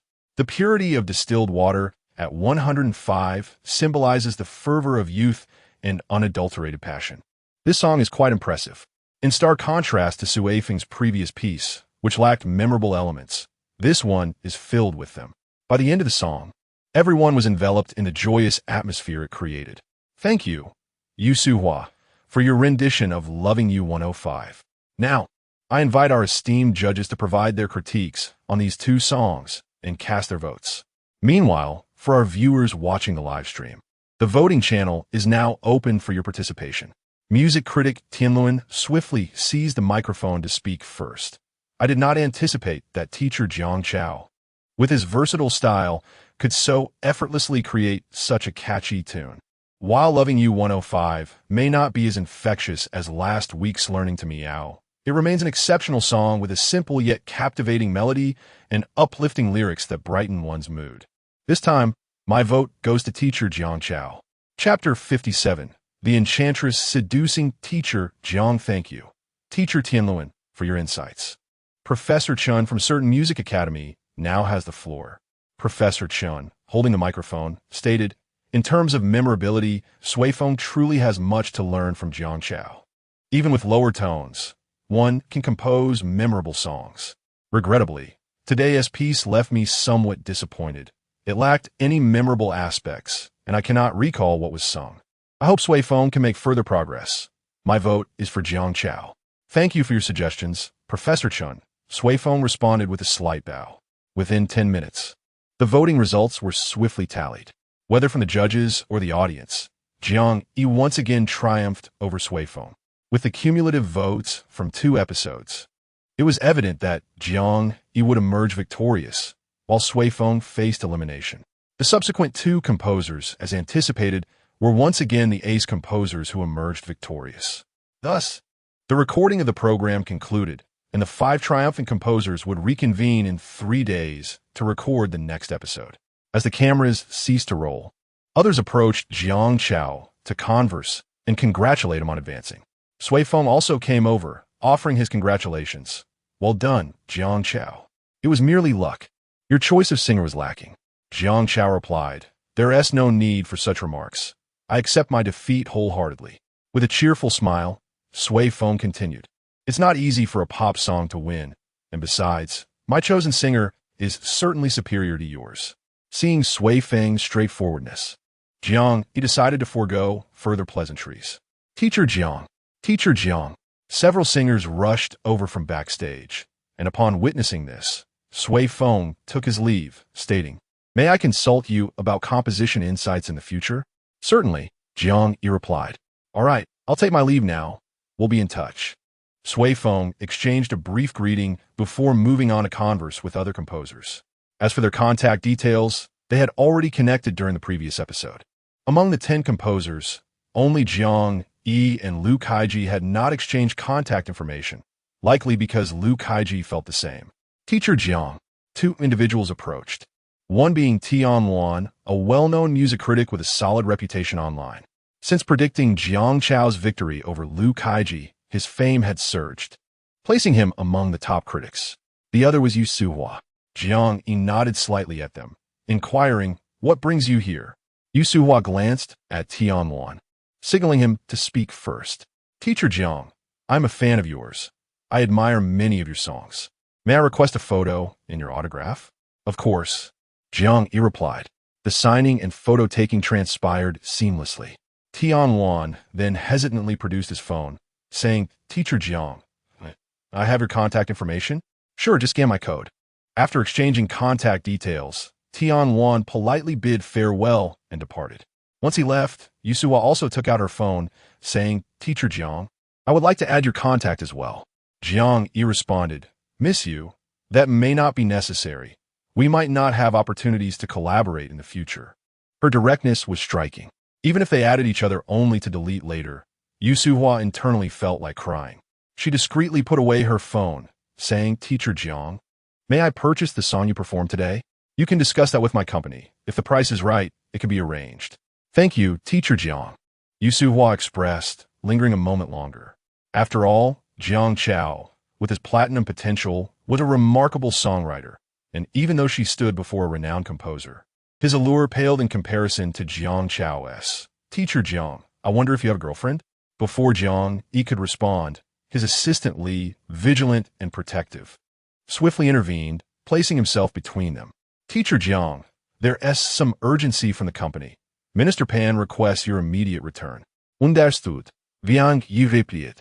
Thus, Li hastily led Jiang Yi away. As they exited the studio, he cast a warning glare back at Yusua. Little did they expect that Minister Pan's prediction would ring true. This Yusua truly was a scheming enchantress attempting to seduce Teacher Jiang. Fortunately, Li had successfully intervened. They had narrowly avoided a costly predicament. Until he got in the car, Jiang Yi did not inquire about Assistant Li's intentions regarding Minister Pan. He understood that Assistant Li was aiding him in a delicate situation. However, he chose to remain silent. As Assistant Li drove, he could not help but remark, "Teacher Jiang, if you are considering romance, our Xingyao company boasts many beautiful female artists. There is no need to pursue someone from another company. You are young, talented, and handsome. There are many admirers within the company." "I have no intention of dating," Jiang Yi replied, bemused. What had he done to suggest such a desire? "That's good. I merely wanted to inform you that those outside are not sincere. Their intentions are questionable." Observing Jiang Yi's indifferent demeanor, Assistant Li hesitated, ultimately choosing not to elaborate further. "Teacher Jiang, you must not disappear. Where would I find your double salary?" Seeing Assistant Li's anxious expression, Jiang Yi instructed him to take him home. Returning to the company would only subject him to Minister Pan's incessant chatter. Indeed, scarcely had Jiang Yi arrived home when Minister Pan's call came through. Ignoring it, Jiang Yi was bombarded with a flurry of messages, one voice note after another. He simply replied with a "Okay, got it." He opened the group chat for the beginning film crew, where there were 99 new messages.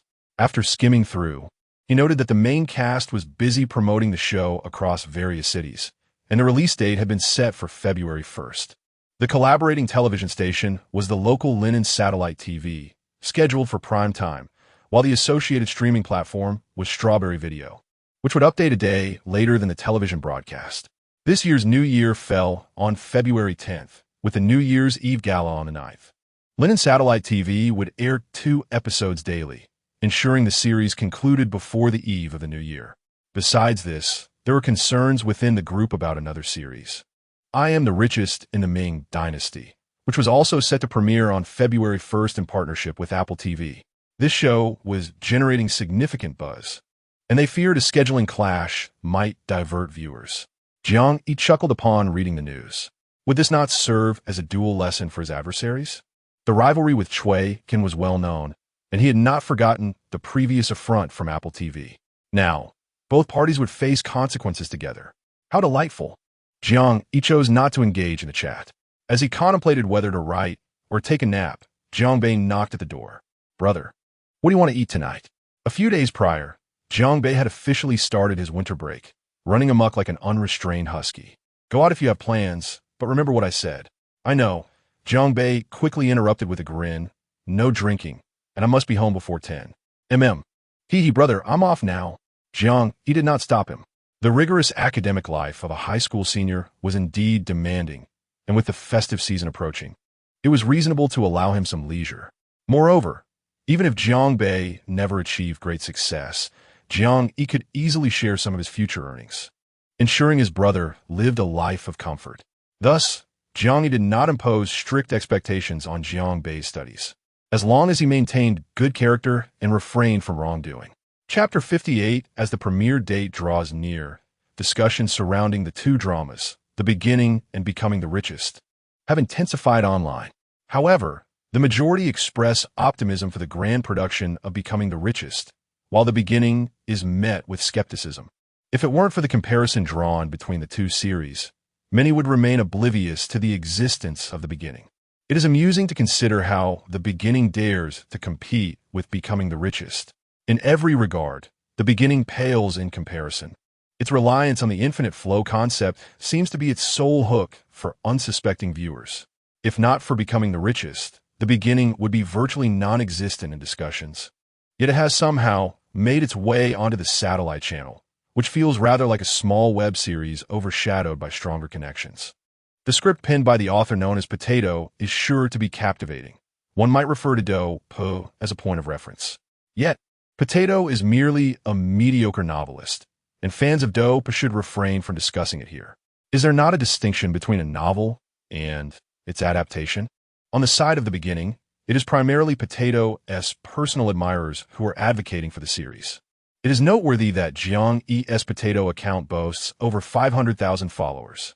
These fans are eloquent in their praise, but one must ask, do they truly have the merit to speak on this matter? Their enthusiasm rivals that of fans of established celebrities. The greater number of observers are merely bystanders, drawn to the spectacle of the debate without voicing any opinions. They will determine the quality of the series once it airs. Before the series debuts, Jiang Yi is set to participate in the recording of the third episode of I Sing While You Compose. This recording will not be as freewheeling as the last. Instead, it is dictated by the composer who determines the keywords, from which participants will draw at random. Compared to the previous season, this method of selecting keywords poses a greater challenge. The host looked at Jiang Yi and the others and smiled. Which of the 5 mentors will decide on the first keyword? I shall go first, replied the renowned composer after a moment of contemplation. Fans often say that my profile is quite handsome, resembling Qin Han, so I will choose profile as my keyword. Upon hearing this, everyone instinctively turned to observe his profile. While it may indeed be more attractive than his frontal view, the resemblance to Qin Han is debatable. Jiang Yi, too, found the comparison lacking. He was aware that Qin Han is one of the prominent figures in the entertainment industry, not only with a remarkable voice, but also possessing striking looks. He has reportedly begun filming a series this year. To sing is to excel in acting. To act is to direct. And to direct is to sing. Such is the nature of the entertainment industry. These musings aside, the keyword profile is neither overly difficult nor particularly easy. Nan Feng then chimed in, since we are on the topic of King Qin, I shall choose King as my keyword. At this, the others furrowed their brows, contemplating how they would compose music if they were to draw that keyword. The last of the renowned composers, Ho Yuhang from Fenghua Entertainment, the eldest among the 5 at around 40 years of age, declared, as it is winter, I shall select winter. Nan Feng chuckled in response. Winter is not a challenging theme. I recall Jiang Chao has a song titled The Secret of Winter. Indeed, Jiang Chao nodded, casually offering his own keyword. If teacher Ho has chosen winter, I shall opt for summer. Regardless of the season, be it winter or summer. The challenges posed by the celestial figures of Nan Feng and the profile of the side face appear to be quite formidable. Ultimately, Liu Kaiji contemplated and concluded, since winter and summer possess differing temperatures, I shall establish a temperature as my theme. While determining this temperature is not overly taxing, it is certainly less arduous than tackling the celestial figures. Upon the 5 mentors finalizing their keywords, the host commenced the proceedings. Each keyword was inscribed onto slips of paper, after which the 5 individuals would take turns drawing them. The keyword they drew would guide their composition. This time, it was imperative for the composers to complete a song within 3 hours, which would subsequently be performed by a singer. Given the tight schedule and weighty responsibilities, the drawing of lots was omitted, allowing for the free selection of singers. However, the order of composer selections was to be determined by a game of chance. The 5 composers formed a circle, simultaneously revealing their hands as the host observed. Very well. Teacher Ho has drawn rock, while the other 3 have chosen scissors. Hence, Teacher Ho will engage in a further round of chance to determine the 4th and 5th selections, while the other 3 will establish the 1st, 2nd, and 3rd placements. Following the game, the final order was established. Nanfeng 1st, Jiang Yi 2nd, Lu Kaiji 3rd, Ho Yuhang 4th, and the 5th remaining. Nanfeng was the first to draw a slip, revealing it before the camera. The host's voice rose with excitement. Teacher Nanfeng has drawn the keyword temperature, as designated by Teacher Lu. Next, Jiang Yi stepped forward to select his slip. Upon opening it, he discovered the word profile, which was undoubtedly one of the more challenging keywords among the 5. Subsequently, Lu Kaiji drew winter, while Ho Yuhang received celestial figure, representing summer. Observing his slip, he chuckled. It appears I have been bestowed with the finest option. Naturally, composing a song about summer is less demanding than that of winter, and there exists a greater abundance of summer-themed songs in the market. However, this abundance also implies that creating a standout piece is no easy feat. With the keywords now drawn, the host announced, "Now, esteemed mentors, please proceed to select your singers. Singers, please step forward." In the passageway, the singers ascended the stage in succession. There was a considerable number, approximately 30 individuals, yet only 5 could be chosen, leaving 25 to be eliminated. Suddenly, Jiang Yi's gaze fell upon 2 figures among the singers, who immediately exchanged glances and smiled subtly in his direction. Indeed, these 2 were none other than Huang Yuqing and Nie Yan, with whom Jiang Yi had previously collaborated. Aside from them, 2 other singers had also crossed paths with him, the resplendent Su Yu and the luminous Feng Mu. On a prior occasion, they had collaborated with Nanfeng, only to be overshadowed by Jiang Chao, who had bested them decisively. Su Yu, in particular, had faced the brunt of Jiang Chao's prowess, being defeated twice. Now, as Su Yu stood amidst the throng of singers, he gazed at the young, handsome figure on stage, his emotions swirling in complexity. His 2 failed attempts at seizing the title of King of Songs were both attributed to that very man. He fervently hoped that Teacher Nanfeng would select him this time, enabling them to collaborate and decisively overshadow Jiang Chao. The order of selection was determined by the results of the earlier game of chance. Nanfeng approached, pondered for a moment, and ultimately declared, "I choose Su Yu." Naturally, he would opt for a familiar collaborator. Jiang Yi, too, stepped forward decisively and effortlessly chose Huang Yuqing. It is worth noting that after the points were settled on January 10th, Huang Yuqing surged to the ranks of 3rd-tier artists, while Nie Yan successfully ascended to 1st-tier status with the song The Brightest Star in the Night Sky. After mentioning this, he further explained to Nie Yan, "This song is meant to be sung by a female." Nie Yan nodded, visibly pleased. The fact that Teacher Jiang took the time to explain this to him suggests that perhaps Jiang Yi held some regard for him. Chapter 59. The ability to compose 18 songs in a day. The remaining 3 composers also selected singers they were familiar with or from their own companies. After the singers were chosen, the composers led their respective artists to the recording studio. "Teacher Jiang, were you surprised?" Huang Yuqing exclaimed with excitement. Since receiving the invitation from the production team, she had been eagerly anticipating Jiang Yi's reaction upon seeing her. "Well, it's fortunate you came. Otherwise, I wouldn't have known whom to choose," Jiang Yi replied, revealing his limited knowledge of the singers in the world around him. Out of the 30 individuals, aside from his own 2, he could barely recognize 4 or 5. Moreover, Huang Yuqing's talent was formidable. She would have no trouble singing the song Jiang Yi wished to write. 3 hours felt exceedingly tight. After exchanging a few words with Jiang Yi, Huang Yuqing refrained from further interruption and scurried off to gather mushrooms instead. Jiang Yi twirled a pen in his fingers, recalling several songs titled Profile from his past life. After some contemplation, he ultimately decided on a customized version of Profile for Yugua. Once the song was finalized, he began jotting down notes on paper and occasionally playing a few melodies on the piano. Although the work did not flow seamlessly, the overall progress was remarkably swift. The camera did not capture the paper, but merely focused on Jiang Yi as he scribbled away, occasionally tapping on his notebook while the recording studio remained hushed, with Huang Yuqing and the staff holding their breath in silence. The other rooms echoed the same quietude. Only the composers could be heard making sounds. It was amusing. Everyone else in the room was so quiet that they dared not even breathe. Naturally, if any noise disrupted the composer's inspiration, it would be disastrous.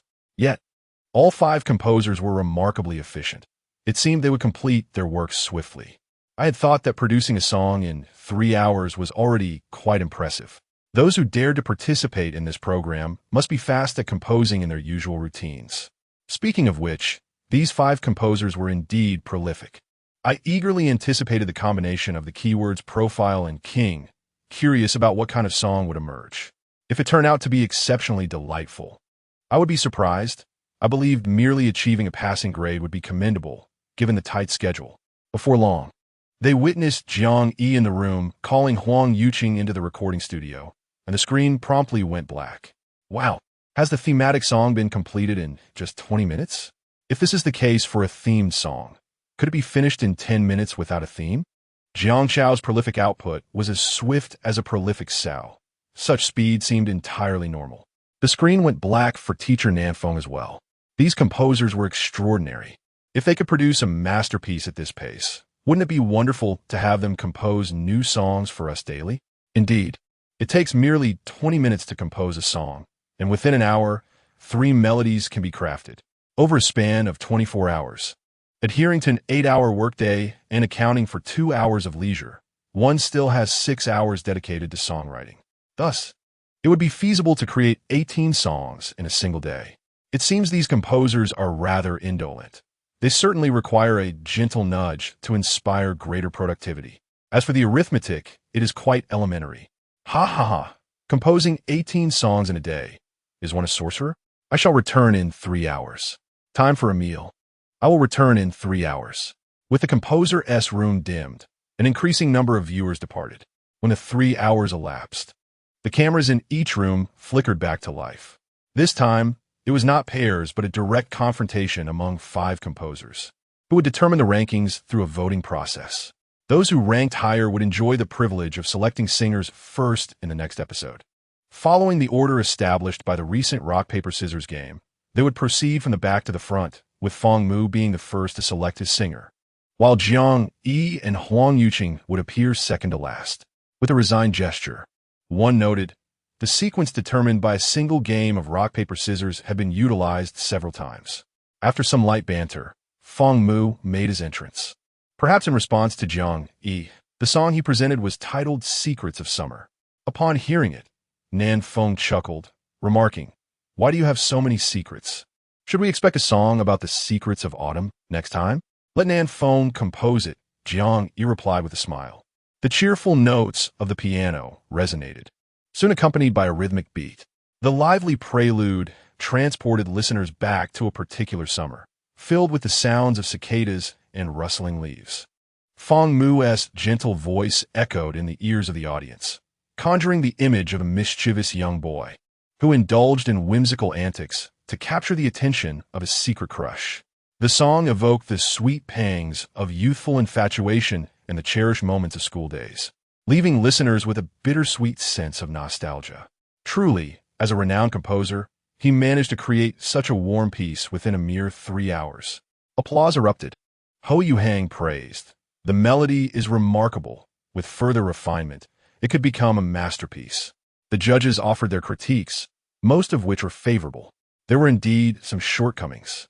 Yet considering that this song was crafted in under an hour and in a thematic format, its flaws were easily overshadowed by its merits. Next was Ho Yuhang's collaborating artist, Wen Xiaoyu, presenting the Song King of Heaven. This particular keyword is quite challenging. Only Jiang Yi could customize it. recalling two songs named after the King of Heaven, one by the esteemed Su Guanjie, King of Stars, and another by my Junlong for Heavenly Kings. He felt curious about how Ho Yuhang would approach this composition. Soon, when Xiao Yu took the stage, the elegant prelude of the violin resonated, lyrical and slow, imbued with a hint of melancholy. You have become the King of Heaven, while I remain merely a line from an old song. The applause is so thunderous that it drowns out my tear-filled eyes. In the lyrics, that King of Heaven was once the female protagonist's soul idol. But as he rose to fame, his gaze never returned. You wave your hand as if bestowing generosity upon the entire world. Yet you seem to have forgotten that I was once your sole audience. When Xiao Yu sings with a sense of nostalgia and longing, leaving the audience in a state of wistfulness after her performance. Once intimate lovers have, alas, drifted apart, becoming parallel lines that no longer intersect. The applause erupts. The comments flood in. Wow, is this the prowess of a top-notch composer? The ability to craft such a melodious song in such a short span is truly remarkable. Oh dear, I find myself increasingly concerned for my husband. The artistry in both writing and singing has surpassed that of the previous season by leaps and bounds. This is true competition. Alas, having only heard two songs thus far, I'm already a loss as to whom to cast my vote for. The judging panel begins to critique the song. This piece is already quite complete. If the arrangement could be refined further, it would become an exceptional song. Jiang Yi nods in quiet approval. Ho Yuhang is indeed talented. He has just observed that both the lyrics and composition are by him, while the arrangement was handled by a teacher from the production team. The lyrics are deeply relatable, and the melody is pleasant. Though if one were to point out a flaw, it would be the lack of innovation. The overall melody feels somewhat cliché. Once the critiques conclude, the host announces the next performer. Chapter 60, Profile. The keyword for Liu Kaiji is winter, and the collaborating artist is the dazzling second-tier star, Yu Yi. Please welcome teacher Yu Yi with the song Winter Without Snow. Yu Yi takes the stage as the prelude begins. The initial sound is not music, but rather the voice of a girl inquiring, "Then promise me, you will always accompany me to watch the snow." All right, the boy replies gently, but the next moment, a loud crash reverberates as a heavy object falls, and the wail of an ambulance merges with the mournful notes of the piano. This song narrates the tale of a Klitsch couple in love, who find their bond solidified on a snowy day, dining together, watching films, witnessing sunrises, and sharing the beauty of snowfall, promising a lifetime of happiness. However, tragedy strikes when the boy succumbs to cancer, leaving the girl forever. The biting cold wind pierces through, and no warmth remains for her. In the winter of his departure, the heavens cease to sprinkle snow. Jiang Yi is somewhat taken aback. Compared to the last Fengyun list, Liu Kaiji's song this time seems even more polished than before. Little does he know that when Liu Kaiji drew the keyword of winter, he felt as if he might bleed from frustration. After all, Jiang Yi had previously composed a piece titled The Secret of Winter, and it was only to be expected that netizens would inevitably compare their works. Thus, he had no choice but to dismantle and adapt an unpublished song of his. Fortunate that it suited the theme. Otherwise, it would have surely paled in comparison to writing a new one from scratch. The judges' feedback remains consistent, predominantly commendatory, with only a few critiques mentioned. Even Liu Kaiji has written such an impressive song. I feel a bit anxious and hesitant to continue listening. When has my husband ever lost? Listen with confidence. Liu baby, you are amazing. I absolutely adore this song. I command you to head to the recording studio for a version as soon as the show concludes. Here it comes. The profile is challenging to compose. I wonder what kind of song Jiang Yi will create. Is the title simply Profile? I still cannot envision what the song will be like. Huang Yuqing ascended the stage, taking a deep breath as the lights dimmed, leaving only a solitary beam illuminating her figure. The autumn leaves waved farewell to the trees, and I yearn to comprehend everything about you. The blurred profile at dusk, a youth who has forgotten his pain, undergoes transformation through risk, while time inevitably bids farewell. Jiang Yi closed his eyes, lightly tapping his fingers to the rhythm, as the camera focused on him. The barrage of comments on the screen filled with adulation. prompted those sincerely listening to the song to turn off the comments in disgust. Once it was a thought that danced in the mind, effortlessly shallow and profound. Falling in love without words, without grudges, tirelessly.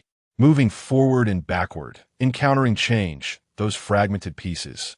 As the chorus resounded, thunderous applause erupted from the audience. Huang Yuqing waved to the crowd and continued to sing. I know that from the very beginning, such casual depths were merely the end of love, without grudges, tireless, forever distant. The song ended, and the applause roared once more. The host took the stage, requesting silence, and it took a while for the clapping to subside. She smiled and remarked, "It seems everyone adores Teacher Zhang's song." The audience immediately shouted, "We love it." But whether the judges share this sentiment remains to be seen. Professor Chen had something to say. In disbelief, he recalled, "I remember Jiang Chao completed this song in just 20 minutes, right? It is the most complete of the 4 songs I've heard today. More importantly, the chorus is immensely memorable. However, the rhythm is somewhat monotonous, predominantly featuring eighth and quarter notes, lacking variation in syncopation or elongated notes across measures. Yet, this does not overshadow the fact that it is a splendid song." At this point, he glanced at Jiang Chao. Young talent is truly commendable. With such youth among us, the music of Dongzhou will only improve. Frankly, I'm already looking forward to this year's strongest composer competition. Upon hearing this, everyone gasped in awe. Such high praise indeed. Jiang Chao quickly expressed his gratitude to Professor Chen. "Thank you for your feedback, Professor. As for myself, I'm still young, with a long journey ahead, and I hope to continue improving. I have faith in you." Jiang Chao slightly bowed in response. "Oh my gosh, my husband is so amazing," a fan exclaimed. As the barrage opened, intending to praise Jiang Chao, they found a multitude of shameless comments. No one had ever called him husband before he revealed himself. How fickle these women are. Must it only be women? Can men not express admiration? Knock it off. Hai Chi, step away. Do not appear on my screen. Subsequently, other professionals from the judging panel provided their critiques, and the host invited the final judge, Su Yu, to the stage.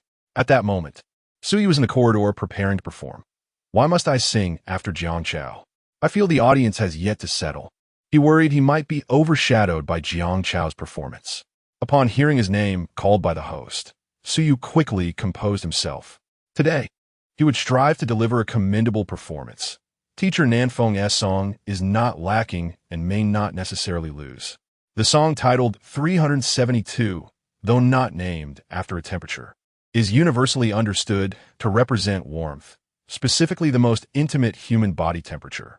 The heartbeat at 3 in the morning feels weightless, akin to a cup of lukewarm water gradually cooling down. You proclaim that love is the touch of 372, not scorching nor frigid, but it drives me into a frenzy. Here, temperature serves as a metaphor for love. Breakups and quarrels elevate or diminish that warmth. If love were a malady, even a relentless fever would not deter the protagonist from seeking recovery. As the music concludes, applause fills the air. The host takes the stage to invite the judges to share their thoughts. Nanfeng's composition is quite complete, though the lyrics require further refinement. And the transition between the pre-chorus and chorus lacks fluidity. Everything else is commendable. The host announces the conclusion of performances from the 5 singers and opens a 10-minute voting window. Confused about whom to vote for, I decide to cast my votes for both Nanfeng and Jiang Chao, as I appreciate their songs. The initial performers do not possess a distinct advantage, and I scarcely recall the earlier performances. However, it matters not what was sung, but rather the emotions evoked during those moments. Vote for the one who left the most remarkable impression. Thus, I choose the one with the profile view. The chorus lingered in my mind. Huang Yuqing delivered a splendid performance, prompting me to vote for Jiang Chao. Everyone, vote for Su Yu. We cannot allow Su Yu and Teacher Nanfeng to lose to Jiang Chao again. Yuqing's prowess is undeniable, and together with Teacher Jiang, they have garnered considerable support. Since this episode does not eliminate any contestants, the barrage of voting appeals remains harmonious. The 10-minute voting period passes swiftly. The host, after engaging the audience and the composers, finally announces the results. 5th place goes to the teacher with a total of 18. 2 million votes. 4th place, Lu Kaiji with 20. 13 million votes. Third place, Ho Yuhang with 25. 45 million votes. Second place, Nan Feng with 28. 76 million votes. First place, Jiang Chao with 30. 74 million votes. Upon hearing the results, when asked about his feelings, he shrugs. The Yangtze River's waves push the previous waves forward. The former waves perish on the shore. However, this sentiment is somewhat misleading. The low vote count can be attributed to his early appearance. Additionally, the keywords and the simplicity of his song did not possess memorable highlights, whereas Ho Yuhang's song had particularly strong memorable points in the chorus. Ho Yuhang also shrugs in agreement. Who can argue otherwise? Previously, when Feng Hua dispatched Qing Zhou to challenge Jiang Chao, Ho Yuhang had been eager to meet Jiang Chao.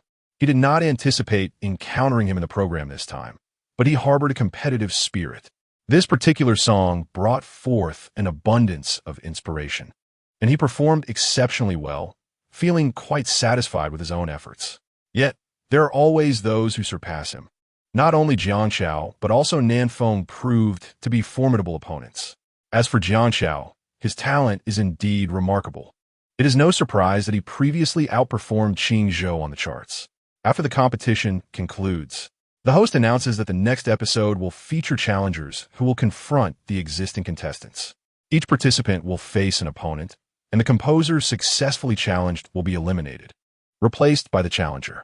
Considering the composer's intense recording schedule, inspiration has dwindled, hence the recording for the next episode is set for 5 days later. By then, it will be February 3rd, the end of the month. The newcomer chart remains dominated by Say It and It's Over, maintaining its position at the top. Among the original top 10, only the 9th and 10th spots have been usurped by Learn to Meow and In Love with You 105, while the remaining rankings remain stable. In the composer group chat, the two who were ousted vociferously declared, Yu Suhua, we shall not coexist. A kind-hearted individual interjected, reminding them that it has nothing to do with Yu Suhua. This surge is purely attributable to Jiang Chao, and they ought to direct their ire at him. The two composers retorted with indignation, we dare not. Jiang Chao is someone who can battle with the greats in the War of the Gods. We, as mere newcomers, cannot afford to offend him. Regardless, this first month of the year draws to a close. On February 1st, the long-awaited premiere of Beginning and I Am the Richest in the Ming Dynasty finally arrives. The online clamor subsides as everyone eagerly anticipates the broadcasts.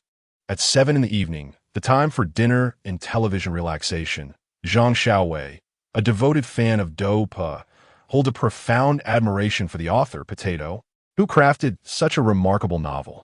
Upon Potato's arrival on Weibo, he was among the first to follow. Learning that Potato had penned the script only deepened his uncritical faith in the author's work. Fortunately, it is the winter break, allowing him to enjoy television at home. Even before 7 o'clock, he dutifully tuned into Linen's satellite TV. After the weather forecast, a 10-minute advertisement ensued, and finally, the opening theme echoed. Moments latte. The first episode commenced with an explosive bus incident, jolting all viewers. The subtitle for the first episode appeared, followed by the female lead awakening inside the bus. The male lead, concerned, inquired about her condition, while she appeared peculiarly contemplative. In the next moment, she seized the male lead's hand, accusing him of touching her while she slept. The bus erupted into chaos, with several passengers defending her. She insisted that the bus turn around and head to the police station. When the driver refused, she demanded to disembark early. Zhang Xiaowei was bewildered. What is wrong with the female lead? She seems a bit unhinged. The bus halted, and she forcefully dragged the male lead off. Once outside, she exhibited a demeanor of someone who had narrowly escaped disaster, leaving him perplexed. After apologizing, she departed alone, while the male lead hailed a taxi to leave. Not long after her departure, a tremendous explosion echoed, and she was struck by a motorcycle. The scene shifted to emergency vehicles arriving. She was already in hospital, where the doctor diagnosed her with a concussion. She inquired if there were any other issues. In another transition, the male lead, covered in blood, was wheeled in, and the female lead witnessed this shocking sight. Zhang Xiaowei gasped, wait, ISNT this guy the male lead? He gets blown up right at the start? In just the initial moments, he had accumulated a plethora of questions. As the plot developed, he had no choice but to suppress his queries and continue watching in anticipation. Inside the hospital, due to the male and female protagonists disembarking midway, the police grew suspicious and approached the female lead for inquiries, during which we finally learned her name was Li Shiqing. However, throughout the questioning, Li Shiqing remained in a daze. Jiang Feng was quite annoying. After all, Li Shiqing was not a villain. Zhang Xiaowei, witnessing this scene, felt a genuine surge of anger. The newly introduced Officer Zhang Cheng, with a kind demeanor, asked Li Shiqing, stating that he had been a detective for over 20 years and had seen it all. Once Li Shiqing collected herself, she recounted her experience of encountering a dream within a dream. Upon finishing her narrative, Zhang Xiaowei exclaimed in astonishment. It turned out to be an infinite loop. How remarkable was Potato's imagination! Li Shiqing had suffered tremendously, constantly facing explosions. It was no wonder her behavior had been so peculiar. Anyone enduring such experiences would likely lose their sanity. At that moment, everyone shuddered upon hearing the term loop. Shortly thereafter, the male lead succumbed and died despite attempts to save him, only to awaken again on the bus, having entered the loop himself. The first episode concluded. During the 10-minute commercial break, Zhang Xiaowei marveled for a while before remembering to check his phone for updates online. The buzz surrounding beginning had exploded. However, there were not many messages yet, as the viewership was likely limited, especially with 2 episodes still pending release. Nevertheless, the topic of beginning had already garnered numerous new comments, most of which were filled with exclamations of surprise. Observing this, Zhang Xiaowei also chimed in with his own exclamation. He refrained from further discussion and eagerly focused on the television, fearful of missing a single second of the main show, even if it was currently airing advertisements. Soon, the second episode commenced, presenting the perspective of the male lead after he exited the bus and entered a taxi. Upon realizing he was trapped in a loop, he initially believed it to be a dream, only to see the female lead beside him in a state of confusion. The female lead instantly recognized that the male lead had also entered the loop.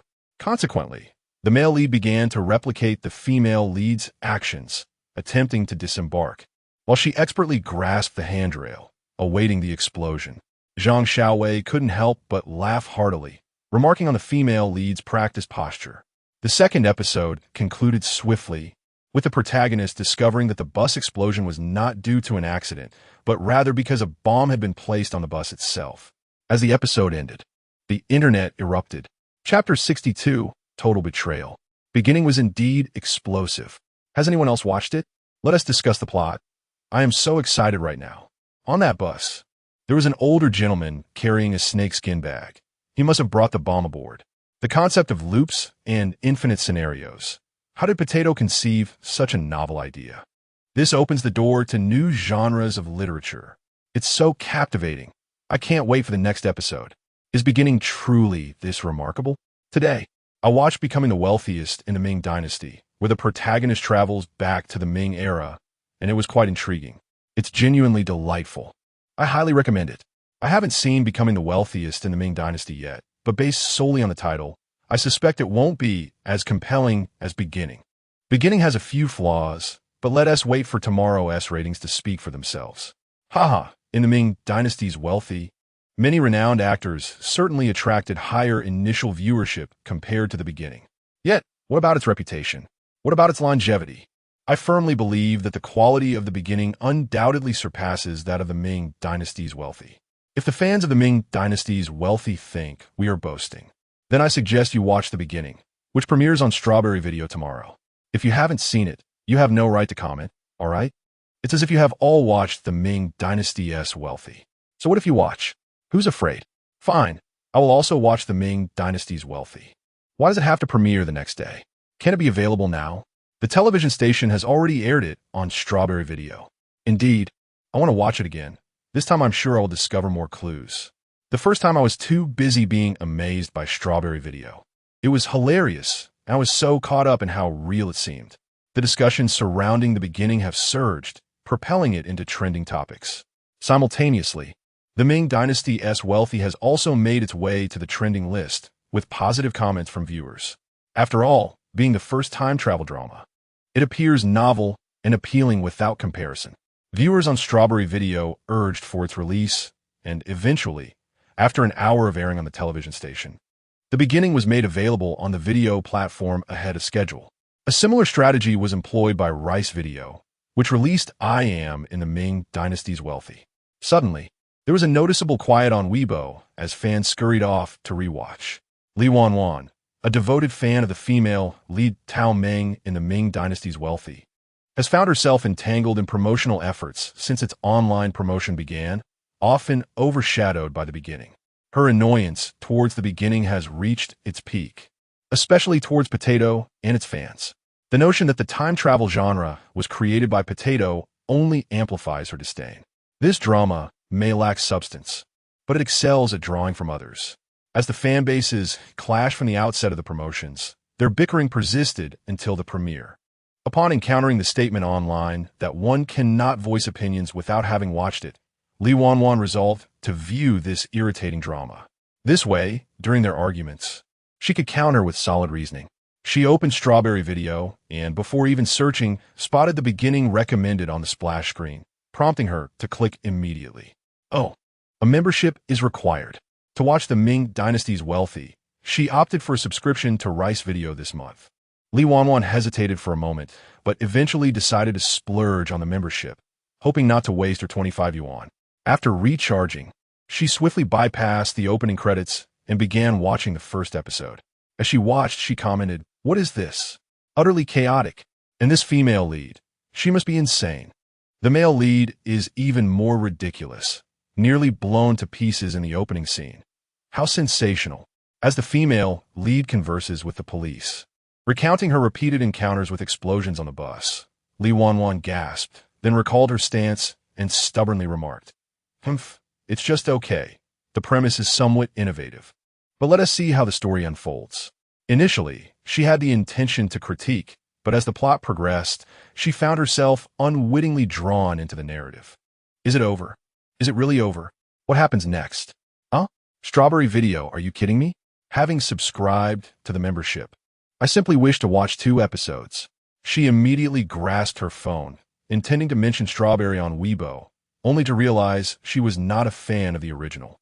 Li Wanwan was momentarily taken aback, observing the heated exchange on the screen between fans of the shows The Beginning and The Wealthiest in Ming Dynasty. She poked her finger at the screen, recalling her previous words, which now felt like a boomerang striking her forehead. It appeared that The Beginning was genuinely captivating, even more so than The Wealthiest in Ming Dynasty. The latter's plot was rather cliché, merely infused with a time traveler to inject humor, which felt somewhat novel. Yet it paled in comparison to The Beginning, especially in terms of its narrative depth. Thus, Li Wanwan navigated to Potato's Weibo and clicked to follow. I merely wish to better understand my adversary and observe their strategies.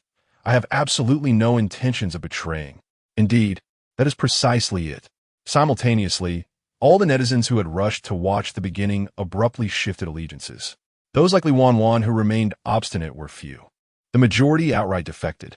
Online, the number of disputants dwindled, rendering the atmosphere significantly quieter, leaving those who had not yet watched The Beginning in a state of confusion. Where have the brethren who advocated for watching The Beginning gone? Why have they not come to support? Surely they have not betrayed us. I must go and check. Swiftly, they departed, only to return no more. Thus, they ventured forth again, never to return. They soon discovered that the ranks of their own dwindled, and even those remaining could no longer resist the allure, hastening off to witness the enchantment of The Beginning. Ultimately, they faced total capitulation. Jiang Yi remained oblivious to the online happenings. After The Beginning aired, he posted on Weibo using Potato's account. Potato, a solitary crane, soars above the clouds, inspiring poetic sentiments to the azure night. Remember to tune in to The Beginning at the scheduled time. In the comments, he encountered nothing but praise. Indeed, there were a number of comments from fans of The Wealthiest in Ming Dynasty criticizing the show, yet these remarks garnered little traction, overshadowed by more favorable comments, thus remaining unseen by Jiang. Seeing the overwhelming positive feedback, Jiang Yi felt reassured. He set aside his phone and took out a book on composition. a subject absent in his previous life, and began to read. Although he lacked a natural talent for composing, he believed it essential to acquire the requisite knowledge. Otherwise, should a discussion on composition arise, his ignorance would surely betray him. Therefore, he deemed it crucial to fill in the gaps in his understanding. Inside the dazzling headquarters, upon witnessing the show reach the top 5 on Weibo's trending list shortly after its premiere, the television department prepared to celebrate. Minister Li, I estimate our premiere ratings will surpass 3. The online acclaim is overwhelming. Everyone is proclaiming this theme is exceedingly innovative, and the discussion volume has already exceeded 100 million. It was indeed Minister Li's discerning eye and decisive action that first recognized the time travel genre, promptly commissioning a script and bringing it to fruition ahead of all competitors. Now, other companies, having belatedly realized the trend, could only follow in our wake. Chapter 63. The beginning set to break records. Li Wei smiled. All right, no popping the champagne yet. Since the premiere has garnered such a positive response today, let's await tomorrow's midday ratings. Should they exceed 3, the bonuses for all project members this month will be doubled. Thank you, Minister Li. Li Wei was just about to rise from his seat, intending to head home after work, when he suddenly heard a faint voice. Minister Li, beginning has also made it to the trending list, ranking in the top 10. They are promoting it alongside us. So it's not surprising. At this point, he sat back down, having just begun to leave his chair. How has beginning been received? He inquired. The reviews are overwhelmingly positive, and the discussion around the plot is particularly vibrant. This came as no shock to Li Wei. I recall one of their show's tags. It involves mystery and unraveling, correct? Indeed, the audience is all abuzz over which bus the bomb was placed on. Let me take a look, Li Wei said as he took the tablet and glanced at the comments, discovering that they had not outshone becoming the richest in the Ming dynasty for long, which eased his mind. It appeared that Xing Yao's script this time was commendable. However, the mystery genre was inherently niche. His previous promotional efforts had inadvertently clothed beginning in finery. Li Wei furrowed his brow and switched off the tablet. He could only hope that the show would descend into chaos in its later episodes, with the plot unraveling completely. This was certainly a possibility. Most mystery dramas tended to grind the viewer's intellect beneath their heel. The initial episodes might seem innocuous, but as one delves deeper, the flaws become more apparent. When that time arrives, the reputation would surely crumble. Enough of this. We only need to focus on our own success with becoming the richest. Let us head home. Goodbye, Minister Li. Although it was already late into the night, the online discourse remained vibrant. Those who had watched beginning found it impossible to sleep, each transforming into a detective, speculating on the identity of the individual who brought the bomb onto the bus. In the mystery forum, a once dull space was now alive with fresh posts appearing with every refresh. Guys, I recommend the Mystery Infinite Flow drama beginning. The concept is incredibly innovative. It's been ages since I've encountered a show that has me so eagerly anticipating each episode. There are only 2 episodes so far, and I've already watched them 5 times. I'm practically obsessed. When is this really a good mystery drama? I've lost hope in Dongzhou's mysteries. I'll just keep an eye on it, hoping it's worth watching. 2, I haven't seen it yet, but a friend just recommended it to me. I was about to come to the forum to ask if anyone else has watched it, and then I stumbled upon dozens of posts about beginning. I'll check it out first. 112, I've watched it, and it's indeed captivating. The cyclical premise is simply exhilarating. Plus, there is a touch of humor, and the actors' performances are quite commendable. Nothing feels out of place. 113, it's genuinely excellent. There are only 2 episodes so far, and I haven't noticed any major logical flaws yet. I'll keep watching, but just the emergence of this genre makes it worth the subscription fee. 541, I've already recommended it to a friend to watch. 542, haha, I'm the same as the person above. My friend is asleep, so I bombarded him with calls to wake him up to watch the show and discuss it with me. 543, the person above is hilarious. I want to say I did the same thing. Hee hee. 544, so everyone does this? Hee. 545, beginning became an instant sensation on the night of its premiere, with online discussions surpassing those of becoming the richest in the Ming dynasty. The following day, Li Wei arrived at the company, and before he could receive the ratings, His assistant handed him a report. Minister Li, the viewership for the beginning has surpassed 100 million as of an hour ago. What? 100 million? In less than 12 hours? Li Wei could hardly believe it. This figure was nothing short of a sensational blockbuster, an astounding rating. Wait, if the beginning has such high viewership, what about the Ming dynasty's wealthiest? Sensing Li Wei's bewilderment, the assistant continued without waiting for him to inquire further. Our viewership, up until this hour, is only 70 million. If it were earlier, such a number would have surely delighted Li Wei. After all, from yesterday to now, in less than 12 hours, achieving 70 million implies that, conservatively, the viewership within 24 hours could reach 1.5 billion. It is important to note that this is merely for the first 2 episodes. How many dramas, even those at their peak popularity, would struggle to achieve such numbers? Hence, it seemed this data could potentially shatter records, although he could not recall the exact figures and would need to look them up. Nonetheless, it was evident that the beginning's numbers were surpassing theirs. How could this be? What transpired last night? Minister, you may want to review the documents, the assistant suggested. This snapped Li Wei back to reality as he hastily glanced at the file in his hands. In truth, there was nothing particularly extraordinary. The beginning was simply of high quality, well received, and the internet was abuzz with organic promotion. Last night, countless mystery enthusiasts were so engrossed that they were calling friends in the dead of night, urging them to watch the beginning. Perhaps this alone would not account for such astonishing figures, but many fans of the Ming dynasty's wealthiest had defected, coupled with numerous viewers rewatching, which led to the beginning's data eclipsing that of the Ming dynasty's wealthiest. Li Wei yearned for silence. The assistant, oblivious to the tension, remarked, Minister, you should take a look at the beginning. The plot is indeed quite imaginative, and the opening is captivating. A voice, seemingly from the depths of hell, echoed in the office. Is it more engaging than the Ming dynasty's wealthiest? Absolutely not. The Ming dynasty's wealthiest is the most visually captivating. Minister, I have other matters to attend to.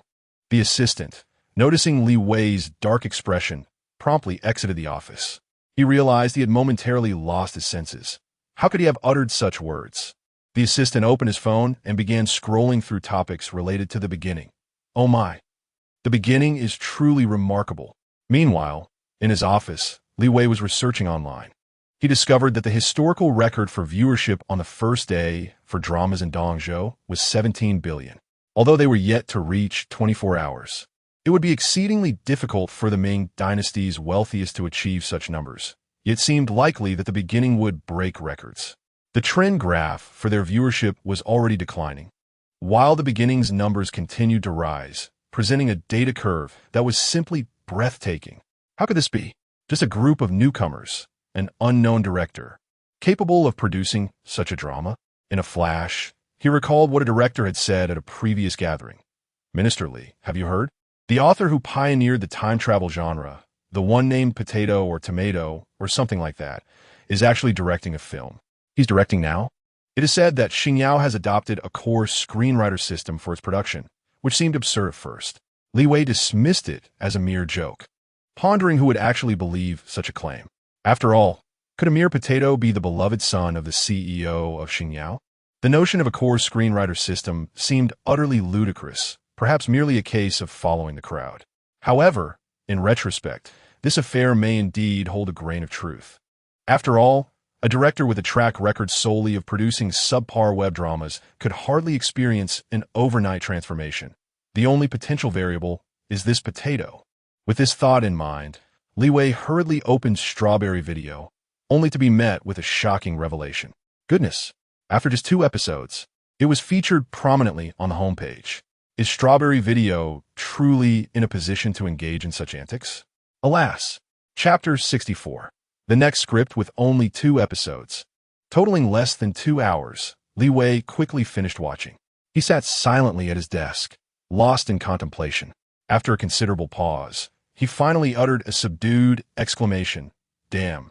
The previous arrogance he held in suppressing the project was now poised to backfire spectacularly. Li Wei could only hope that the subsequent plot of the beginning would collapse entirely. Otherwise, he would undoubtedly face scrutiny from the higher-ups for such a monumental oversight. in stark contrast to Li Wei's pallid visage. Pan Jiwen and all the investors from the composition department on the 10th floor, especially Pan Jiwen and Xiang Cheng, were experiencing a different sentiment. It is essential to note that their initial investment was never motivated by profit. Rather, they aimed to assist Jiang Yi, hoping to create a personal debt that would allow him to remain comfortably in the composition department of Xingyao, writing songs with peace of mind. However, upon observing the data of the beginning, something felt profoundly amiss. Why were the online viewership numbers surpassing those of the Ming dynasty's wealthiest? Surely they did not intend to profit from this venture? As Jiang Yi arrived at the company, he was warmly surrounded by colleagues from the composition department. "Teacher Jiang, you're here. Have you had breakfast? This is a local delicacy made by your sister-in-law. Please give it a try." "Teacher Jiang, I baked these egg tarts myself. Do taste them. Would you mind bringing some to potato teacher?" "Teacher Jiang, I won a neck massager in a supermarket lottery yesterday. It's on your office chair for when you feel worn out from writing songs." Overwhelmed by their attention, Jiang Yi found himself unable to escape, his forehead slick with sweat in the winter chill. Fortunately, old Lu arrived just in time. "Everyone disperse. Don't you have work to do? Have you completed this month's songs? How long has it been since you last made the charts? Are you all putting in enough effort?" The group, stung by old Lu's words, let out a collective sigh but retreated to their desks, lest they incur the wrath of Minister Pan. Once they had cleared out, old Lu swiftly guided Jiang Yi back to his workspace, conversing as they walked. "Xiao Jiang, I watched that television drama yesterday, and it was indeed quite captivating. Tell me, does the plot collapse in the later episodes? The viewership numbers online are astonishing, surpassing those of the Ming dynasty's wealthiest. Does this imply that I might finally see some profit?" Old Lu, being from the composition department, was not entirely familiar with the intricacies of television data. Yet upon noticing the viewership figures exceeding those of the Ming dynasty's wealthiest, he sensed that this production was indeed remarkable. "My friend wrote the script. It cannot possibly falter. As for profit, if it maintains this momentum, it is bound to yield considerable returns." Old Lu's eyes lit up. "Excellent, Xiao Jiang, you truly are a good child, thinking of me even while investing. Be sure to inform me next time such a splendid opportunity arises. I unconditionally trust you." "Well, Minister Pan is looking for me, so I must go see him. Off you go." Old Lu hastily opened his phone and began to promote beginning in various places. The more viewers, the greater his share of the profits. To his astonishment, an independent film surpassed the grand production of becoming the wealthiest in the Ming dynasty. This time, he was genuinely poised for success. In the minister's office, upon entering, Jiang Yi found Pan Jiwen had already brewed tea. Seeing him, Pan eagerly beckoned, "Xiao Jiang, come over for some tea." "All right." Jiang Yi accepted the teacup and took a sip.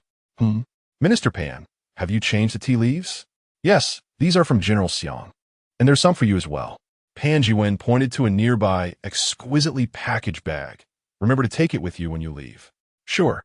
Pan Jiwen observed Jiang Yi's calm demeanor, genuinely impressed. "Xiao Jiang, the data for beginning is bound to be a sensation.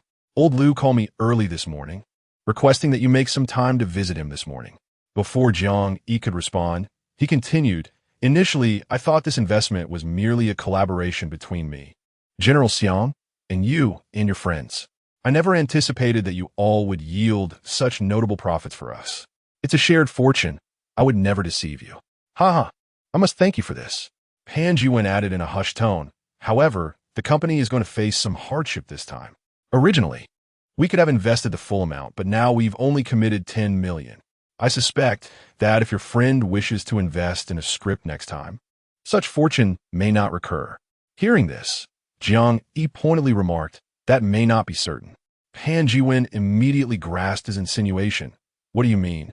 "Minister Pan, if the company decides not to invest, would you consider investing again? I trust you, and I am beginning to believe in your friend Potato's capabilities." Pan Jiwen chuckled. "If the company relinquishes its investment share, I would certainly invest." "That sounds agreeable." The next project for Potato would be directly linked to film, marking yet another foray into a different industry. However, Jiang Yi worried that the film department might not readily accept him. At that time, he planned to employ the same approach. After chatting casually with Pan Jiwen, Jiang Yi headed to the television department. Notably, for the newcomer list in February, he utilized an old song, specifically Profile. He released the studio version in February. As for Meowing Like a Cat and Loving You 105, they were sold to Yusuhua, who eagerly released the song just last month. The urgency behind Yusuhua's release was simple. Catchy tunes differ from other songs in that their life cycle is particularly brief, necessitating a swift release while the momentum is high. Otherwise, once the fervor fades, no one will listen. Upon arriving at the television department, Lu Shuwen greeted Jiang Yi with a beaming smile. "Xiao Jiang, you're here. I heard from General Xiang that you enjoy tea. I happen to have some tea leaves from a collaborative partner. Remember to take some with you when you leave." Jiang Yi was somewhat bewildered. Is today a day for sending tea leaves? He chuckled and thanked Lu Shuwen. "All right, thank you, Minister Lu. There is no need for pleasantries. You have indeed assisted me in delivering a resounding blow to the resplendent." Lu Shuwen is in good spirits. By the way, when Teacher Potato penned the new script, I assured him that this time, regardless of the budget being within 100 million, I would approve it. As for the company's investment matters, Lu Shuwen did receive some criticism, albeit not severe. After all, with an investment of 10 million, the company still reaped profits, and this time, the resplendent served as a mere adornment for their star shine, which delighted the upper management immensely. "Minister Lu, Teacher Potato will no longer be collaborating with you." Lu Shuwen's heart sank. His greatest fear had materialized. "Xiao Jiang, is Teacher Potato upset?" Rest assured, should the investment not exceed 100 million in the future, he would certainly have no issue with the core scriptwriting and production. If there are any other conditions, Teacher Potato is free to propose them. All is negotiable. "No." Jiang Yi, sensing the misunderstanding, hurried to clarify. Teacher Potato's next script is a film screenplay, hence collaboration with Minister Lu is not feasible. When he writes a television script next time, I shall seek you out again. "Xiao Jiang, could you possibly provide me with Teacher Potato's contact information? I wish to extend my apologies to him. I shall inquire later, but do not harbor too much hope. He never adds strangers." "Very well, please convey my apologies." Lu Shuwen felt an overwhelming sense of regret. In his view, Teacher Potato's decision to write a film script was entirely due to their previous lack of faith in him, prompting him to pursue a film instead. As for the quality of the screenplay that Teacher Potato has crafted, Lu Shuwen dared not question it this time. Having been slapped once, he was resolute in ensuring it would not happen again. Chapter 65. Script My Youthful Era. After spending some time with Lu Shuwen, Jiang Yi responded to all the messages from the crew before returning to the composition department to contemplate the film script. Firstly, the cost must not be excessively high. Furthermore, if a tool director is sought, it is certain that no technically proficient director would be willing to take it on, which would complicate the script with intricate visuals or backgrounds. Jiang Yi jotted down several themes in his notes. The setting must be contemporary, and the plot should be simple, ideally requiring modest acting skills from the performers. He circled the term campus. This theme perfectly aligned with all of Jiang Yi's requirements. But which script should be tailored? Jiang Yi did not make a hasty decision. Instead, he searched for popular youth campus novels on the market, perusing a few, in addition to some ongoing online novels. He ultimately concluded the trifecta of cheating, dropping out, and abortion. After some contemplation, Jiang Yi resolved to opt for something slightly different, ensuring that these three elements would not be included. Memories of past campus films flickered through Jiang Yi's mind. This is it.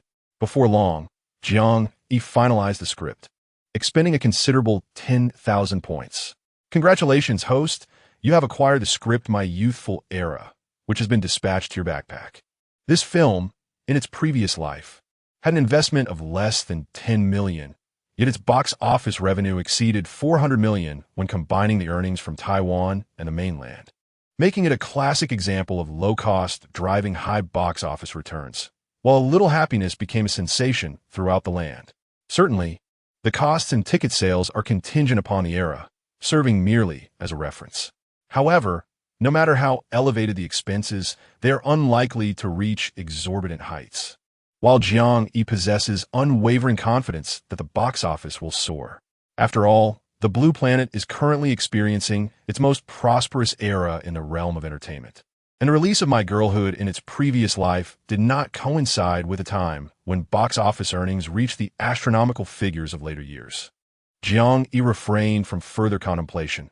After extracting the screenplay, he embarked upon his writing journey. Throughout this period, old Lu dared not disturb him for a meal, instead quietly arranging for a packed lunch to be brought back. What? Eating in the office is prohibited? Nonsense, this is Jiang Yi. If Minister Pan were to learn of this, he would likely rush to feed Jiang Yi himself. As for those who harbor dissent, they can keep their grievances to themselves. Unless one dares to challenge the likes of Xiao Chu Dad, winning would grant them the privilege of dining in the office. It was only upon completing the screenplay that Jiang Yi realized the passage of time, glancing at the now-cold meal before expressing his gratitude to old Lu. No need for thanks. The food has cooled. You should order something fresh, old Lu replied. It's fine. I'll just heat it up in the cafeteria, Jiang Yi said.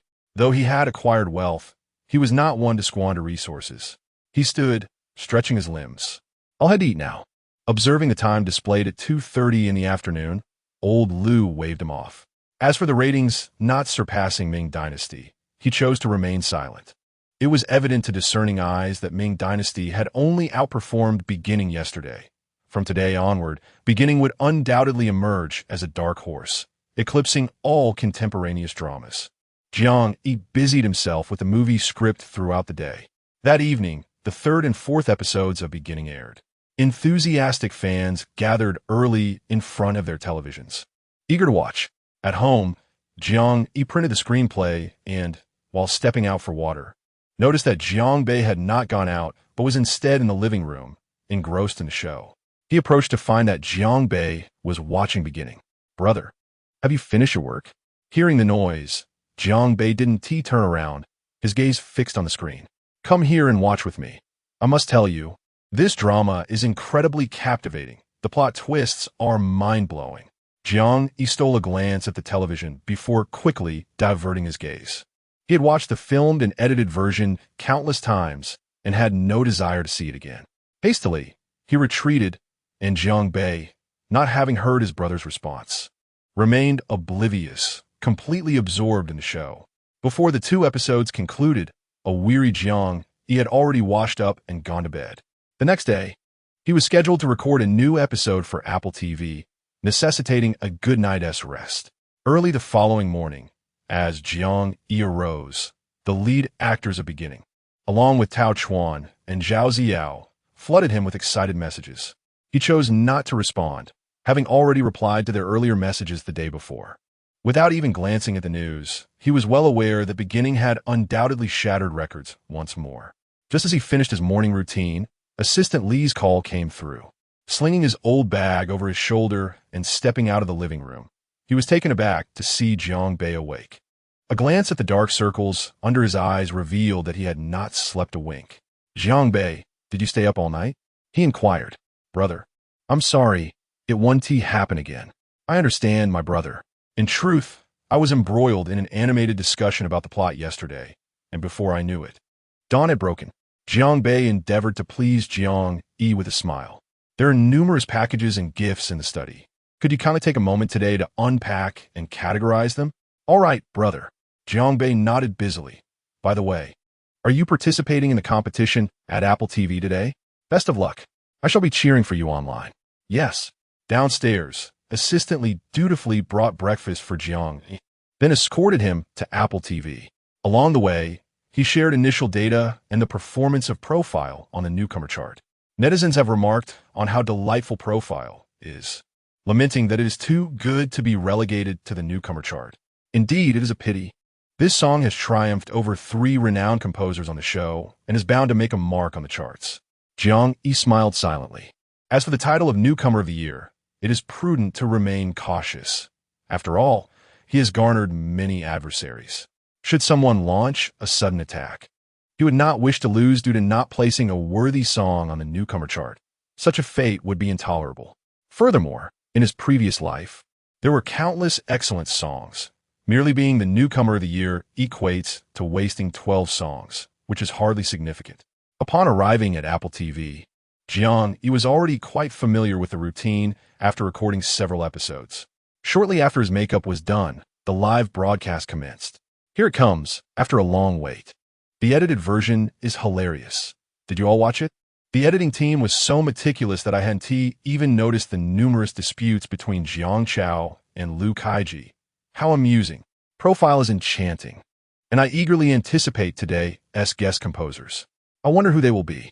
After the host explained the rules, they invited the guest composers to take the stage. It's Branch. I adore her song Big Tree. It feels incredibly healing every time I listen to it. Oh, it's Teacher Chi Chi. Teacher Dalu. I'm such a fan of yours. As the 5 composers took the stage, Jiang Yi, having done his homework, recognized them. The ace composer Chi Chi from Cloud. The senior composer to Lu and ace composer Mushroom from Starshine. The senior composer Branch from Flowing Light. And the ace composer Zhuang from Elegant Splendor. In Chapter 66, Jiang Yi faced provocation. The 2 senior composers and 3 ace composers were all of a caliber comparable to Jiang Yi and his fellow composers. However, the matchups were not guaranteed, as they depended on the choices of the guest composers. After the introduction of the 5 composers, they swiftly moved to the selection phase. Following a game of rock, paper, scissors, Teacher Branch was the first to choose her opponent. Who would she select? I choose Liu Kaiji. Upon hearing this, Liu Kaiji's expression darkened. He felt as though he had been regarded as a soft target by Branch. Next, ace composer Mushroom made his selection. As a Starshine composer, he naturally would not choose Jiang Yi, so he ended up selecting someone else. Ace composé Zhuang chose Jiang Yi, while senior composer to Liu opted for Hou Yuhang. Finally, the unchosen Nan Feng paired off with ace composer Chi Chi. This time, the outcome will be determined decisively. The composer who is successfully challenged will be eliminated outright. After selecting their opponents, they began to establish the keywords for the competition, which this time involved both parties creating prompts for each other. If one wishes to hinder their opponent's success, they could naturally opt for an exceedingly challenging keyword. However, should one choose a difficult one, the opponent is likely to do the same, making the selection of keywords crucial. The staff distributed paper and pens, prompting each composer to inscribe their chosen keyword for their adversary, which would then be revealed simultaneously. This posed a conundrum. If one opted for simplicity, the opponent might retaliate with a complex keyword. Conversely, selecting a difficult one could result in a backlash if the opponent chose an easy prompt, tarnishing one's reputation. All present simultaneously cast glances at their adversaries, while the host reminded them, "Esteemed participants, please write your own keywords without peeking at others." Jiang Yi observed Zhuang, who returned a gentle smile. Acknowledging this gesture of goodwill, Jiang Yi felt no need to complicate matters for his opponent. Noticing that Zhuang appeared to be nearly 40, he inscribed 2 characters on his paper. When the host announced that the time was up, he urged everyone to reveal their keywords, beginning with the teacher from the Tree Branch group. As the participants took turns revealing their selections, it soon came to Jiang Yi's turn. He grasped the microphone and unfolded his note. "My keyword is ordinary." Following him was Zhuang. Jiang Yi turned to see Zhuang lift the microphone, showcasing his note to the camera. "My keyword is rare characters." A collective gasp resonated from the audience. Rare characters? What sort of keyword is this? How does one even approach writing it? Jiang Yi glanced at Zhuang, who, after lowering the microphone, leaned slightly towards Jiang Yi, his eyes exuding warmth as he quietly remarked, "Jiang Chao, I wonder if you can still win with this keyword? Since your work has halted due to Wan Ning, I shall seek retribution on her behalf." His expression was benign, leading the silent audience to assume Zhuang was merely offering an apology to Jiang Yi. Jiang Yi was momentarily taken aback. So, this individual had intentionally sought to curry favor with him by presenting a simple keyword, only to follow it with a challenging one, thereby orchestrating his elimination while rising to prominence. After all, Jiang Yi's current acclaim was considerable. Should Zhuang manage to defeat him, especially in a one-on-one scenario, he would gain immense attention and notoriety. The name Chen Wanning was nearly forgotten by Jiang Yi. This realization struck him in an instant, and upon comprehending the underlying motives, Jiang Yi smiled. "I wonder if you have ever heard the saying, without the presence of absolute strength, All schemes and deceptions are futile. Individuals with impure intentions like yours are unlikely to excel in composition. Defeating you will be but a trivial matter. Jiang, he did not conceal his voice, ensuring that the surrounding composers could hear his words. Zhuang's chosen keyword was evidently aimed at Jiang Yi. It is essential to acknowledge that even the most complex keywords must adhere to a certain threshold. Zhuang's prompt, however, blatantly exceeded that limit, indicating a deliberate targeting. Upon hearing this, Zhuang's expression darkened momentarily, though he quickly regained his composure, donning a facade of warmth once more. Is that so? He retorted. Unleash your prowess. Do not wait, lest I surpass you. The onlookers, upon witnessing this scene, quickly grasped the unfolding events. Most feigned ignorance, yet a few, including Nan Feng and Lu Kaiji, exhibited clear signs of disapproval. At this moment, the barrage of comments filled with concern for Jiang Yi ensued. The term rare characters is as obscure as its very definition, exceedingly challenging to write. It seems there are no existing songs featuring the phrase rare characters within their lyrics, let alone a composition centered around such a theme. My dear husband won't be eliminated, will he? This Zhuang is truly insufferable. When the keyword was first revealed, he smiled amicably at Jiang Chao. Yet, when it was his turn, he presented an extraordinarily difficult one. How shameless! Can we truly blame Teacher Zhuang? Jiang Chao chose not to present a challenging task himself. And now he seeks to assign blame? A competition is a competition. Showing mercy to one's adversary is a cruelty to oneself, and losing cannot be attributed to anyone else. Does Zhuang harbor a grudge against Jiang Chao to pose such a formidable challenge? Jiang Chao currently enjoys considerable acclaim. Zhuang's desire to outshine him is understandable, though the manner is rather unbecoming. The program did not halt due to the difficulty of Zhuang's keyword. The live broadcast persisted. Soon, all keywords from the composers were announced, and it was time for the composers to select their vocalists. This time, aside from those already collaborated with, all other singers were available for selection. Jiang Yi, contemplating the song he intended to craft, chose Nye Yin without hesitation. Just as he planned to depart with Nye Yin, Zhuang interjected. Director, what if a composer selects the same singer? He cast a pointed glance toward Jiang Yi as he spoke. The host quickly responded. If a composer selects the same singer, the singer will engage in a counter-selection. Teacher Zhuang, have you set your sights on any particular singer? No, I was merely inquiring. Zhuang swiftly chose an artist from Fenghua Entertainment. Standing beside Jiang Yi, Nye Yin furrowed his brow slightly. He discerned that Zhuang had no intention of selecting him. That question was merely to vex Teacher Jiang. Remembering the challenging keyword Zhuang provided, even the usually confident Nye Yin felt a twinge of unease. How could they navigate this predicament? Should he concoct an excuse to withdraw from the program entirely? Perhaps feigning illness? I will write the lyrics first, and then you can familiarize yourself with them. As Jiang Yi penned the lyrics, he noticed a lack of response and glanced up to find Nye Yin lost in thought. Nye Yin? Startled, Nye Yin returned to reality, realizing he had already entered the recording studio's lounge. Teacher Jiang, what did you say? I said, I will write the lyrics first. You should memorize them, as they are somewhat challenging. All right, Teacher Jiang, Nye Yin promptly affirmed, though questions lingered in his mind. Challenging? How difficult could it be? Is it not standard language, but rather a dialect? He dared not inquire further, fearing it might disrupt Jiang Yi's train of thought. Chapter 67. The rare characters astonish. All this time, Jiang Yi swiftly composed the lyrics and melody without deliberately prolonging the process, and a live stream soon went dark. Did I take less than 5 minutes? Is Jiang Chao simply giving up? Since Jiang Chao's debut, he has demonstrated his prowess even against lesser talents. I do not perceive his actions as mere complacency, but rather as a manifestation of anger. This can be gleaned from the incident involving Lu Kaiji, which revealed Jiang Chao's steadfast character. He is unlikely to back down. While I have faith in Jiang Chao's capabilities, I remain skeptical about his ability to compose a commendable song with obscure characters. Should he manage to create a complete and somewhat appealing piece, I would undoubtedly become his admirer. In the live chat, Viewers engaged in lively discussions, with some, upon encountering a black screen, flocking to Zhuang's live stream to spam messages.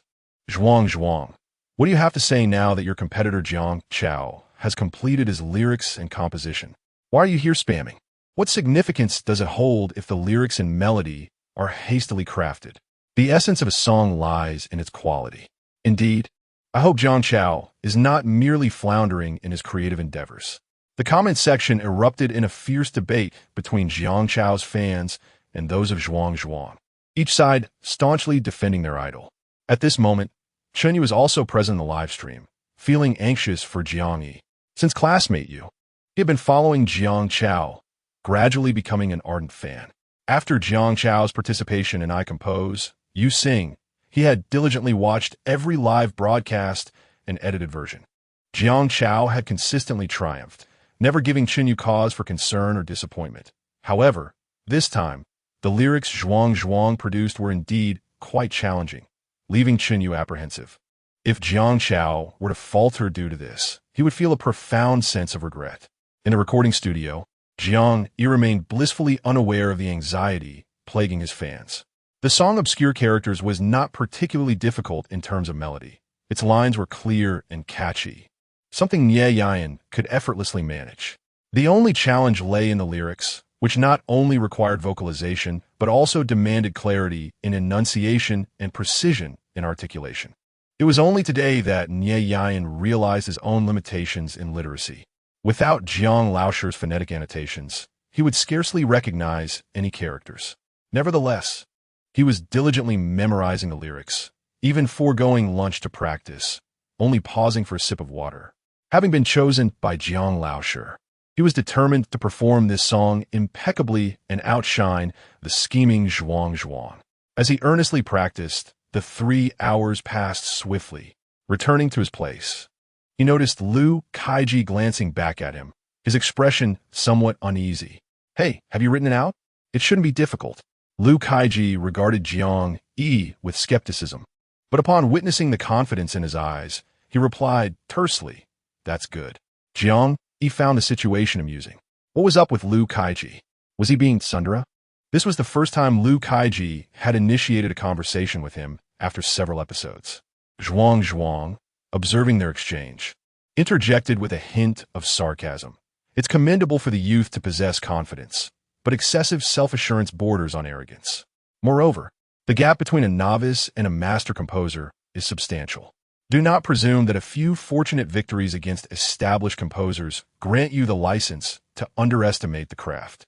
As even among master composers, there exists a hierarchy of strength and weakness. Before Jiang Yi could respond to the retort, Liu Kaiji turned back, saying, "I have only heard that the waves behind push the waves ahead, and the waves ahead perish on the shore." At your age, Zhuang Laosher, I presume you must be one of those waves that have come before? Jiang Yi was taken aback when Liu Kaiji spoke on his behalf. Yet he was even more astonished by the manner in which the latter expressed himself. Zhuang, being merely around 40 years of age, was not the only composer present of similar age. Liu Kaiji's age-based criticism wounded not just Zhuang, but others as well. According to Zhuang's logic, the confidence of the young is deemed arrogance, while that of seasoned veterans is labeled experience. Does this not reflect a glaring double standard? It is often said that a true master is one who imparts wisdom. To belittle others through age and experience is, at its core, indicative of inadequacy and a lack of confidence. Well said, Liu Kaiji promptly echoed. Jiang Yi cast a glance at Liu Kaiji, feeling a sense of unease at his unexpected support. Without affording them much opportunity to converse further, the performances commenced in the order established during the earlier selection of challengers. The challenger took the stage first, with Liu Kaiji being the second to perform. Excluding Zhuang's keywords, most of the other composers' keywords were of moderate difficulty. Consequently, both Shuji and Liu Kaiji delivered commendable performances, resulting in Shuji's elimination through voting, while Liu Kaiji advanced. The second round featured a duel between the two prominent composers, Mushroom and another. Ultimately, the contest was neck and neck, with a narrow victory declared. Unfortunately, Mushroom was unable to prevail. The third round showcased Zhuang against Jiang Yi, with Zhuang taking the lead. His keyword was ordinary, which posed little challenge, especially for someone of his vast experience. He selected a singer with a smoky voice, whose performance was imbued with a profound narrative quality. The melody was unpretentious, yet the lyrics resonated deeply, akin to savoring a fine drink or enjoying a smoke. One cannot deny that Zhuang, as a distinguished composer, truly possesses remarkable talent. Next, we welcomed Yi, who presented the song Rare Characters, composed and penned by Jiang Chao. At this moment, the live stream's comments surged, and the number of online viewers skyrocketed. Is the song really titled Rare Characters? What kind of composition shall he present? Curiosity abounded. Go, darling. Give that old fool Zhuang a taste of his own medicine. The fans of Jiang Chao displayed a lack of decorum, as Zhuang was, after all, a respected elder in their field. This remark ignited yet another quarrel in the comments between Jiang Chao's and Zhuang supporters, though they fell silent as the music commenced. Our Chinese characters, inscribed with brush strokes, embody a history of 5,000 years, allowing the world to recognize our heritage. Each stroke and dot tells a story. As the sounds of the guzheng and pipa filled the air, Yi's somewhat elevated voice emerged. Initially, the audience struggled to discern the meaning, but soon they noticed discrepancies in the lyrics displayed on the large screen. Alone and solitary, in collusion with the unworthy, stumbling along, the essence of enlightenment. The endless vines are revered as standards. The dragon's intricate movements are concealed in the corners. Graceful and delicate, tears fall like rain, incessantly chattering, neither weeds nor wildflowers. The comments exploded at this point. What on earth is this? I can't comprehend a single word. Mom, why am I kneeling to watch television? Although the melody was quite pleasant, the listeners felt overwhelmed.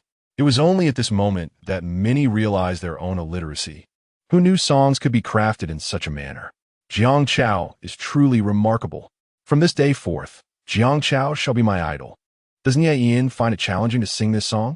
How is he able to familiarize himself with so many characters in such a short span of time, memorizing them and articulating clearly? As he continues to sing, the audience seems entranced, lost in the performance. Meanwhile, in the Composer S section, Zhuang is equally spellbound. Is it even possible to compose a song in such a manner? This is outrageous. He must report it. Jiang Chao is indeed extraordinary. Chapter 68. Official commendation. The venue falls silent, leaving only the sound of Yi's voice. After a while, someone swallows audibly, the noise echoing through the hall. Upon tracing the source, it turns out to be the host, who inadvertently recorded the sound while holding the microphone. Fortunately, Yi finishes his song just in time. Otherwise, it could have resulted in a stage mishap. The audience erupts into a thunderous applause, accompanied by faint exclamations, such as incredible. The host takes to the stage, waiting for the applause to subside before announcing, "We have just enjoyed Rare Characters performed by Teacher Jiang and Teacher Yi. It is now time for the voting. Which piece resonates more with you, Rare Characters or An Ordinary Day? Let the voting commence." The barrage of comments online explodes. No one anticipated that the keyword Rare Characters could be transformed into such a captivating song. The remarkable aspect is that Jiang Chao has composed it beautifully. What was initially thought to be a guaranteed loss turned into a remarkable victory for Jiang Chao, who achieved this in under 5 minutes, decisively overturning the odds. The 10-minute voting period swiftly passes. The host announces the results. The total votes for An Ordinary Day stand at 9,300,000. While Rare Characters has garnered 34,200,000 votes. I hereby declare Teacher Zhuang's challenge has failed, and congratulations to Teacher Jiang for his victory. Since the inception of the program I compose, You Sing, there's never been such a fierce confrontation, with over 9 million votes against over 34 million. Zhuang has truly lost both face and dignity. The staggering vote disparity causes him to abandon his composed facade, forcing a strained smile. Jiang Yi is not one to miss an opportunity to add salt to the wound. As I suspected, those of low character rarely excel in composition. It is as expected. Zhuang, struggling to maintain his smile, can no longer keep up the pretense, rising abruptly to exit the stage. The host is taken aback. Teacher Zhuang? Teacher Zhuang? The audience begins to murmur, bewildered by the unfolding scene. Has he truly been so rattled by his defeat? As the atmosphere grows tense, the director hastily advises the host to regain control. The host, recovering, flashes a cheerful smile. It seems Teacher Zhuang is unwell and will not be able to continue with us for the remainder of the program. However, the live broadcast continues. Now, let's welcome the next guest teacher. In the composer's area, Jiang Yi is equally astonished. He did not expect Zhuang to succumb to such pressure and leave in front of so many viewers. In this industry, even as a behind-the-scenes composer, one's composure is essential. Once Liu Kaiji realizes the situation, he does not hide his glee. Haha, Jiang Chao, well done. Jiang Yi replies, brother, do you not remember we are rivals? The show has yet to be fully recorded. Yet news of Zhuang's failure to challenge and his subsequent departure from the recording has already surged to trending status online. Earlier, when Zhuang presented a rare character as a keyword to Jiang Chao, the show had already garnered some attention, albeit many defended Zhuang at that time, believing that presenting challenges to opponents was a reasonable act in a competition, showcasing his genuine character. However, as he left in a fit of anger, the netizens who had previously defended him found themselves at a loss for words. After all, he is a renowned composer. Could he not withstand such a defeat? It was noted that two aspiring musicians had been overshadowed by Jiang Chao on the charts, yet they remained silent. Even later, when interviewed, Qing Zhou remarked that Jiang Chao is an exceptionally talented composer, his accomplishments no less impressive than his own. The comparison between Zhuang and Qing Zhou makes the disparity glaringly obvious. By 6 p.m, the recording was finally completed. Surprisingly, none of the composers succeeded in their challenges this time, leaving everyone astonished. As the show's recording concluded, the story surrounding Zhuang was intensifying online, and Jiang Yi's song Rare Characters, which triumphed over Zhuang, began to gain traction, becoming increasingly popular. The live snippets of Ian's singing went viral, with the highest video views reaching into the tens of millions and likes exceeding 100,000. It is evident that when this song is officially released, the download numbers will be substantial, as netizens urged Jiang Yi and Ian to promptly record the studio version. Jiang Yi returned home only to be summoned back to the company by assistantly shortly thereafter. On the 13th floor, Ian had already arrived, along with Pan Jiwen and Xiang Cheng. Upon witnessing this scene, Jiang Yi felt puzzled, asking, Minister Pan, why the urgency to have me back for the recording of Rare Characters? It's a splendid opportunity. Pan Jiwen's grin nearly reached his ears. Without explicitly stating it, he handed his phone to Jiang Yi. Take a look. Jiang Yi accepted the phone, and on the screen was an official tweet. Dongzhou Music proclaimed, with advancements in technology, many people often forget how to write. Rare Characters allows us to rediscover the charm of our Blue Star's classical culture. Perhaps this exemplifies the allure of art. Though brief, it was from Dongzhou Music, an official account. How many tweets do they post in a year? Let alone one that praises a composer. Since its inception, only a handful of composers have received such an honor, and Jiang Chao, who has been in the industry for less than a year, has garnered official acclaim. Jiang Yi was taken aback, yet found it to be within reason. In his previous life, Rare Characters had also received praise from a prestigious source. Given Blue Star's emphasis on culture and entertainment, such recognition was indeed expected. Pan Jiwen reached out to pat Jiang Yi on the shoulder, but paused, recalling something, and gently withdrew his hand, as if it had merely brushed against Jiang Yi's shoulder like a feather. So, do you understand now? This song must be recorded and released promptly.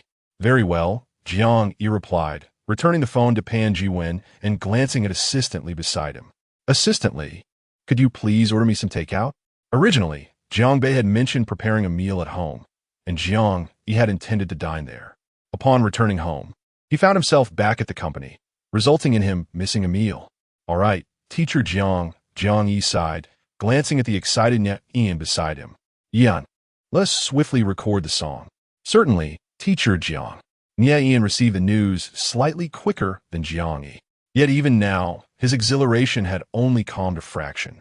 After years of striving for success, it was only with Jiang Yi's song, The Brightest Star in the Night Sky, that he had barely ascended to the first tier. He had anticipated a lengthy period of consolidation, but now, as the performer of a song praised by the officials, this was undeniably a tangible achievement. Teacher Jiang was indeed his benefactor. No, the tea and local specialties he had gifted last time were too modest. He must present something of greater value. In a recording studio, Yi was already well-versed with the song Uncommon Characters. Thus he merely needed to manage his breath during the recording. As a seasoned artist, recording was not particularly laborious for him. However, even so, after completing the recording and the subsequent editing, it was already past 10 o'clock. Chapter 69, Jiang Chao. I shall not let this go. Once the song was recorded, Jiang Yi emerged to dine. The dishes were still warm and comprised his favorite meals, which brought him immense satisfaction. The moment Pan Jiwen received the song, he instructed his team to upload it to the platform. While he and Xiang Cheng sat across from Jiang Yi, awaiting his meal's conclusion. When Yi stepped out and witnessed this scene, he silently marveled at teacher Jiang's esteemed position. Assistant Li, upon seeing him, handed him a meal. Teacher Nya, you haven't eaten yet, so I ordered a portion for you as well. Ah, thank you, Assistant Li. Nya was pleasantly surprised to find a meal awaiting him. In truth, apart from breakfast, he had not consumed a single grain since then, while Jiang Yi had at least managed to eat lunch. Jiang Yi finished his meal while listening to the praises from Pan Jiwen and Xiang Cheng. Feeling fatigued, he bid the two a brief farewell and requested Assistant Li to escort him home. Due to the intense competition today, the recording session had extended longer than usual, and after recording, he had come back to the company, surpassing his biological clock for sleep. Upon returning home, Jiang Bei, seeing his weary brother, said nothing more, preparing the bathwater and squeezing out the toothpaste. Once Jiang Yi had fallen asleep, he quietly tidied up the remnants of the day's meals. His brother worked so hard to earn money. He too must strive diligently in the future. Later that night, Jiang Bei, somewhat absent-minded, opened his phone, only to find everyone praising his brother, filling him with immense pride. He longed to announce to the world that Jiang Chao was his brother, his own flesh and blood. That evening, Uncommon Characters launched on a platform. Within an hour, its viewership had already surged past 10 million, propelling it to the 5th position on the charts. At that moment, the other artists and composers on the charts were left in disbelief. Without a doubt, this song would secure the 1st position, with its view count destined to reach the hundreds of millions. Such was the power of the officials. Wait, isn't Jiang Chao a newcomer? Why isn't he on the newcomer chart, but rather causing a stir on the main chart? Officially, is this reasonable? Upon checking the newcomer chart, he realized that, indeed, Jiang Chao's song still held the top spot. So, Zhuang, why are you making things difficult for him? Why present him with such challenging keywords? Are you trying to complicate matters for him? Are you making it difficult for us? In the industry circle, all the composers who have been wronged by Jiang Chao are venting their frustrations.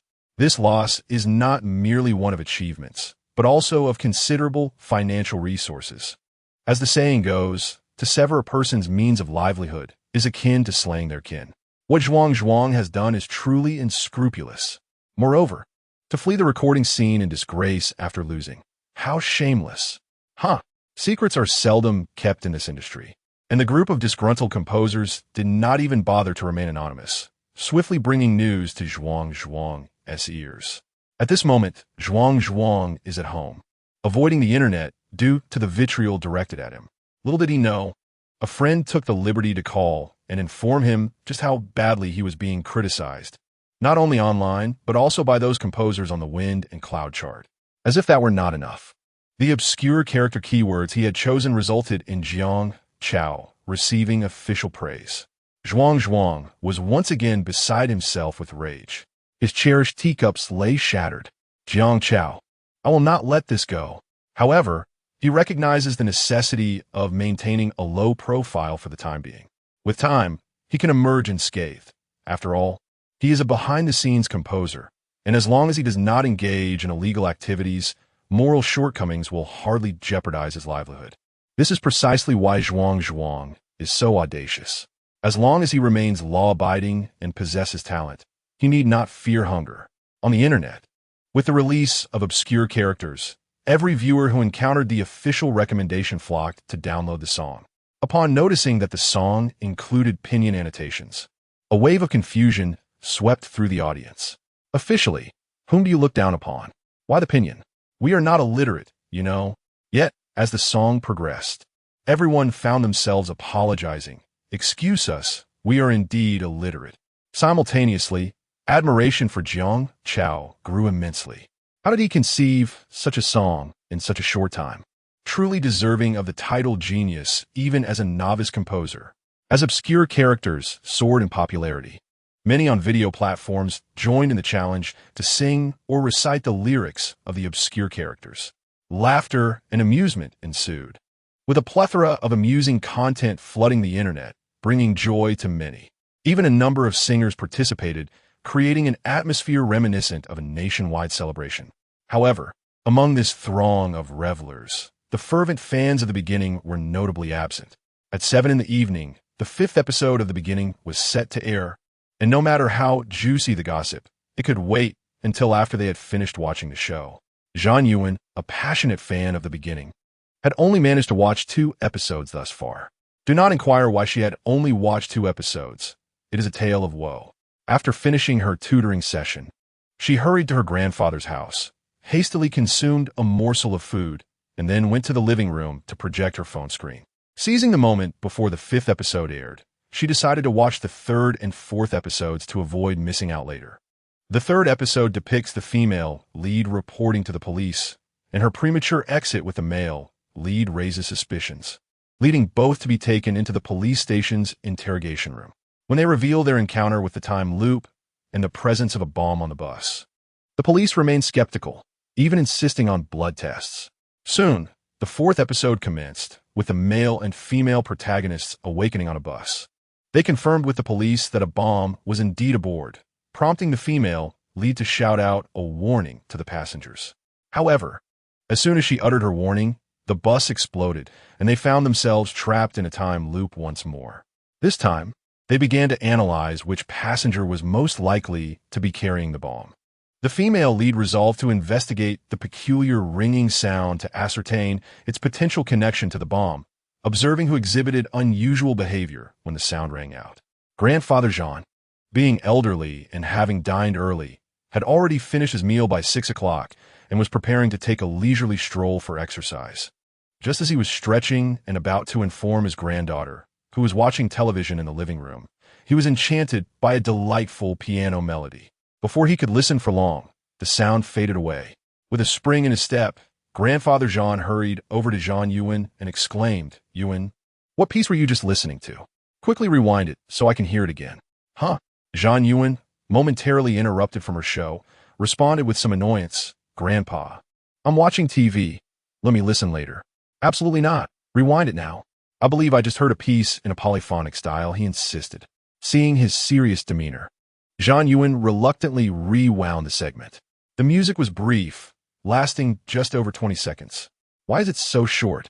Grandfather Jean exclaimed, slapping his thigh. "Yuan, what piano piece is this?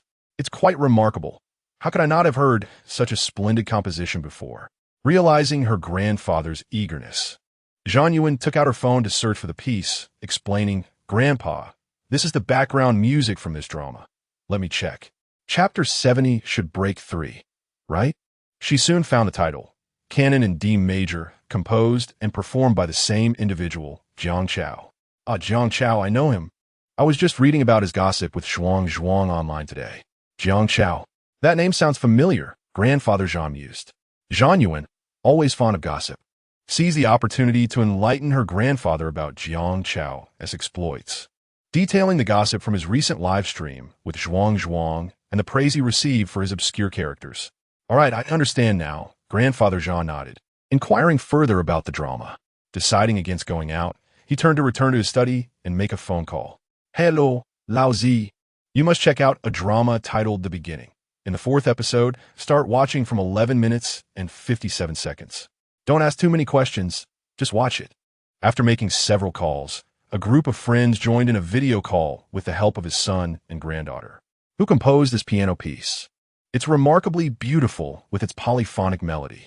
Indeed, though brief, the melody is simple yet rich in layers. Even this short segment is simply stunning.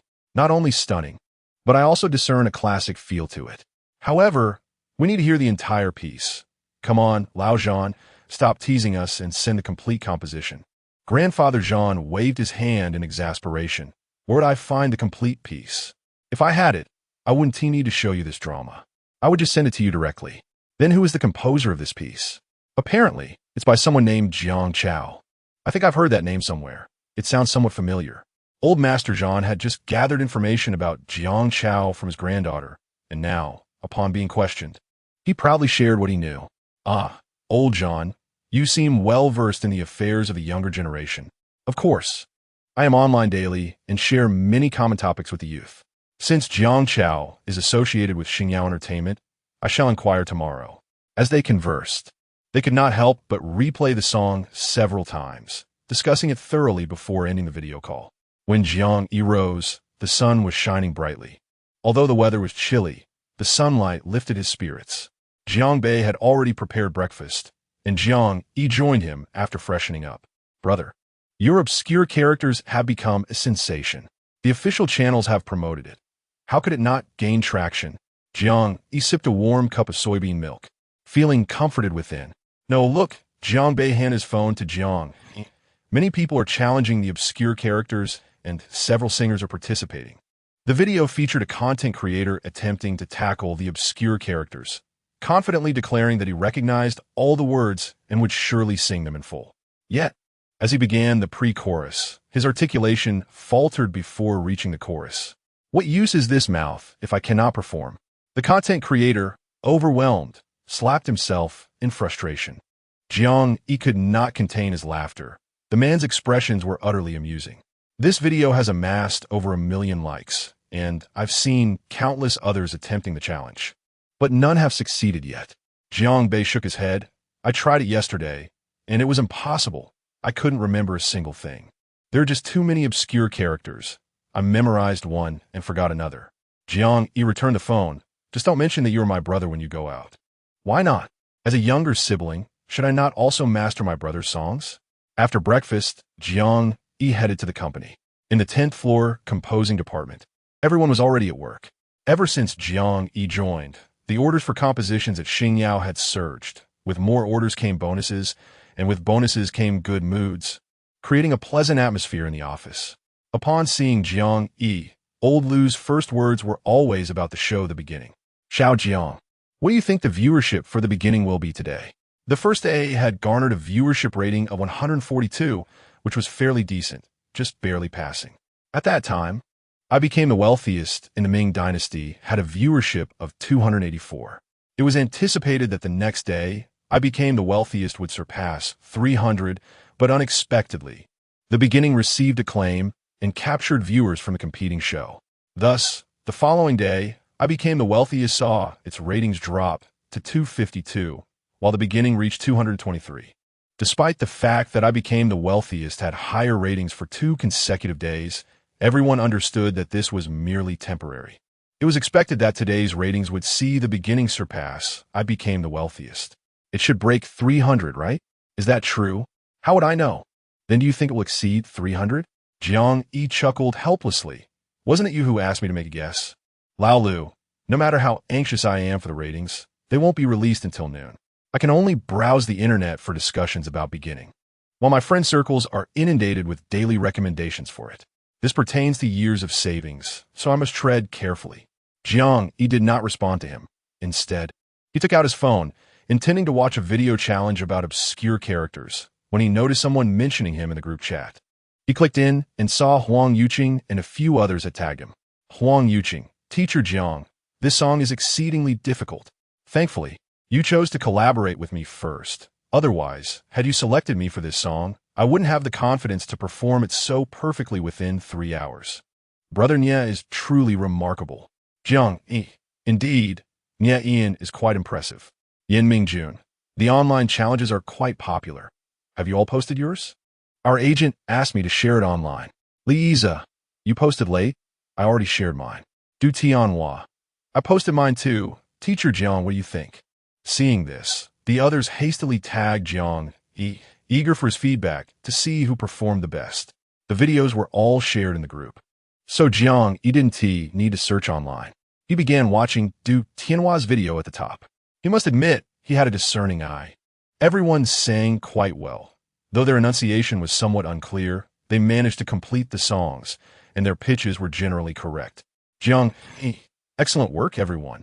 Liza, Teacher Jiang, I miss you. Liza, voice message, 7 seconds. Jiang Yi clicked to listen, discovering it was Liza singing Suddenly I Miss You. Good. That subtly hinted he had received it. Among the 7 singers currently collaborating with him, only Liza had sung 1 song, while the others had at least 2. Huang Yuqing had even sung 5. It was only fair they all received equal attention. Moreover, with his current prominence, aside from the newcomer rankings, he intended to take a step back for a while regarding his advancement to a top composer. After scrolling through videos for a while, Jiang Yi was about to start writing when assistant Li approached him. Teacher Jiang, President Xiang would like to see you. President Xiang is looking for me? What is the matter? Jiang Yi rose and took a piece of candy from the table. Assistant Li shook his head. I'm not sure. Fine, I'll go myself. You can continue with your tasks. Chapter 71. Ratings surpassed 3. Jiang Yi took the elevator to Xiang Cheng's office. As soon as he exited, Xiang Cheng's assistant was already waiting, leading him directly to the reception room. Xiao Jiang has arrived. Come in and take a seat. Upon entering, Jiang Yi noticed not only Xiang Cheng, but also an elderly gentleman and a middle-aged man around 40 years old. Xiang Cheng greeted Jiang Yi. Let me introduce you. This is Elder Zhan, the chairman of the Dongzhou Piano Association, and this is Gu Anhe, the president of the association. Elder Zhan, President Gu. This is the composer, Jiang Chao. If you have anything to discuss with him, please feel free to do so. Hearing this, Jiang Yi quickly greeted them. Elder Zhan, with keen eyes, observed Jiang Yi's clean and fresh appearance. Nodding slightly. You are Xiao Jiang, correct? I listened to many of your songs last night.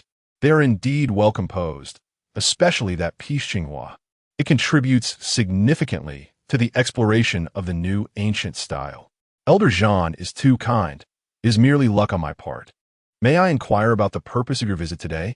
Yesterday, I serendipitously encountered a captivating piano piece titled Canon from the show beginning.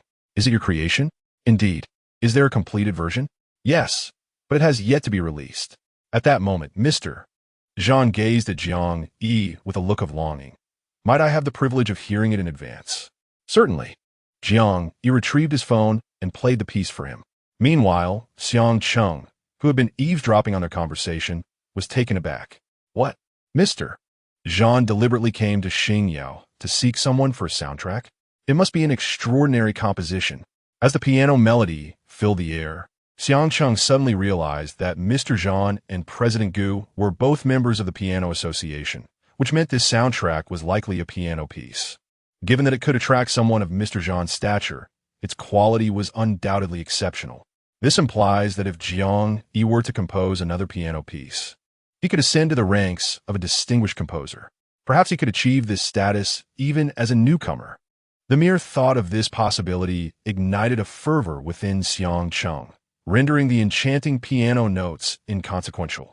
Achieving the status of a distinguished composer as a newcomer would be unprecedented, likely unmatched in the future. The fame and fortune that could accompany such an achievement were beyond Xiang Cheng's imagination. As the piece concluded, Jiang Yi slightly turned his neck and met Xiang Cheng's fervent gaze. What do you intend, Mr. Xiang? He seemed rather unnerved. Jiang Yi subtly shifted away, distancing himself from Xiang Cheng.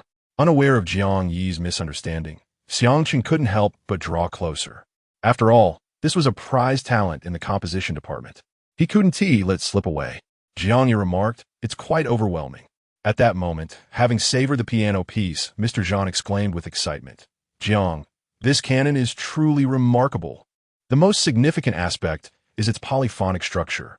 It has long been believed that beautiful piano pieces cannot be crafted in this style, but it seems this notion is erroneous. If this canon were to be released, it would undoubtedly astonish the entire piano community. When do you plan to release it? I can't help but want to practice it. Well, Mr. John, I don't intend to release it just yet. Why not? Initially, Jiang Yi had planned to release it immediately, but he recently reconsidered, realizing that this particular piece was too ostentatious. If it were to be released, it would be prudent to wait until he secured the title of annual Newcomer King. I have my own plans. Very well, I respect your decision. Mr. Zhang expressed his regret. However, I can provide you with the sheet music. You can play it whenever you wish. Ha ha ha, that sounds wonderful. Mr. Zhang looked at Jiang Yi with great satisfaction. At such a young age, possessing such talent and charisma, I fear our piano community has gained yet another shining star. President Gu, who had been waiting for an opportunity to speak, interjected, Jiang Yi, your talent must earn you a place in our piano association. Thank you for your kind offer, President Gu. But I am quite busy and do not have the time to participate in the association's activities. Before President Gu could respond, Mr. Zhang interjected once more, It's fine, Jiang. Please feel free to join. If someone of your caliber is not part of the piano association, what value does the association hold? In the end, Jiang Yi did not decline and joined the Dongzhou Piano Association, thus becoming one of its members. After handing over the sheet music to Elder Zhang and leaving his contact information, the two parted ways. As soon as they left, Xiang Cheng immediately pulled Jiang Yi aside, who promptly pushed him away, saying, Xiang, what are you doing? What kind of look is that? Upon realizing that Xiang Cheng's expression was not what he had assumed, Jiang Yi recognized his misunderstanding and asked, it's nothing, Xiang. What do you wish to discuss with me? Without overthinking, Xiang Cheng eagerly inquired, when do you plan to release your piano piece? Wouldn't it be good to release it now? If you create a few more, you might even ascend to become a top composer. Xiang, the bamboo that stands out invites the wind's destruction. Jiang Yi already appears quite talented at present. Too much of a good thing can be detrimental. Every endeavor requires a gradual process. Xiang Cheng was momentarily taken aback, but quickly regained his composure, acknowledging, you are right. I was blinded by the allure of immense profit. He had only seen the benefits without recognizing the complexities underneath. After clarifying matters with Xiang Cheng, Jiang Yi returned to the composition department. Currently, he intended to focus solely on the newcomer rankings, allowing him some leisure time. He planned to finish the manuscript for Do Pa first, and the film preparations could wait until after the new year. At noon, the ratings were released. Unsurprisingly, beginning surpassed, I became the richest man in the Ming dynasty, directly breaking the 3 mark. Lao Lu was as delighted as a duck, exclaiming, Xiao Jiang, you were right. Today, beginning not only broke 3, but reached 341. That Ming dynasty has dropped to 201. Ha ha ha. Let them scheme against us during the promotion. Now, they're reaping the consequences. Perhaps tomorrow we might even break 4 or 5. Clueless about ratings, Lao Lu boasted shamelessly. However, despite having only aired 6 episodes, beginning was already beginning to turn a profit. Jiang Yi, thinking of his modest earnings, couldn't he help but feel a surge of joy.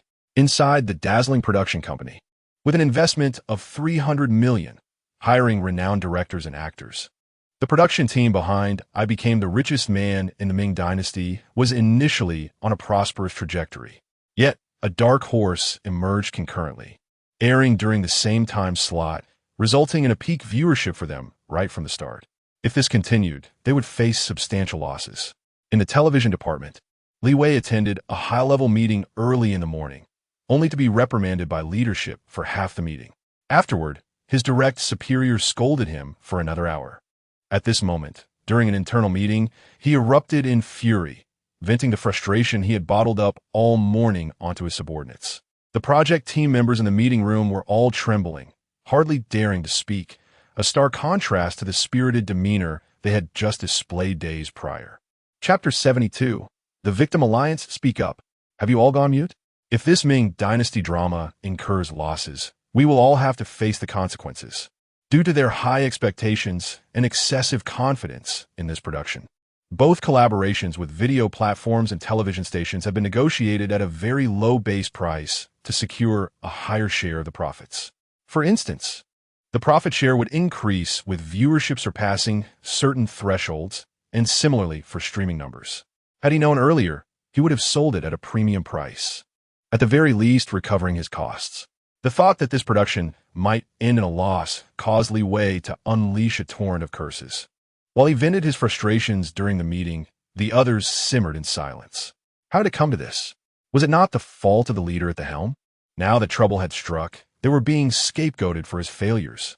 It was utterly exasperating. Work was already a burden. One of Li Wei's trusted aides glanced at the discontented expressions of the others and, with a hint of disdain in his eyes, suggested, "Minister Li, for the time being, we must consider rescheduling the broadcast. Although it may tarnish our reputation, it pales in comparison to the losses we would incur. Besides, in time, the audience will forget." Li Wei remained silent. Such a straightforward solution had indeed crossed his mind, but he could not be the one to propose it. How could he save face? His aide, clearly attuned to Li Wei's thoughts, recognized his tacit approval and continued, "Our production is not at fault. Your previous decisions were sound. After all, who could have anticipated that a low-budget production like Kaishi would become a sensation? Had it not been for Kaishi, our show would have undoubtedly thrived." "You speak the truth," Li Wei acknowledged with a nod of approval toward his aide. Indeed, this predicament was not of his making. According to industry standards, anyone in his position would have made similar choices. He was truly a victim of circumstance. Now, let us discuss which time slot would be most advantageous for the rescheduling.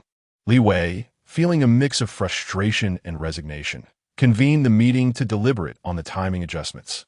They say true empathy is rare in this world. Yet, at this moment, so you could likely sense the turmoil within Li Wei's heart.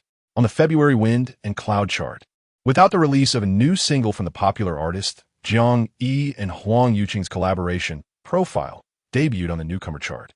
In contrast, his own collaboration with Teacher Nan Feng, 372, held significant potential to surpass teacher Ho Yuhang's Tianwang. As for the piece by Teacher and Feng Mu, Summer Secret, to be candid, it did not occupy his thoughts. After 2 days of fierce competition, his song indeed secured the top position, while Tianwang fell to second place. He initially believed everything was proceeding smoothly when Jiang Chao unexpectedly released Rare Characters. Even if it was released, Jiang Chao might place this song on next month's Newcomer chart. Although they were only 3 days ahead, thanks to the prior Apple TV show, the download figures were exceptionally high, surpassing 15 million in just 3 days. Even for Jiang Chao, surpassing that would not be an easy feat ironically. This song received official commendation and, before even lasting a full 24 hours, was overtaken. They say one can forgive once or twice, but not thrice.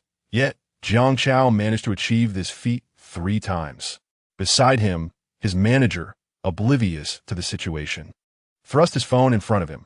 "Suyu, many top-tier artists have posted challenge videos for Rare Characters. You should record one as well to ride the wave of popularity." He endured. Suyu felt as though countless knives were piercing his heart. The number of likes was indeed staggering. The manager continued to persuade, "We must act quickly. Otherwise, it will be too late, and we will miss the momentum." He continued to endure. The agent, noticing Suyu's silence, shifted his gaze towards him and soon caught sight of the surpassed Fengyan chart. In a gesture of kindness, he offered consolation. "Why focus on this? It's not the first time Jiang Chao has outperformed you. Stop looking. We need to record the challenge video." "Surely, you are not illiterate? Never mind. I will print the lyrics for you." Unable to contain his frustration any longer, Suyu raised his gaze, his eyes ablaze with fury directed at the agent. Startling him, "What is wrong with you? Quickly, go print it," Suyu shouted at the top of his lungs. Caught between indignation and anger, he opted to express his wrath through indignation. The agent retorted, "If you want me to print, just say so without raising your voice." He hurriedly stood up. "I'll print it now. You should familiarize yourself with the lyrics on the tablet first." In less than a day, the song Rare Characters not only ascended to the pinnacle of the Fengyan chart, but also surpassed 20 million downloads, with projections suggesting it would reach over 100 million by the end of the month. This exemplified the power of the official forces. Upon witnessing Rare Characters topping the charts, the composer and singer on Fengyan breathed a sigh of relief. This day arrived sooner than anticipated. Now, they no longer needed to anxiously monitor the chart. fearing being overtaken at any moment. They could sleep soundly and let things unfold without concern. However, they would never forget the instigator, that vile person named Zhuang. Many even alerted their company to keep an eye on Zhuang's movements, ready to strike when a new song was released. Subsequently, some clever individual gathered these people into a group, forming a victims alliance. The clever one promptly transferred the group leadership to Su Yu, given that Jiang Chao had secured a triple kill against him. Su Yu's position as the group leader seemed more authoritative. Su Yu lamented, "What a hassle. Who desires such authority?" He regretted joining this group. On February 4th, as the Lunar New Year approached, the recording schedule for Apple TV would be postponed until after the holiday. Concurrently, the crew of I Am the Wealthy in the Ming Dynasty and various affiliated official accounts announced a new Weibo post, revealing that the show would change its broadcast time from the original 7:30 p.m. to a 2-episode airing from 9 p.m. to 10 p.m. This timing would seamlessly connect with the beginning.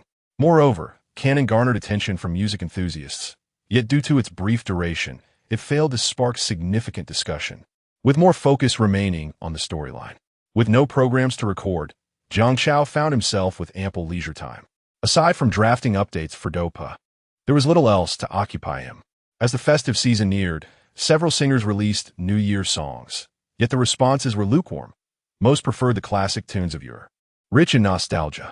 On February 6th, Xingyao went on holiday. Jiang Chao was free from work, and with the New Year festivities, his salary was paid early. Upon receiving his paycheck, Jiang Chao, initially intending to stay home, promptly rose and called upon Jiang Bei, and together they ventured to view houses. "What do you think of this one?"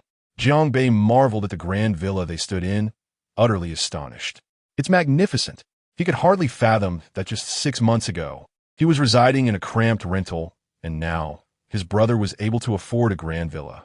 Indeed, knowledge transforms destiny. He too was determined to study diligently and aspire to become a distinguished director. Chapter 73. Moving since his younger brother expressed his fondness for the place, Jiang Yi resolved to secure it. However, negotiation was imperative, for this was a villa, and even a slight reduction could result in a substantial sum. Recently, the prices had not decreased significantly, though they did waive 2 years of property fees. After signing the contract, making the payment, and acquiring the keys, the process was remarkably swift due to the villa being a newly built property. The real estate certificate was promised to be ready within a week, and as for the house, if Jiang Chao wished, he could move in immediately, as the villa was fully furnished. Jiang Bei followed throughout the entire process, his mind a blank, and upon returning to the villa, he finally came to his senses. "Brother, this villa is ours now?" "Yes, this will be our home from now on." At that moment, Jiang Bei felt a sense of reality and stability wash over him. This was not a rental. He need not worry about being evicted. This was a home that belonged entirely to him and his brother. "That's wonderful, brother." Once Jiang Bei grasped the situation, he began to run about the house, allocating rooms. "Brother, which room will you sleep in? Can we convert this one into a gaming room for me? If you manage to get into Dongzhou Music University, then yes, absolutely no problem." The two spent 2 hours in the villa, discussing how to arrange their new abode. Noticing the time, they finally drove back home. Jiang Yi glanced at his bank balance, which had dwindled to just over 500,000. He finally understood the sentiment expressed by some in his past life, who said that when they were at their poorest, they still had 1 million in their accounts. Now, with monthly mortgage payments looming, he needed to work hard to earn more. Once the settlement was complete, he wondered how much he would have, hoping to pay off the mortgage early to alleviate some pressure. As the new year approached, both Jiang Yi and Jiang Bei felt that celebrating in their own home would hold a different significance. Thus, in the ensuing days, they ventured out daily to purchase items and arrange their new residence. In truth, the villa was already well equipped, given its exquisite renovation, allowing them to move in without hassle. The main task was merely to add some soft furnishings and manage the move. They hired a moving company to transport their belongings to the villa. While Jiang Yi was organizing, he received a call from Pan Jiwen. "Xiao Jiang, I heard you bought a house." "How did you know?" "Someone told me." "All right then." Jiang Yi did not dwell on the matter, As a semi-public figure, it was not unusual for others to recognize him. When are you moving? I can help. No need. I've hired a moving company. You've already moved? I hear rustling on your end, as if you're getting dressed. Yes. Send me the address. I'll head over now. Without further ado, Pan Jiwen hung up the phone. Jiang Yi had no choice but to send him the address. Consequently, within an hour, his home was filled with guests. Not only did Pan Jiwen, Tao Chuan, Yin Mingjun, Su Ling, and Li Yiza all attend, but those who could not make it, such as Xiang Cheng and Lu Shuwen, also sent messages to Jiang Yi, expressing that they had arranged for their relocation gifts to be delivered. Well then, with everyone present, Jiang Yi felt no need for formality and promptly set these able-bodied individuals to work. On the contrary, Jiang Bei was quite elated, as it was his first encounter with living celebrities, who were not only courteous but spoke in delightful tones. You must be Jiang Laosher's younger brother. You are truly handsome. Xiao Bei, please do not call me Teacher Nya. It feels too distant. Just call me Brother Nya. Let us exchange contact information so that you can reach out directly when needed. Same here. As they assisted with the move, they ordered takeout for lunch.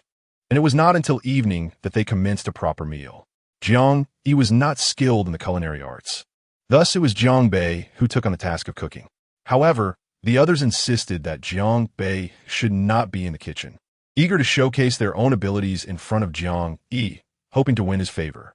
At 8 in the evening, they finally sat down for dinner. Teacher Jiang, this sweet and sour pork ribs is my creation. Do give a try. The stir-fried beef and spicy chicken were prepared by me. Teacher Jiang, you ought to drink some soup for its nourishment. I simmered this exquisite broth for 3 hours. It's truly splendid. Jiang Yi, seated like an emperor amidst a flurry of chatter, found the noise overwhelming. Everyone, please enjoy your meals. Do not mind me. With that, the atmosphere returned to normal as they engaged in light-hearted banter about various industry gossip. Nia Yin, aware of Jiang Chao's interests, made a point to inquire about some news. Teacher Jiang, a friend of mine, mentioned that several composers from their company are trying to glean insights about Zhuang's activities, aiming to undermine her. Why is that? It's primarily because Zhuang provided you with the obscure word as a keyword, which resulted in her song receiving official accolades, swiftly ascending the charts. Those composers and singers who felt overshadowed by her have grown to resent her. And I've heard they even formed a victims alliance. Jiang Yi could not help but laugh. A victims alliance? Surely it cannot be that severe. Indeed, it is, Nyan elucidated. You may not realize how significant your influence is, but for some, the difference between a minor and major achievement can be vast. Take Su Yu, for instance. He is merely one ranking away from a critical position on the charts that would elevate him to a king of song. Yet, he has been thwarted 3 times by you, and now many online sympathize with his plight. Oh, is that so? Jiang Yi had not been attentive to this. I harbor no ill will towards him. The others erupted in laughter at Jiang Yi's innocent expression. 3 unfortunate strikes. Su Yu truly is unlucky. Jiang Yi waved his hand in resignation. Before I secure the title of Newcomer of the Year, I do not plan to release any more songs on the charts. You can relay this message to him. From March to July, he may still have another chance. Pan Jiwen chimed in. All right, I will disseminate this information tomorrow. The 5 major players, while often at odds, also collaborated, as all actions were ultimately driven by self-interest. Pan Jiwen aimed to ensure that this news benefited the illustrious brand, knowing that the favor would eventually be returned. As for targeting Su Yu, it is unnecessary. He is merely a step away from claiming the top spot on the wind and cloud list, and it is only a matter of time before he ascends to the throne of song. Striking him once or twice is feasible, but can one persistently pursue such endeavors? Life is not merely a struggle of violence, but rather an intricate tapestry of human relationships. The gathering continued with laughter and merriment until well past 11 in the evening. Jiang Yi, feeling fatigued, did not bother to tidy up the gifts. He simply washed up and retired for the night. Meanwhile, Jiang Bei remained quite exhilarated, boasting to his close friends about his photographs with celebrities. However, he kept an eye on the clock and promptly went to bed at midnight, avoiding a late-night revelry. On February 10th, the eve of the new year, Jiang Yi chose to remain indoors, having completed his shopping in the preceding days. In his study, he diligently typed away at his manuscript for Do Pa. The work had now accumulated nearly 3 million words, while his own backlog stood at about 600,000. This was splendid. He would only need to write approximately 170,000 more words to complete it. For his next book, he resolutely vowed not to embark on such an extensive journey again. Even if he were to replicate, transcribing over 5 million words would indeed be an exhausting endeavor. Chapter 74. The Federal Spring Festival Gala on the day of a New Year's Eve. Both Jiang Yi and Jiang Bei remained at home, as their once distant relatives had become even more estranged following the passing of their parents. Thus, the festive occasion was solely shared between the two brothers. After a simple lunch, Jiang Yi resumed his writing. With nothing else to occupy him, Jiang Bei busied himself with putting up couplets and window decorations, as well as unwrapping gifts sent by Jiang Yi's friends. He toiled away until after 5 o'clock before he began preparing the New Year's Eve dinner. Jiang Yi joined him to lend a hand, and as Jiang Bei chopped vegetables, he remarked, "Brother, while unpacking your gifts earlier, I found a backpack. This afternoon, I unwrapped 2 more bags. You could replace your old one." Jiang Yi replied. The old bag had been a gift from their mother, which was why he had hesitated to replace it. However, it had indeed become quite worn, faded, and frayed. "How many dishes shall we prepare today?" "Let us go with 3 dishes and a soup," Jiang Bei suggested, having chopped the scallions and placed them in a bowl. "Steamed fish, symbolizing abundance year after year. Sweet and sour ribs, which we both enjoy, and a stir-fry of bok choy, along with a yam soup. That should suffice." "Sounds good, but we shouldn't cook too much. I have no desire to eat leftovers for the next few days." Jiang Bei chuckled. "It used to be like that when Mom was around. We'd eat leftovers from the first day until the 7th. The two brothers prepared the meals swiftly, and within an hour, the dishes were ready. After sipping some soup, Jiang Yi inquired, "It seems the couplets have yet to be affixed. I put them up in the afternoon. The window decorations are all set as well. Did you manage the couplets alone? Are they straight?" "I checked, and they are perfectly aligned." After finishing their meal, the brothers settled down to watch the Spring Festival Gala. There are 2 types of galas: the Federal Spring Festival Gala and the Eastern Continent Spring Festival Gala, reminiscent of the previous world's CCTV Spring Festival Gala and local station galas. Each New Year's Eve, one could witness stars from various continents performing during the gala. Jiang Yi had never seen it before, but found himself quite intrigued.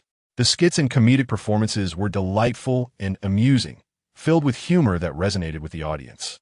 Much of it reflecting themes familiar from Earth, and the lack of restrictions allowed for bold expressions without resorting to sentimentality.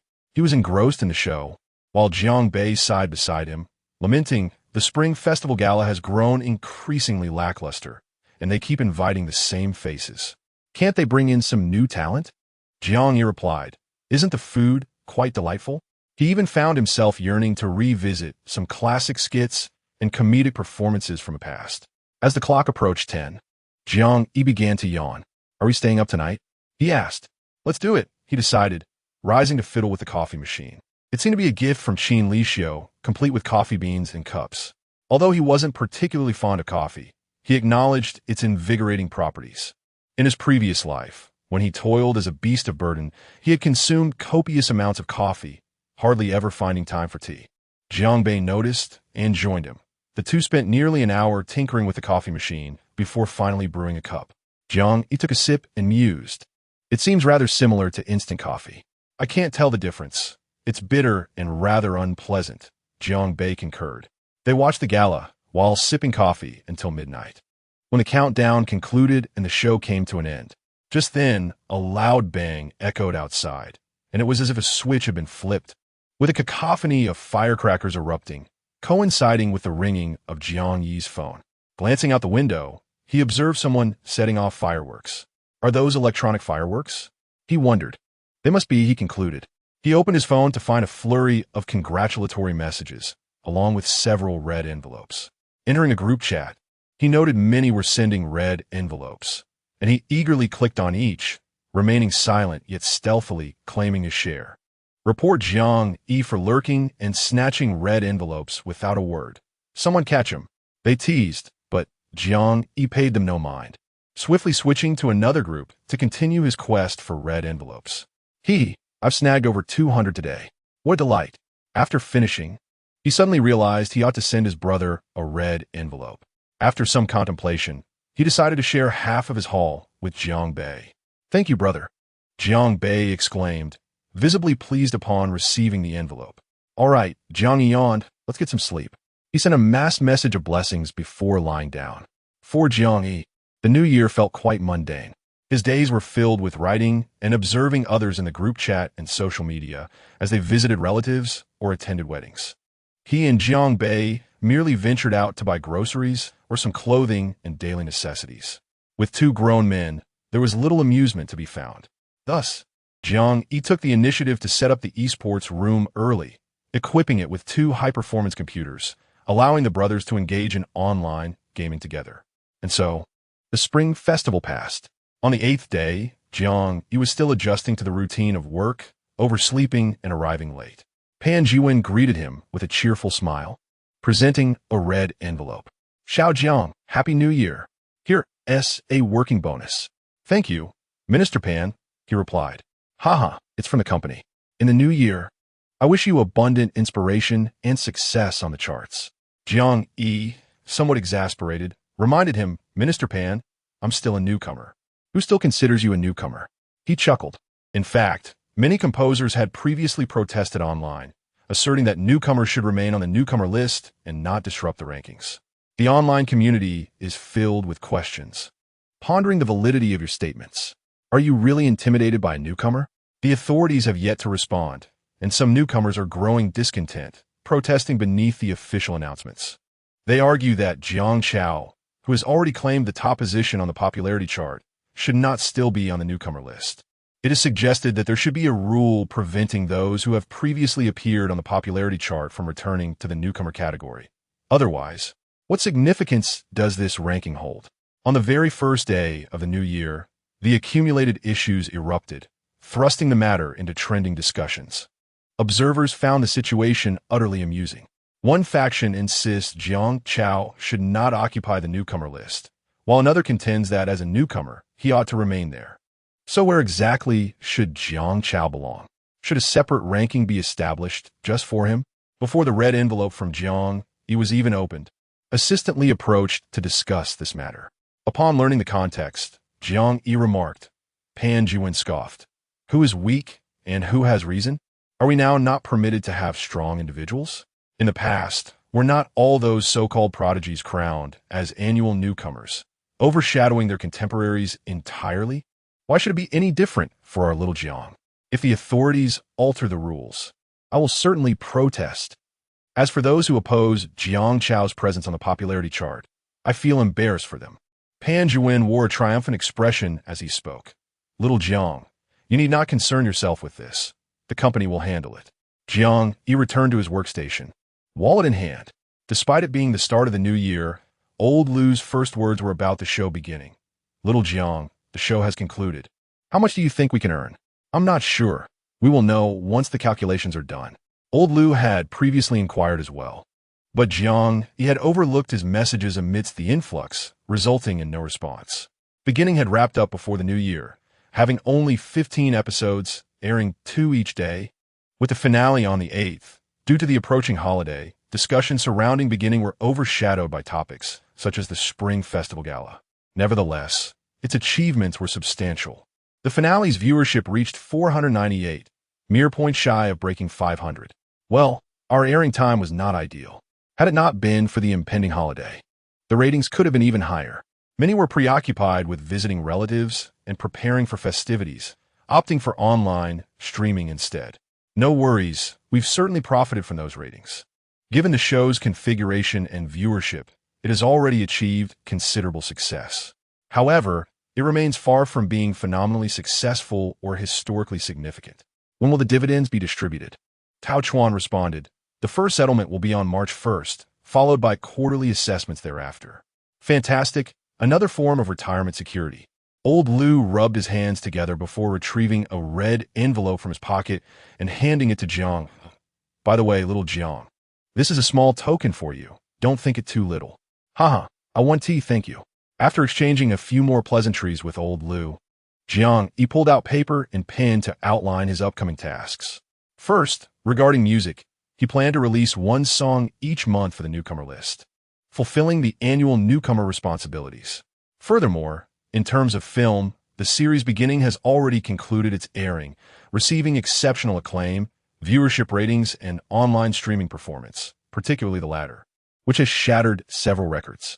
Jiang Yi estimates that a tenfold return on investment is plausible. Leveraging beginning as a gateway into the film industry seems promising.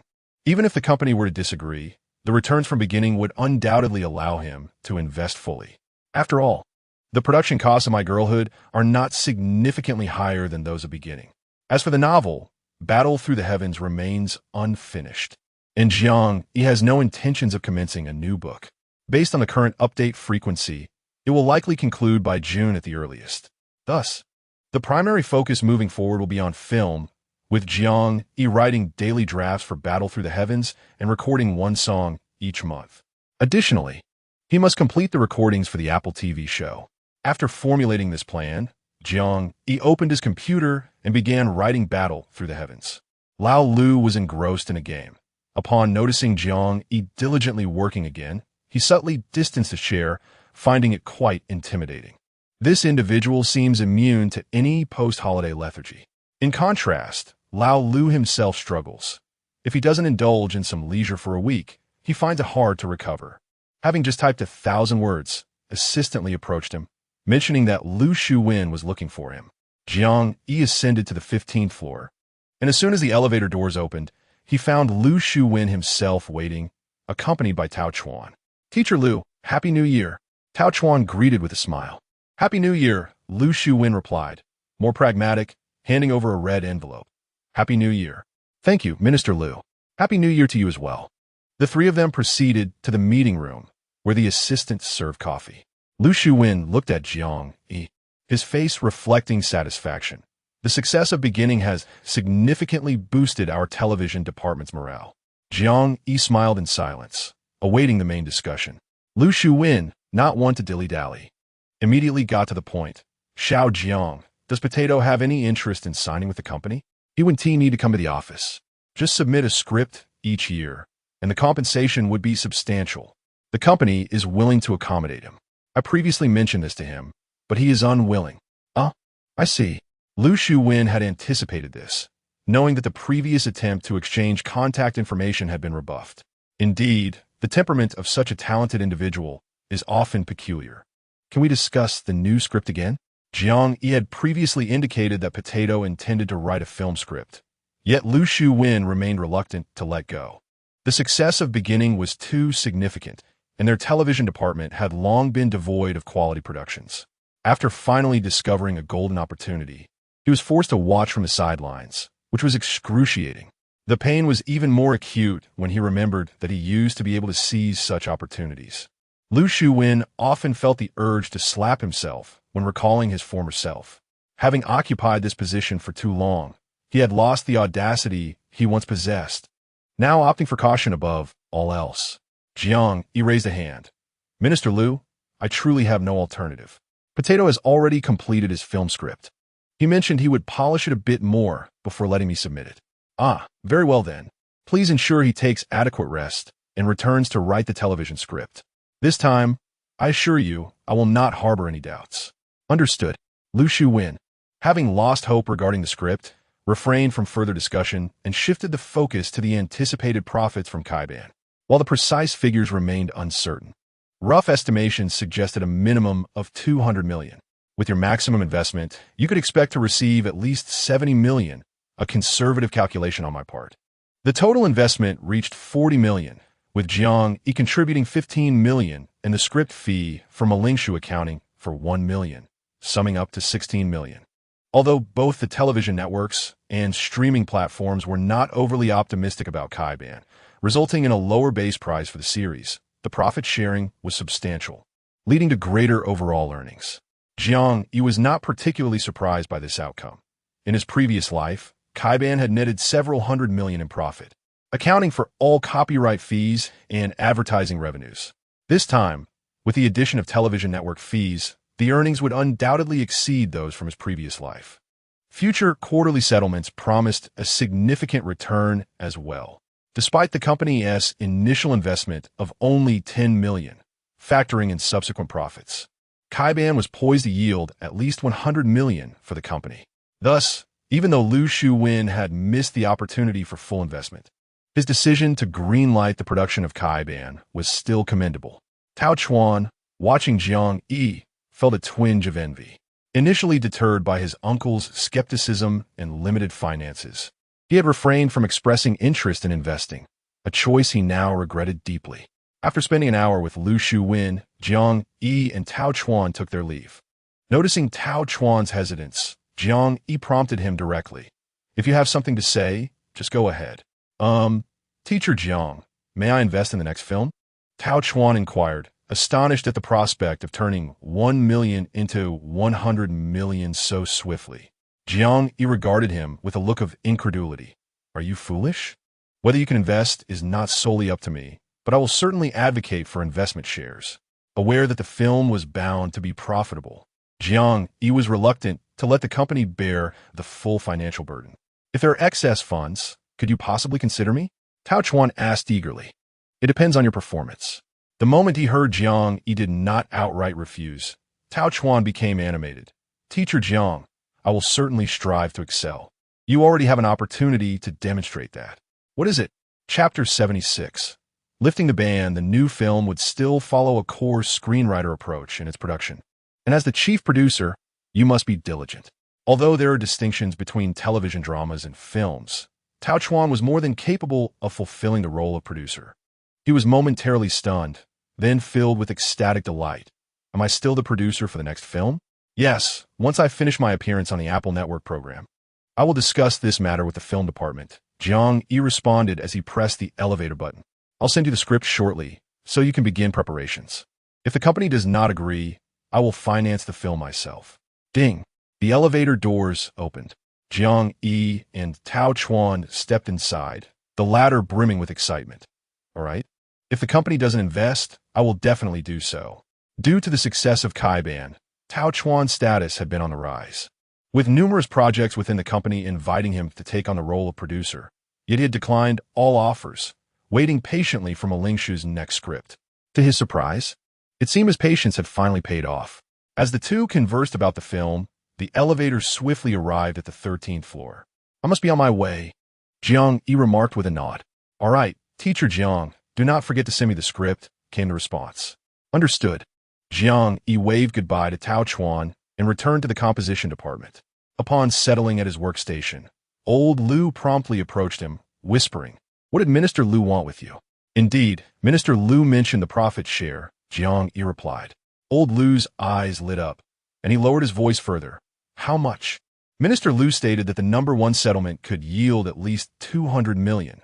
Given your 1 million investment, you would stand to gain approximately 6 million in total. Old Lu inhaled sharply, clenching his teeth in disbelief. 6 million. In merely 3 months, 1 million has transformed into 6 million. This surely surpasses composing. He gripped Jiang Yi's hand firmly. "No need for words, Xiao Jiang. Your kindness is etched in my heart. When the dividends arrive, I shall treat you to a meal. By the way, do you have any updates on the next script from Teacher Potato?" "The next script will depend on how much investment the company is willing to allocate. However, I suggest you do not hold your breath. Many are inquiring about it. It may not come your way," Jiang Yi cautioned. "I understand, but if there is a chance, please count me in." "I have unwavering faith in you and Teacher Potato," Old Lu replied, fully aware that promising projects attract ample investors. The previous opportunity was merely a stroke of luck due to Teacher Potato's inexperience and the novelty of the subject. With such a promising project on the horizon, many would surely be vying for the next one. Though not disheartened, he recognized the rarity of his previous stroke of fortune. It is worth noting that within the composition department on the 10th floor, many who had not invested were now lamenting their missed opportunity. After attending to Old Lu, Jiang Yi sent the script to Tao Chuan and immediately began to type. He needed to prepare for recording a program for Apple TV the next day, leaving little time for writing. Having idled away the entire day, Jiang Yi drove home after work and opened the system panel. Name, Jiang Yi. Age, 23. Physical recovery progress, 100 points, 656, 525 inventory. Silver treasure chest, song sunny day note. Every 1,000 points restores 1 point of physical function. Every 1,000 blue star coins grants 1 point. Accumulating 1,000 points unlocks the marketplace. Since the February settlement, Jiang Yi had not made any purchases, resulting in an unprecedented accumulation of over 600,000 points. His inventory contained only the silver treasure chest and the song Sunny Day. The silver treasure chest was awarded for completing a television drama task, and Jiang Yi intended to open it during the program recording. As for Sunny Day, he deemed it too precious to be wasted on the newcomer charts and planned to reserve it for the upcoming contest for prominence. Jiang Yi gazed longingly at the master-level piano skills and absolute pitch available in the marketplace, both requiring 100,000 points, far beyond his current reach. As for the other items, he felt no urgency. Rather, he needed to diligently practice the proficient-level piano skills he had previously acquired. Determined to take action, he pulled out his phone and ordered a piano online. Once that was settled, he prepared to order takeout. As a high school senior, Jiang Bei's school schedule coincided with Jiang Yi's work hours, and he had even returned to school a day early. As I pondered over what to eat, a message from Yin Mingjun arrived. "Teacher Jiang, where are you?" Jiang Yi, noticing this, responded with a question mark. Yin Mingjun then called directly. "What's up?" "Teacher Jiang, I've returned to the company. Are you free? Shall we have a meal together?" As the first artist Jiang Yi collaborated with, whose prominence later surged and who proactively requested a lower profit share, Yin Mingjun held a unique place in Jiang Yi's heart. "I'm at home, reluctant to go out, and just about to order takeout. Then wait for me. I'll bring the food over." This proposition stirred Jiang Yi's interest. Thus it was settled. "I'll be there shortly. How good can takeout be?" This remark completely swayed Jiang Yi, and he consented. Yin Mingjun claimed he would come right away, but it took at least an hour for him to arrive, hands laden with overflowing plastic bags, as if he could use 3 pairs of hands. Jiang Yi hurried over to assist, but Yin Mingjun insisted, "No need, Teacher Jiang, I've got this." Once inside, Yin Mingjun arranged the food neatly on the dining table. He also brought a variety of fruits, quite at ease as he placed them in Jiang Yi's refrigerator. As they sat down to eat, Jiang Yi inquired, "What brings you back so suddenly?" In Jiang Yi's recollection, artists typically had tightly packed schedules, and returning to the company even once a month was a rarity. He guessed. After sipping some water, Jiang Yi ventured, "You're not going to perform on tomorrow's Apple TV SI Sing. You sing, are you?" Yin Mingjun looked at Jiang Yi in disbelief. "Teacher Jiang, how did you guess that? Isn't it Huang Yuqing and Ye Yin's turn?" "Not just me," Yin Mingjun replied, using chopsticks to serve Jiang Yi. Du Gu is also invited, but he has a commitment. His flight arrives at dawn. "His ban has been lifted?" Jiang Yi asked, recalling that the relationship between Apple TV and Fenghua was reasonably amicable, and Du Tianhua had previously faced a soft ban. "It's not so much a lifting as it is a matter of practicality. The ban was initially a directive from Yuan He, though Fenghua never openly acknowledged it. They merely acted on it as a favor to other companies and platforms. Now that Du Gu possesses commercial value, the so-called ban has naturally unraveled. So that is how it is," Jiang Yi mused. Mainly, Fenghua did not seek to publicly enforce a ban on Du Gu. It was all about saving face for Yuan He, the major shareholder. Jiang Yi nodded, choosing not to elaborate further. Just a casual remark from the son of a shareholder could render a capable singer like Du Tianhua unable to rise again. Indeed, the power of capital was immense. After their meal, Yin Mingjun did not linger long. He tidied up the tableware before taking the trash with him as he departed. Jiang Yi felt quite satisfied, contemplating that if the circumstances were right tomorrow, he would select Yin Mingjun. Chapter 77, New Ancient Style, February 19th. The second day after the Lunar New Year's work resumption. Apple TV's I Sing, You Sing welcomed the recording of its latest episode. Recently, discussions surrounding which chart Jiang Chao should compete on had reached a fever pitch. Upon arriving at the show, Jiang Yi inevitably faced queries from the host regarding this matter. Jiang Yi waved his hand dismissively, Regardless of which chart I'm on, I have not violated any rules. The barrage of supportive comments from fans followed suit. Exactly.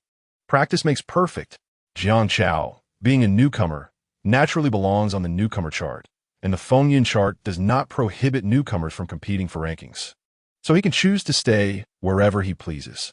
Observing the squabbles among these composers is indeed quite amusing, inadvertently affirming Jiang Chao's prowess. Despite being a high-ranking composer, his influence rivals that of a seasoned maestro, leaving no room for anyone to claim that Jiang Chao lacks the stature of a true artist. The host did not press further, primarily because Jiang Chao was uncooperative. Both Jiang Chao and Apple TV were acutely aware of the underlying tensions stemming from the incident involving Liu Kaiji, which has created a rift between them. It seems that after this collaboration, inviting Jiang Chao back to Apple TV will not be as straightforward. However, the production team remains indifferent. For Jiang Chao's inaugural public appearance was on their show, where he composed numerous songs, thereby securing both viewership and revenue. As for future matters, they can be addressed at a later time. In this world, there are no everlasting enemies, only enduring interests. Thus, Apple TV is unconcerned about any discomfort Jiang Chao and Liu Kaiji may harbor. After the introductory remarks, the host began to explain the rules for this episode, following a period of free expression, keyword challenges, and guest competitors. This episode's theme has been determined by the production team, and the chosen theme is New Ancient Style. A collective gasp echoed through the audience. The term New Ancient Style had previously been rather obscure, but since Jiang Chao and Song Qinghua opened a new gateway for this genre, several songs have emerged in recent months, though their performance has been merely average. While there has been some progress compared to earlier times, the path for New Ancient Style remains far from mature when juxtaposed with other musical styles. Among the 5 composers present, only Jiang Yi had previously ventured into New Ancient Style, the other 4 had not. Did the production team not fear that the composers would be unable to produce songs, or that their compositions would fall short, adversely affecting the show? The director looked on with a sense of resignation. Their initial theme was rock, but New Ancient Style had been assigned from above.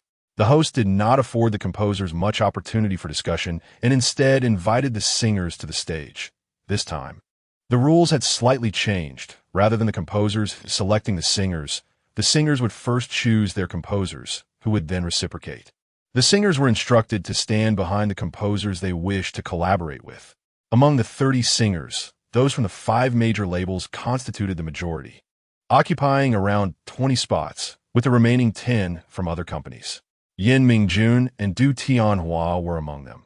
Without hesitation, they positioned themselves directly behind Jiang Chao. Jiang Yi was taken aback to see Su Yu still participating in this program. All the other singers he had previously worked with had been selected and departed, leaving him as the last one standing. How many episodes had he signed on for? At that moment, the bullet comments were focused on the indecisive Su Yu. Logically, as a brilliant artist, he should select Nan Feng or Liu Kaiji, yet the comments urged him to choose Jiang Chao. Brother, if you can't beat them, join them. There's no shame in that. Su Yu, hesitating will lead to defeat. Choose Jiang Chao immediately. Selecting Jiang Chao could determine your ascent to stardom next month. Su Yu's fans were in an uproar. How could they allow their idol to choose a composer from another company? The fervor of Su Yu's fans seems to have reached a fever pitch, especially after Jiang Chao's impressive 3 consecutive victories. Su Yu has become the first artist in history to experience a surge in popularity despite failing to secure the title of the King of Songs. It is utterly amusing, indeed. However, it is clear that he will not choose Jiang Chao.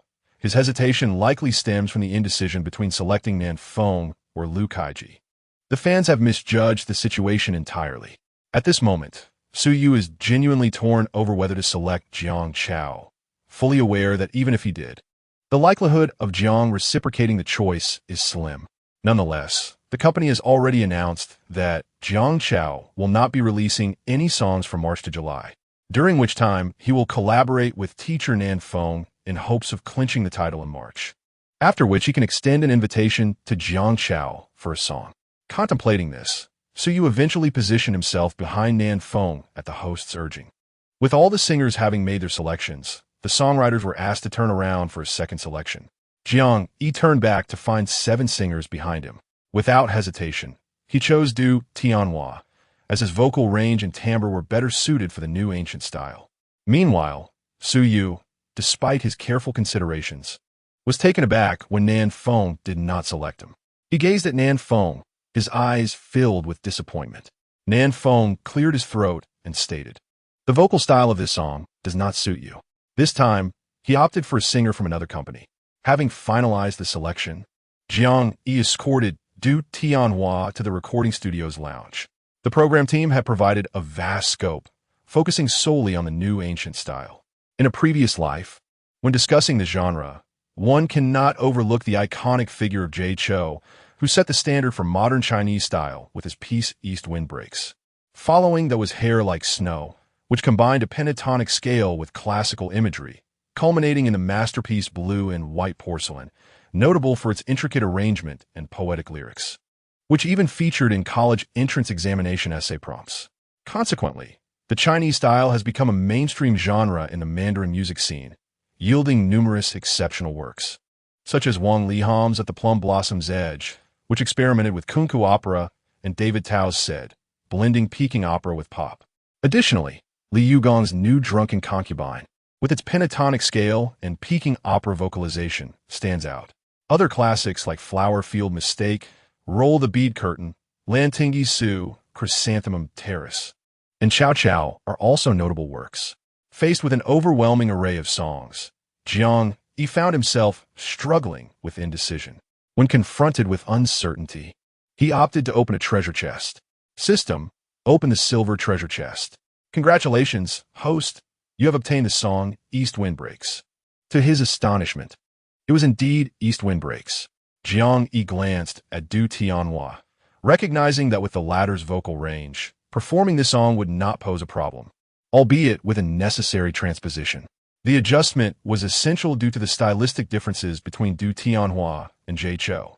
While Du Tianhua could technically perform the song as originally intended, it would require a significant alteration to his usual singing style. Given the limited time of just 3 hours to familiarize himself and perform, this proved to be an arduous challenge. Furthermore, the style needed to undergo a transformation. Jay Chou's version exuded an ethereal, languid classical essence, whereas Du Tianhua's rendition would inevitably lean towards a more melancholic interpretation. Forcing him to mimic Jay Chou's style would result in an imitation that lacked authenticity and would diminish his unique artistry. Chapter 78. A Song of East Wind. Once the song was determined, Jiang Yi promptly took out pen and paper to begin his writing. Observing this from the barrage of comments, netizens remained composed. Undoubtedly, Jiang Chao was a quick gun. The word spread that Jiang Chao was indeed swift. Jiang Chao remarked, "Once a song is completed, the sky could fall." While the other composers remained idle, only Jiang Chao was actively engaged. Was he not the fastest man? Enough already, haha. I am rather looking forward to Jiang Chao's new ancient-style song. His previous piece, Qinghua, was truly delightful. As for the others, they were all engrossed in their discussions. While you appear to be the only one earnestly debating, did it make us seem vulgar? Meanwhile, Jiang Yi had already begun writing, while the other 4 composers found themselves ensnared by a creative impasse. Although they had not previously released any new ancient-style works, they had all made attempts in private. Yet their dissatisfaction with the lyrics and tunes they had crafted led to them remaining unpublished. With the competition's theme set, they could only revise the discarded drafts from before, each one furrowing their brows tightly. Jiang Yi was the fastest to complete his work. In less than an hour, the live streaming room went dark. Soon, 3 hours had passed. The composers returned to the stage, and apart from Jiang Yi, who appeared relaxed, the other 4 had not relaxed their furrowed brows from the start of the creative process. Nan Feng looked at Jiang Yi, exasperated, and said, "You're first again this time. No surprises there." Jiang Yi did not feign humility. Nearby, Lu Kaiji, overhearing their conversation, chimed in, "Jiang Chao, you are rather arrogant." "It's not arrogance, it's confidence," Jiang Chao replied.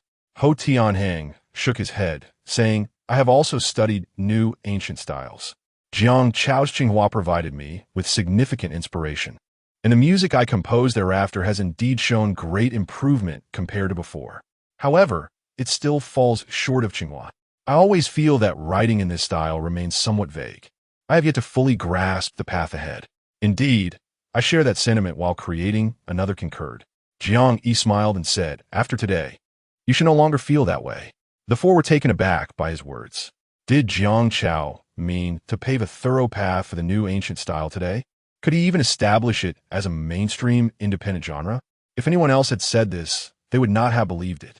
Yet, with Jiang Chao, the creator of Tsinghua, it was indeed plausible. After all, he had already discovered the essence with his previous song, so it would not be surprising if this piece turned out to be equally refined. Nevertheless, the speed was astonishing. How long had it been? The host instructed them to draw lots to determine the order of their appearances.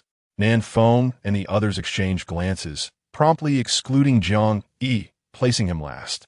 After all, with Du Tianhua singing, how could their singer make an entrance? It was amusing to see Jiang Chao excluded from the drawing. What had they just discussed? Why was Jiang Chao placed last? He was the one who had written Tsinghua, the first in the realm of new ancient styles. Even though he stood solitary on this path. Haha. Well, he was the first, but also the last, right? This piqued my curiosity. What exactly had Jiang Chao written? Soon, the order of appearances was finalized. The first to take the stage was Liu Kaiji. Jiang Yi sat in his seat, attentively listening to the new ancient-style songs composed by four musicians. True to their words, they had yet to find their path. The lyrics bore a hint of the ancient style, and the arrangement incorporated some classical instruments, yet the fusion was poorly executed. It was not based on the pentatonic scale, gong, shang, jiao, ji, yu, resulting in an awkward sensation that was neither popular nor classical. Not only did Jiang Yi feel the discomfort, but the audience in the comment section also sensed it. Is this what new ancient-style music is like? It sounded unpleasant. While listening to Tsinghua had been quite moving, today as performances felt disjointed, with lyrics feeling separate from the music, and even the arrangements within the songs seemed strange. It was no wonder that new ancient-style music had little following. It was indeed unappealing. Among these four songs, 3 were composed by renowned musicians. And yet the quality was this? He had assumed they were songs written by newcomers. They weren't entirely terrible, just undeniably awkward. In the venue, the audience's response was tepid. After 4 consecutive songs, the applause dwindled, and the atmosphere in the studio became steeped in a sense of embarrassment. The director felt exhausted watching from below. When the theme was set, he had anticipated this scenario. The only one who could turn the tide was Jiang Chao. He glanced toward Jiang Chao, who had yet to take the stage. If he could compose a song that rivaled Tsinghua, their viewership ratings could still be salvaged. The host stepped onto the stage with the most engaging tone, introducing the next performer. Now, let us welcome Du Tianhua to present teacher Jiang Chao as song. East Wind Breaks. Upon hearing it was Jiang Yi's composition, the audience erupted into applause. They still held expectations for Jiang Yi. Du Tianhua took the stage. He inhaled deeply, grasping the microphone, and closed his eyes. The musical prelude began. The melodious sound of the guzheng emerged, employing rapid finger techniques, with strings being plucked swiftly, creating an atmosphere of classical melancholy. The pipa joined in, enhancing the rhythm and complexity, responding in a dialogic manner to the guzheng. When master performs, one can immediately discern the quality. The previously noisy venue fell into complete silence as the prelude resonated. A solitary light of longing stood at the window. I pretended you hadn't left, hiding behind the door. The old place felt like a revisit, yet the full moon only brought solitude. The candlelight in the midnight, awake, could not blame me. Du Tianhua's unique voice arose, imbued with a subtle sorrow and a sense of the passage of time, drawing listeners into the narrative of the lyrics. A lonely person revisiting familiar places after parting from a lover. As the years passed, only memories remained. Who is playing the pipa, performing East Wind Breaks? Time peels away on the wall, revealing our childhood. I still remember that year when we were both so young. And now, the haunting sound of the zither echoes my weight, unheard by you. The audience listened intently to the song, finding it exquisite, rich in resonance. imbued with an indescribable sorrow. In the seats of the composers and the jury, everyone sat in silence, their astonishment boundless. Outside the fence, on the ancient path, I walked with you. In the years of overgrown weeds, even parting was shrouded in silence. As the song concluded, thunderous applause erupted. The host had yet to speak, but the composer and members of the jury had already seized the microphone, unable to contain their excitement. In an instant, the atmosphere became chaotic. The host had no choice but to regain control. Esteemed professors, please, let's have some quiet. I understand your enthusiasm, but may we take turns? All right, Teacher Nanfeng, he continued. Nanfeng, microphone in hand, gazed at Jiang Yi, his heart brimming with unspoken thoughts. Yet all that escaped his lips was an admiring exclamation. Jiang Chao, you are truly remarkable. Jiang Yi replied, you are so excited, and that is all you can say? Chapter 79. The Pioneer of New Ancient Style? Beside them, Ho Tianheng hastily took the microphone. The lyrics are absolutely exquisite, a sublime unity of imagery and ambience. A lantern of longing. Years peeling away from the walls of time. Just reading the lyrics evokes a vivid tapestry of time and space. Moreover, the lyrics are not solely classical. They elegantly blend vernacular and literary language, embodying both traditional charm and the accessibility of contemporary lyrics, alongside a beautiful amalgamation of narrative and lyrical expression. It is simply stunning, truly stunning. Nanfeng, deprived of the opportunity to speak, quickly interjected as soon as Ho Tianheng finished. Since Teacher Ho spoke of the lyrics, allow me to discuss the composition. If I am not mistaken, the verse is based on a minor pentatonic scale, while the chorus transitions through semitones, striking a balance between the classical and the modern. Jiang Chao, you are a genius. How did you conceive the idea of basing it on the pentatonic scale and embellishing it with semitones? Before Jiang Yi could respond, the host turned to the eagerly standing Professor Chun from the jury. Very well, Professor Chun, it seems you have something to add. Having addressed the lyrics and composition, he continued, now, let me speak on the arrangement. Professor Chun, rather advanced in years, trembled slightly with excitement as he stood, causing the audience to hold their breath, fearful that even the slightest sound might startle him. Yet, Jiang Yi spoke up. Professor Chun, you may sit and speak comfortably. No, I'm in good health, Professor Chun replied, a broad smile illuminating his wrinkled face. In terms of arrangement, I would describe it with 4 words, a harmonious blend of past and present. It features traditional instruments such as the guzheng, pipa, and eru, alongside modern instruments like the piano, electronic drums, and strings. The structure of this song, from lyrics to composition and arrangement, embodies this fusion of antiquity and modernity. As Xiaohou mentioned, each element possesses both traditional allure and contemporary appeal, rendering it a remarkably mature piece of new ancient style music. Moving forward, if we adhere to this framework for innovation, new ancient style shall undoubtedly emerge as a mainstream musical genre. Such lofty words, to assert that a single piece, East Wind Breaks, could indicate that new ancient style will become the dominant musical trend? Would that not make Jiang Chao a foundational figure in the genre? Only Jiang Yi, looking at Professor Chun, felt a deep admiration. No wonder they say experience brings wisdom. With just this one song, Professor Chun was able to glimpse a distant future. While Jiang Yi may not know much about others, he is aware of the songs from his previous life on Earth, and he is destined to propel the development of new ancient style, ensuring it becomes a mainstream musical genre. Thank you, Professor Chun. Jiang Yi offered a slight bow, then sincerely remarked, I will continue to forge ahead on the path of new ancient style. I hold you in high regard. Let us exchange contact information shortly, so that we may discuss musical matters in the future. A renowned professor has taken the initiative to request Jiang Yi's contact details, eliciting envy from others present. However, Nanfeng and the others remained unaffected. The prowess of Dongfeng Pa is remarkable. To compose such a piece as Dongfeng Pa is indeed an extraordinary feat furthermore. It is worth noting that Jiang Chao is the mastermind behind the lyrics, composition, and arrangement of Dongfeng Pa, making him a true polymath. It is no wonder that Professor Chun expressed his anticipation for this year's most formidable composer. and now everyone is beginning to share in that excitement. At that moment, another individual raised his hand, prompting the host to call out his name. Master Lang Shan, what would you like to inquire? Lang Shan is a well-known music critic, whose renown is comparable to that of Tianlun. However, since Tianlun placed his bets on Jiang Chao's success, he has overshadowed Lang Shan. Now, standing, Lang Shan directed his gaze toward Jiang. Mr. Jiang, Professor Chen mentioned that by adhering to a framework that merges ancient and modern elements, one can carve a path for new traditional styles. However, I find myself perplexed, as we have known this to be the case before.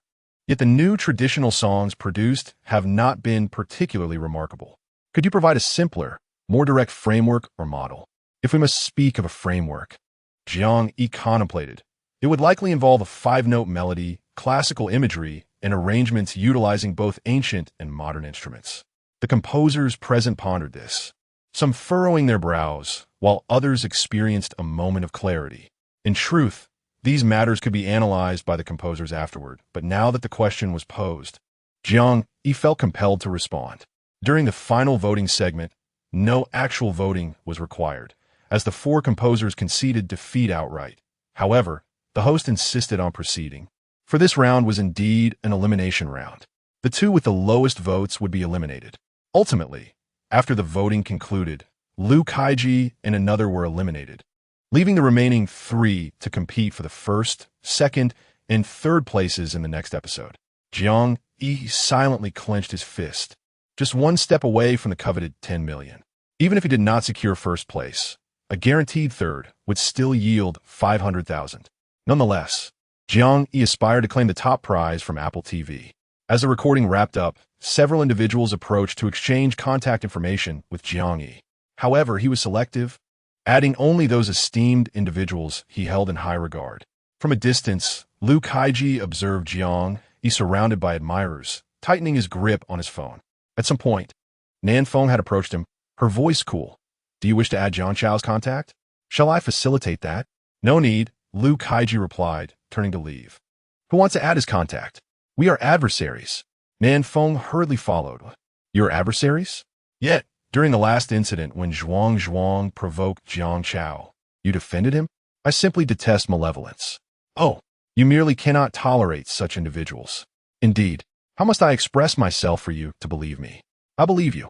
Meanwhile, Jiang Yi, with the assistance of Assistant Li, finally extricated himself from the throng and entered the car, preparing to return home. Unbeknownst to him, Liu Kaiji desired his contact information, nor was he aware that Su Yu was watching his retreating figure from distance. The manager patted Su Yu on the shoulder. Stop staring. He has already walked away. I was not staring. Of course you weren't. I was the one observing. Su Yu fell into a moment of silence before inquiring about the company's stance. His contract was nearing expiration, and discussions regarding its renewal were underway. Initially, Su Yu had intended to negotiate after achieving the status of a singing king, but to his dismay, he faced 3 consecutive failures in the advancement rounds.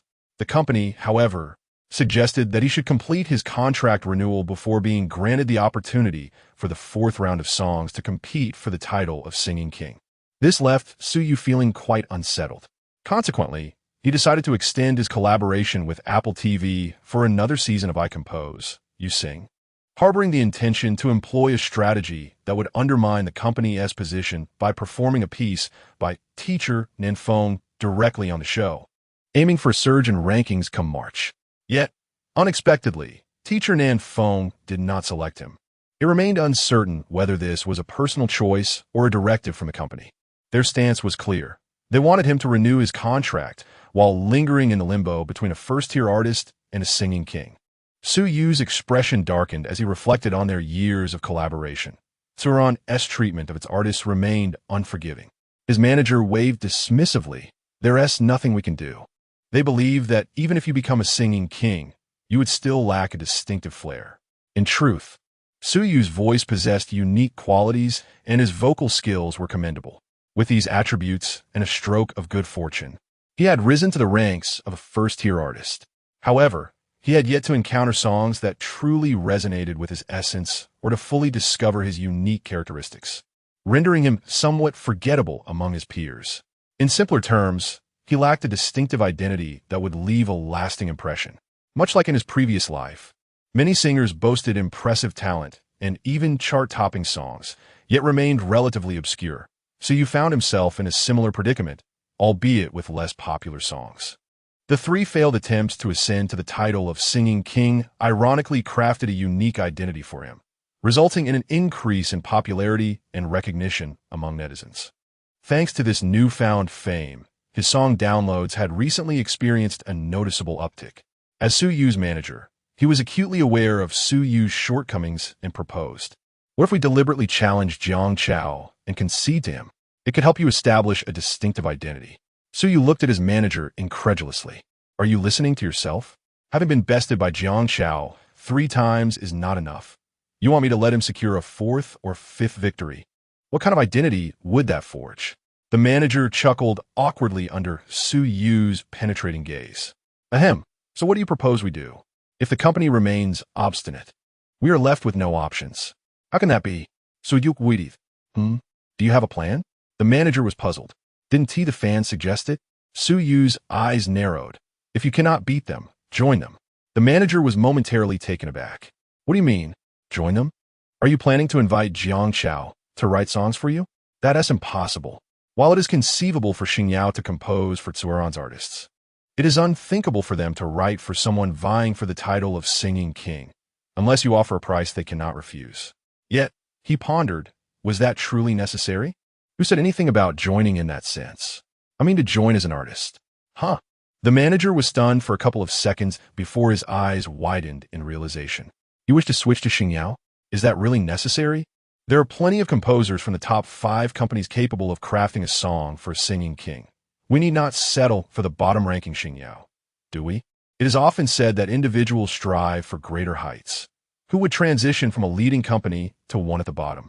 If my sole desire were to attain a song worthy of becoming a champion, there would be no need for me to join Starshine. However, my decision to join Starshine is not motivated by such trivial pursuits." My manager, perplexed, inquired, "Then what is your intention?" "Jiang Chao." "Indeed."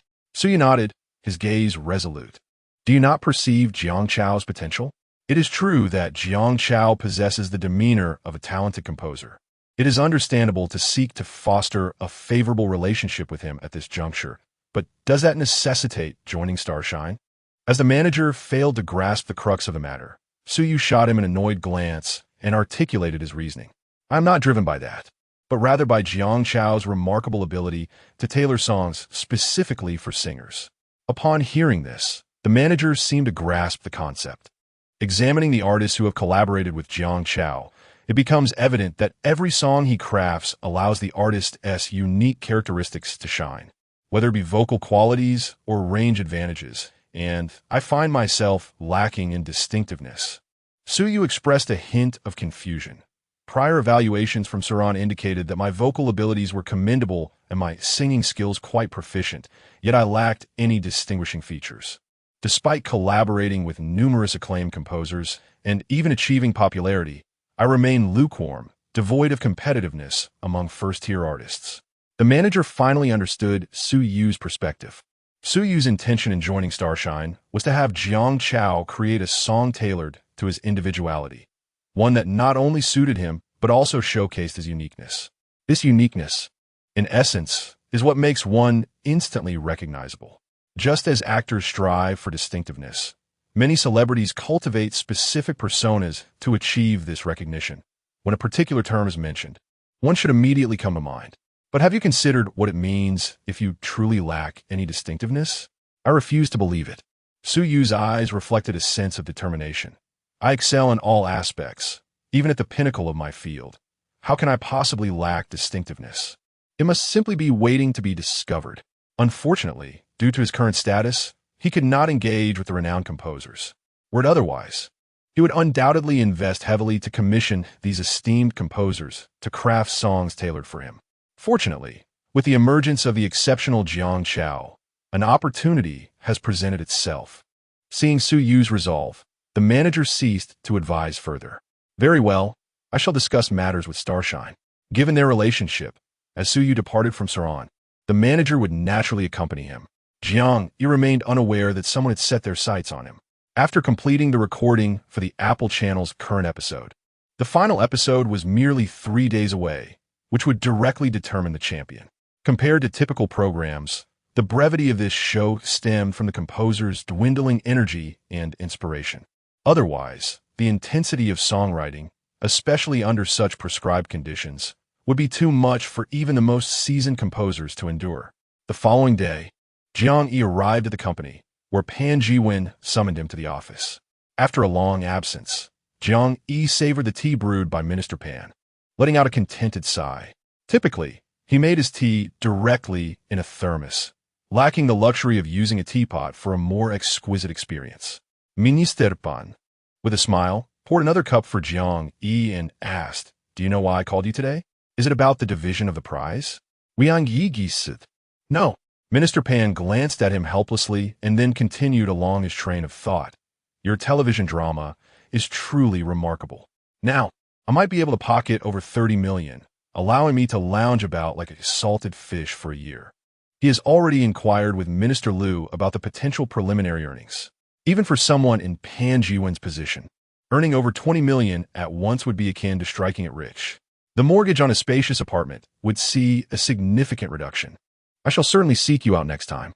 "Of course, you must come to me," Pan Jiwen replied, his eyes sparkling at the prospect of profit. "Is it that Teacher Malin has another script that we can invest in?" "Not certain yet. You should first tell me what you need from me." Seeing his demeanor, Pan Jiwen chose not to press further and returned to the earlier topic. "The agent for Su Yu has contacted us at Xingyao. His contract with Suetsan is about to expire, and it seems he is dissatisfied with the new terms being negotiated. He is considering a switch to our agency. Isn't that splendid? Su Yu is a top-tier artist. His transitioning would save substantial resources and finances." "That may be true, but he has conditions." Jiang Yi, meeting Pan Jiwen's gaze, set down his cup. "Your eyes suggest this condition pertains to me?" "Indeed." Pan Jiwen then outlined Su Yu's stipulations. Upon hearing them, Jiang Yi responded with confusion. Why would he believe I possess the capability to unearth his unique traits? This is something even their top composers have struggled with. Yet, can you not accomplish this? Pan Jiwen countered. Chapter 81. Dongfeng sings for you indeed. Jiang Yi could achieve this. After all, he possessed resources akin to that of a planet. Regardless of how lacking in uniqueness Su Yu might appear, Jiang Yi would be able to cultivate his persona. Moreover, Su Yu did possess distinct characteristics. Previously, during a few encounters on the charts, Jiang Yi had sensed something about Su Yu, albeit faintly. It was not until he personally attended the last show and heard Su Yu sing live that he was convinced. Su Yu's vocal prowess was undeniably exceptional, qualifying him as a leading artist. However, in the entertainment industry, talent is one aspect. Navigating the right path is equally crucial. As the saying goes, choice outweighs effort. Jiang Yi had listened to Su Yu's songs, noting that most adhered to the archetype of the romantic ballad singer, gentle, tender, and decidedly forgettable. While Su Yu had made attempts at diversity, exploring folk, rock, and even rap, the outcomes were less than favorable. "Ah, indeed, you have stumbled into a predicament," Pan Jiwen remarked, his eyes lighting up. "You possess a solution, do you not? Adding a top-tier singer, or perhaps a king of songs, would undoubtedly bolster Xingyao's strength. I'm not entirely certain yet. Have him set aside some time. I'll arrange a trial." "Very well, but do exercise discretion." "I understand." Jiang Yi grasped Pan Jiwen's implication, concerned that should he refine Su Yu's uniqueness, the artist might depart before a contract was secured. Having received confirmation from Jiang Yi, Su Yu was soon informed. That very afternoon, he and his agent arrived at Xingyao, cloaked in secrecy and fully prepared. Jiang Yi observed the analyses of east wind breaks circulating online when assistant Li approached him, announcing that Su Yu had arrived and was waiting on the 13th floor. So soon? He had anticipated waiting for Su Yu's schedule. To his surprise, the artist was eager to meet. Jiang Yi closed his computer and accompanied assistant Li to the 13th floor. Upon entering Recording Studio 1, he found Su Yu seated on the sofa, engaged in conversation with He Shanshan, the head of the artist department. Upon noticing Jiang Yi's entrance, He Shanshan greeted him, and Su Yu stood, slightly abashed at meeting the younger Jiang Yichao. Hello, Teacher Jiang. I am Suyu. Jiang Yi extended his hand for a brief handshake, replying, hello. He then turned to Shan and the others, stating, since everyone is here, let us commence. Those not involved may step outside. His singular pronouncement left Suyu momentarily awestruck. Indeed, Jiang Yi exuded the commanding presence reminiscent of a masterful artist. Shan, undeterred by Jiang Yi's demeanor, smiled at him before ushering the others out. In the recording studio, only Suyu and Jiang Yi remained. Suyu felt a wave of nervousness wash over him as Jiang Yi settled into the sofa and directly asked, can you sing East Wind Breaks from yesterday? Yes, Suyu replied. Then please sing a bit, Jiang Yi urged. Suyu swallowed hard, steeling himself to begin his rendition. However, after only a couple of lines, he was interrupted. You need not mimic Du Tianhua's emotional expression. Moreover, abandon the gentle tone you typically use when singing. Sing in the most comfortable manner. Suyu hesitati, teacher Hian. If I sing in my most comfortable way, my diction may not be very clear. It's fine, just sing, Jiang Yi encouraged. All right. Suyu cast aside all previous corrections regarding his diction, returning to his most natural singing style. As he sang, Jiang Yi's eyes brightened. Yes, this is the essence of indistinct diction and a relaxed demeanor. In his past life, Zhou Dong's signature style eschewed traditional perfectionism, transforming apparent flaws in diction, rhythm, and tonal treatment into memorable characteristics. Suyu had previously sung well, yet his diction had often felt forced. Now, Jiang Yi understood. The corrections had been deliberate. As Suyu sang East Wind Breaks, he captured about 60 to 70% of Zhou Dong's essence, with further refinement to his own vocal style. He could achieve 70 to 80%. While it was permissible for Suyu to fully emulate Zhou Dong, it was unnecessary. Just as he had been corrected in his singing style before, excessive mimicry would render him overly contrived, thus obscuring his unique identity. That's sufficient. Jiang Yi concluded after Suyu finished the chorus. I understand your situation, and I can agree to your terms. Suyu was taken aback. Teacher Jiang, do you mean you have discovered my unique qualities? He reflected on the earlier moment when Jiang Yi had asked him to sing comfortably, leading to this revelation. Others had listened without noticing, merely frowning at his unclear diction. If you come to Xingyao, you can sing East Wind Breaks for me, aiming for next month's wind and cloud chart. Originally, Jiang Yi thought it was a pity for East Wind Break to be placed on the newcomer chart. If it were on the wind and cloud chart, it would be more fitting. However, he had already informed Suyu that from March to July, he would no longer appear on the wind and cloud chart. But now that Suyu had arrived at Star Shine, those previous statements were evidently rendered void. While Jiang Yi contemplated the matter, Suyu was taken aback by the revelation. The fact that teacher Jiang intended to have him sing East Wind Break was astonishing. The excellence of this song was evident from its trending status. Moreover, the significance of East Wind Break was profound. It marked a groundbreaking creation in the realm of new ancient-style music, representing a complete embodiment of this genre that would undoubtedly leave a lasting impact on the music scene in the future. Even if Jiang Yi could not pinpoint its unique features, Suyu found it difficult to decline the offer for East Wind Break. Was this truly happening? Indeed, Jiang Yi had never intended for Du Tianhua to sing it. His initial thought was to find someone more suited for the song, and if no one was found, only then would he consider Du Tianhua. All right, I will sign. I will sign right now. Suyu exclaimed as he rushed to his manager's side. Brother, we are about to sign with Star Shine. Let us do it immediately. His manager, bewildered, quietly reminded him, we still have a week left on our contract with Brilliant. Oh, right. Suyu calmed himself. However, with the parties already expressing their intentions, subsequent discussions progressed smoothly. As a company known for its human touch, Starshine readily agreed to provide Suyu with a contract befitting a king of songs, along with other details to be mutually decided. The performance rights for East Wind Break were also included. They would wait for Suyu's contract with Brilliant to expire before signing the formal agreement. Meanwhile, online, East Wind Break remained at the top of the trending list for an entire day. Numerous music critics and composers endeavored to dissect the song, while netizens, though bewildered, were greatly impressed. They discovered how remarkable this song truly was and the profound meaning it represented. In summary, Jiang Chao was indeed exceptional. Many composers, inspired by East Windbreak, announced on social media that they would postpone their songs for the upcoming Wind and Cloud chart, citing unforeseen circumstances, and would now release them in April. Chapter 82. The song Once You Netizens, witnessing this familiar scene, broke into laughter. They flocked to the social media posts of the rescheduled artists and composers, suggesting there is still another episode of the Apple TV program. Why not push it to May? They speculated that the songs for the finals would undoubtedly be even more impressive, and Jiang Chao would certainly not place such an exceptional song on the Newcomer chart, but rather on the Wind and Cloud chart. So why not directly shift the release to May? Changing the date now? Once Jiang Chao releases his song on the Newcomer chart, where else would it go? The sentiment remained. Practice makes perfect. Officially, look at Jiang Chao as a newcomer. He should stay on the Newcomer chart, but is now creating chaos on the Wind and Cloud chart. I bet you want to say that, right? Haha. Are you trying to kill me with laughter and inherit my mortgage? The artists and composers, upon reading the comments, felt as though the sky had fallen. Indeed, there was still another episode of Apple TV. At that moment, they began to blame Apple TV once more. Why do you insist on inviting Jiang Chao?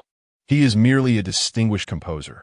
Yet they seem to perceive him as a greater source of pressure than even the top-tier composers, which is utterly absurd. Are they not aware that suggesting Jiang Chao should remain on the Newcomer chart is quite shameless? However, they find themselves in a predicament. The difference of having one more or one less is monumental. Unlike Jiang Chao, who produces work prolifically, each of his songs is a labor of love.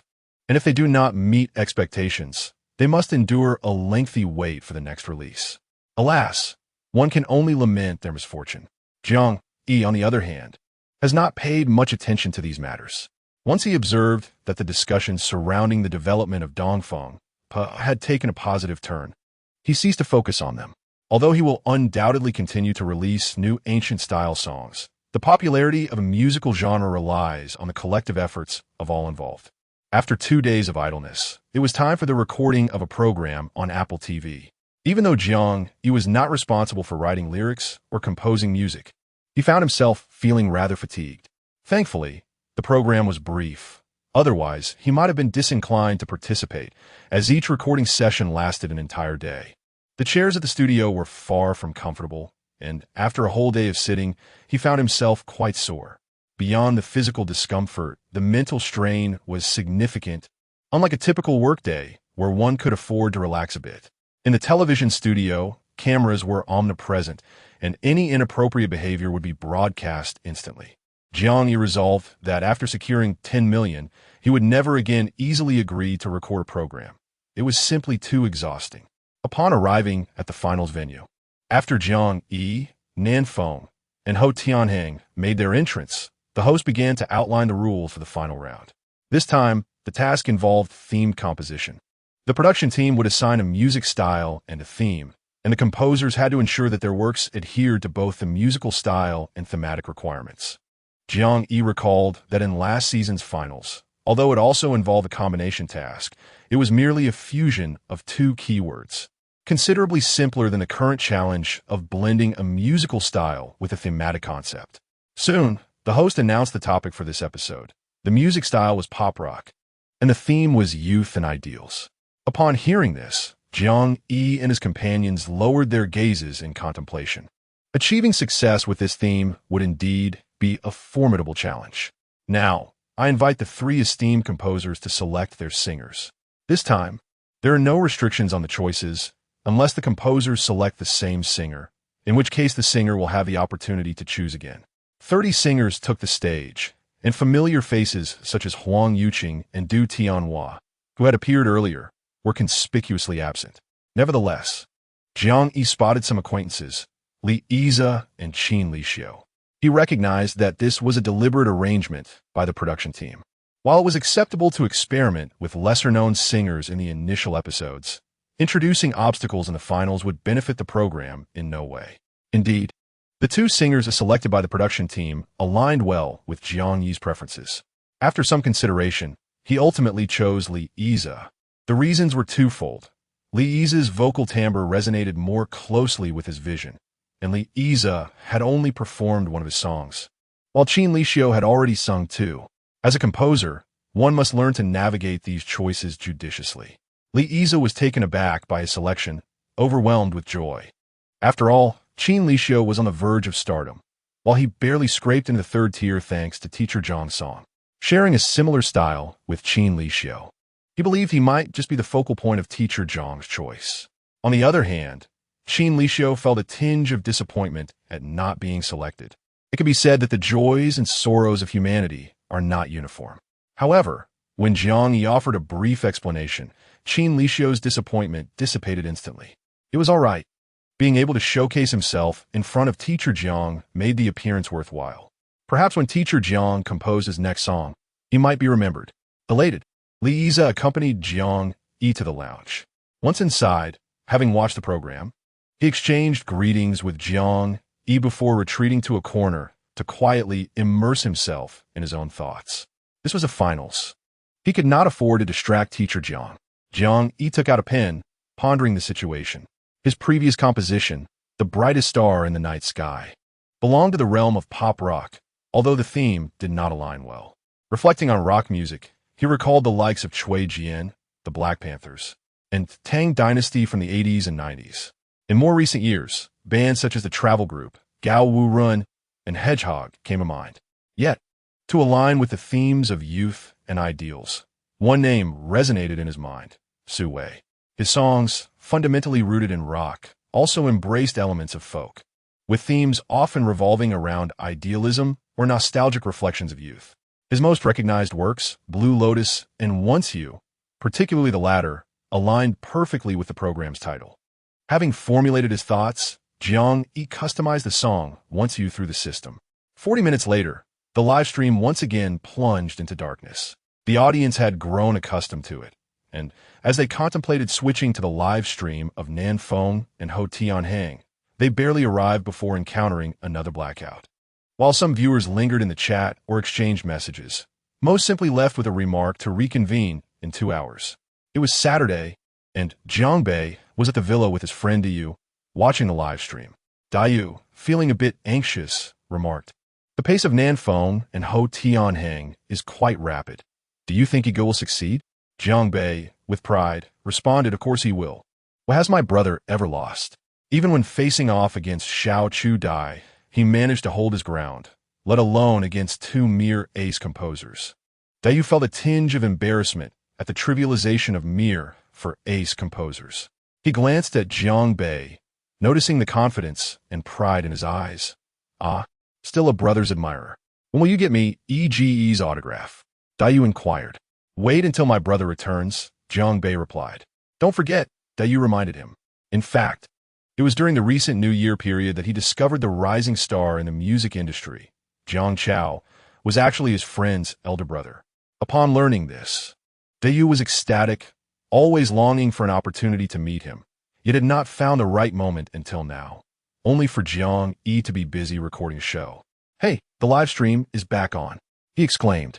Chapter 83. Securing the championship. As 3 hours of composition elapsed, the live broadcast returned to the stage.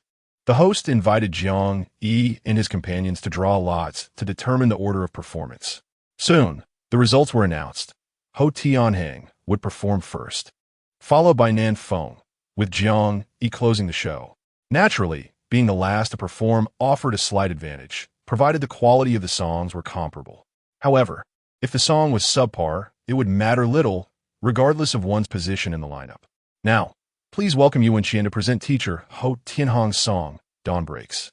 Song title, Dawn Breaks, performed by Yuan Qian, lyrics by Qin Song, composed by Ho Tianhang, arranged by Qin Song. Upon seeing the large screen, Jiang Yi raised an eyebrow.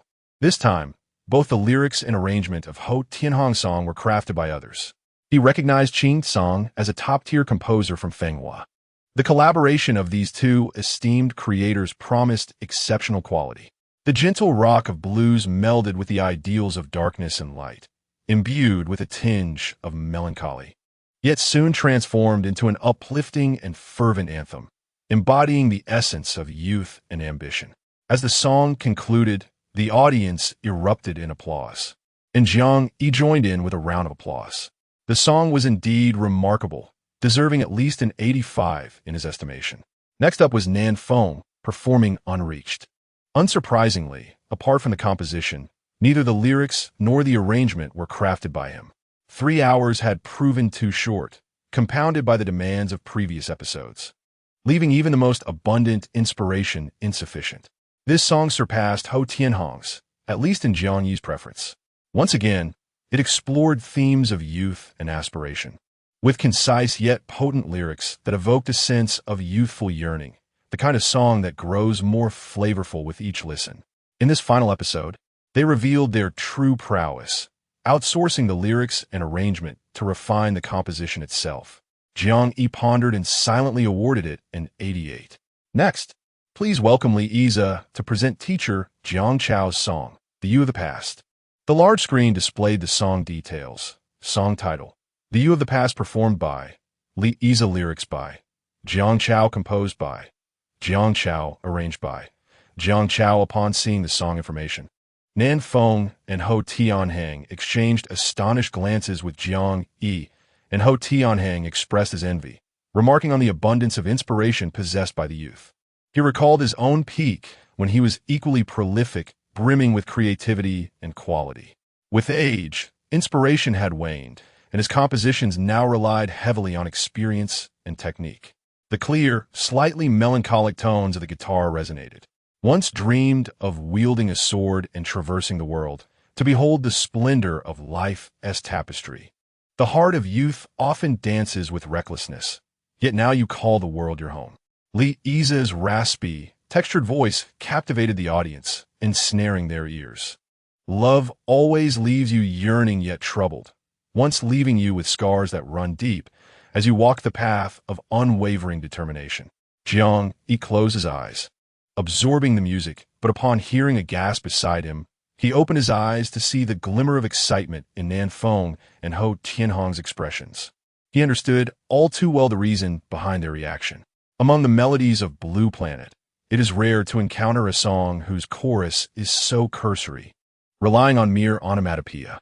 Nonetheless, it must be acknowledged that this chorus, despite its lack of literary finesse, is undeniably catchy and memorable, resonating deeply when intertwined with the preceding lyrics. The essence of this song evokes a sense of road culture, embodying a longing for distant horizons and the frustrations of reality. After traversing the myriad experiences of life and the vicissitudes of existence, one ultimately returns to a state of openness and acceptance. Let's raise our glasses. A true man's heart is as vast as the ocean, having weathered the complexities of life. His smile radiates warmth and sincerity. Listening to this song is akin to reflecting upon a youthful journey. Applause ensues as Li Yize smiles and bows before exiting the stage. The host then invites the judges to share their thoughts, leading to a voting session for the audience both inside and outside the venue. With 10 minutes allocated for voting, Nan Feng quietly remarks to Jiang Yi, "Impressive. This time the prize of 10 million is undoubtedly yours." "Not necessarily," Nan Feng replies with a smile and a shake of his head. Can he not discern the quality of a song? Ho Tianhong interjects, "I fully accept the outcome. It is not to diminish others' achievements for self-aggrandizement, but rather the truth is apparent. Stubbornness is futile and only leads to the loss of grace." Time swiftly passes, and when the final votes are revealed, Jiang Yi emerges with over 3 million votes, leading Nan Feng, while Ho Tianhong secures third place. Sighing, Ho Tianhong remarks, "The waves of the Yangtze River push the waves ahead." Jiang Yi offers consolation. "There is no need for you to underestimate yourself, Teacher Ho. The road ahead is still long." Although Ho Tianhong is a distinguished composer, he has never shown any animosity towards Jiang Yi, demonstrating formidable talent without ever assuming an elder's superiority, which endears him to Jiang Yi. "Haha, I may be uncertain about my future, but undoubtedly, your path will be smoother than mine." He achieved the status of a master composer at 30, while Jiang Chao is merely 23, with his potential and talent. Ascending to the pinnacle of composition will likely take him far less than 7 years. After the votes are finalized, The host invites Professor Chen to the stage to present the trophy and the check. With the host's announcement, the program officially concludes. Almost simultaneously, news of Jiang Chao's victory in the I Compose You Sing program trends on social media. Jiang Chao is truly remarkable. Even two powerful master composers were outshone by him. Once, You Were So Beautiful captivated me. For reasons unknown, it ignited within me a desire for a road trip. The world is vast, and I yearn to explore. Thus, I have decided to resign. Teacher Nan Feng's Unreached is also delightful, yet I still find Jiang Chao's melody more to my liking. It is truly well-deserved. Truly well-deserved. Truly well-deserved. Regardless of the outcome, Jiang Chao, please hasten to record East Windbreaks and Once You, especially East Windbreaks. It has been so many days. Even my donkey at home would not dare to rest so long. Most fans are fervently echoing the words well-deserved. There are those who are eagerly urging Jiang Chao to release the studio version, such as the recent East Windbreaks, for which there is no studio rendition available. They yearn to listen, but can only resort to watching the fragmented live stream, which is quite inconvenient.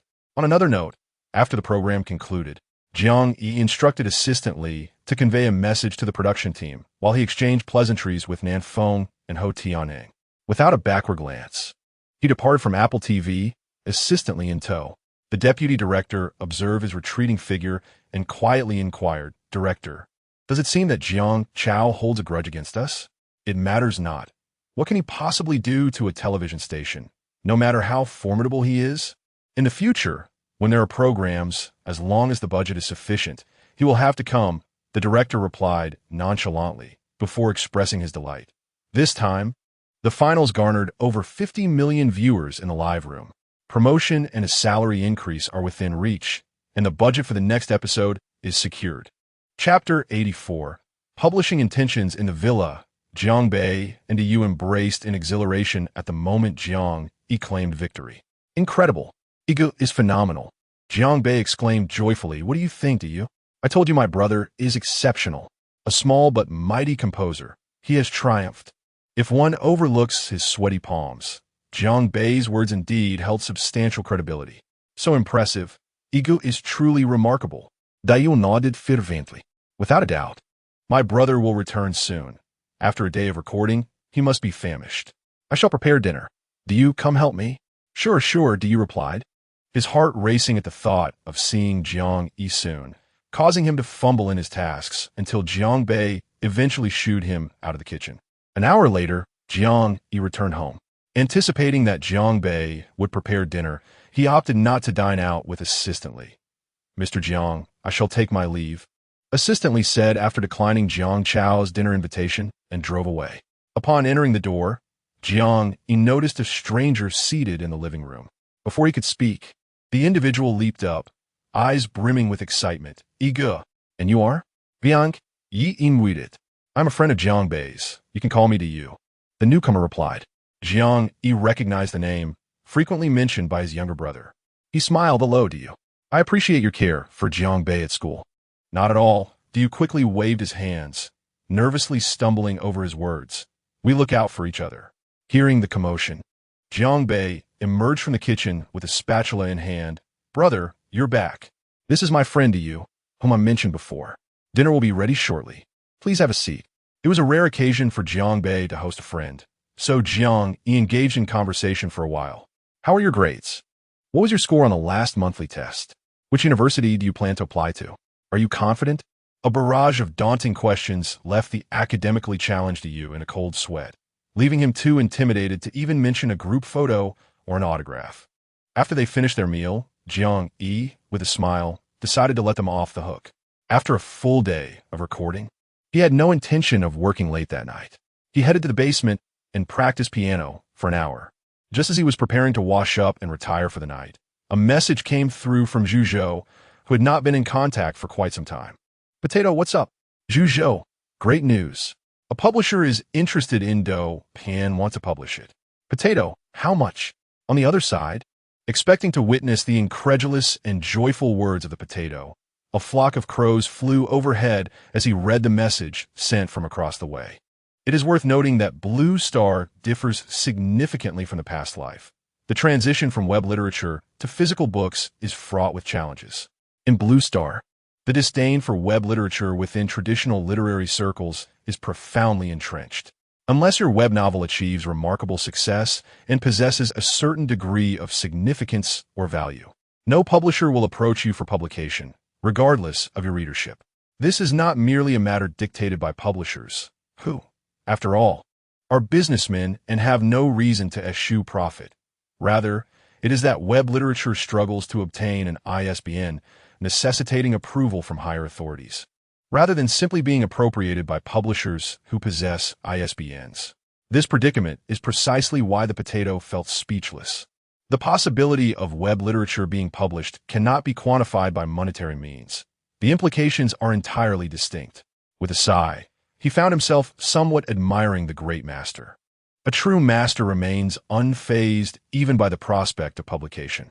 The potato then explained to Jiang Yi that publication does not occur instantaneously.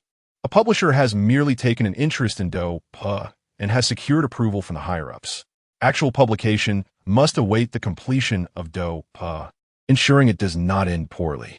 In essence, as long as Do-Pa concludes satisfactorily, free from unsatisfactory plot developments or abrupt terminations, it can be published directly.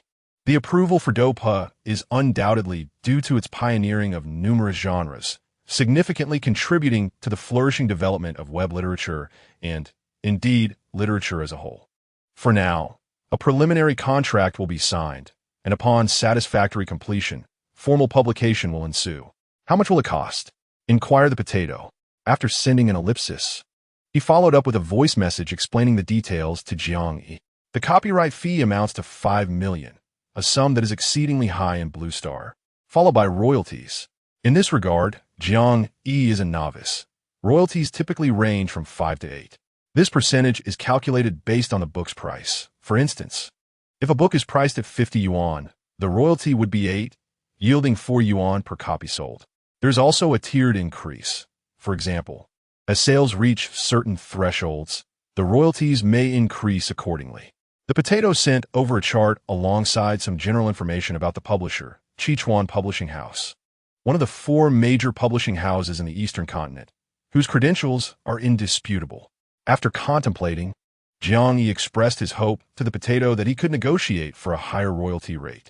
After all, in his past life, Do-Pa was among the most successful works in the history of web literature. Even though the environment here differs, he wishes to secure a more favorable deal. The potato responded affirmatively. Having discussed the publication, Jiang Yi perused other messages, replied to a few, and sent a message to Liza, asking him to come to the company the day after tomorrow to record a song. After sending the message, Jiang Yi turned off his phone and retired for the night, entirely oblivious to the excitement coursing through Liza upon receiving the information. He genuinely feared that Jiang Yi would deny him the opportunity to sing Once You Were, especially given that East Wind Breaks serves as a cautionary tale. He held a deep affection for this song, and if he could perform it, it would undoubtedly become another hallmark of his career. The following morning arrived. Jiang Yi, rare to have the luxury of sleeping until 9, finally arose. It was Sunday, and after completing his morning routine, he found you already packed and ready to depart. Are you heading back? Won't you stay a little longer? There are matters at home, so I cannot linger. Da you similit at Jiang. All right then, do visit again next time. Jiang Yi then turned to Jiang Bei, advising, Jiang Bei, ensure you properly see off your friend. Understood, brother. After bidding farewell to Jiang Yi, the two exited the villa. After walking 100 meters, do you finally sighed in relief? Jiang Bei, your brother seems quite gentle, yet why do I feel such a sense of pressure? Don't mention it. I feel the same way. Jiang Bei suddenly felt a camaraderie with you. Ever since my brother started working, the pressure has intensified. Even when I returned home late after a night out, he never scolded me, but his words, "This is the last time," have made me too afraid to repeat my mistakes. Perhaps having such a formidable brother brings about great stress? Perhaps.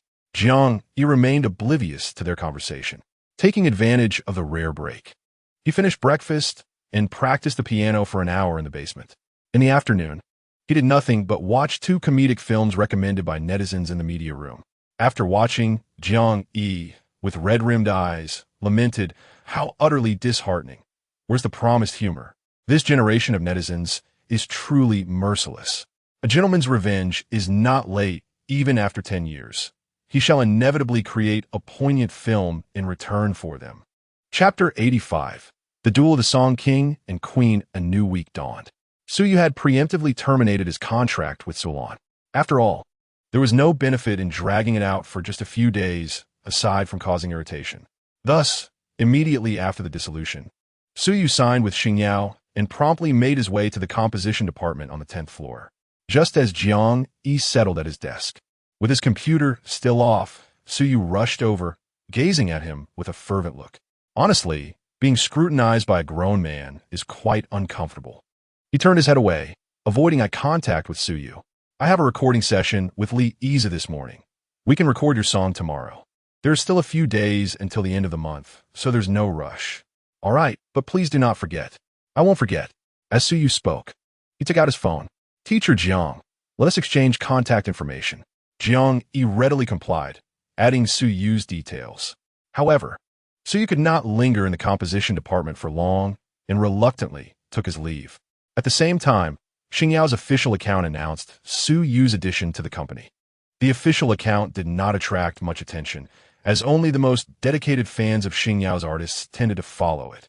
Therefore, it took about 10 minutes for Jiang Yi's fans to finally notice the post. "Wait, am I seeing things? Suyu? The very same Suyu who was defeated by my husband? Ha ha, it truly is him. This is the real-life version of If You Can't Beat Them. Join them. A wise man knows when to adapt. Suyu, I must say, you exhibit great courage. Years from now, you will surely be grateful for today's decision. But is it right to jump from Sulan to Xingyao? What's wrong with that? Our composition department at Xingyao boasts Jiang Chao. The future is bright." As Jiang Yi's fanbase expanded, the news quickly reached Suyu's fans and other netizens. Due to the unique connection between Suyu and Jiang Chao, it immediately trended on social media. The fans of Suyu have expressed their unwavering support for his decision to join Xingyao. They had previously encouraged him, noting that after years at Suetsan, he remained lukewarm and lacked a distinctive style. Despite aspirations to become a singing king, he faced repeated failures, leading them to suggest that changing companies and collaborating with other composers might unveil a new path for him. Most of Suyu's fans are career-oriented, and these sentiments resonated with him, ultimately prompting his transition to Xingyao. Observers were taken aback by this development. Wasn't it peculiar that their idol was switching from Suetsan to Xingyao without facing any backlash? The two companies are significantly different in terms of resources and strength, with Xingyao being at the top and Suetsan at the bottom. Fans uniformly expressed optimism for Jiang Chao, elevating him in discussions.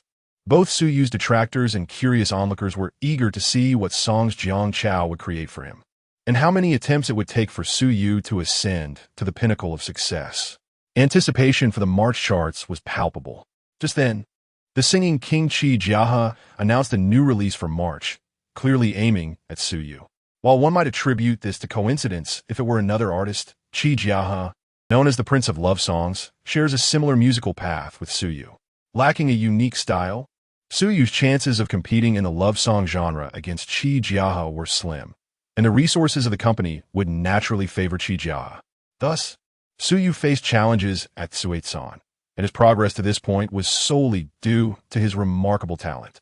Chi Jiahe has held the title of Singing King for 3 years, solidly established in his position, while still striving for greater heights. His fans are not easily swayed by Suyu. The enthusiasm from fans was evident as they eagerly anticipated new music. "Wow, my darling hasn't released a song in over half a year. This new release is exciting. Support for the new song. Who is he collaborating with this time? Can't wait. I'm ready. Hurry up and release the track." Some speculated that Chi Jiahe's delayed release was a strategic move to undermine Suyu, especially with Suyu just joining Xingyao and likely aiming for the Singing King title next month. The actions of Suetsan seemed rather unsightly in this regard. Isn't it normal for Jiahe to release a song after such a long hiatus? Why must it be perceived as targeting Suyu? Besides, does Suyu even warrant such attention? Is it necessary for Jiahe to go after him? as the announcement of the new song came just 3 days before next month. It felt too coincidental. If one lacks skill, should they not allow others to release songs? If Suyu fears our brother, he should simply postpone his release to April. Hey, fans for both sides, let's not argue. Suyu hasn't stated that he would release a song next month, has he? If he were planning a release, wouldn't he be promoting it by now? Upon hearing this, Suyu's fans quickly realized the truth. Indeed, their idol had not announced a new release for the following month. However, it is customary for a new company to prepare a great song for an artist to display their sincerity. And given that Suyu is on the brink of claiming the top spot on the charts, it is unlikely he would delay. Could it be that Suyu would not release a song next month? Speculation abounds online as the illustrious songstress Zhu Shui unexpectedly announces the release of a new single next month. Zhu Shui's fans erupt in celebration, while netizens detect an unusual undertone. It has been 7 or 8 months since Zhu Shui last shared new music.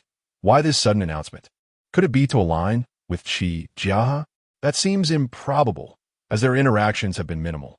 However, astute observers note that Zhu Shui's collaborator for this new song is the composer Zhuang Zhuang. Suyu, freshly settled into a new company and observing Jiang Yi recording, immediately grasps the implication. Qi Jiahe is targeting him. Although his contract with Suetsan has expired, the lingering resentment remains. After all, they painstakingly nurtured a near king of songs, only to see him snatched away by Xingyao. Suetsan could hardly tolerate such a betrayal, feigning smiles while harboring daggers behind their backs. Intent on proving to Suyu that leaving Suetsan was the gravest mistake of his life. During a break, Jiang Yi notices Suyu's dazed expression and curiously inquires, "What troubles you?" Suyu hands his phone to Jiang Yi, saying, "Teacher Jiang, take a look. Next month, Qi Jiahe and Zhu Shui are releasing new songs. Should we consider rescheduling?" Jiang Yi keenly observes that Zhu Shui's new song is composed by Zhuang Zhuang. How soon they return, he remarks. "Reschedule? Do you lack confidence in East Wind Breaks?" "Not at all. I simply worry about the possibility of failure," Suyu admits, haunted by past defeats, fearing that his 4th attempt at advancement may lead to yet another setback. "Fear not, for this time you'll be teamed with me. Even if you doubt yourself, surely you can trust in my abilities?" Suyu pauses, realizing, yes, the one who has bested me thrice is now my ally. Indeed, facing the formidable Jiang Chao, even if he lacks faith in himself, he must believe in Jiang Chao's prowess. "Very well, Teacher Jiang, I am now filled with confidence." With that, Suyu promptly opens his phone and posts a message on Weibo. "See you at the March Wind and Cloud rankings." By the way, this collaboration features the esteemed teacher Jiang Chao, though Suyu's post does not explicitly state it. The implication is clear. He is prepared to confront Zhu Shui and Qi Jiahe head-on. "Brother, how have you become so formidable since joining Xingyao? I hardly recognize you." One follower exclaims, "Incredible, brother. Teaming up with teacher Jiang Chao, you're bound to avoid a 4th consecutive defeat." Laughter ensues, as some jest that Suyu believes collaborating with Jiang Chao will enable him to conquer the duo of a king and a master composer. What is so funny? Jiang Chao nearly toppled a platinum composer in his previous collaborations with second-tier artists. Is Qi Jiahe truly that formidable? Indeed, this time Jiang Chao is collaborating with a near king of songs. In a match against a king and a master composer, a draw is the best we can hope for.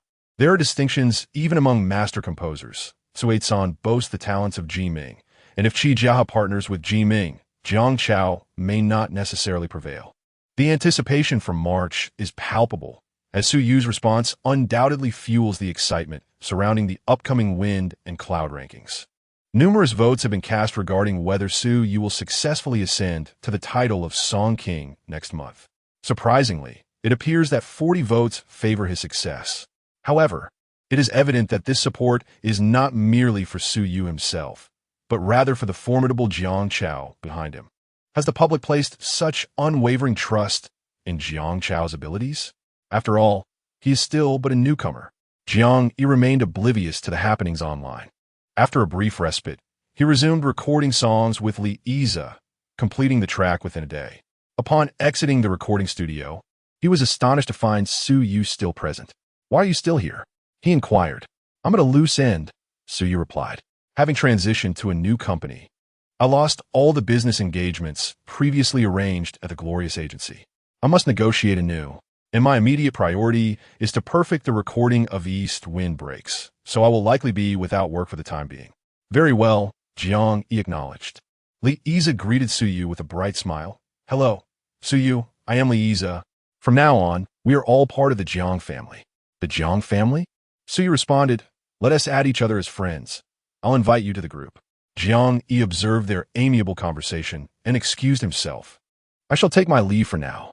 Suyu, please come by tomorrow for your recording. Understood, teacher Hyun, Suyu replied. Upon returning to the composition department, Jiang Yi noted that it was nearly time to clock out.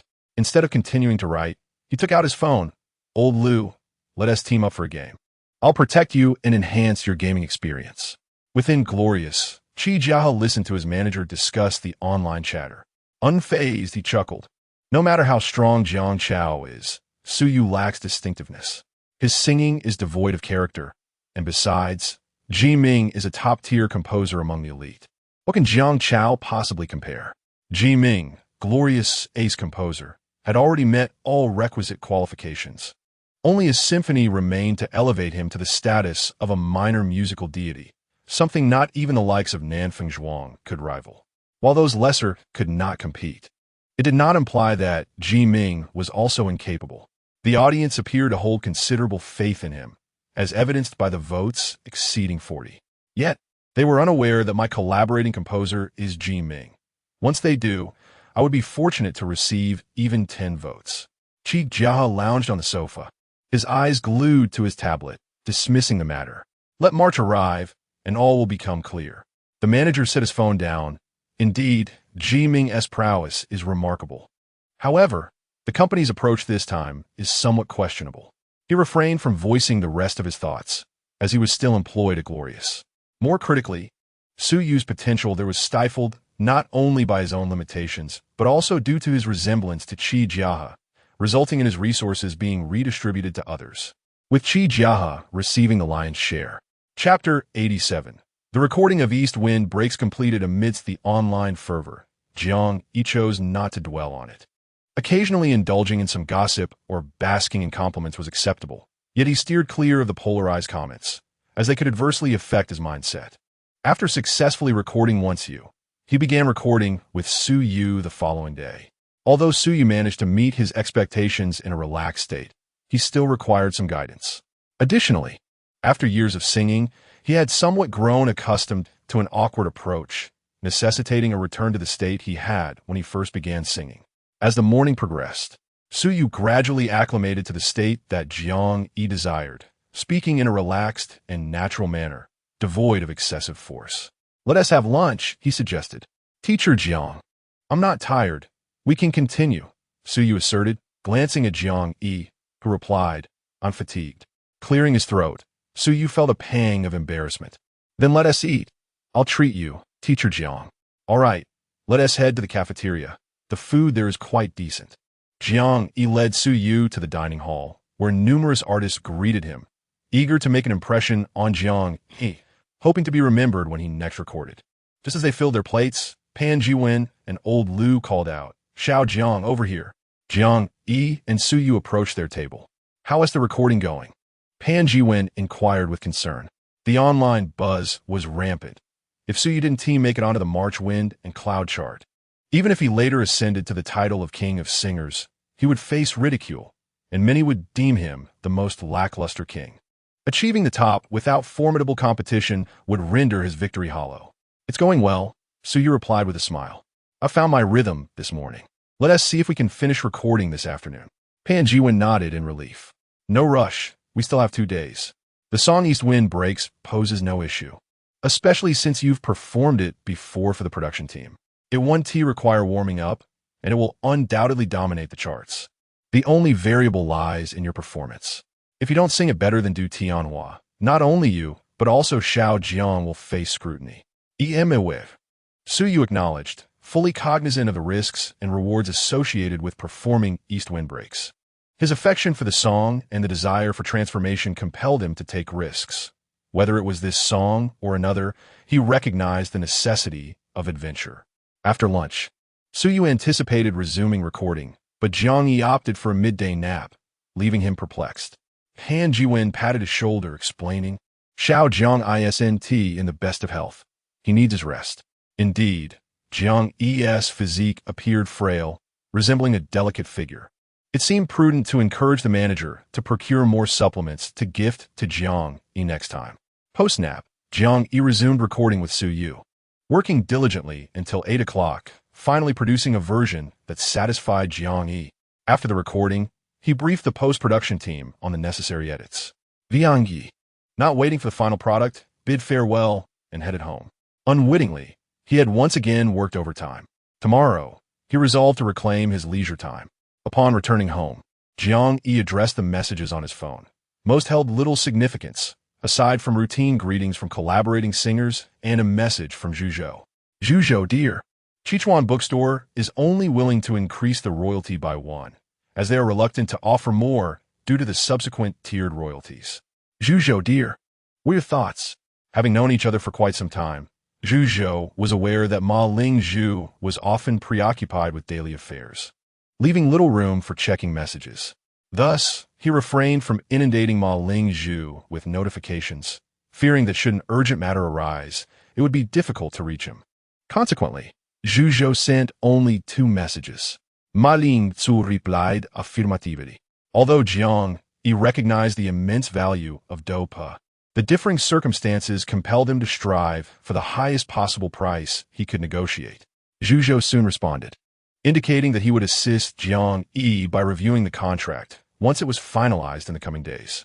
After concluding matters with Zhuzhou, Jiang Yi returned to the Pineapple Novel website. The current performance of Dopa remained unparalleled. It consistently topped every relevant chart.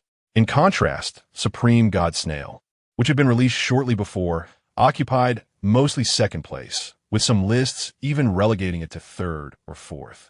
Jiang Yi took a moment to examine the books that surpassed the snail and discovered they were all new works inspired by the genre established by Dopa, featuring innovative plots that eclipsed the traditional narratives of the snail. Upon reviewing the rankings, Jiang Yi glanced at the comments and noted that many still referred to him as an old thief. He could only think, really? I fulfilled all my overdue updates. Furthermore, his update frequency ranked first on the entire Pineapple Novel website. Such audacity was truly deserving of reprimand.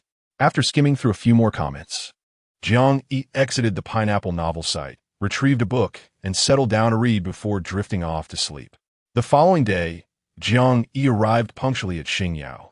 Immediately noticing Suyu seated at his workstation, dark circles under his eyes, indicating a restless night. Good morning, Teacher Jiang.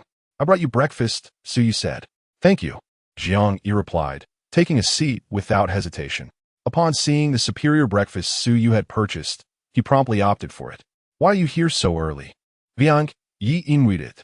I was eager to hear the final product, Suyu replied, clearly excited about his first song that had undergone a complete transformation in style. The post-production probably isn't finished yet. Your eagerness is in vain.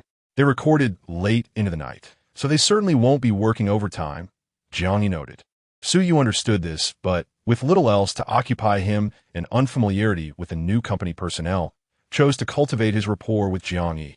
Throughout the morning, he remained dutifully seated in the composition department without disturbing anyone. It was not until noon that the final version of East Wind Breaks was finally ready. Jiang Yi and Suyu made their way to Pan Jiwen's office to listen to the completed piece. As customary, the familiar prelude began, followed by Suyu's voice. Upon hearing it, Suyu was taken aback. Is this me singing? He exclaimed. Despite some unclear enunciation, it possessed a distinctiveness that was quite rare in the music industry. Pan Jiwen initially frowned, but as the song progressed, he found it increasingly captivating. Soon, the piece concluded. Suyu exclaimed, Teacher Jiang, is this really me? It's phenomenal. So unique. While this enunciation style is certainly distinctive, it may draw criticism, Pan Jiwen commented. That matters little, as long as the singing ability and song quality are satisfactory. Jiang Yi responded with a nod of approval.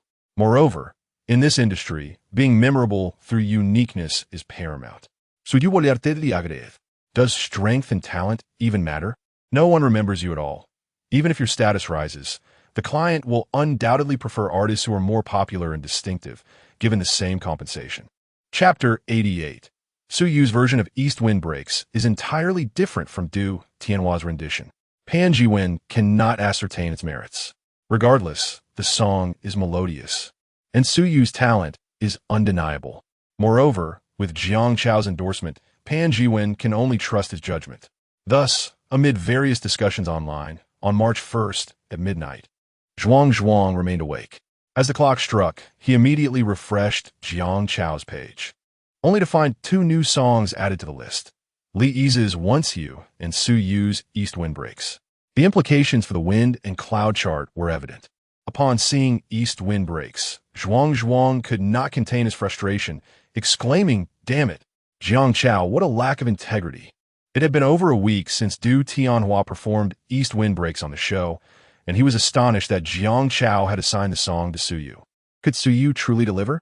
Zhuang's perception of East Wind Breaks was heavily influenced by Du Tianhua's version. He could not help but think, if Su Yu's rendition fell short, Jiang Chao would surely face backlash. With this thought, Zhuang's mood lightened. A solitary lamp of sorrow stood at the window, while I pretended behind the door that you had not yet departed. After listening for a few moments, Zhuang was taken aback, hastily checking the song details to confirm that it clearly stated Su Yu's name. Wait, is this really Su Yu? Meanwhile, nearly everyone who heard Su Yu's song at midnight wore expressions of disbelief. Even Su Yu's fans were baffled, asking, "Is this my brother?" Upon closer listening, it was indeed Su Yu's timbre. However, the diction and languid delivery differed significantly from his previous gentle and articulate style, making it sound almost as if 2 different individuals were singing. Spending $1, they experienced 2 versions of Su Yu. After finishing the song, they instinctively sought out Du Tianhua's performance of East Wind Breaks to compare the 2 renditions. This comparison rendered most of them silent. The stylistic disparities were so pronounced that the results were easily discernible. Upon listening, it became clear that Su Yu's style was more suited to the song, as if he were born to sing East Wind Breaks. Fans became excited. Is it just my fan filter? Why do I feel that my brother's version of East Wind Breaks sounds better than teacher Du Tianhua's? Each rendition possessed its unique qualities. Du Tianhua's performance exuded a sense of profound melancholy, while Su Yu's interpretation was more evocative, unfolding like a delicate ink wash painting. Indeed, while some upstairs claimed both versions had their merits, it was apparent they favored Su Yu's rendition, and so did I. Wow. Is this East Wind Breaks sung by Su Yu? Has he been possessed by something? The transformation is astonishing. I just deliberately re-listened to Su Yu's previous songs, and if not listened to closely, one might genuinely mistake it for another artist. Not only is Su Yu a duo, but the song itself resonates like 2 distinct pieces, with an overwhelming contrast in style. Furthermore, Su Yu's rendition has been elevated. It feels as though this version embodies the original intent of teacher Jiang Chao, setting aside other considerations. While Su Yu's enunciation may be somewhat unclear and peculiar, it is undeniably melodious, and the languid quality of his delivery harmonizes with his indistinct articulation in an inexplicable manner. While you all have noticed Su Yu's transformation, I have perceived the remarkable prowess of the composer behind the scenes. Su Yu has been in the industry for several years, often criticized for his lack of distinctive vocal traits, yet after only a few days with Starshine, he has been sculpted under Jiang Chao's guidance, truly a testament to the composer's formidable talent. To the individual above, are you also a fellow supporter? Indeed, Jiang Chao's skill is impressive. This version of Su Yu is almost unrecognizable. Brother, your talent is extraordinary. The adage, if you cannot beat them, join them, rings true. There are numerous comments online, but at this moment, Su Yu remains unaware of them. When the clock struck midnight, his immediate impulse was to seek out the songs of Zhu Shui and Qi Jia. Upon discovering that the composer for Qi Jia's collaboration was Ji Ming, he gasped in astonishment. His manager, visibly agitated, remarked, "What grudge does this dazzling entity hold against us? We were merely concluding our contract, yet they send Ji Ming and Qi Jia to undermine us. Couldn't we have parted amicably?" Enough of that. The manager sighed. Your anger is futile. Let us listen to the music. As tranquility enveloped them, the enchanting melodies filled the quiet night. After one song concluded, they remained silent, swiftly moving on to the next. After a moment of stillness, Su Yu inquired, "What do you think?"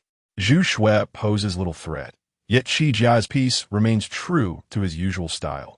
In terms of a single, I believe teacher Jiang Chao excels, particularly since East Wind Breaks garnered several million votes initially. But the manager glanced at Su Yu.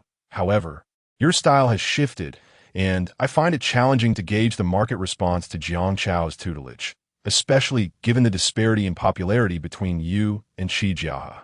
Su Yu was acutely aware of his shortcomings, rendering him incapable of impartially assessing his piece alongside Qi Jia's.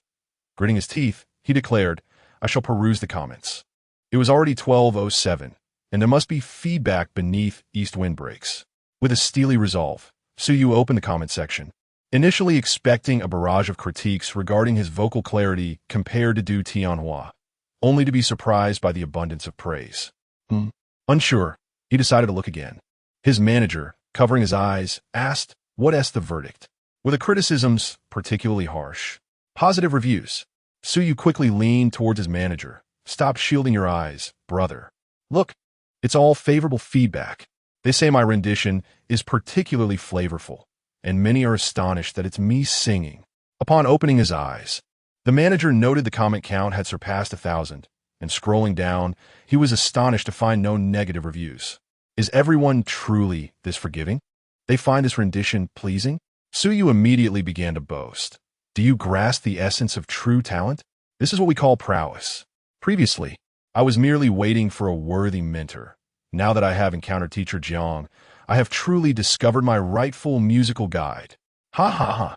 The agent looked at him, hands on his hips, laughing heartily, yet soon shifted to a concerned demeanor, expressing, "While everyone is currently singing praises, we must await tomorrow's comments. For those listening to your song at present are likely your fans." Su Yu's laughter abruptly ceased, the lightheartedness of the moment vanishing in an instant. Couldn't he be allowed 2 minutes of joy? Thus, throughout the night, the two remained awake, alternating between refreshing the rankings, perusing the reviews of East Wind Breaks, and checking their social media, busily engaged in their tasks. The following day, Jiang Yi beheld Su Yu, whose dark circles under his eyes had intensified. "Did you go robbing last night?" he inquired. "No," Su Yu replied weakly. "I was fixated on the rankings all night." Chapter 89. Achieving a small goal. Jiang Yi expressed admiration for Su Yu. What can one discern from the rankings after a night of observation? It's merely a matter of who surpasses whom. It holds no substantial weight. However, realizing Su Yu's pitiful state, Jiang Yi offered a reassuring pat on his shoulder. "Teacher Jiang, who do you think among the three of us will prevail?" "Unsure. I must listen to their songs first," Jiang Yi replied. Su Yu was instantly filled with questions. "Teacher Jiang, you haven't heard their songs yet?" "I woke up, washed up, and drove to work." "Who had time to listen to music?" Jiang Yi replied, lifting his breakfast. "See, I even brought my breakfast to the office. Is that reasonable?" Su Yu gazed at Jiang Yi, feeling that the teacher was far too composed. As they conversed, the two arrived at their workstations. Old Liu, noticing Su Yu's astonishment, patted his shoulder. "You'll get used to it. Teacher Jiang has always been this composed. Staying up late to listen to songs is simply out of the question for him." Jiang Yi handed Su Yu a thermos and a bag of goji berries. "Since you have some free time, help me soak these goji berries in water." Su Yu received them, momentarily bewildered, feeling as though a significant question mark hovered above his head. If he recalled correctly, wasn't Jiang Yi only in his 20s? At such a young age, he was already focused on health? What did that make of Su Yu, who was considerably older and frequently burned the midnight oil? Was that considered healthy? After preparing the goji berry water for Jiang Yi, Su Yu watched as he leisurely finished his breakfast before finally opening his computer to listen to the songs of the other two competitors. Upon completing the two songs, Su Yu immediately inquired, "What do you think?" Zhu Shui, as a renowned songstress, indeed possessed formidable talent, yet this song did not suit her. Their collaboration failed to achieve a synergy greater than the sum of its parts, rendering it inconsequential. "Exactly, so you not vigorously." I sensed something was amiss yesterday, but I couldn't articulate it. It was indeed the professionals who could pinpoint the issues at a glance. And what a Jimming's work, which I had previously familiarized myself with, is undoubtedly impressive. This song is indeed a piece that surpasses his usual standards. However, his collaborations with Jiang, including this one, suffer from a lack of novelty, as their styles are too similar, failing to captivate the audience.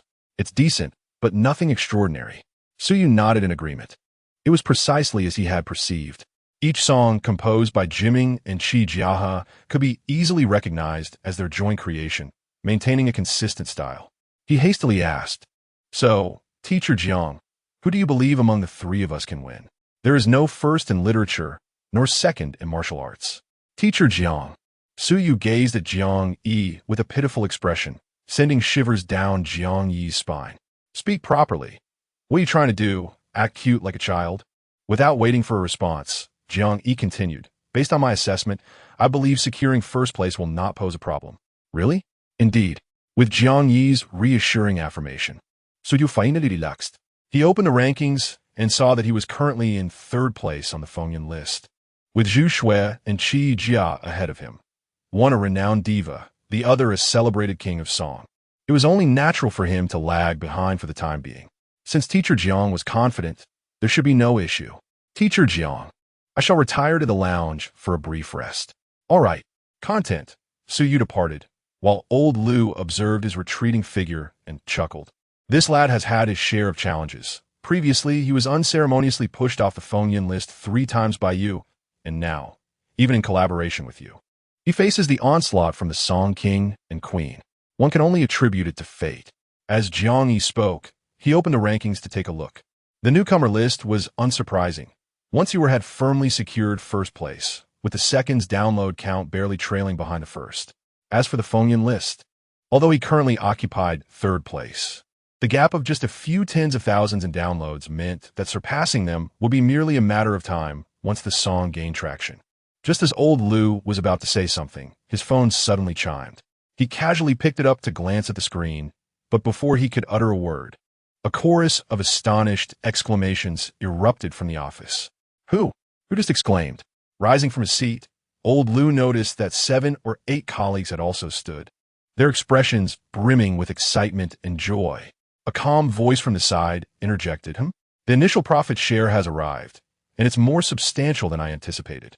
He immediately sat down, excitement radiating from him as he looked at Jiang Yi. "Goodness, how much did you receive?" "I ended up with over 7 million, including principal and interest. This is astonishingly lucrative." In the office, as the others learned that the source of their colleagues' astonishment was due to receiving the initial profit shares, envy tinged their eyes with red upon hearing about the returns. While personal failures were indeed daunting, the success of colleagues weighed heavily on their hearts, especially considering that this profitable opportunity was available to all. It was merely a lack of courage that held them back. The pain of having missed out on what could have been theirs was unbearable. At that moment, old Lu stood up, cheerfully announcing, "Today, I'm in a good mood. I'll treat everyone to coffee. Send me your orders." "Thank you, old Lu," came the chorus of gratitude from his colleagues. In the office, spurred by the substantial initial profit shares, no one could focus on work. Old Lu continued to pester Jiang Yi about how much he had received. "You probably wouldn't want to see it." "I do want to see." Jiang Yi handed his phone over for a brief glance. As old Lu beheld the amount attributed to him, he instantly felt less thrilled. Goodness, is that even money? It's just a string of numbers. To achieve such a modest target, this is terrifying. Had he known earlier, he would have mortgaged his house to invest. He could have been lounging comfortably by now, enjoying the fruits of his labor. However, any momentary regret vanished as he reveled in the joy and satisfaction that came from earning such a considerable sum. The office door of the minister opened, and Pan Jiwen stepped out, inviting everyone for coffee. However, they informed him that old Lu had already treated them. Thus, Pan Jiwen graciously replied, "Then I shall host dinner tonight. Those interested may inform assistantly, so that we can reserve a table in advance." "Thank you, Minister Pan." Naturally, Jiang Yi attended the departmental gathering. After exchanging pleasantries with Assistant Li, he took out his phone to execute an early repayment at the bank. Without hesitation, He transferred a staggering sum of 100 million. Linan is among the most prosperous cities in Dongzhou, and its real estate prices are well known. Moreover, Jiang Yi had invested in a luxurious villa, the total value of which amounted to several hundred million. Even so, his villa was considered relatively affordable within the upscale community. It is rumored that the top-tier properties are worth 10 million each. Having settled 100 million, Jiang Yi felt considerably lighter. One must seize opportunities to earn. After grabbing his backpack and bidding farewell to old Liu, he departed from the composition department. The 17th and 18th floors housed Xingyao's film division. The 17th floor was under the management of Li Yaxian. According to Lu Shuwen, Li Yaxian was serious and diligent, known for her decisiveness, earning her the nickname Iron Lady. Xingyao's film and television departments were relatively new, with the film division lagging behind the television sector. It had only recently achieved a balance between income and expenditure, consistently ranking low in performance within the company. At this moment, in the minister's office on the 17th floor, upon hearing from her assistant that Jiang Chao had arrived, Li Yaxian instructed them to bring him in. Lu Shuwen had just called her to mention that the screenwriter Potato had penned a film script and requested his friend Jiang Chao to discuss it. Li Yaxian was well aware of the beginning. Although the year had yet to conclude, it was highly likely to become the company's most profitable project. More importantly, this production was driven by the screenwriter's vision, with the director serving merely as a tool. The screenwriter-centric approach sets a high standard for creators. Initially, one might consider merely breaking even as a success, but the beginning had astonishingly shattered multiple records and generated immense profits. Thus, when Lu Shuwen mentioned that Potato had written a film script for submission, Li Yaxian felt a surge of anticipation. There exists a significant distinction between television dramas and films, yet for a screenwriter like Potato, one must not view it through a conventional lens. While contemplating this, her assistant escorted Jiang Chao into the office. "Hello, Minister Li, I am Jiang Chao. It is an honor to meet you." Li Yaxian extended her hand for a brief handshake. "I have listened to your songs and thoroughly enjoyed them." "Thank you." After some polite exchanges, Jiang Chao retrieved the script from his bag and handed it to Li Yaxian. "Here is the script written by Potato. One is a standard script, and the other is a storyboard version." Li Yaxian raised an eyebrow, surprised that even in the film industry, Potato insisted on maintaining a screenwriter-centric approach. He was indeed the confident, perhaps even conceited, writer she had anticipated. "Minister Li, please take a few days to review the script. If it meets our standards, we can discuss it further." "Certainly." After exchanging contact information, Jiang Yi did not linger and left with his bag.